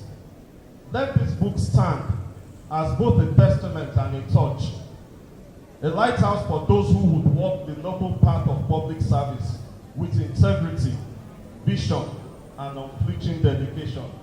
Other dignitaries at the event noted that his legacy remains an indelible mark on the Lagos State Public Service, offering timeless lessons for future generations. Okpeyemi Wosheni, TV360 News, Lagos. And in security matters, as part of efforts to combat cybercrime and financial fraud, the Nigeria Police Force says it has arrested 84 suspects in January 2025 alone. Of these arrests, 32 were made by the NPF National Cybercrime Center, while 52 suspects were apprehended by the Police Special Fraud Unit in Lagos. Among the key arrests are members of a two-man syndicate involved in creating and distributing compromised financial accounts for fraudulent transactions exceeding 400 million naira. Force Public Relations Officer Olumiyiwa Dejobi attributed these achievements to the action plan of the Inspector General of Police, designed to restore Nigeria's global reputation and address the Financial Action Task Force grey list concerns. We have strong conviction that our efforts so far will definitely redeem the image of this country, our home their nation called Nigeria. We have a total of 9 suspects apprehended for various cyber-related offenses. Nigeria Police Force cautions against the inappropriate use of social media for the perpetration of crimes such as fraud, defamation, and cyber stalking. The force remains committed to identifying and curtailing cyber criminals and syndicates, assuring that those involved in cyber-related crimes face the full weight of the law. Members of the public are advised to exercise extreme caution when engaging in online transactions and ensure adequate verification of the legitimacy of operators before conducting large financial dealings. There is this WhatsApp group that we buy Facebook from. We buy Facebook and TikTok, then we sell to our customers.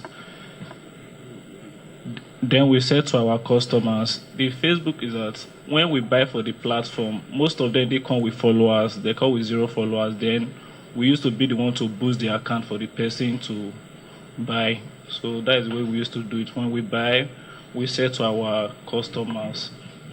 How much do you sell it? Depends. Some Facebook is empty. We used to sell some 1.5. We used to sell some 15,000, 5,000. Depends on the followers. For a crime of creating profile, like I say, I met some people online and asked me that I should help him create 3 profiles for Yusuf Umar, who will continue the verification of the account. But before the creation of the profiles, he first asked me to hand over my money for an account to him, and I did. And after some times, he contacted me to help Yusuf Umar create 3 profiles for him. Only 3 profiles I did create. We'll go on a short break here, but still to come, plane with 10 goes missing in the U.S. Details of this story after this break.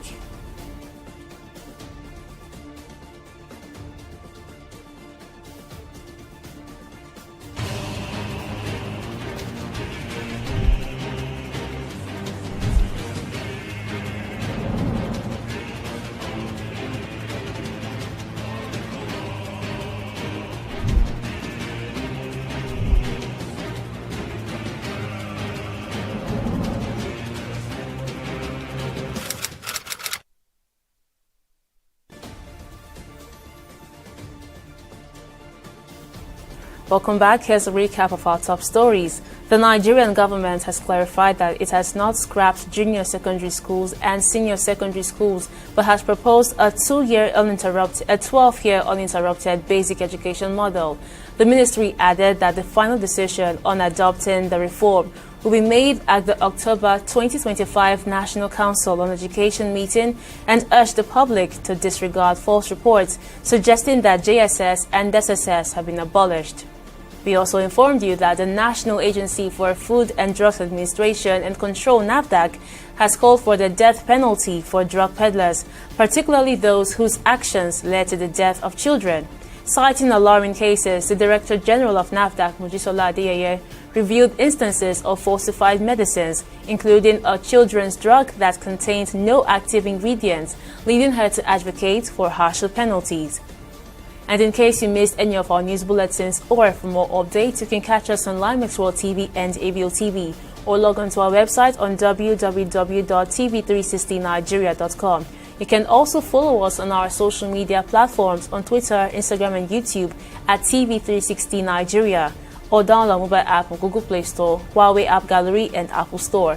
On Facebook, we're at TV360 Online.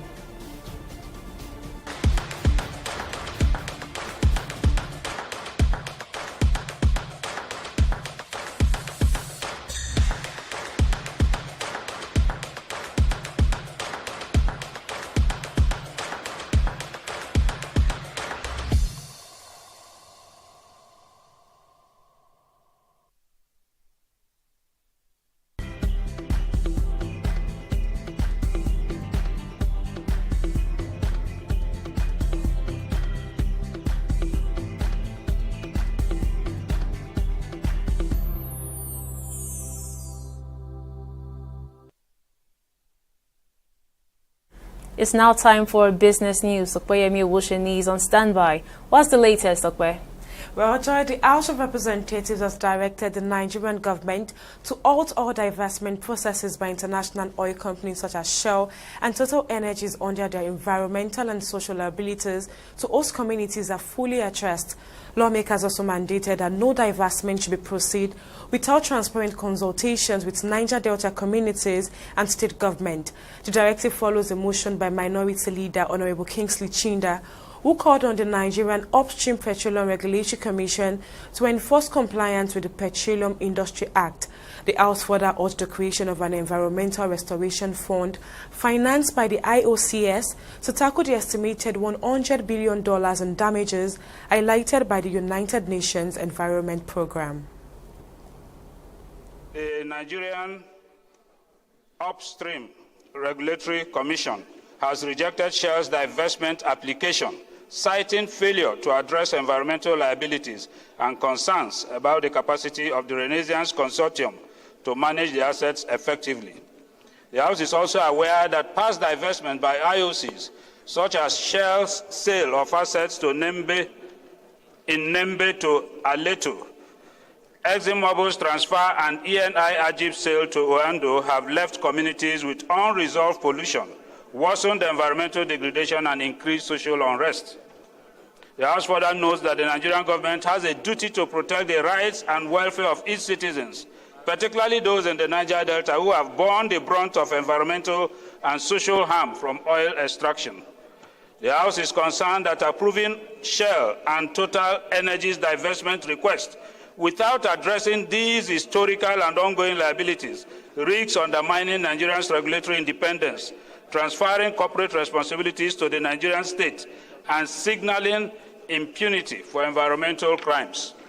The House is concerned that Nigeria suffers economic losses of approximately 15 trillion naira annually due to counterfeit and substandard goods, as reported by the Standards Organization of Nigeria. The unchecked proliferation of fake products not only jeopardizes consumer safety, but also discourages genuine investment in the food and pharmaceuticals industries. The House is further concerned that despite existing regulations, weak enforcement mechanisms, corruption, and the absence of stringent penalties for offenders have emboldened perpetrators to continue endangering public health. We'll take a break now and be back with updates from the stock market.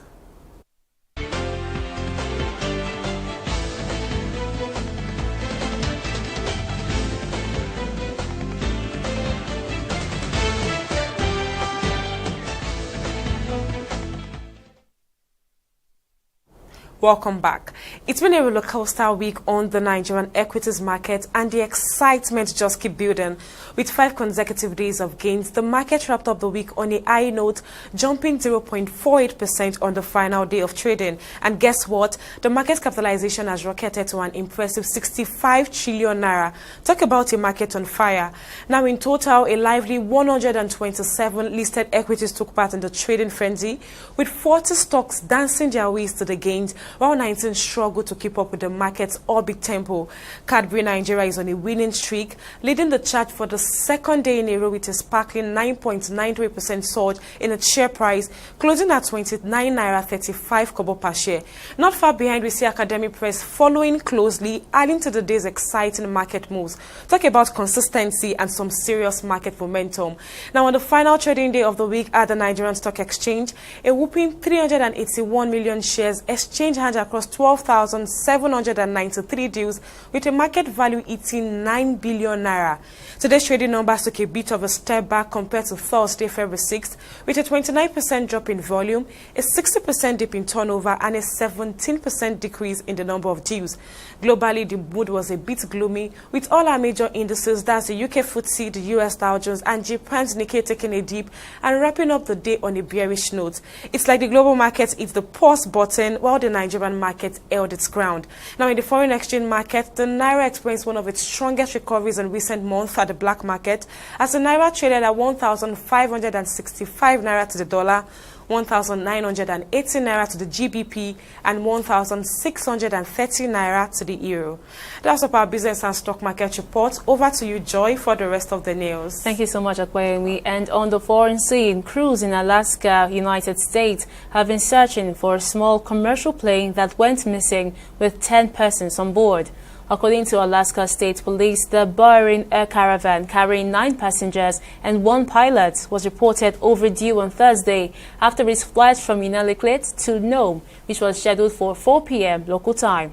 Nome's volunteer fire department disclosed the pilot had informed Anchorage Air Traffic Control that they planned to enter a holding pattern while waiting for the runway to be cleared, but the plane then disappeared from radar. The department also confirmed that the U.S. Coast Guard had deployed a C-130 aircraft to assist ground crews in the search for the missing plane. Meanwhile, the International Criminal Court has condemned Donald Trump for imposing sanctions on its staff, which it said were intended to harm vital work to investigate the world's gravest atrocities, including crimes against humanity and genocide.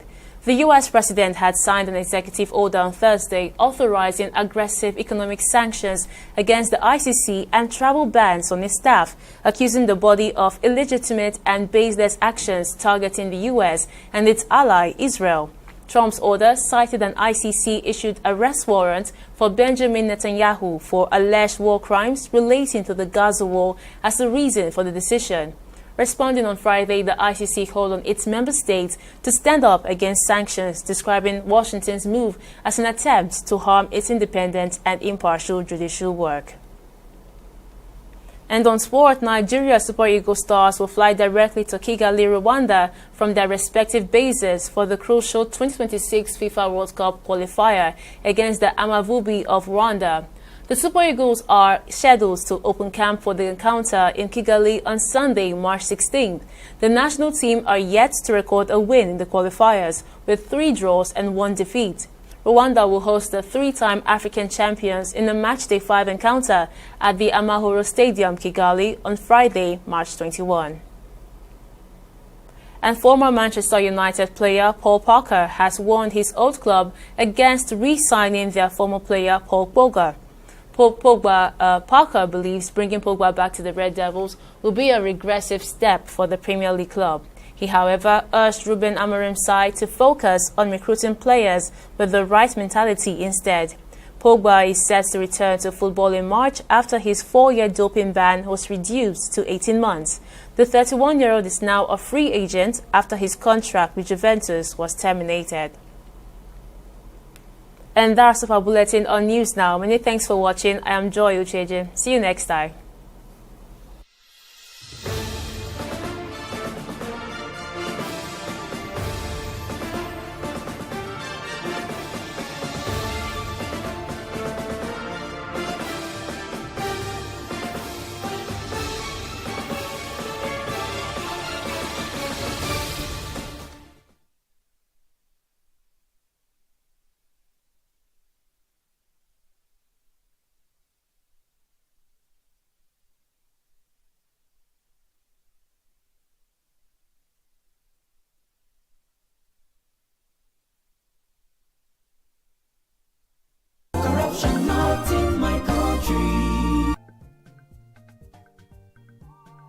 Cut.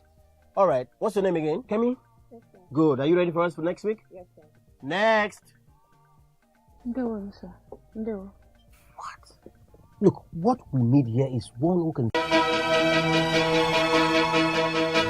Opinions are free, facts are sacred, but truth is universal. How, in practical terms, can we, for instance, de-escalate the tension? When you go into public office, you must be ready to answer to the people. We know where the enemy is. 3 places. The Lake Chad Basin, the border area between Nigeria and Cameroon, and then the Sambisa Forest. On TV360, we give you a complete dose of everything. Opinion, facts, and undiluted truth. I hardly believe what politicians say in this part of the world. A new Nigeria is possible, a future is possible. We delve into the issues, dissect it so that you can understand it, use it to take action, I don't think there's any need for any governor to look for grant for ranching. TV360, dissecting the issues.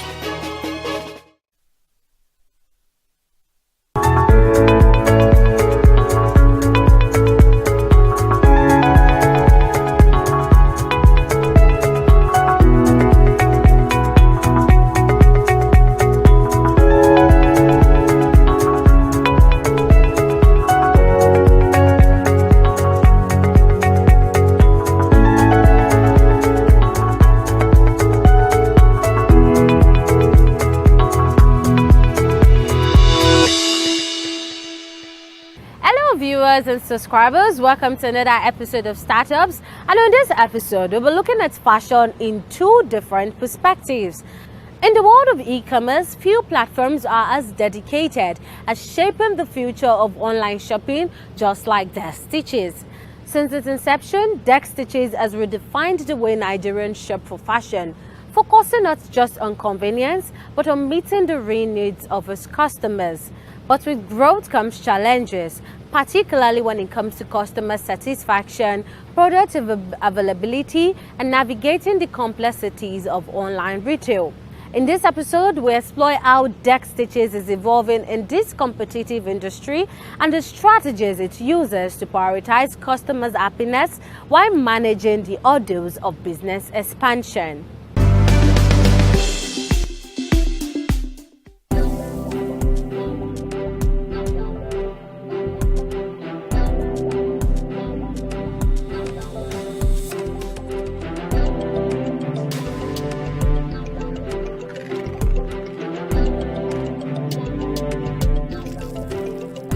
Platform that can cater for basic fashion needs at the time, yes. On average, practically out of 3 Nigerians, 2 must have had a bad experience shopping online.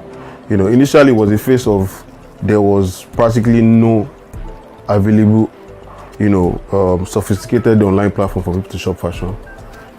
We now bridge that gap with so many vendors online doing these fashion businesses across. We have taken upon ourselves to create for every shopper on our platform unparalleled customer satisfaction.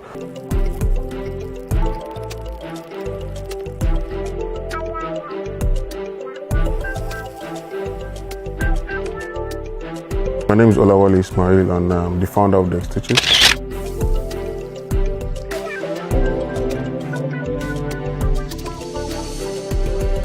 Dex Stitches has quickly emerged as a leader in Nigeria's online fashion space, redefining the e-commerce experience with a keen focus on the customer. Unlike many platforms that simply aim to sell, Dex has tailored its approach to cater to the specific needs of its audience, prioritizing customer demands and preferences above all else. Basically, the need to actually get what I was trying to shop for back then in the past. So it started as far back as when I was in uni. There's something we call Hall Week back then in school, and we usually do it as for people in the hostel. Sometimes we also have the one for departments, right? So this particular time was one for our department, engineering faculty, metallurgical material department to be precise, and you know, back then you need to look fly and everything. So I was looking out for getting a sneaker, right? So unfortunately for me, back then the whole e-commerce space hasn't been explored as much like we have right now. And the only option we had for the particular sneaker I wanted was to be able to order it from, there's a brand called ASOS back then, it's in UK. So I was happy to have found it online, but trying to access and get it was difficult. At the time, there was nothing like even paying directly. You have to go through someone that has an account in ASOS and buy. So it was so much of difficulty, but I wasn't going to give up on the idea of getting the sneakers. So a friend of mine advised me to, go to the market around in Lagos. At the time, we first went to Julegba, which is quite close to Akoka, which is where Unilag is situated, and we didn't find it. Someone else now advised that, because I wanted to present, so I wanted to look good, right? So someone else now advised that, oh, you can get something like that on the island. So I personally took it upon myself to make that journey.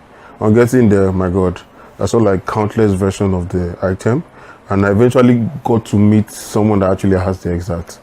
To my ultimate surprise, after paying like exorbitant amount at the time, as a student, I knew there's no money, but I had to pay up a lot. I had to waste a lot of my savings to get the sneakers from this person. On the D-Day of the event, after purchasing the sneaker on the island, the sole got turned out. So this bitter experience got me feeling like, if I'm feeling like this, definitely a couple of other people are feeling like this. So that's when the whole initial idea came about. And subsequently, the experience other people have had based on our discussion, like, obviously when that happened, it was like a fun of the day. Everybody was talking about why they try ordering on it, so it's not possible. It's only when their family members travel abroad that they can get the sneaker they want and everything. So at the time, I now collated like, wow, if I'm having this problem, my friends are having this problem, definitely a lot of people in Nigeria at the time we have the same experience, and that's what brought about finding a platform that can cater for basic fashion needs at the time. Yes, for a business that wants to grow, you never feel like there's a pinnacle. You always continue to grow. So, but one of the things that we can majorly point out as milestone is happy customers. To be honest, and I don't know if I mentioned the ratio earlier or the percentage. It's always, on average, you have 60% people say, oh, I had the problem shopping online, I don't know if I can trust you guys, and stuff like that, which is understandable, because in fact I came out of that experience even though I went to the store in person. So our biggest milestone is the fact that out of these people, 90% of them have been converted from skeptical buyers to customers, to happy customers that even refer their friend. So these people that we look at whenever they come on board,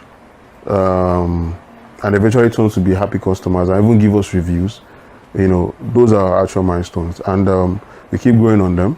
And our goal is to be able to have, maybe quadruple or times hundreds of the kind of customers, the amount of customers we have that came from skeptical, that are very skeptical about shopping online, to being happy about, wow, fashion shopping can be actually more convenient and can be an happy experience. Those people is a milestone, and the more we have, the more we feel like we're hitting more milestones. Yeah. The platform relies heavily on communication with its users to track behavior and interests. Using this data, Dex Stitches prioritizes its product it introduces, ensuring that they are always aligned with what customers truly want. The company's product management team works meticulously to onboard only these items to meet these demands, starting with the essentials and moving on to other items. We try to identify customer needs, and we try to match it with, the current and trending fashion. And when we identify all these needs, we're able to contact our registered brands, to our distributors, and when we do that, we are able to get the products available to our customers. In Dex Stitches, we pride ourselves in customer satisfaction. So we are very, very strict on what we want, and we continuously review our products from our registered and partners. So when we do this, we ensure that there's consistency in quality. So we do this regular checkups with our suppliers, with our distributors, with our brands. Yeah, fashion moves very fast, as you know, and the basic challenge is, having to keep up with the customers' rapidly, changing preference, and, and our brands, and getting the product, because this little phase there is always a little bit of lead time, and we just try to just in our own little way predict where are we headed, where is this headed, and then we try to predict even ahead of the customer, so that we can make necessary arrangements with our brands and distributors before those things come to place. Despite careful planning, challenges remain, particularly when some products underperform. In such cases, the platform response is both dynamic and customer focused. In the will of demand, price is a very huge factor, right? And most times when a particular product that is known to have, be selling out is kind of like underperforming, is sometimes or 50% times boils down to price. So for these products, we usually incentivize customers, right? We do things like, 30% off discounts. Sometimes we go as far as giving free delivery in some particular items.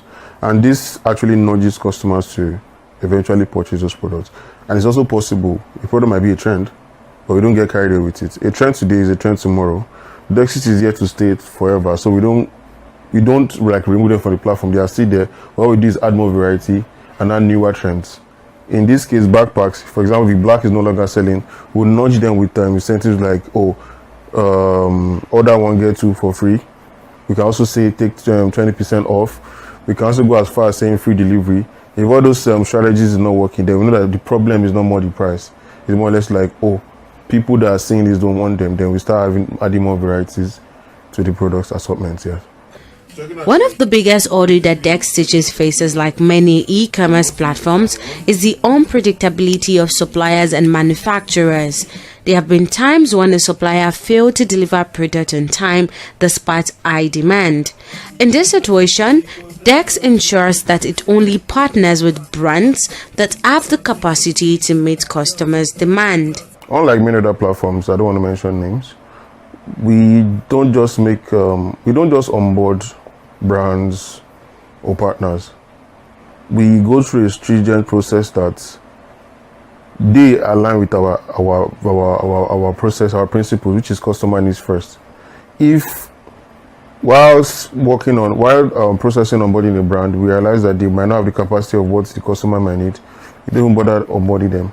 So when they are proven that they have the capacity to deliver, that's when we have them. So you can rest assured that whatever products you see on the platform is always available for the customer needs. However, sometimes maybe in a situation like this, the most realistic predicament that have this kind of situation is kaftans. So this, the kaftans that we wear in Africa, the senators, the agbadas, we have seen a couple times where people want them to get delivered within a day, or they want to get them right away. And the realistic thing is those things are always bespoke. So to even restrict to reduce the situation where a customer needs that, we work on onboarding brands that have ready to wear kaftans. So like I said, needs is the first thing we look out for. If the need for the kaftan is growing over time and we realize that it's getting to the stage that people are always demanding for it and they don't want to wait like 2, 3, 7 days, we onboard more brands that have ready to wear and we give them order suggestions. There's always an alternative to whatever you want to buy. Whatever you want to buy that is within your interest. So it's just that maybe now you're a fan of the brand and you want the brand's products. In that case, we advise you to wait for the available timeline that they've already promised and we have promised on the particular product. And most times we often sort out the situation that they buy and they're happy. The customers are happy. Dex founder envisions a future where the platform continues to grow and expand, not only in Nigeria but globally. The fashion industry in Nigeria has been transformed by the arrival of platforms like Dex Stitches, which offers a shopping environment tailored to fashion lovers. The goal is not just to build a shopping platform. It started from being a platform that people can access sneakers and a few things, to realizing that the need is beyond just these items. It goes as far as everything I want to wear all through my lifetime. And we know that there are needs and there are wants. So we prioritize day in, day out on the needs based on different diverse people's interests and onboard the wants. In sort of like, I would say, a descending order. The needs comes first ahead of the wants. So every day we keep uploading and onboarding more needs with the partnership. So for example, if you're partnering with Nike now, considering the fact that we are selling to Nigerians within Nigeria and Nigerians and other people around the world, we prioritize first to Nigerian needs, which is mostly sneakers, backpacks. We won't look at them for things like, they sell football as well. We might not onboard football. In our first onboarding batch, we start with the priority, which is sneakers. Now after sneakers, we move to joggers, we move to maybe backpacks, t-shirts, then we now onboard football. So we divide this uploading needs across our product management team, and we upload in accordance to that. So with that, we focus more on the needs, and that gives us edge ahead of allowing people to have access to what they need ahead of the ones that doesn't really matter at the time. As the platform grows, Deck Stitches aims to expand its reach, offering even more personalized experiences to its users. The ultimate goal is to turn more skeptical shoppers into loyal and happy customers. Welcome back. Now, the other part we'll be looking at is the decoration industry. Michael Moby, the founder of Mobilet Interior and Exterior Creativity Furniture, is revolutionizing the furniture and interior decoration industry. His company, which is based in Lagos, focuses on creating unique designs for hotels, clubs, and other spaces. Now, beyond furniture production, Mobilet doubles as a training ground for young people, equipping them with valuable technical skills to become independent professionals in the field.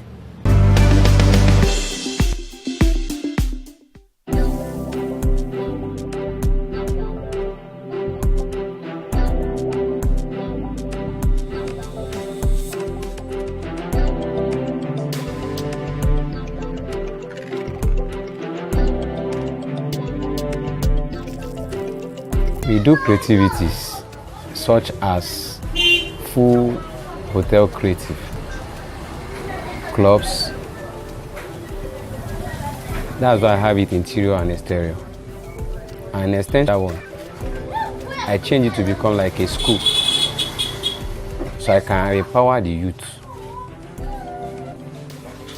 All they just have to do to come and learn from certain period of time.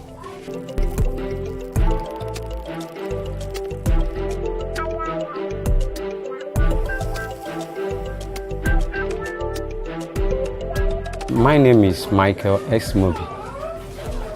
So the name of the company is Mobilet Interior and Exterior Creativity Furniture.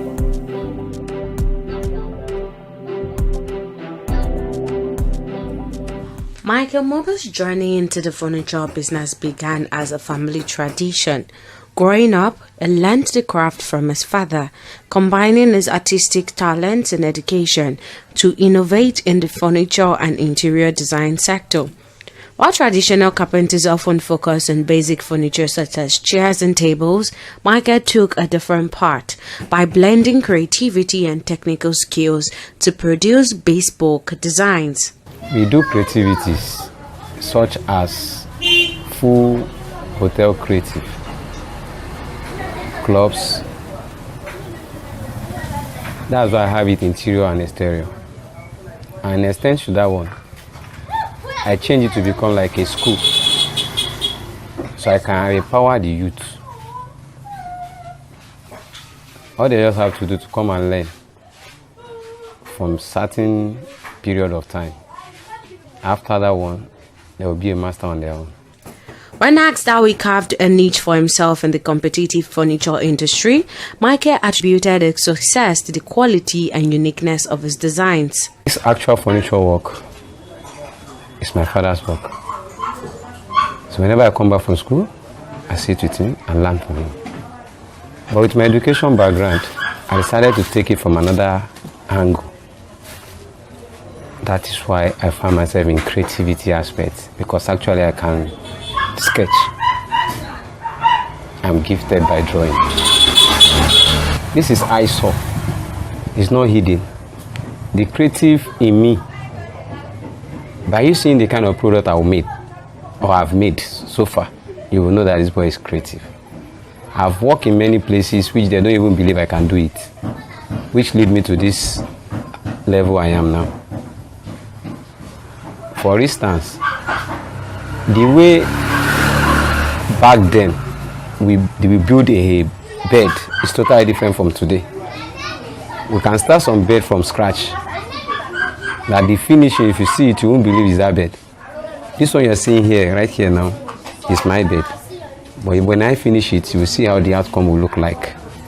Because these days, we use fabric to fabricate the bed, like a hotelian's bed. Why some people like it in their luxury apartment. So the world is moving forward. We can't continue staying that backward. I decided to move forward by adding this so-called technical skill on my work. So I have that creative ability. I can draw building just like the way architect will do it. So I found myself that whenever I draw something, if I want to produce it, I produce it firm. It will now look so unique. And I push on it. I should put more effort. My effort lead me to where I am. But for now, I am now. I have nothing less than 8 boys I've trained. And some are on their own. I was born into this particular work I'm doing. So there's no how I would say I started from so year to so year. If, for instance, if I'm 30 years old, I've been in this work for that 30 years. Why I'm above that? So I've been to the work from my childhood because I met it in the house. Mobilet isn't just a business, it's a platform for youth empowerment. Despite not initially planning to train others, Michael began mentoring when a persistent boy sought his guidance. That experience inspired him to open his doors to more young people, training them in both manual and machine-assisted techniques. This my boy would like to learn from you. I say, me? I don't have the intention of teaching anybody because I was planning, when we are very small, we'll be thinking of diaspora. So that's all comes to my head. I was like trying to have my passport and find my way out of here. Actually, I'm going for this particular work over there. So along the line, when the woman now brought the boy now insists. And I say, okay, I can't control boy for now. I am very young. But the boy always come to me insisting. And I say, okay, maybe I will be doing this particular work. Whenever I want to travel, I'll put that boy in mind. So whenever I travel, I'll call him to come over. But along the line, we had some challenges, which is normally happen somewhere, everywhere. That's even keep me staying back to this work fully. And the boy, and I see the way the boy is working, he's working with passion. And I say, if I leave this boy like this, I will kill the spirit in him. So I move it forward more and more and more. So now I have the courage, which if the boy himself is a master on his own now. If you do 1 or 2 works for you now, even they, sometimes he will collect a big hotel work from beginning to the end, and he will still call me that, Oga, please, I will need some of your boys. Please, Oga, come and handle this part. The thing is too much for me. Because it's kind of technical I used to work, my work is totally different from everybody's own. No, you cannot do without the old one now. The old one brought us this new talent. From here, if any one of my children may have interest in it, they will pick it from this level to another level. If I lost the memory of old one, I can't get to here. That is why I'm still teaching them with the manual and the automatic. They can operate machines, they can use the manual work. You can see this work we are doing, the one you came here and saw now is just manual. When we start to be doing the automatic work, that means we all just have to be operating machine all through. Michael's training model provides a structured environment for apprentices, training live on site during the work week, minimizing distractions and fostering focus.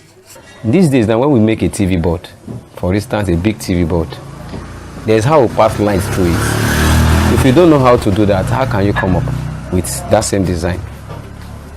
We are having improvement and challenges of work these days. So with that one, they have that opportunity in me. Actually, they can work carpentry work fully. Like all this zinc you see here, me and my boys, we do it on ourselves.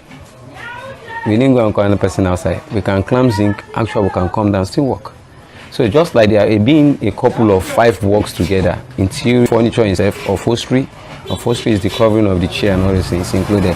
And the lighting plus the technical ability, which you can be able to arrange a place that will make it look so unique and comfort. I've been learning here for about 3 years now. It's already 3 years. So my challenges so far is just the shame. The shame to put your shame aside and focus on your goal. That's just the challenges. And my benefits have been a lot.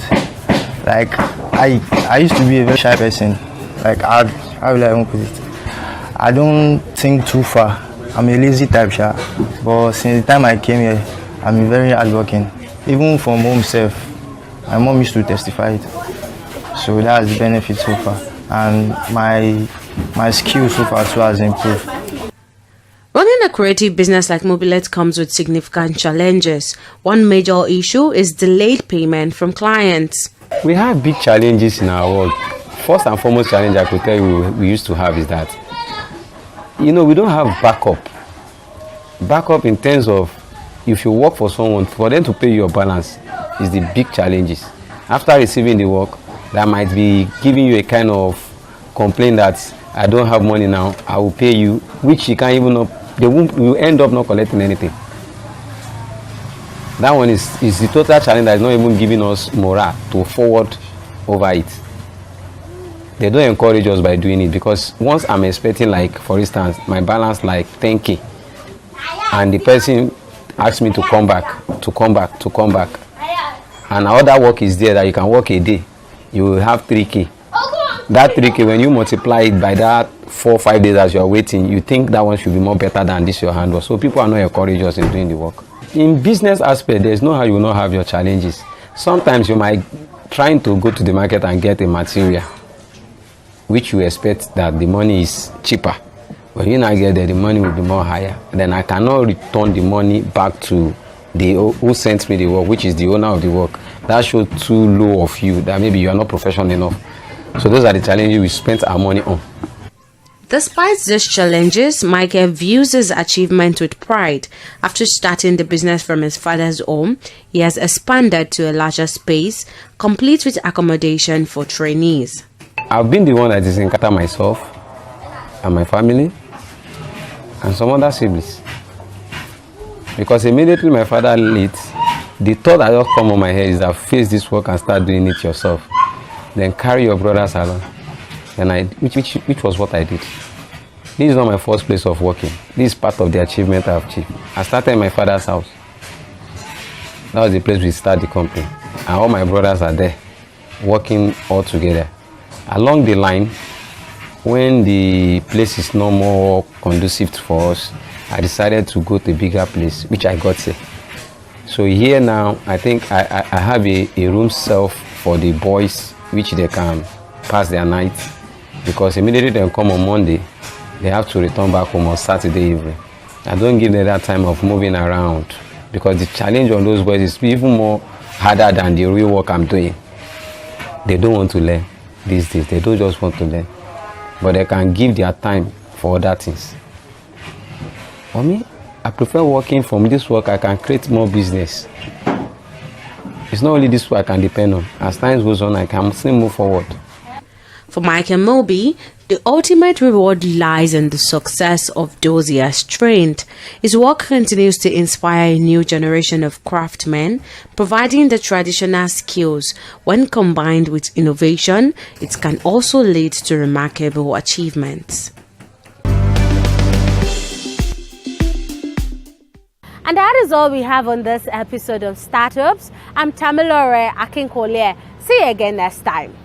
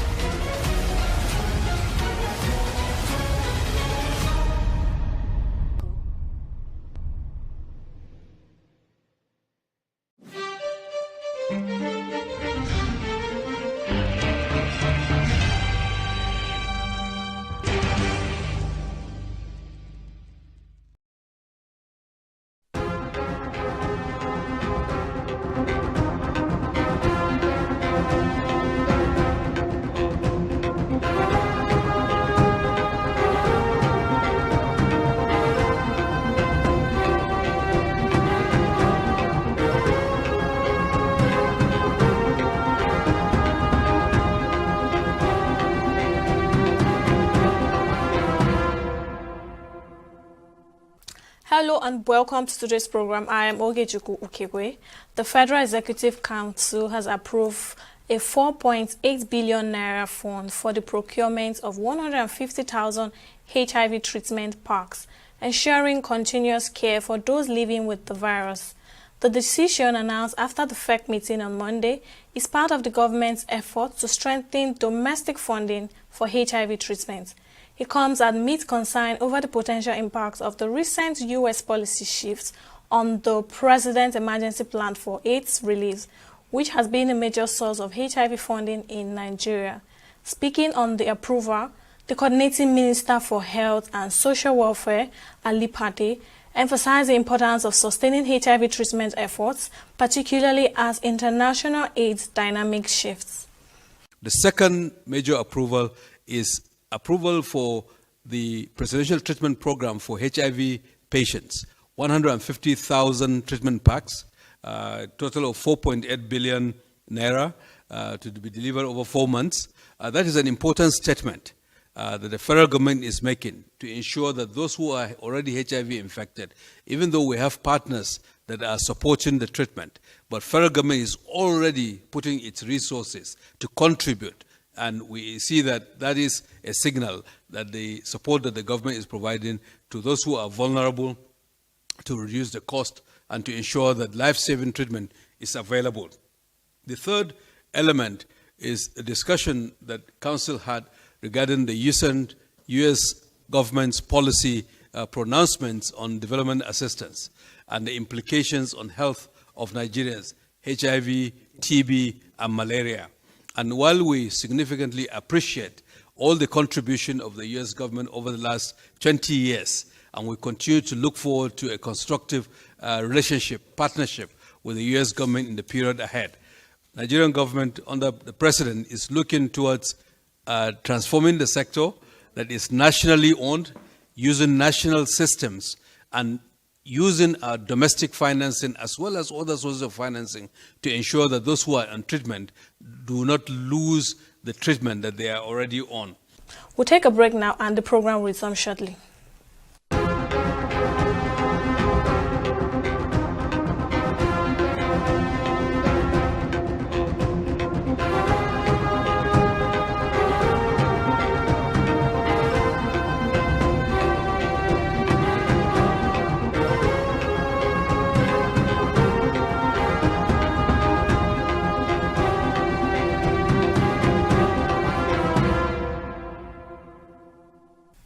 Welcome back. World Cancer Day 2025 is a global initiative dedicated to raising awareness and enhancing understanding of cancer risk, prevention, detection, and treatment. This year marks the launch of the new United by Unique campaign, which emphasizes a people-centered approach to cancer care. This approach represents a transformative shift in how cancer and health services are designed and delivered, focusing on the needs of individuals, families, and community at the core of health system. It moves beyond just treating the disease to considering the perspective and experience of patients, caregivers, family, and community. The goal is to create health systems that are responsive, trusted, and tailored to meet the holistic needs and preference of those they serve. Well, joining me on the program to discuss further is the co-founder, Life Fund Foundation, European Board, and also a certified surgical oncologist, Dr. Ademola Adeyeye. Thank you for joining us on the program. So what are the most significant barriers to equitable cancer care worldwide, and how can we address them? Yeah, so that's a very important and interesting question, because the ideal thing is that cancer care should not be a privilege. It should be accessible and a right to everyone who requires it. But unfortunately, there are a number of barriers that have made it not possible for everybody to have appropriate cancer care. I've used the letter M to remember, or at least to simplify those barriers. Those include money, manpower, materials, machines, and of course, mechanisms, or what we call policies. And so when there are no policies in place, it's part of whatever money you have available, you misuse the resources. The same way too, if you don't have materials or you don't have the machines to treat the patients, then you won't be able to offer the best of services. And of course, manpower is very key. But of all of these things, the most important is money, because socioeconomic factors are the things that tend to drive the disparity between the so-called rich countries in the global north and the low and middle income countries in the global south. So as we continue to exist across different population, what are the key factors contributing to these disparities, and what can be done to ensure equitable access to early detection and treatment for all communities? Yeah, you're very correct about this.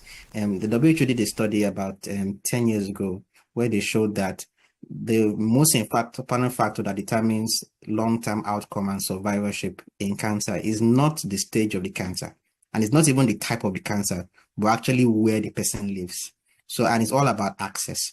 So if a patient in Nigeria has stage 4 cancer, that person has less than 5% chance of being alive after 5 years of the diagnosis of that stage.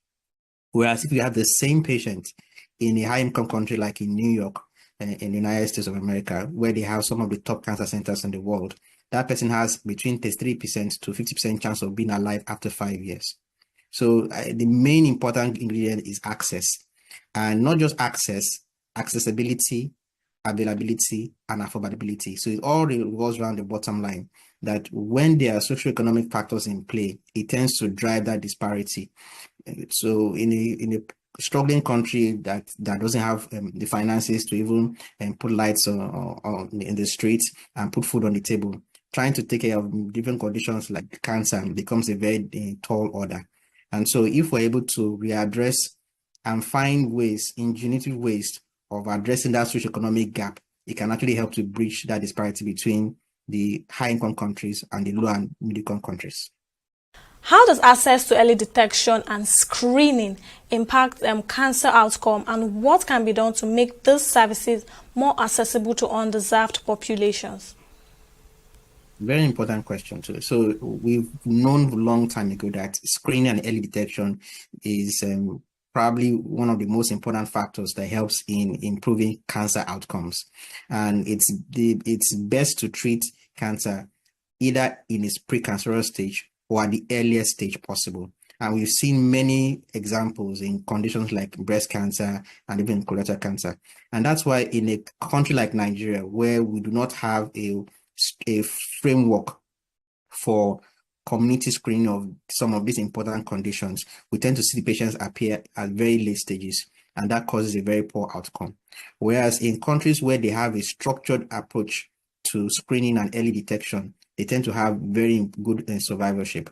And so we need to tackle it in different fronts. I know that there are many organizations and people who go out and do opportunistic screening, but that only will help for a small fraction of the population, and it's not sustainable. So we have to create a platform where there's a mechanism in place to ensure that there's essential screening that is affordable, that is accessible, and that is acceptable to the population, to pick on time those early conditions before they become full-blown and difficult to treat. And at the same time too, there should be money and financial willpower to back up those processes too. Because a healthy nation is a wealthy nation, but a nation that is submerged in all manner of diseases will have low productivity, and that tends to perpetuate the cycle of poverty. So investing in healthcare is actually a good deal because it helps improve the GDP of the nation. And cancer is one of the core killers of young adults and elderly people in the world today. So how does the United by Unique team reflect the diversity of cancer experience among individuals, and why is it important to recognize the differences in cancer care? Yeah, so again, that's a very important point. So this theme is quite interesting and novel because it's trying to show two sides of the same coin. It talks about uniqueness and also talks about unity. So the truth of the matter is that cancer is a clear and present danger. It affects every country in the world. It cuts across race, across gender, across socioeconomic status. So in that way, we're all united in that challenge we face. But at the same time too, everybody's experience, everybody's treatment is personalized. Gone are the days when we give everybody the same kind of treatment for the same kind of cancer. We've now found out that there are different kinds of cancers based on their unique profiles that have different ways in which they respond to different treatments at different stages of the condition. And so the aim thing now is to personalize or tailor-make the patient's treatment and experience based on that patient's unique experiences and the cancer's profile. So it's like somebody goes to a school and you want to sew a school uniform for the children. You will not say that we will sew the school uniform based on a specific measurement, because they have different kinds of students in that school. Some are tall, some are short, some are on the big side, some are slim. And so you have to tailor-make the treatment of cancer, just like that analogy, for the patient so they can have the best response. And we've seen this even in our own local studies in Nigeria. We found out that when cancer treatment was first initiated, many of the studies were based on data and experience from a Western or Caucasian population. And the kind of conditions that they see in terms of cancers is slightly different from what we see there. And at the same time, too, the treatment approaches are also very different too. So we have a particular kind of breast cancer, which we call a triple negative breast cancer, that has almost no special receptors that can make it effective with some of the common cancer drugs. That condition is very uncommon in a Western population, but in Nigeria is a top kind of cancer that we see in the breast of women. And so the treatment algorithm for those patients has to be very different. The same thing too we are seeing with even cancer of the large intestine too, and the rectum. And so ultimately, the theme that WHO is trying to push for this year is try to highlight the importance of tailor-making and personalizing cancer care for our population, while at the same time recognizing the fact that everybody is experiencing that same kind of challenge of cancer cutting across gender, cutting across geography, and cutting across geopolitical strata. What innovations or new treatments are emerging in cancer care, and how might they help close the care gap in both developed and developing countries? Yeah, so again, that's a very interesting question, very, very appropriate at this time, because change is really constant in life, and innovation and adaptability is what potentiates the survival of a species. At the same time, too, we found out that there are many upcoming innovations that have made the cancer space very exciting, and it's made it much more effective. The thing that comes ready to mind is the role of artificial intelligence, or AI, in cancer diagnosis. So we found out that AI-driven technologies have improved the accuracy and the predictability of cancer treatment regimens and cancer diagnostic regimens, if I must say. And we will see AI coming into play more and more in the coming days. Already we are using AI to support the screening of breast cancer in terms of mammography and even other types of screenings for our patients. Apart from artificial intelligence, what we have realized is that people want to have what's called a point of care contact in terms of cancer diagnosis. Nobody wants to go to the hospital and spend many hours waiting in line to get a treatment done. And at the same time, so you don't want to go have an expensive or very invasive and possibly painful and uncomfortable test to be done. And so people are now developing point of care tests that can be done in a home, that can be done in an office, and you can get the same kind of results in terms of making a diagnosis or even for screening for cancers too. So I'll give one important example, and that will emphasize the importance of being ingenious in trying to provide solutions to help in diagnosis. So, cancer of the large intestine traditionally is diagnosed by putting a camera, which we call a colonoscope, into the anus of an individual, and it looks through the rectum and the large bowel to find out if there are any cancerous or precancerous conditions. Of course, you can imagine how uncomfortable it can be to have a long pipe being inserted into one's back passage. And not everybody needs to have that. And so in the past, people used to have stool tests to find out whether there are blood particles in the stool. And the assumption is that if there's blood in the stool, it may be a sign that that patient may be harboring a cancerous growth. However, that technology doesn't hold sway in a country like Nigeria, in Africa in general, because we have lots of conditions like infections, parasites in the intestine that can cause blood in the stool. So those stool-based tests that work well for Caucasian populations don't work well for our communities. At the same time, too, it's not socially acceptable for our African patients to bring stool samples, sometimes three separate stool samples, to detect whether there's a need to have a camera test done or not. And so there are novel ideas we've done where you can actually test a patient's urine by using a small strip of paper that has some certain chemicals that can react to the presence of those precancerous or cancerous conditions in the body. And those point of care tests can be done in a patient's home, can be done in the clinic, just like one is doing pregnancy tests to find out if there's trace of pregnancy in the urine. And so we are seeing more and more of these simple novel ideas come up that will refine and make cancer accessibility and more suitable to our population. In the Western world, they are developing multi-platform blood tests that can detect as many as 10 to 15 cancers in the body at the same time too. So those are some of the innovations that are being driven in terms of diagnostics. In terms of treatment, we are seeing more and more smarter tools, such as using medications that can tweak or rejig the immune system of a patient to fight cancer, what we call immunotherapy. And even there's also a role for even using nanoparticles that can actually target those cancer cells. So the cancer space is quite filled with a lot of exciting innovations that are coming to mainstream. And I'm sure that in the next couple of years, we will see all of these things being routine in the medical practice.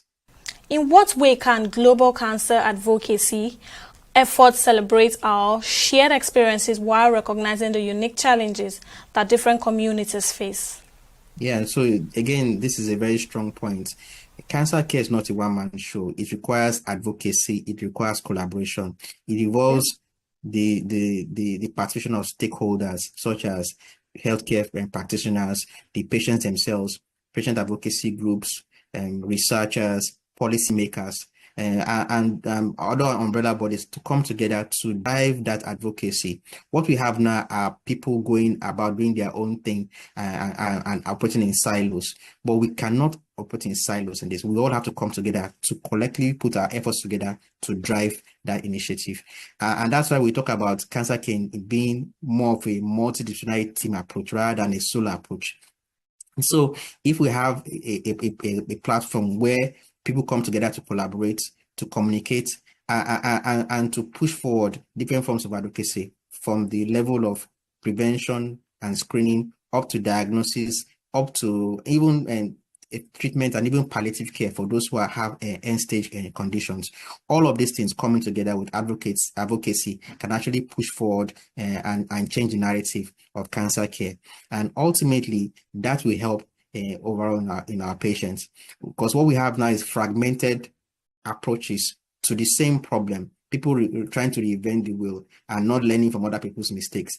But if we share our experiences, we share expertise, and we share the knowledge that we have available, we will definitely have a better story to tell in a couple of years' time. What are the ways cancer treatment should be personalized to fit the unique needs of each patient, and how has personalized medicine evolved in recent years? Yeah, again, very, very important point and very insightful. So like I said earlier on, the in thing now is not just to make a diagnosis of cancer, but you need to understand what is called the biology or the profile of that cancer. What are the genetic components of that cancer that makes it different from other kinds of cancers of the same origin? So the fact that somebody has cancer of the breast doesn't mean that all cancers of the breast are the same. The only thing that makes them similar is the location. So it's just like somebody being a Nigerian. The only thing that may make somebody uniquely a Nigerian is the passport, Nigerian passport. But we speak different languages. We have almost 250 tribes and clans in Nigeria. So the fact that we all live in the same country on the same space doesn't mean that we are the same.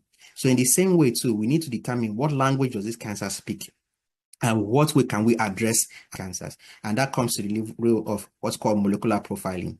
So there are different molecular profiling that are done to find out the specific species, specific type of cancer that we're dealing with. Some of them involve the use of genetic studies of the cancers, and some can even involve simple blood tests to check if there are special proteins that the cancers carry. Some proteins include receptors, and they even include what we call ligands. So by doing those special molecular profiling, which I don't want to go into details because I don't want to get lost in that side of the discussion, that helps us to refine and break down the kind of cancer we're dealing with. And each type of cancer, subtype of cancer, has its own treatment that will work for it. And definitely, once we have that kind of approach, the outcomes are better. Like I tell my clients, anytime you're exposed to chemotherapy or immunotherapy, we cannot guarantee response. because people are different in the way they respond. And that aspect of molecular profiling also helps us predicting response, even predicting outcome. But what we can guarantee is side effects. Because if one is on chemotherapy and has little or no side effects, it's likely that medication is fake, because chemotherapy on its own is toxic to the body. And so what we need to do is to find a way in which we limit the toxicity and maximize the efficacy. And the best way to approach that is to find a personalized approach, detecting the specific type of cancer that will respond to that kind of medication, so that when we administer the medication, irrespective of the side effects, we can guarantee more that there will be response. So can you explain how research is taking into consideration the accounts of the unique needs of this diverse population in the development of new cancer treatments and therapies? Very valid and very important point.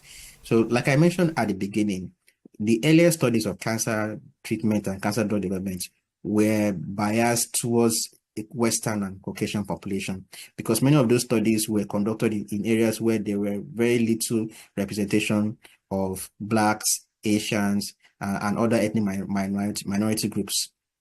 And so when we had those treatments translated to our own environment, we're getting inferior or mixed results.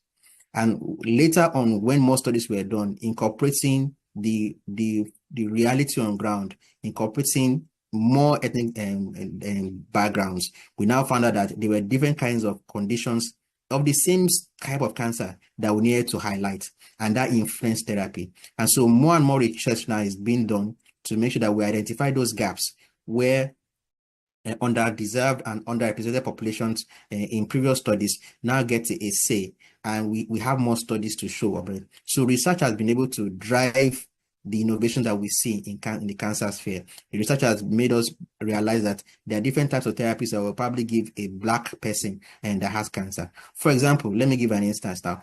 Prostate cancer, which is the commonest cancer in men worldwide. That cancer in a Caucasian population tends to grow very slowly. And in fact, there is a 25% chance that treating that prostate cancer, the client will not have any problems with it in a Western population, in a Caucasian population. But the fact is completely different in a Black population. Black patients with prostate cancer tend to have a very aggressive disease because they have peculiar genetic makeups in that cancer that makes it tend to spread to different parts of the body more early and more deadly in nature. And so when a Black person has prostate cancer, we tend to treat it aggressively because we know we're dealing with a kind of aggressive disease. All that came out from the results of research. And research is the only thing that will drive innovation, not just in a healthcare space, but in life in general. And so that quest for knowledge, that quest for asking questions and knowing what's the next big thing will always help in improving cancer outcomes in our population. So what would you say is the most significance of the World Cancer Day? And for the team, what do you think inspires this year's theme? All right. So the World Cancer Day was first celebrated in the year 2000. And it was with that mindset to increase global awareness about the dangers of cancer and to create a platform to be able to discuss about it and to strategize. And every theme for the year helps to refine and structure approaches towards it. And that's why it's deliberate that the World Cancer Day is celebrated much earlier in the year so that people have a theme or a slogan to run with for that year. So this theme of uniqueness and unity is trying to promote a balance between serving as many people as possible, while at the same time identifying individual personalized needs for cancer care. And I believe that once we're able to strike that balance, we can definitely have a very, very robust outcome for our patients. And definitely those things also help to guide policies, also help people to think about the best ways to innovate. People without direction and without vision would lose their way. And so with this kind of direction and vision that is set globally, it helps in the discussion that we have in the cancer space. What initiatives are being taken to ensure that people from all walks of life, including those from marginalized communities, have access to cancer care that acknowledges their unique needs and challenges? So I must be very honest, a lot still needs to be done to bridge that gap, that disparity. Let me give a point. About 10 years ago, the Lancet Commission they found out that up to 65% of all the cancers that we have across the world are found in sub-Saharan Africa. But only less than 5% of the global workforce that have been trained to treat cancer are located in that continent. So there's a huge disparity. And this was a study that was done 10 years ago. With the brain drain that has happened, with all the inflation and economic downturn that has affected many countries across Africa, the story is even sadder than was earlier illustrated. So we have to take that gap, to try to level the playing and to improve access for our clients. And again, it will take a lot of ingenuity. Research that we've been doing and that many of our colleagues are doing and will help in a way, but it can only go so much if there's funding available. I mentioned this novel strategy of trying to use urine tests to detect colon cancer. That urine test could be as cheap as doing a pregnancy test in the long term, which costs a very small fee compared to the stool tests that are very expensive and are not reliable, and even the camera tests that can cost as much as 100,000 naira or even more to get done. So if you are paying 100 naira for something that you would have paid 100,000 naira for, that definitely will improve the economic viability of screening and even for treatment too. And so it's all those innovative strategies of thinking outside the box to find a way in which we can manage the resources we have to bridge the gap between different populations. They will definitely help. So there's a role for researchers to bring out more innovative and cheaper solutions. There's a role for policymakers to create that enabling environment for researchers to work. There's a role for financiers to put in money. Like I said, a healthy nation is a wealthy nation, but a nation that is submerged in all manner of diseases, including cancers, will not be productive, and that will reduce GDP. So investing in healthcare is actually a way of investing in the economic probability and viability of a nation. So I feel that when we bring all of these ingredients together, we'll definitely have a better story to tell. Well, the co-founder of Life Fund Foundation European Board, Dr. Ademola Adeyeye, thank you for speaking with us on the program. And that wraps up our program for today. Thank you for watching, and we'll see you again next time.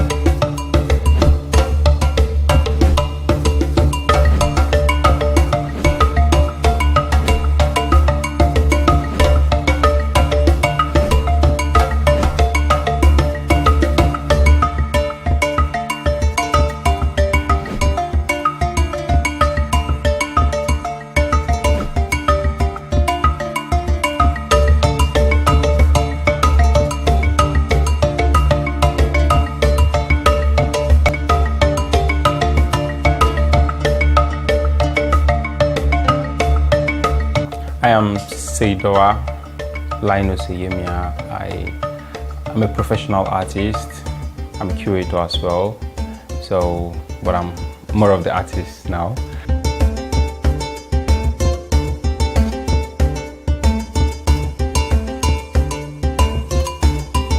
I studied painting in school, and I paint, and my works actually talk about the contemporary Lagos life, especially as it relates to transportation and the downfall you find around Lagos.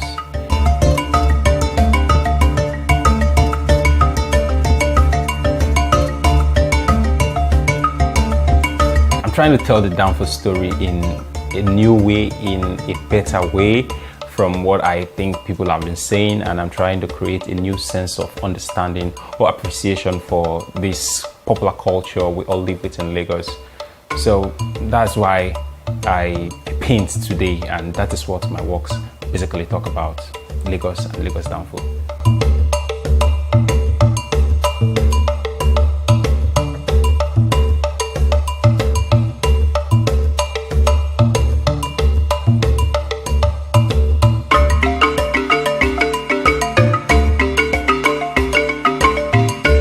Like so many artists before me would say, like when I was a child, I loved drawing. I used to draw everywhere, and yes, I'm one of them. I did that. I drew a lot on the floor, on the walls. I did a lot of paintings, and I was very fortunate to have a very wonderful father who was always providing art materials for me. So I had the opportunity to explore as much as I could as a child, and I created a lot. Then just having fun. Basically, children who studied art or didn't, they are all doing the same thing. It's just part of a stage of growth for a lot of us who have that part of creativity very high in us. So that was how maybe it started.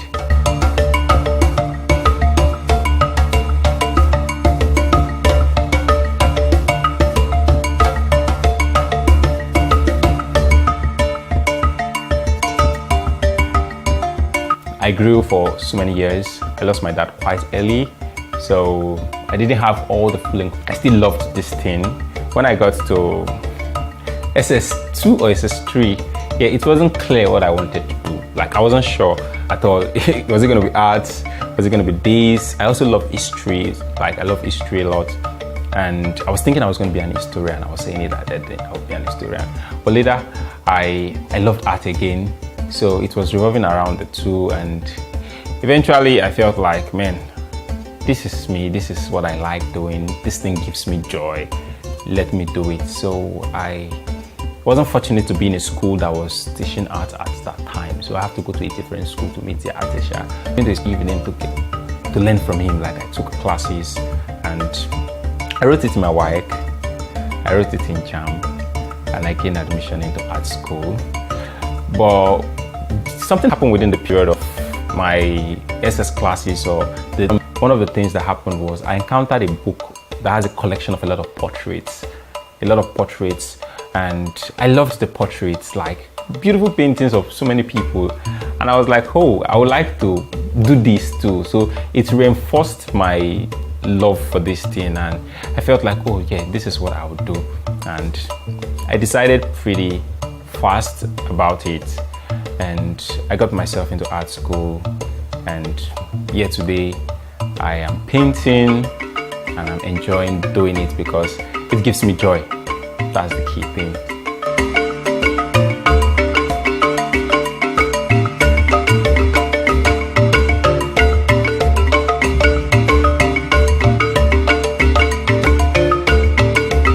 I wasn't too sure I was going to be painting today immediately, because when I left school, I did not start like right away. I didn't start painting. I didn't start creating artworks right away. But I was studying art. I was creating some kind of stuff, like I paint. I have paintings I did within that period. Like all the time you find yourself painting, or people knew you say, help me do this. I want to do a portrait. I did all of that, but I was not very sure this is the thing I want to do. I wasn't sure because from the system of the schools to what I was seeing in the industry, I was, because I wanted to do something different from what many people are doing, and I saw so many people doing relatively the same thing, and probably this is what the galleries want, this is what the people want to see, but this is not what I want to do. And since what I want to do is not what everybody's doing, I was a bit reluctant. Like I was painting as such, because then it wasn't going to be what I'm creating now. But I knew I didn't want to do what the majority were doing. So it was a bit difficult to decide if I was going to just be creating the works. I want to tell my story like the cavemen did. They were telling their stories on the walls of the caves like the Egyptian did. So I felt like I want to do my thing, and I really wanted people to see my thing. So I needed to be sure. I dream about some of the concepts I paint. So I really wanted to give myself, if you see my work, it should be telling you something about me. So all of that were the reasons why I was going through a lot of challenges of should I paint, should I not paint? But eventually I saw one young Nigerian man. He's not really young per se, he's older than me. And he was doing something different from what everybody was doing. I was like, this is Nigerian, I love this work. I felt the work was real to him. His name is Bob Nusa.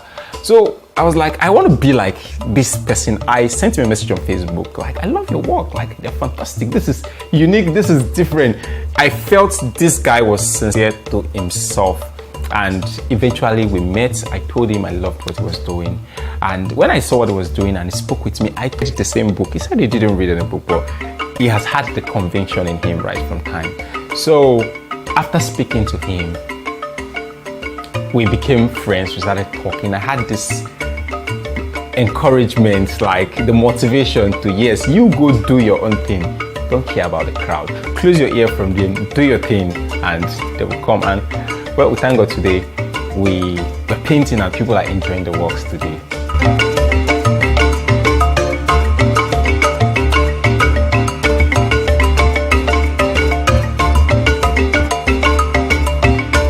One thing was you need to get materials and you need to have funds to get your materials. So it was whatever I was doing that was giving me money. Like, not whatever. I used to do graphic designs for people. I do printing. I was working with some event people. So all of that, when I get the money, I buy materials. I also had a couple of colors, like a lot. I bought then because I had a project, like a mural project. So we bought close to 15, if not to 20 cups of these colors. So I had plenty of colors. So it helped me to experiment, and I have a lot of works that I did then that eventually they were unable to get to the gallery level, but I had a lot of materials, or I invested into the materials to experiment. So, and nobody needed to tell me paint it like this, paint it like that, but there are a lot of things about the business I discovered without any formal class.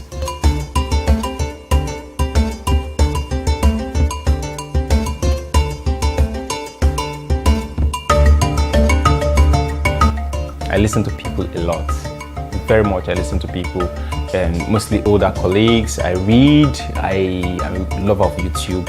So I pick from this person, I pick from that person. But the key thing I think most of us never knew in school was that we did not know how to create a brand, because art is basically creating a brand.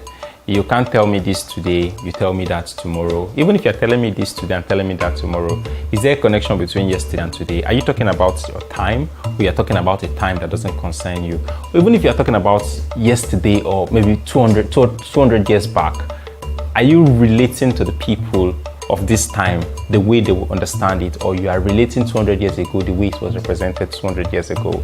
In school, you paint it like that. You do a painting of Nefertiti, for instance. We'll be depicting it like it's we are in the Egyptian era. But I think contemporary art is not that way. It should be something this generation should be able to connect with. If you are remixing, that's what you do in music, you have to sing it like this time. You don't have to sing it like the way it was. You could pick elements from those generations. Like my work has elements from so many artists who have even painted over 100 years ago, but I will represent it, talking about it in this time and in a very different way.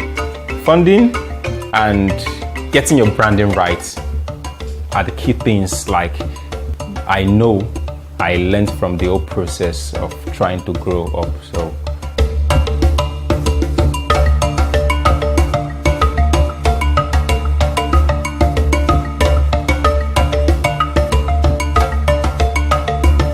I'm a bit different in my practice, very different, and that's maybe the challenge I have. One, I don't carry my works to galleries as such. Like, I have been in a gallery where artists came with so many of his works, and the gallery will be saying, this one, I don't do that. Because most of the galleries, I don't feel they will represent it the way I want to. So I think one of the things that I would have said is the major challenge my work has is that many people have not seen them, and I want many eyes to see them, but I want them to be displayed in the right manner and in the right places where the right people or the many people will see them. So getting enough galleries, like the kind of galleries I want to exhibit with, is practically a challenge, because between last year to this year, I exhibited with only one gallery, that's at 21 in a hotel run by Kalin Shagori. So yeah, it was a superb exhibition. It was a perfect place. I was like, man, because I exhibited in 2019 with some group of people. I wasn't really satisfied with the way my work was. My uncle wanted to see a video of it. I did a video though, but I couldn't send it to him because I felt this is not how I want people to see my work. So I now withdrew, and I like, if I don't get the right representation, I'm not putting out my work anywhere. So the major challenge is getting the right galleries to represent your work. And another thing is, before I discovered the gallery, I went to one or two galleries, but I didn't carry my physical work. I went with photographs in a portfolio. But the reaction I got from those galleries, they weren't confident to show my work because they weren't sure of the audience that were coming to their gallery, if they were going to be ready to see something different or something new. They wanted things that looks like the things everybody is doing. I didn't want to do those kind of things. So that was why I started withdrawing. I want to see people interested in what I'm doing, then we can continue. But me chasing them, yeah, I have to, even if I will have to chase people, then it has to be the right people. So we really don't have a lot of galleries who want to try the great things. Yeah, and many times in history, people keep missing the beautiful works, the works that ends up making history. Most of the time, they don't end up joining. People don't tend to benefit well enough because they were scared to start with these people.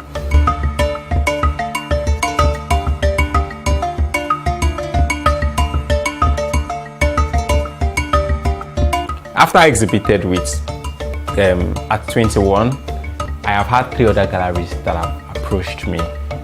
One out of Lagos, one out of Nigeria, then another one in Lagos. So yeah, some of them were waiting to see, yeah, people like his work is now showing in that place.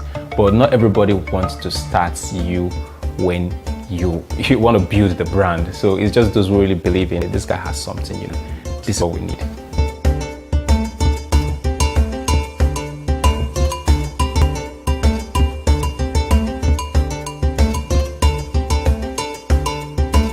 If you look at the continuum of artistry or the canon of painting, or I don't know the term to use, yeah, it's not 100% different from what has existed. I did not invent colors, I didn't invent canvas, but minimalism is not new. There is a popular name, like some people when see my work, you could say Frank Stella. You could talk about Klee. You could even relate it to myself, traditional motifs in South Africa. So I can't say it is exclusively new or different from what has existed. It falls into a continuum of history that has existed before it. But then it is talking about Danfo now. And talking about Danfo, you could Google Danfo if you don't mind. You could check the hashtag on Instagram after now, and you hardly find something like this painting you have here. You hardly find something like that painting. I do that. I check Danfo a lot because it's one of the hashtags that I follow, and people don't represent the Danfo story the way I am representing them currently. It's very different. This is me speaking, but I've heard it from people within Nigeria and even outside Nigeria, this is a very different way, or this is a new perspective to what we have been seeing. I pretty know saying minimalism, like they call it academic setting, is a new thing. People have been painting with flat colors, minimal colors, less details, go straight to the point, clean lines. All of that has existed for many years before me, and it will continue even after me. But in each of us who do this kind of painting, we have always tried to create something unique about us. That's the more reason why you said you saw so many yellows on my works. Yeah, because it's more like the me, the real me as a Lagosian.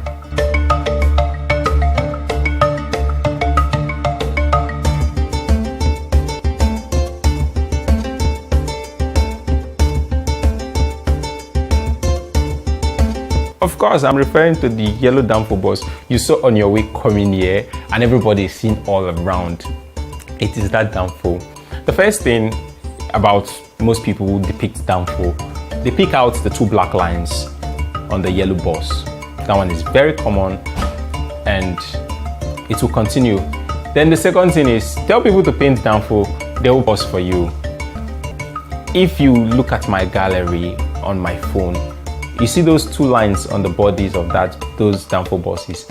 I have a variation of many other designs I've discovered buses. It's not just about 2 lines sometimes. There are varieties of them I have discovered and I pick concepts from those guys and in a pretty different way. You know, when they tell us to write a composition in secondary school, then, you know, they will give everybody a topic.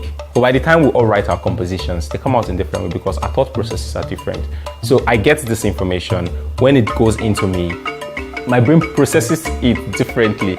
So in the course of processing information, I tend to create these kind of works you are seeing today. So that's why it's like different, but it's still the same bigger story I'm telling.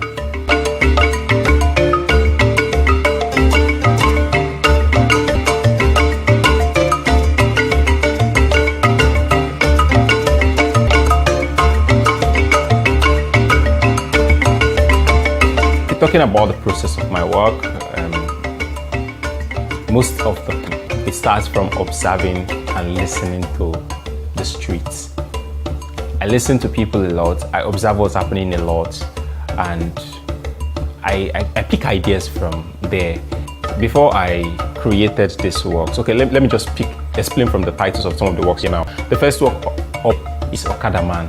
Everybody in Lagos can relate to Okada Man when you say Okada Man. So on the street, but why can't paint a beautiful Okada Man that can be both here and Los Angeles? It can be hung in Pompeii or wherever. The people like, what's this work about? And you say, no, this is Okada Man.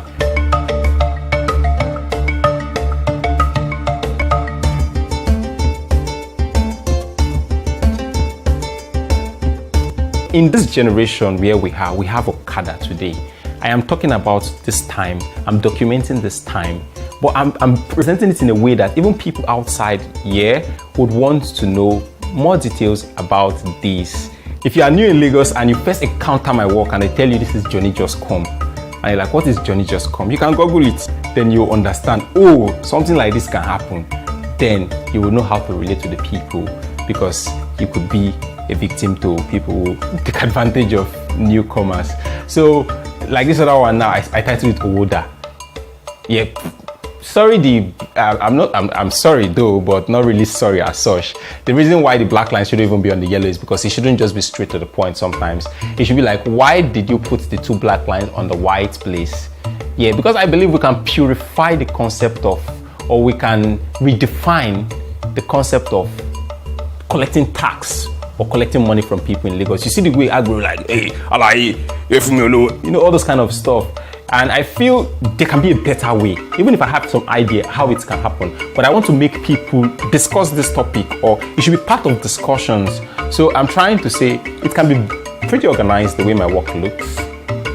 And I really want people to inquire or to feel interested in the story.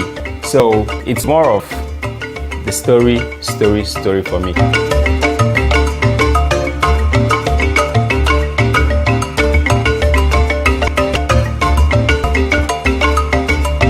I create a visual representation, and my visual representation oftentimes starts from paper to the system. Sometimes it doesn't get to the system, but sometimes it gets to the system. So I create a graphic representation, I look at it. After looking at it, sometimes I edit. Sometimes the editing takes place while I'm working on it, on the canvas. So but it takes quite a number of while. Most times it takes weeks, sometimes even more than a month before I execute the work, because I'll really contemplate real good. Sometimes it might be complex, I'll be reducing it to the most simplest way it can come out. So all of that happens before I get my canvas. I get to get colors on the canvas. Then I work with some of the materials you find here. Like, I measure a lot so the lines can be straight, so it can be very perfect. Yeah, I measure like all the time. Sometimes I use pencil, ruler, I mark it just to be sure I get it right. You see I have masking tape right here. Sorry I scattered those stuff. Yeah, so I use it to mark the lines so the colors will look neat. So I do that, then I work with acrylic color because it dries very fast. It looks very neat, it looks very brilliant.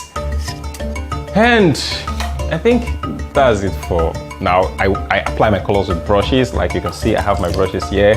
So I work with brushes. Don't mind the yellow brushes. I love them because they pretty look like the yellow I paint. So yeah, so that's me and how I work.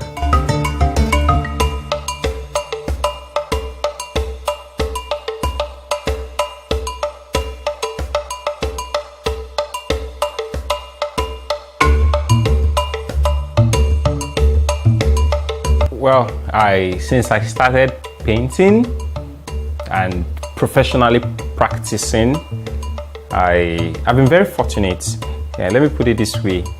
I initially said I tried starting with some lower galleries. I didn't succeed, but I am fortunate to exhibit or to be exhibiting with one of the best galleries, if not the best gallery in Lagos. That's at 21 Lagos. So many people dream they want to have their works hung on that wall, but not everybody gets in. Not everybody. Really, before you get the opportunity to have your work in high-class gallery.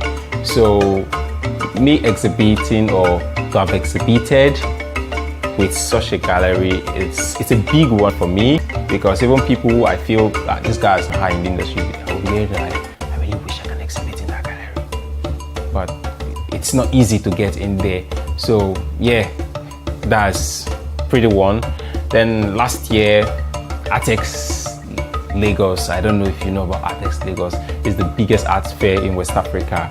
I was one of their finalists during the Artex review. I knew I was the last person that was interviewed. I applied like almost at the end of the whole thing, but within 48 hours, I got a mail from them to send my portfolio, and I got the opportunity to be part of the participants in the review and one of the finalists. I think we were 12 in number, and I think the 3 people that ended with me, the last review, like I'm from Nigeria, one was from Panama, the other one from UK. So it's a big one. I know they had over 500 applicants, like they said, but not everybody got to that height. Not everybody had the opportunity to have their works posted on ArtX page. Like, it's a big one for me, and it is really cool that I have been fortunate to get people from the high class being interested in my work more than those down. Yeah, so it's a good achievement.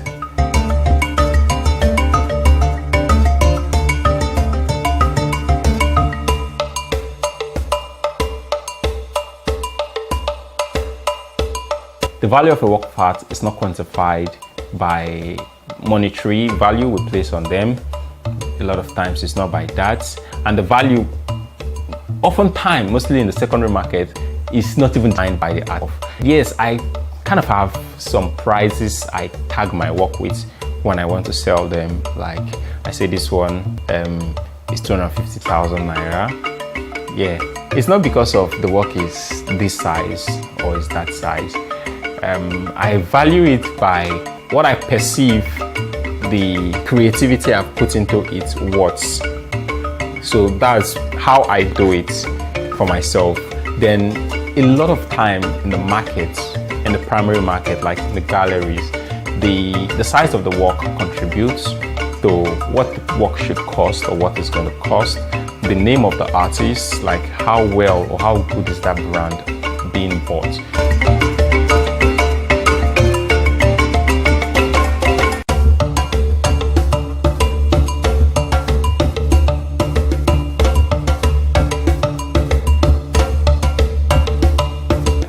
see my work breaking records in the art market. Like, I can't tell, I wouldn't know how much it's gonna go for, but I feel what I am doing would make those headlines in the future and influence the way people think, the way people behave, especially in Lagos. Like, Lagos sometimes gets so chaotic, and I pick inspiration from this chaos and refine it to a very clean canvas painting.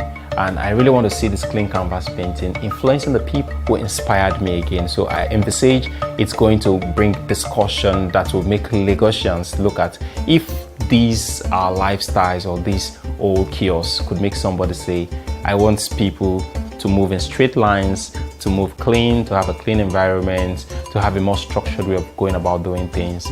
I really see that happening, because if I have more of this going out and more people getting involved in the discussion, it's really going to influence the characters of people, and it might give us a better Lagos in the future. So I see it influencing lives, influencing thinking, influencing the basic things you find yourself around.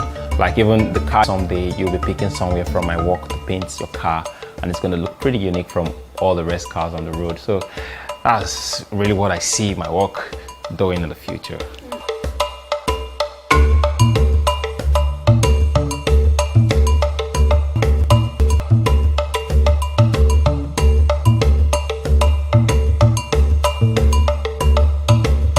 I believe I will be involved in very important exhibitions, hopefully in the next 5 years' time to come, around the world. I want to believe before the next 5 years come, I would have been able to create more interesting pieces than the ones I have today. Any other thing that comes out of creating those beautiful pieces that is going to make the world a better place is left to the people who are receiving the work. So whatever they do, if they receive it well and if they appreciate it well, it may go beyond what I am expecting. But for now, I can say, yeah, being part of important exhibitions, creating more interesting pieces and all of that is what I can do, which are the things I can control within my own power.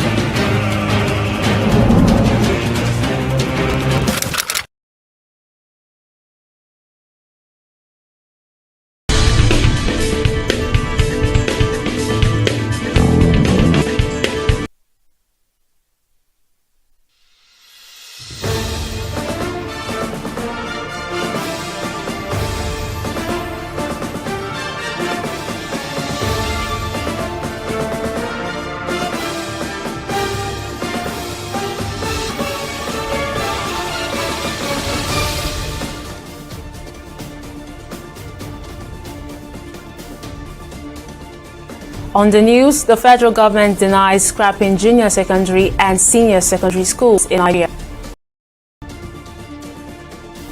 NAFDAC seeks death penalty for drug peddlers. And INEC creation of special court for electoral offenders.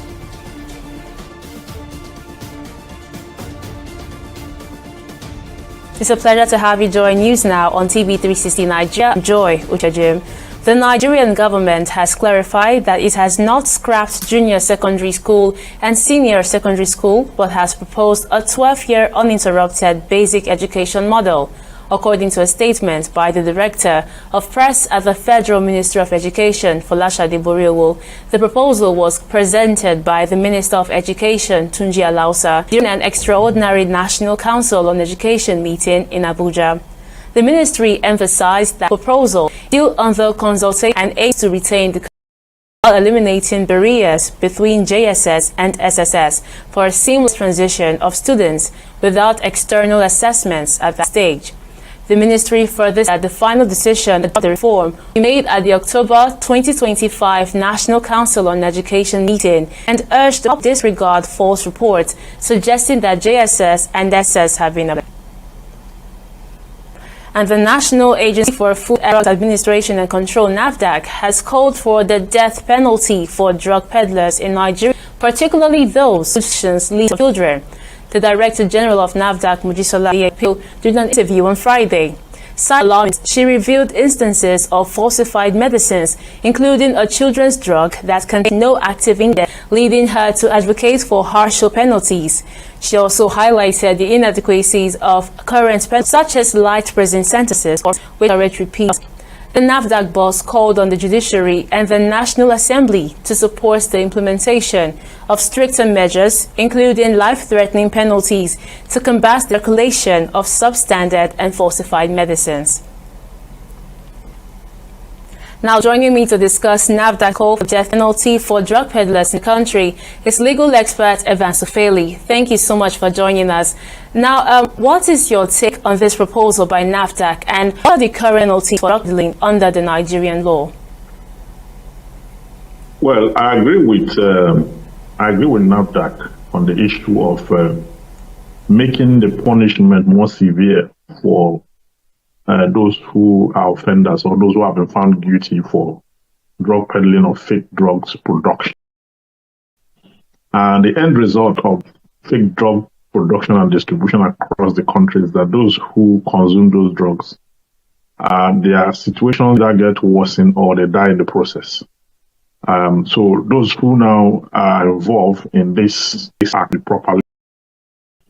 As we speak now, the penalty for this offense ranges between 7 to 4 years, not what I'm about, given the level of calamity they create when these drugs are consumed. Okay, but the truth is also is that this for now discover that when these persons produce this drug, apart from there are those who distribute it, apart from distribute, there are those who retail it. Okay, so this is all a criminal conspiracy. Okay, to infame the country at large. So I agree that a stiffer penalty, because the jurisprudence of criminal law is that when an act or an omission assumes a dangerous in the country, the state will move to criminalize it. If it's already criminalized, the state will move to increase the term of penalty to deter others from, doing that. So here, death sentence is not bad. Okay, the next question you accept is that those being convicted to die by hanging in Nigeria, those who are involved in armed robbery and the rest of that, are they put to death? Because one, we don't have a hangman in Nigeria. The governors of the states, various states in Nigeria, they are not signing death warrant. So at the end of the day, you dump them at the prison, increase congestion. So the Nigerian problem is multifaceted. Of other offenses, custodian offenses and death penalty offenses. Not enough to do that. Okay. That we power to put them to actual death when the time comes. So adding to that, would implementing the death for drug peddlers require an amendment to existing laws, or can it be enacted through new legislation? Either ways, you can. The criminal laws of the country can be amended. You have the criminal code and the penal code. Not have respectively, those can be amended. The National Assembly itself can come up with a fresh law on just that specific one and have that penalty there, in which case that penalty will now repeal the law. Okay, so there will be a wholesome process in which we get into existence. The long time effect of this, or the general idea, will be that people are reasonably deterred from going into illicit acts of that nature, which is capable of Since chaos in the civil society of the state of Nigeria. Thank you so much. Thank you so much for your time. Legal expert Evan Sufeli. Now moving on, the Trade Union Congress has threatened to embark on a strike if the Nigerian government does not reverse its recent approval of a 50% increase in telecommunications tariffs. Following a National Administrative Council meeting, the union condemned the tariff hike as ill-timed and an act of economic oppression against Nigerians. TUC President Festus Osifo, who made this known, says the union's National Executive Council would set the date for action after further consultations. There must be meaningful engagement to explore alternatives and ensure that any policy adjustments are fair, sustainable, and do not further burden already struggling citizens. The function of stakeholders before implementing policies affecting the masses. We have observed with concern that government has been very reluctant and intentional in not engaging organized labor before policies are implemented. Effective policy making requires inclusive consultation with critical stakeholders for implementation, especially when policies impact the general public. Engaging labor unions, civil society organizations, industry experts, and community representatives ensure that policies are well informed, balanced, and widely accepted. The NAC, on behalf of the Congress, strongly urges government to refrain from introducing policies that will further exacerbate the current economic hardship faced by hardworking. If the administration insists on implementing these policies, the TUC will have but to mobilize the workers, civil society, and the oppressed masses for a nationwide action. This level of exploitation is unacceptable. And Nigeria representatives has endorsed President Bola Tinubu's proposal to increase the 20 budget from 49.7 trillion naira to 54.2 trillion naira, citing additional revenue generated by key government agencies. Vice budget includes contribution 1.4 trillion naira from Federal Inland Revenue Service, 1.2 trillion naira from the Nigeria Customs Service, and 8 trillion naira from government-owned agencies. The House Deputy Spokesman, Honorable Phil Ogbese, legislature's readiness to the present in delivering economic growth and improving the lives of Nigerians. He also highlighted that proposals critical are set to benefit from increased funding for the Bank of Agriculture to empower farmers, boost rural development, and enhance food security. And in other stories, Lagos State Governor Babajide Sanwo-Olu has described the late Dr. Akintoye paragon of integrity and diligence, emphasizing that his commitment to excellence was evident throughout his remarkable career. Ajose, a former head of service in Lagos State, the respected of Congress, died on Thursday, January 16, 2025, at the age of 78. The governor, who was represented by his wife, Ibijoke Sanwo-Olu, gave Thursday during the unveiling of Dr. Ajose's biography, The Sunny Side of Ajose, at a special event in Ikeja, Lagos. This report by TV360's Emil Woshedi provides more details. The public presentation of the biography of Dr. Akintoye Ajose, former Lagos State Head of Service and member of the Governor's Advisory Council, was both a celebration of life and a profound moment of reflection. The event, held as marking his burial, brought dignity to beyond. Babajide Sanwo-Olu, represented by his wife Ibijoke Sanwo-Olu, lauded Dr. Ajose for his exceptional contributions to the development of Badagry, Lagos State, and the nation at large. The fact that we have different storms, different situations during our work life, he was always there to give positive encouragement. Example, the salary, very poor, but he was there to give positive encouragement. His servants, making mistakes in front of his boss, he was there to give positive encouragement. He was very diligent, very hardworking, and simple, and difficult to read. And he was gentle but firm. The Lagos State Head of Service, Olabode Agoro, also delivered a artful speech urging civil servants to emulate late Dr. Ajose's legacy of selfless service and excellence as chronicled in his biography. It is on record, so there's a steadfast and courageous restore of service in the Lagos State Public Service. His significant contribution to the development of public service as a whole will never be forgotten. Through this book, we are given a glimpse into the journey that shaped him, the challenges he faced, and the contribution he made to society. Stories shining light for us, reminding us that success is not measured by personal achievement, but even more so by the impact we have on others. The author of the book, Life of the Leader, the chairman of the occasion and former Lagos State Head of Service, Josephine Oluseyi, enjoyed lessons from Dr. Ajo's life. Though his voice is now an echo in memory, precisely in the reforms he instituted, in the lives he shaped, and in the Lagos he helped to build. And so, even as we mourn the absence of the man, we celebrate the beauty of his deeds.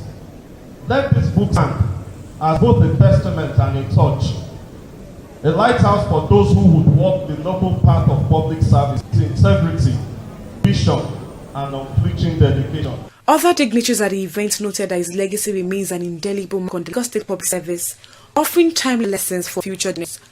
Bayemi Owosheni, TV360 News, Lagos.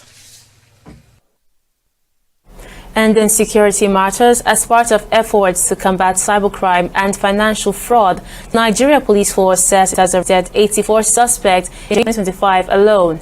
Of these arrests, 32 were made by the MPF National Cybercrime Center, while 52 suspects were apprehended by the Police Special Fraud Unit in Lagos. Among the are members of a two-man syndicate involved in creating and distributing compromised financial accounts for fraudulent actions exceeding 400 million naira. Relations Officer Olumiyiwa Dejobi attributed these achievements to the action plan of the Inspector General of Police and addressed the Financial Action Task Force grey list concerns. We have strong efforts. So far, we definitely redeemed the image of this country, our home their nation called Nigeria. We have a total of 9 suspects apprehended for various cyber-related offenses. Nigeria Police Force cautions against the inappropriate use of social media for the perpetration of crimes such as fraud, defamation, and cyber stalking. The force remains committed to identifying and curtailing cyber criminals and syndicates, assuring that those involved in cyber-related crimes face the full weight of the law. Members of the public are advised to exercise extreme caution when engaging in online transactions and ensure adequate verification of the legitimacy of operators before conducting large financial dealings. There is this WhatsApp group that we buy Facebook from. We buy Facebook and TikTok, then we sell to our customers. The Facebook is that when we buy for the platform, most of them, they come with followers, they come with 0 followers. Then we used to be the one to boost the account for the person to buy. So that is the way we used to do it. When we buy, we sell to our customers. How much do you sell it? Depends. Some Facebook is empty. We used to sell some 1.5. We used to sell some 15,000, 5,000. Depends on the followers. For a crime of creating profile, like I say, I met some people online and asked me that I should help him create 3 profiles for Yusuf Umar, who will continue the verification of the account. But before the creation of the profiles, he first asked me to hand over my money for an account to him, and I did. And after some times, he contacted me to help Yusuf Umar create 3 profiles for him. Only 3 profiles I did create. We'll go on a short break here, but still to come, Plane with 10 goes missing in the U.S. Details of this story after this break.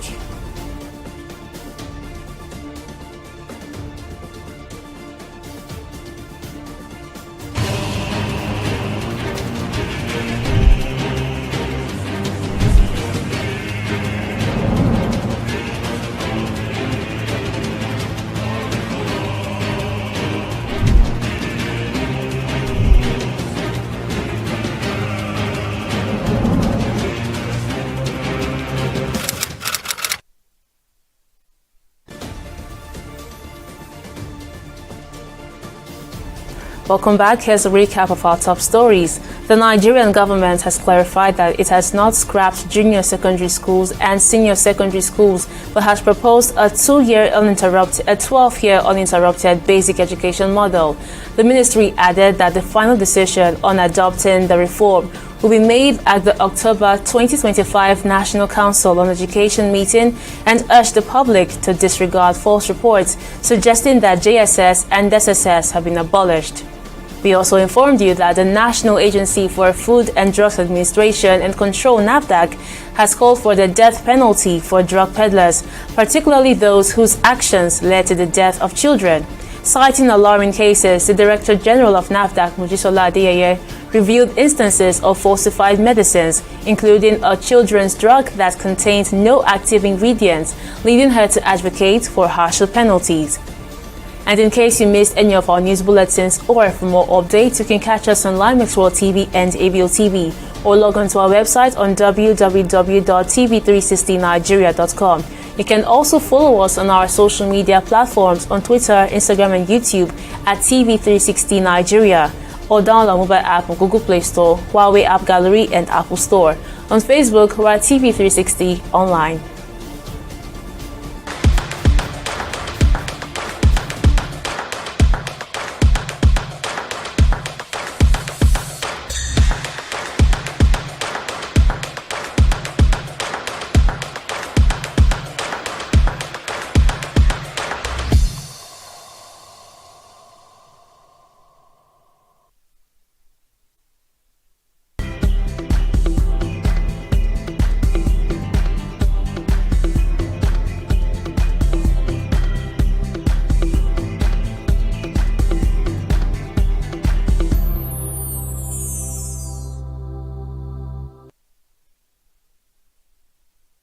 It's now time for business news. Okweyemi Owusheni is on standby. What's the latest, Okwe?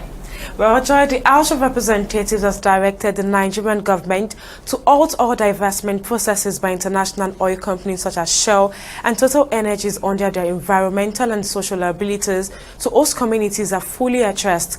Lawmakers also mandated that no divestment should be proceed without transparent consultations with Niger Delta communities and state government. The directive follows a motion by Minority Leader Honorable Kingsley Chinda, who called on the Nigerian Upstream Petroleum Regulatory Commission to enforce compliance with the Petroleum Industry Act. The House further urged the creation of an environmental restoration fund financed by the IOCS to tackle the estimated $100 billion in damages highlighted by the United Nations Environment Programme. The Nigerian Upstream Regulatory Commission has rejected Shell's divestment application, citing failure to address environmental liabilities and concerns about the capacity of the Renaissance Consortium to manage the assets effectively. The House is also aware that past divestment by IOCs, such as Shell's sale of assets to Nembe to Aleto, ExxonMobil's transfer and ENI Ajib's sale to Oando have left communities with unresolved pollution, worsened environmental degradation, and increased social unrest. The House further notes that the Nigerian government has a duty to protect the rights and welfare of its citizens, particularly those in the Niger Delta who have borne the brunt of environmental and social harm from oil extraction. The House is concerned that approving Shell and Total Energies divestment request without addressing these historical and ongoing liabilities risks undermining Nigeria's regulatory independence, transferring corporate responsibilities to the Nigerian state, and signaling impunity for environmental crimes. The House is concerned that Nigeria suffers economic losses of approximately 15 trillion naira annually due to counterfeit and substandard goods, as reported by the Standards Organization of Nigeria. The unchecked proliferation of fake products not only jeopardizes consumer safety, but also discourages genuine investment in the food and pharmaceuticals industries.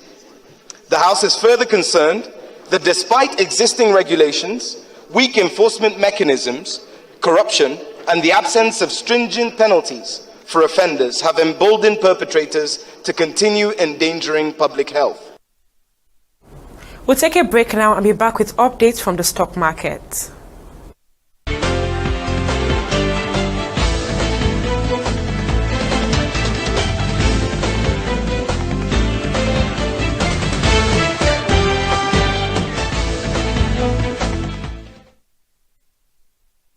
Welcome back.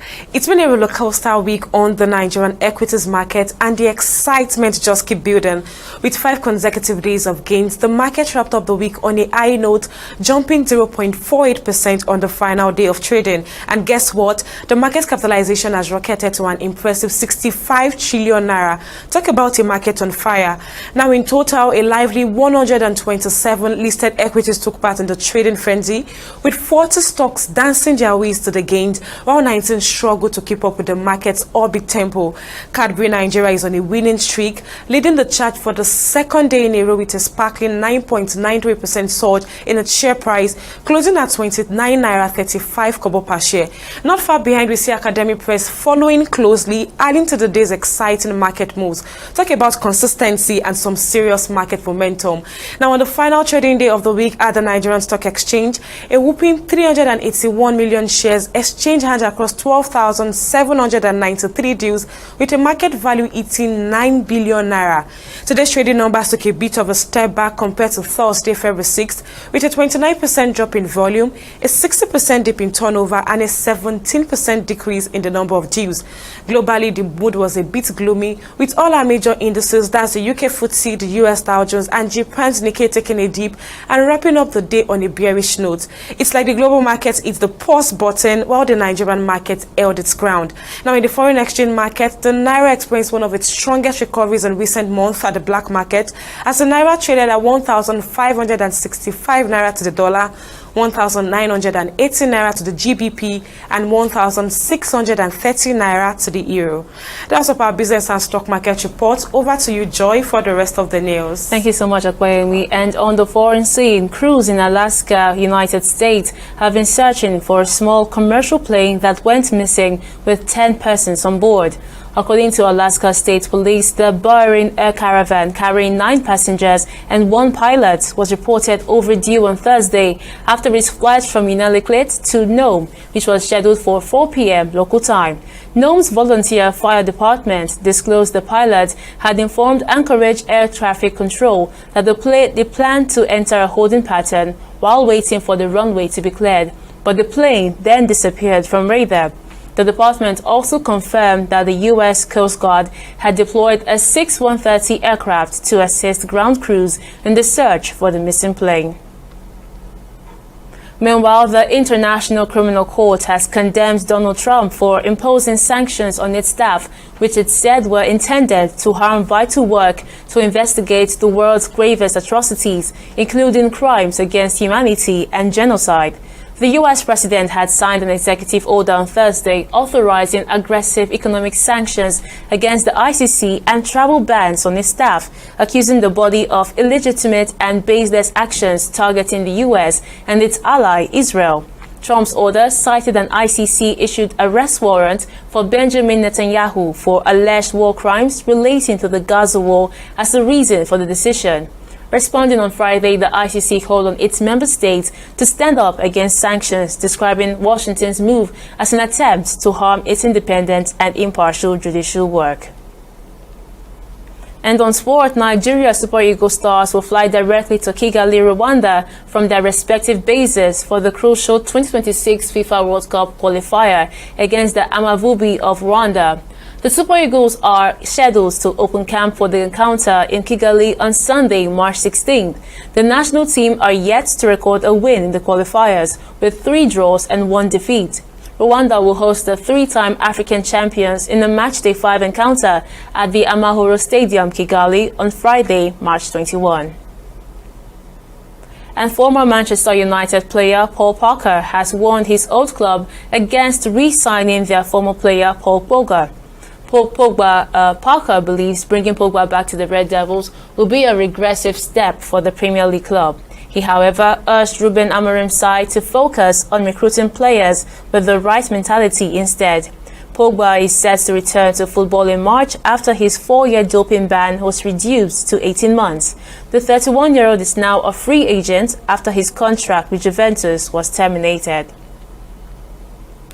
And that's our bulletin on News Now. Many thanks for watching. I am Joy Ucheje. See you next time.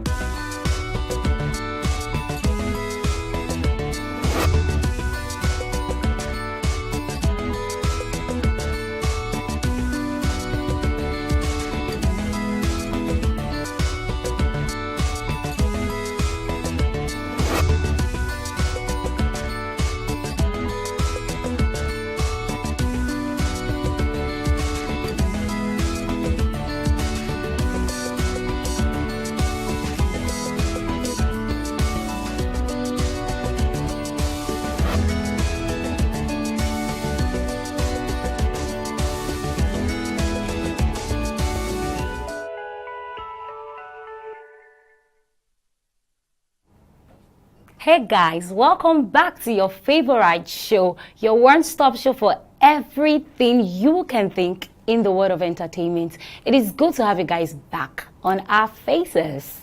Alright guys, yeah, in 360 Vibes, you know how we roll. Music, comedy, fashion, yeah, these ladies here got you covered. Anything and all you want to know trending in the world of entertainment, these girls get you covered. And the show can never ever be incomplete without my squad. You know, I can never host the show alone. No. That's right. All right, I have them here. Hi. How are you doing? It's so good to be back. It's so good to be back. Yes.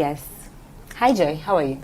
I'm fine. It has been a wonderful week. It has been wonderful. I mean, everybody's been buzzing about Donald Trump. Yes. And I'm just excited about everything. That's right. And everyone is just excited. You feel like they're excited about it? I'm actually excited about it because it's been working back to back. So all the headlines. So anyway, guys, welcome back to the show. It's your girl Joyoma, Sheen_Joyoma on Instagram. So stay tuned. Don't go anywhere. Of course, it's great to be back here. It's great to be back in your faces. This is Victoria_extra on Instagram. The show promises to be exciting, so do well to fasten your seatbelts before we bring you all the gist. That's right. Let's go on a short break, and when we are back, we'll give you guys the latest we have today. Don't go anywhere right after this break.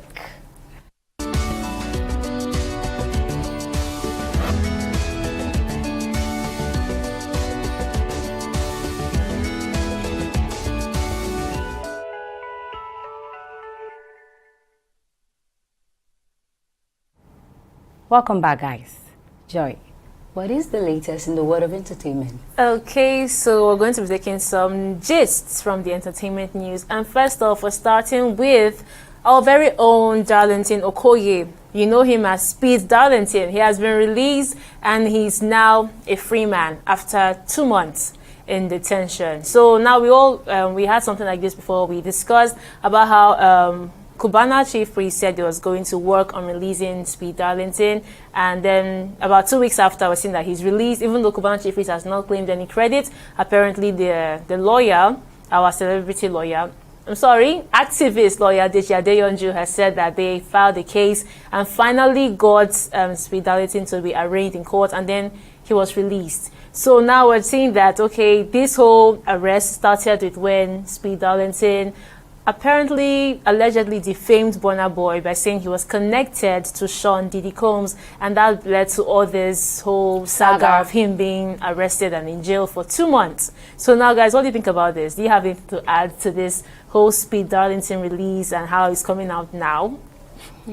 this is just the show. I don't even know. I'm not. We are not certain if it was actually Cubana chief priest that facilitated his release. Yeah. But not social media. This industry is just sometimes it can be very eventful, and I just love how it all plays out. When you just want to show, okay, I have power, you have power, I have a name, you have a name, and we can make things work out. So I'm not going to say maybe now hospitality will just. I know you might have something against someone, or maybe you thought it was catching cruise with the old Burna Boy thing. I know that Diddy Combs case it's still a very hot case, and you know, you cannot just call out people without having evidence or proof. You're not sure of whatever it is. You know, you can just say you're catching cruise on social media and say, oh, this person is involved. Do you know what it does to the person's brand? And I'm really grateful that, although I'm not so in support of the way they went about it, because I've just probably sued him to court, you know, now for defamation of character and all of that. But the whole arrest and thing back and forth,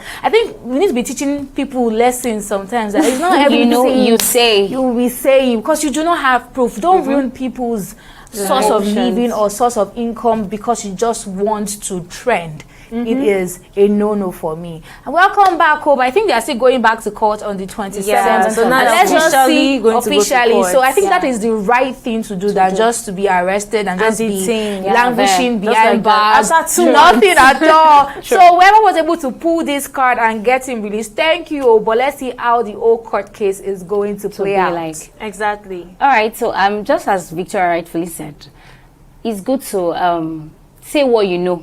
Don't come out to say things you know you don't know, things you know that they are not real, and because you want to maybe pull crowd or you want to make a name, sometimes you want to trend, sometimes they just come out and bring false news. Like most times I ask, how do you feel when you spoil people's name? But wait, guys, what if there's an element of truth in it? I'm just saying, let's just assume. What if there is an element of truth? I'm just like saying, because you know now journalists always want to consider two sides. Okay, what if what Fidelity is saying is true, or what if it's not true? Okay, we're trying to be objective now. If it's true, is it not true? If you want to go into this Sean Diddy Combs deal, it's a very serious case. Already decades. And it's dragging different big names. And so many Hollywood celebrities and Western artists are involved in it. So if you're going to say our very own Burna Boy is involved, how do you fight this? How do you fight this? So in as much that's why I said it's a very big issue, and you don't just come out to say something. So if you are going to even say, accuse him of it, bring proof. Have you seen him in the act?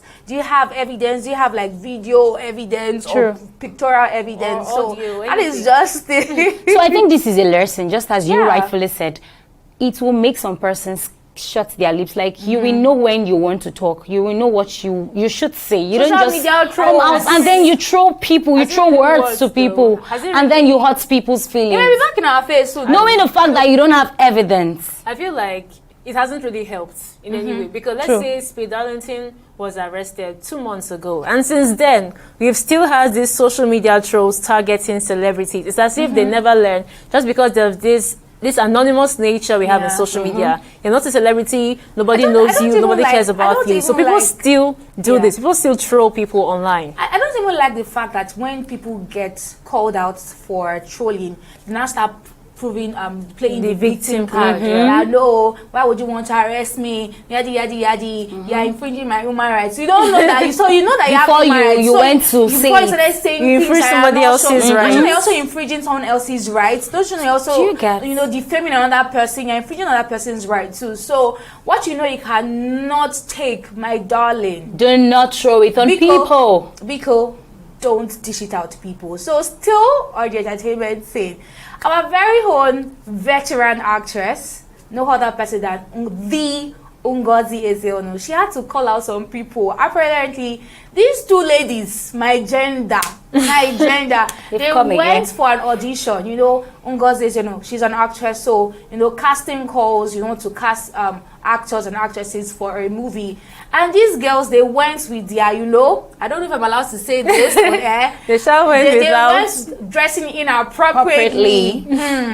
Inappropriately, and she had to call them out, and she made a video and posted it on social media. She made a video of them saying that, okay, that is why they do not take people do not take the entertainment industry serious, because they feel like just anybody can do anything, can dress inappropriately and think that you're going to get the role. And this has resulted in a lot of back and forth on social media. Some people are like, she was not meant to call them out like that. She was not meant to post it on social media, that she's a mother, that she's meant to talk to them privately and not post it on social media. So maybe went as far as saying that, okay, those girls are adults and they can choose to dress however they wish to dress. So ladies, what do you think about this? Do you like our approach towards addressing this issue, like putting it on social media to reprimand the ladies? Okay, if you're going to look at this very objectively, okay, acting, it's a profession, right? It's something you even go to the university to learn. There's theater arts university. So it's a profession, it's a professional job, and you're going there for an audition, which is practically an interview,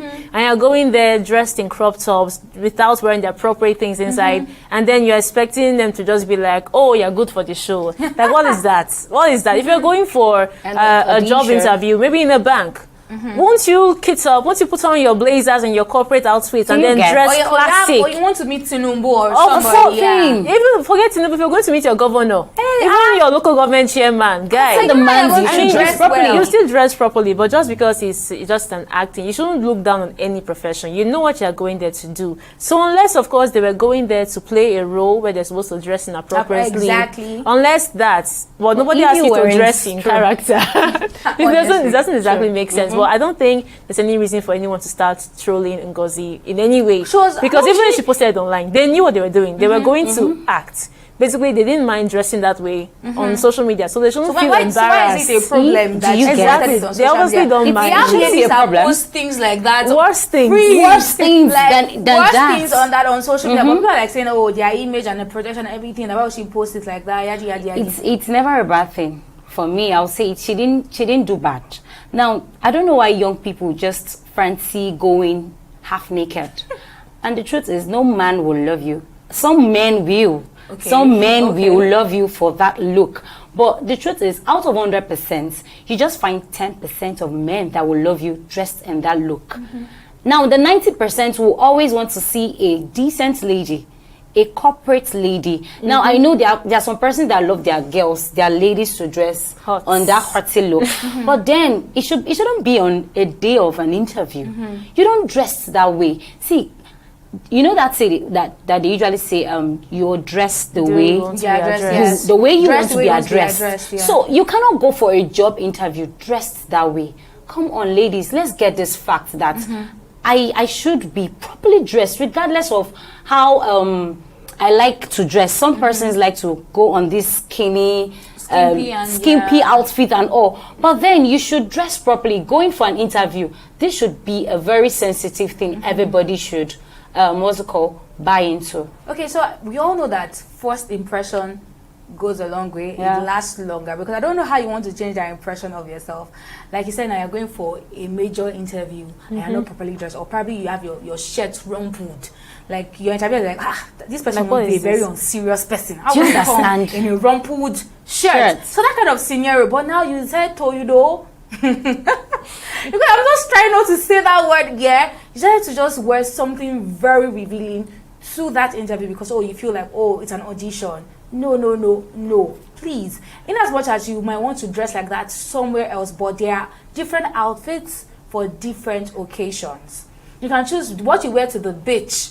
Like to the beach is from what you wear to to a lounge. It's from what you wear to church. It's from what you wear to work. So don't make what you wear to the market. Don't turn it to what you wear to work. You can't wear your work outfit to maybe to the beach or something. We have different outfits for different occasions. So you should really respect this. Maybe you feel comfortable dressing like that on a normal day when you are going out, but you have different outfits for different occasions. So over to you, Faith. All right, moving on, guys. Our own veterans in Edo, we all know her. She's an actress, a Nigerian actress. Now she came out and she was sharing her heartfelt, I'll call that an heartfelt, experience during when she wanted to, on this reality show. On a reality show, how she had that experience of when she wanted to take in. Like during that process, she went through 6 miscarriages. And then on the long run, she, after thousands of different ways of tried, she now had to go for a surrogate. So I want to say that, no, when I had that experience, when I watched that video, you know, I felt so emotional because, you know, when social media come out to throw tantrums at this set of people, they don't know what they go through. 6 miscarriages. That's a whole lot. 1, 2, 3, 4, 5, 6. Like, we never can tell how she has been going through. And you know, when you go through a miscarriage, you have to go to the hospital. There's a lot. I remember when one of my cousins had that experience, and it took her months before she recovered. Now, this is 6. Like, she went through this. And then people will just come out and say things. Just, we talked about one recently where they were calling her Latif's Latif's wife. They called her a barren woman. You know, now, so social media, you don't know what people go through. These guys are going through a lot. So I feel like let's curtail what we say to these people, because they are humans. They have emotions. They feel what we say to them. When we unleash these words, at the end of the day, they have their what's it called? Their back time. They have time where they cry about these things we say to them. We never can tell, but we just lavish words to them. So, ladies, what do you think about this? You said a lot. You said oh, when I watched that particular video, because it's on this reality show, is it Young, Rich and African? Yeah. So the grace with which she spoke, I feel like she has gotten over it, although there'll always be that pain there and all. I know Annie Idibia also shared the experience that she lost. She was pregnant of twins. She was carrying twins and she lost it. And these people will come on TV, you know, act, come produce entertain different things, people. entertain people. You know, They're social going media through a is lot. make believe. You do not know what's happening in their personal lives. It's whatever they feed you, you get to know. So I'll just say this: just try to extend grace to people, because, like Faith said, you do not know what people are going through. Like, that is a lot, and I must really, really commend that. And now people have been coming out recently to share their surrogacy journey. That okay, if one is finding it difficult to take in, like, okay, you can always try other methods, and, you know, than languishing in, you know, despair and everything. And I feel like this is a good thing to know, so that women will not always have to. And their husbands so now always have to suffer the backlash of these things. I'm grateful for the enlightenment that people are now being knowledgeable about these things. That's my take on it.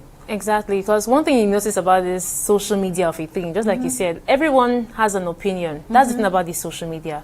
Everybody has something to say about everything. I mean, if you even look at it, they may not be able to take their own advice, but you see them dishing out advice to people. I mean, someone's even telling Funke Akindele recently that she should get another child in addition to her twins. Like, everyone has an impulse to make about everybody's family. And I feel if they don't ask for your advice, don't go and give advice. We don't, like, people don't really need you putting your mouth in their businesses. I mean, they're celebrities. Yes, they entertain you. They create content. It may be nice watching their whole family, how they do their things, watching how they live. And you feel, okay, you have a better idea of how they should do it. But then it doesn't mean you should start dragging people or causing them pain with the things you say.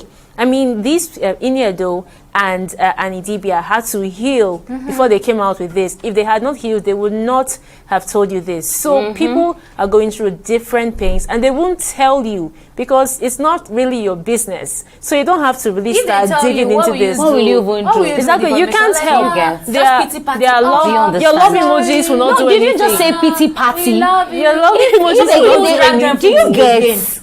Because it doesn't make sense that you start dragging somebody over something you have no idea what the details are. So please, if you like what they do, celebrate them, cheer them on. But if you don't like it, you can either keep quiet about it. Don't cause anybody pain. Okay? So I actually also like to add this, because generally as humans, we are very quick to judge.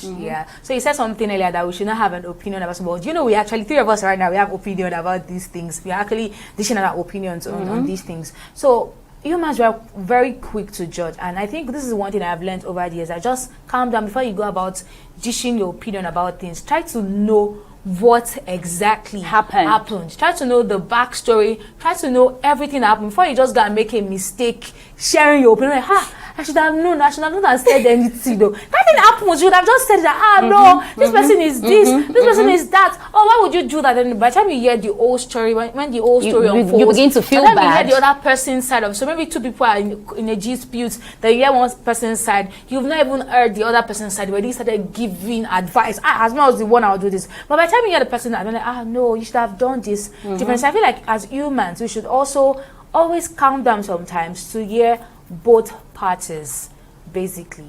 All right, guys, we will quickly go on a short break. When we are back, we'll dive into the rest of the gist. Don't go anywhere right after this break.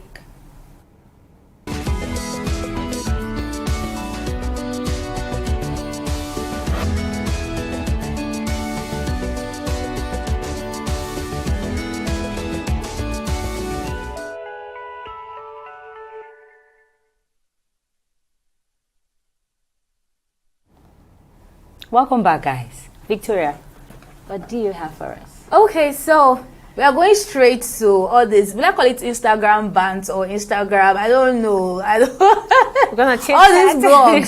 So there's this woman. She came out to ask for help. She said, "People, help me, come to my aid." Apparently, she's Ijo and she's married to a Delta Igbo man. I just had to state this thing so that we would know.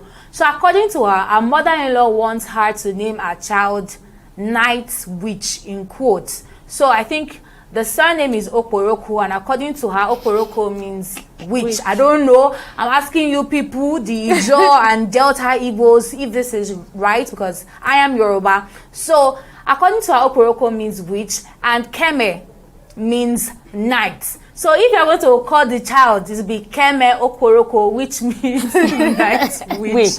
I beg, the Ijos and Delta Igbos kindly come to her aid. So she's complaining that, okay, this is what the name means to her, and she's saying no, she doesn't want to name her child that way. And her mother-in-law insists that Keme must be her second name, the child's second name. She just put to bed.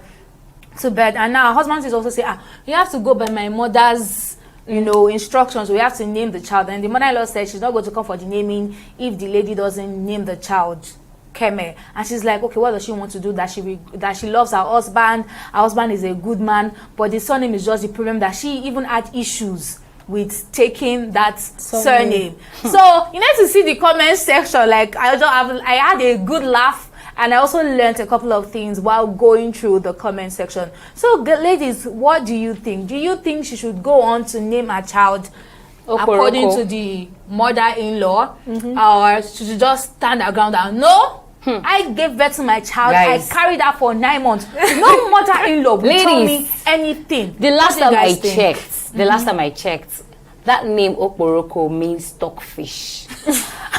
Apparently. And Oporoko in the general language in Igbo is stockfish. So I don't know, as you rightfully said, with different meaning. But then mother-in-law really, I don't think she has a say, but there is a limit to what she can say to me. Like I got married to your son, so I and your son is already in this picture. So if you're telling me to give him this name, I'm going to pick that name, but then again, before I pick that name, I make sure I know the meaning of that name. See, people of God, though, know the kind of name you give to your children. Know the kind of name, like find out the meaning, go in details, like go search for the names, because the truth is, name defines people. Names defines your personality. There are some names there are some funny names. Some people bear, I don't know. I heard about Sarah. Sarah means serpent. So I'm not again, like I don't have much to say about this. But then, see, I just feel like people should get meaning about those names before you give your child that name. And then mother-in-law, all I'm just gonna say is there is a limit to what you can say in that marriage, in that family. Okay, I'm just going to add this. There's this thing called, they said knowledge is power. You need to know the meaning of things before you make certain decisions. Now she's saying that this name means Okporoko, means witch in her own language. What does it mean in your husband's language? Let's start from there. Because I'm pretty sure before he got married to the lady, she went to her village and he said, my name is so and so, Okporoko. And the parents did not say leave the family, oh, he's a witch. The family didn't say anything like that. So apparently their parents had no issue marrying her into the family of Okporoko. So now that she's having issues with the name, I feel like it's long past that time, because you knew what his name meant before you married him, So now that you have the name as Okporoko, now my issue with the second name, which means night. Okay, what does it also mean in your husband people's side? Because, like you said, these names affect people, names follow people, because I know someone that has the name Challenge. Like, why would you name a child Challenge? They literally had to change this child's name, because although he was brilliant, but they're worried about his future. You get? So if you're worried that your child's name means night, okay, night can mean different things. You have to really dig deep. But then if you just look at it face value, the name means night witch, and you're not comfortable with it, feel free to fight. But then I'm pretty sure your husband has a first name. You don't have to take the husband's surname. You can take his first name. Even people do that too. You just have a communication with your husband. Like, I don't want my child to be Okporoko. Let her bear your first name. Simple as that. Okay, man, let's even go back to the beginning. You people, love is blind, love is blind. But there's some things that open your eyes. I'm sorry. There's some things when you hear when you get to just meet him. What's your name? My name is this. My name is maybe Charles Okporoko. Maybe you will run. When you know that, okay. How would you be bearing for the meaning? Wait, once you know that you're not comfortable with what the interpretation of his name, why did you still go on to marry him? Didn't you know that you bear his name? Like, were you thinking that the name was going to disappear? Let's be factual.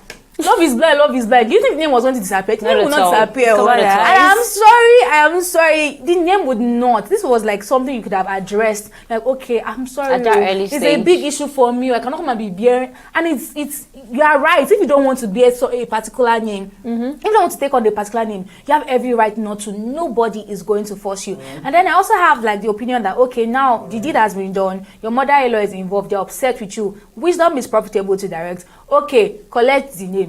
But you are the one that will know the name you put in your child's birth certificate. You don't have to make noise about it. Simple. Period. True. So, people of God, let us be aware of what we want to dive into. Before you take any decision, do well to find out what you're really going into. Many thanks for joining us on the show. This is all we can take on today's show, guys. See you on our next episode. Bye. Bye.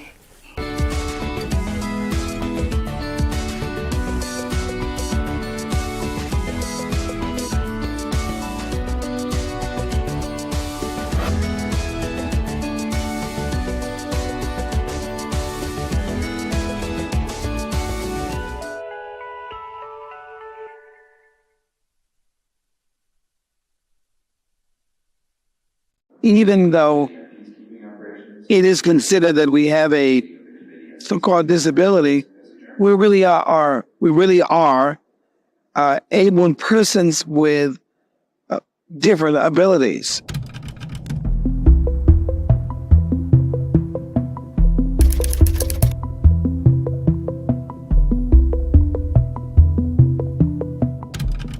For society and development to be included of persons with disabilities, we need to have equal access to education and to knowledge and information.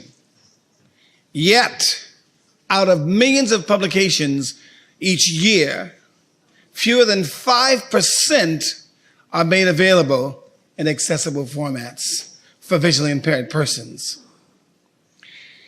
In developing countries, an even smaller percentage of publications are available in accessible formats. The Marrakesh Treaty, as it is called, will greatly expand the availability of artistic and literary works in accessible forms, such as Braille, large print text, and audiobooks. This can make a real difference in the lives of the world's more than 300 million visually impaired persons.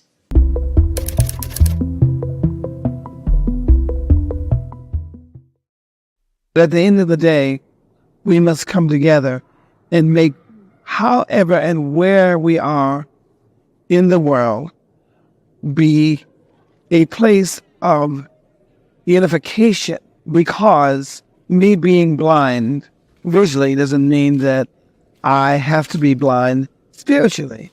And someone being sighted doesn't mean that they should be blind of those things in the world that we need to fix. We have to have inclusion. Let us not become handicapped again, blind to the issues and the problems of those in need.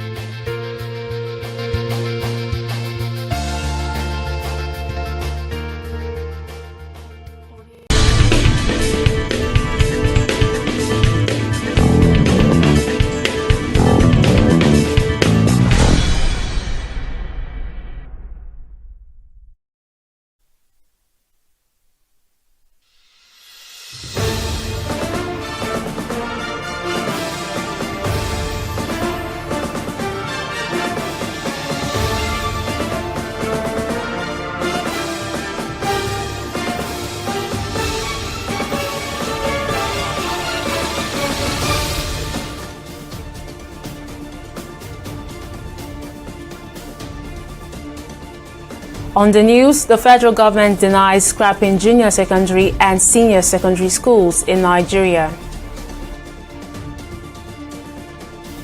NAFDAC seeks death penalty for drug peddlers.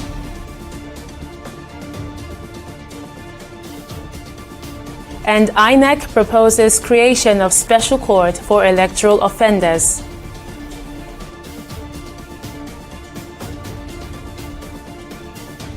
It's a pleasure to have you join News Now on TV360 Nigeria. I am Joy Uchejim. The Nigerian government has clarified that it has not scrapped junior secondary school and senior secondary school, but has proposed a 12-year uninterrupted basic education model. According to a statement by the Director of Press at the Federal Ministry of Education, Folashade Boriowo, the proposal was presented by the Minister of Education, Tunji Alausa, during an extraordinary National Council on Education meeting in Abuja. The ministry emphasized that the proposal is still under consultation and aims to retain the current 633 structure while eliminating barriers between JSS and SSS for a seamless transition of students without external assessments at that stage. The ministry further said that the final decision on adopting the reform will be made at the October 2025 National Council on Education meeting and urged the public to disregard false reports suggesting that JSS and SS have been abolished. And the National Agency for Food and Drugs Administration and Control, NAFDAC, has called for the death penalty for drug peddlers in Nigeria, particularly those whose actions lead to the death of children. The Director General of NAFDAC, Mojisola Adeyeye, made the appeal during an interview on Friday. Citing alarming cases, she revealed instances of falsified medicines, including a children's drug that contained no active ingredient, leading her to advocate for harsher penalties. She also highlighted the inadequacies of current penalties, such as light prison sentences or fines, which fail to discourage repeat offenders. The NAFDAC boss called on the judiciary and the National Assembly to support the implementation of stricter measures, including life-threatening penalties, to combat the circulation of substandard and falsified medicines. Now joining me to discuss NAFDAC's call for the death penalty for drug peddlers in the country is legal expert Evan Sufeli. Thank you so much for joining us. Now, what is your take on this proposal by NAFDAC, and what are the current penalties for drug peddling under the Nigerian law? Well, I agree with NAFDAC on the issue of making the punishment more severe for those who are offenders or those who have been found guilty for drug peddling or fake drugs production, because the end result of fake drug production and distribution across the country is that those who consume those drugs, their situation either get worsened or they die in the process. So those who now are involved in this illicit act must be properly dealt with. As we speak now, the penalty for this offense ranges between 7 to 4 years, which is nothing to write home about, given the level of calamity they create when these drugs are consumed.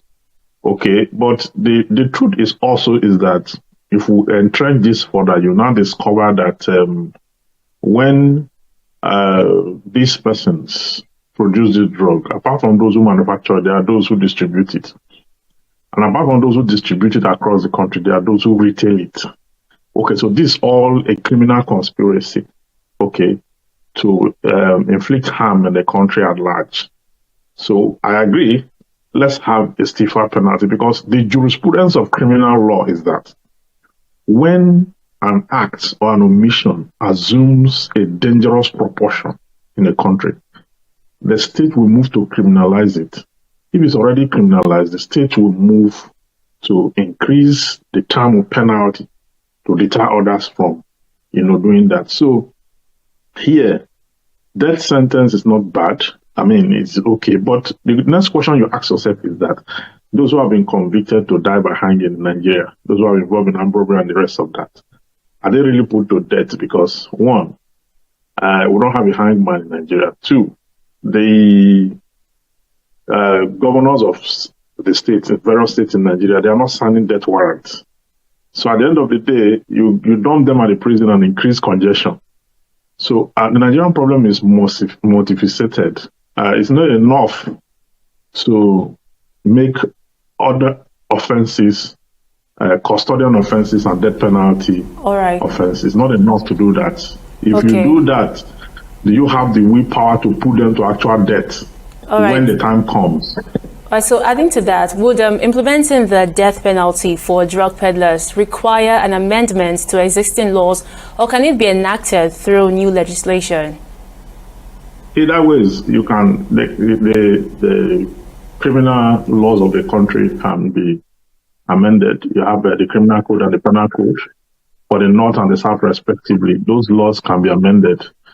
The National Assembly itself can come up with a fresh law on just drugs, okay, that specific one, and have that penalty there, in which case that penalty will now repeal the old law. Okay, so there must be a wholesome process in which you bring this into existence. The long time effect of this, or the general idea, will be that people are reasonably deterred from going into illicit acts of that nature, which is capable of, causing serious chaos in the civil society of the state of Nigeria. Thank you so much. Thank you so much for your time and input, legal expert Evan Sufeli.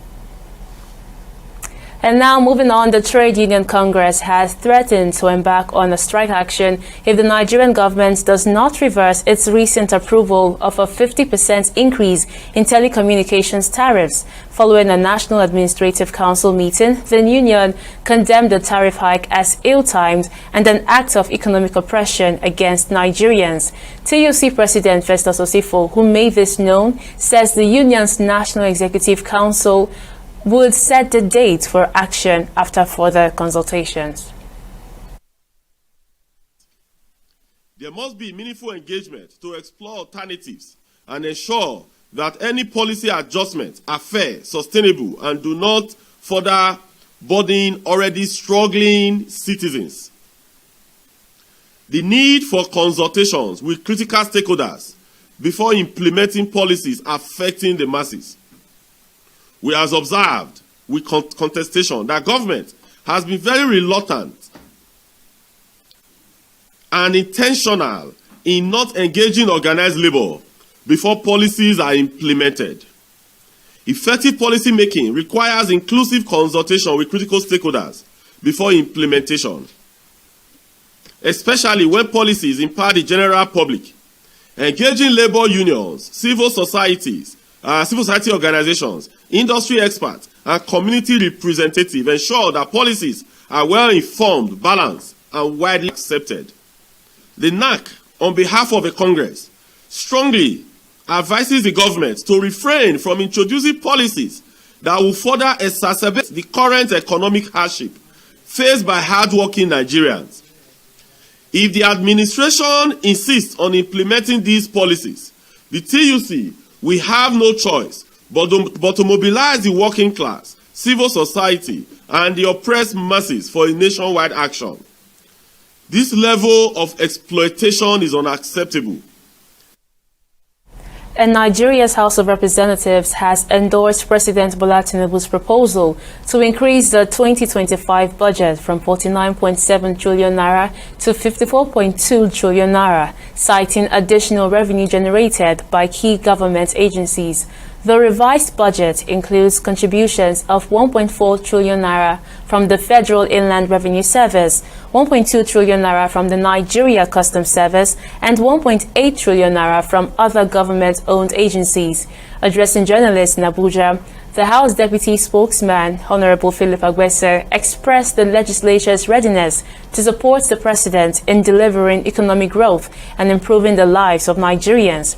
He also highlighted the proposal's focus on critical sectors such as agriculture, which is set to benefit from increased funding for the Bank of Agriculture to empower farmers, boost rural development, and enhance food security. And in other stories, Lagos State Governor Babajide Sanwo-Olu has described the late Dr. Akinsonya Sonny Ajose as a paragon of integrity and diligence, emphasizing that his commitment to excellence was evident throughout his remarkable career.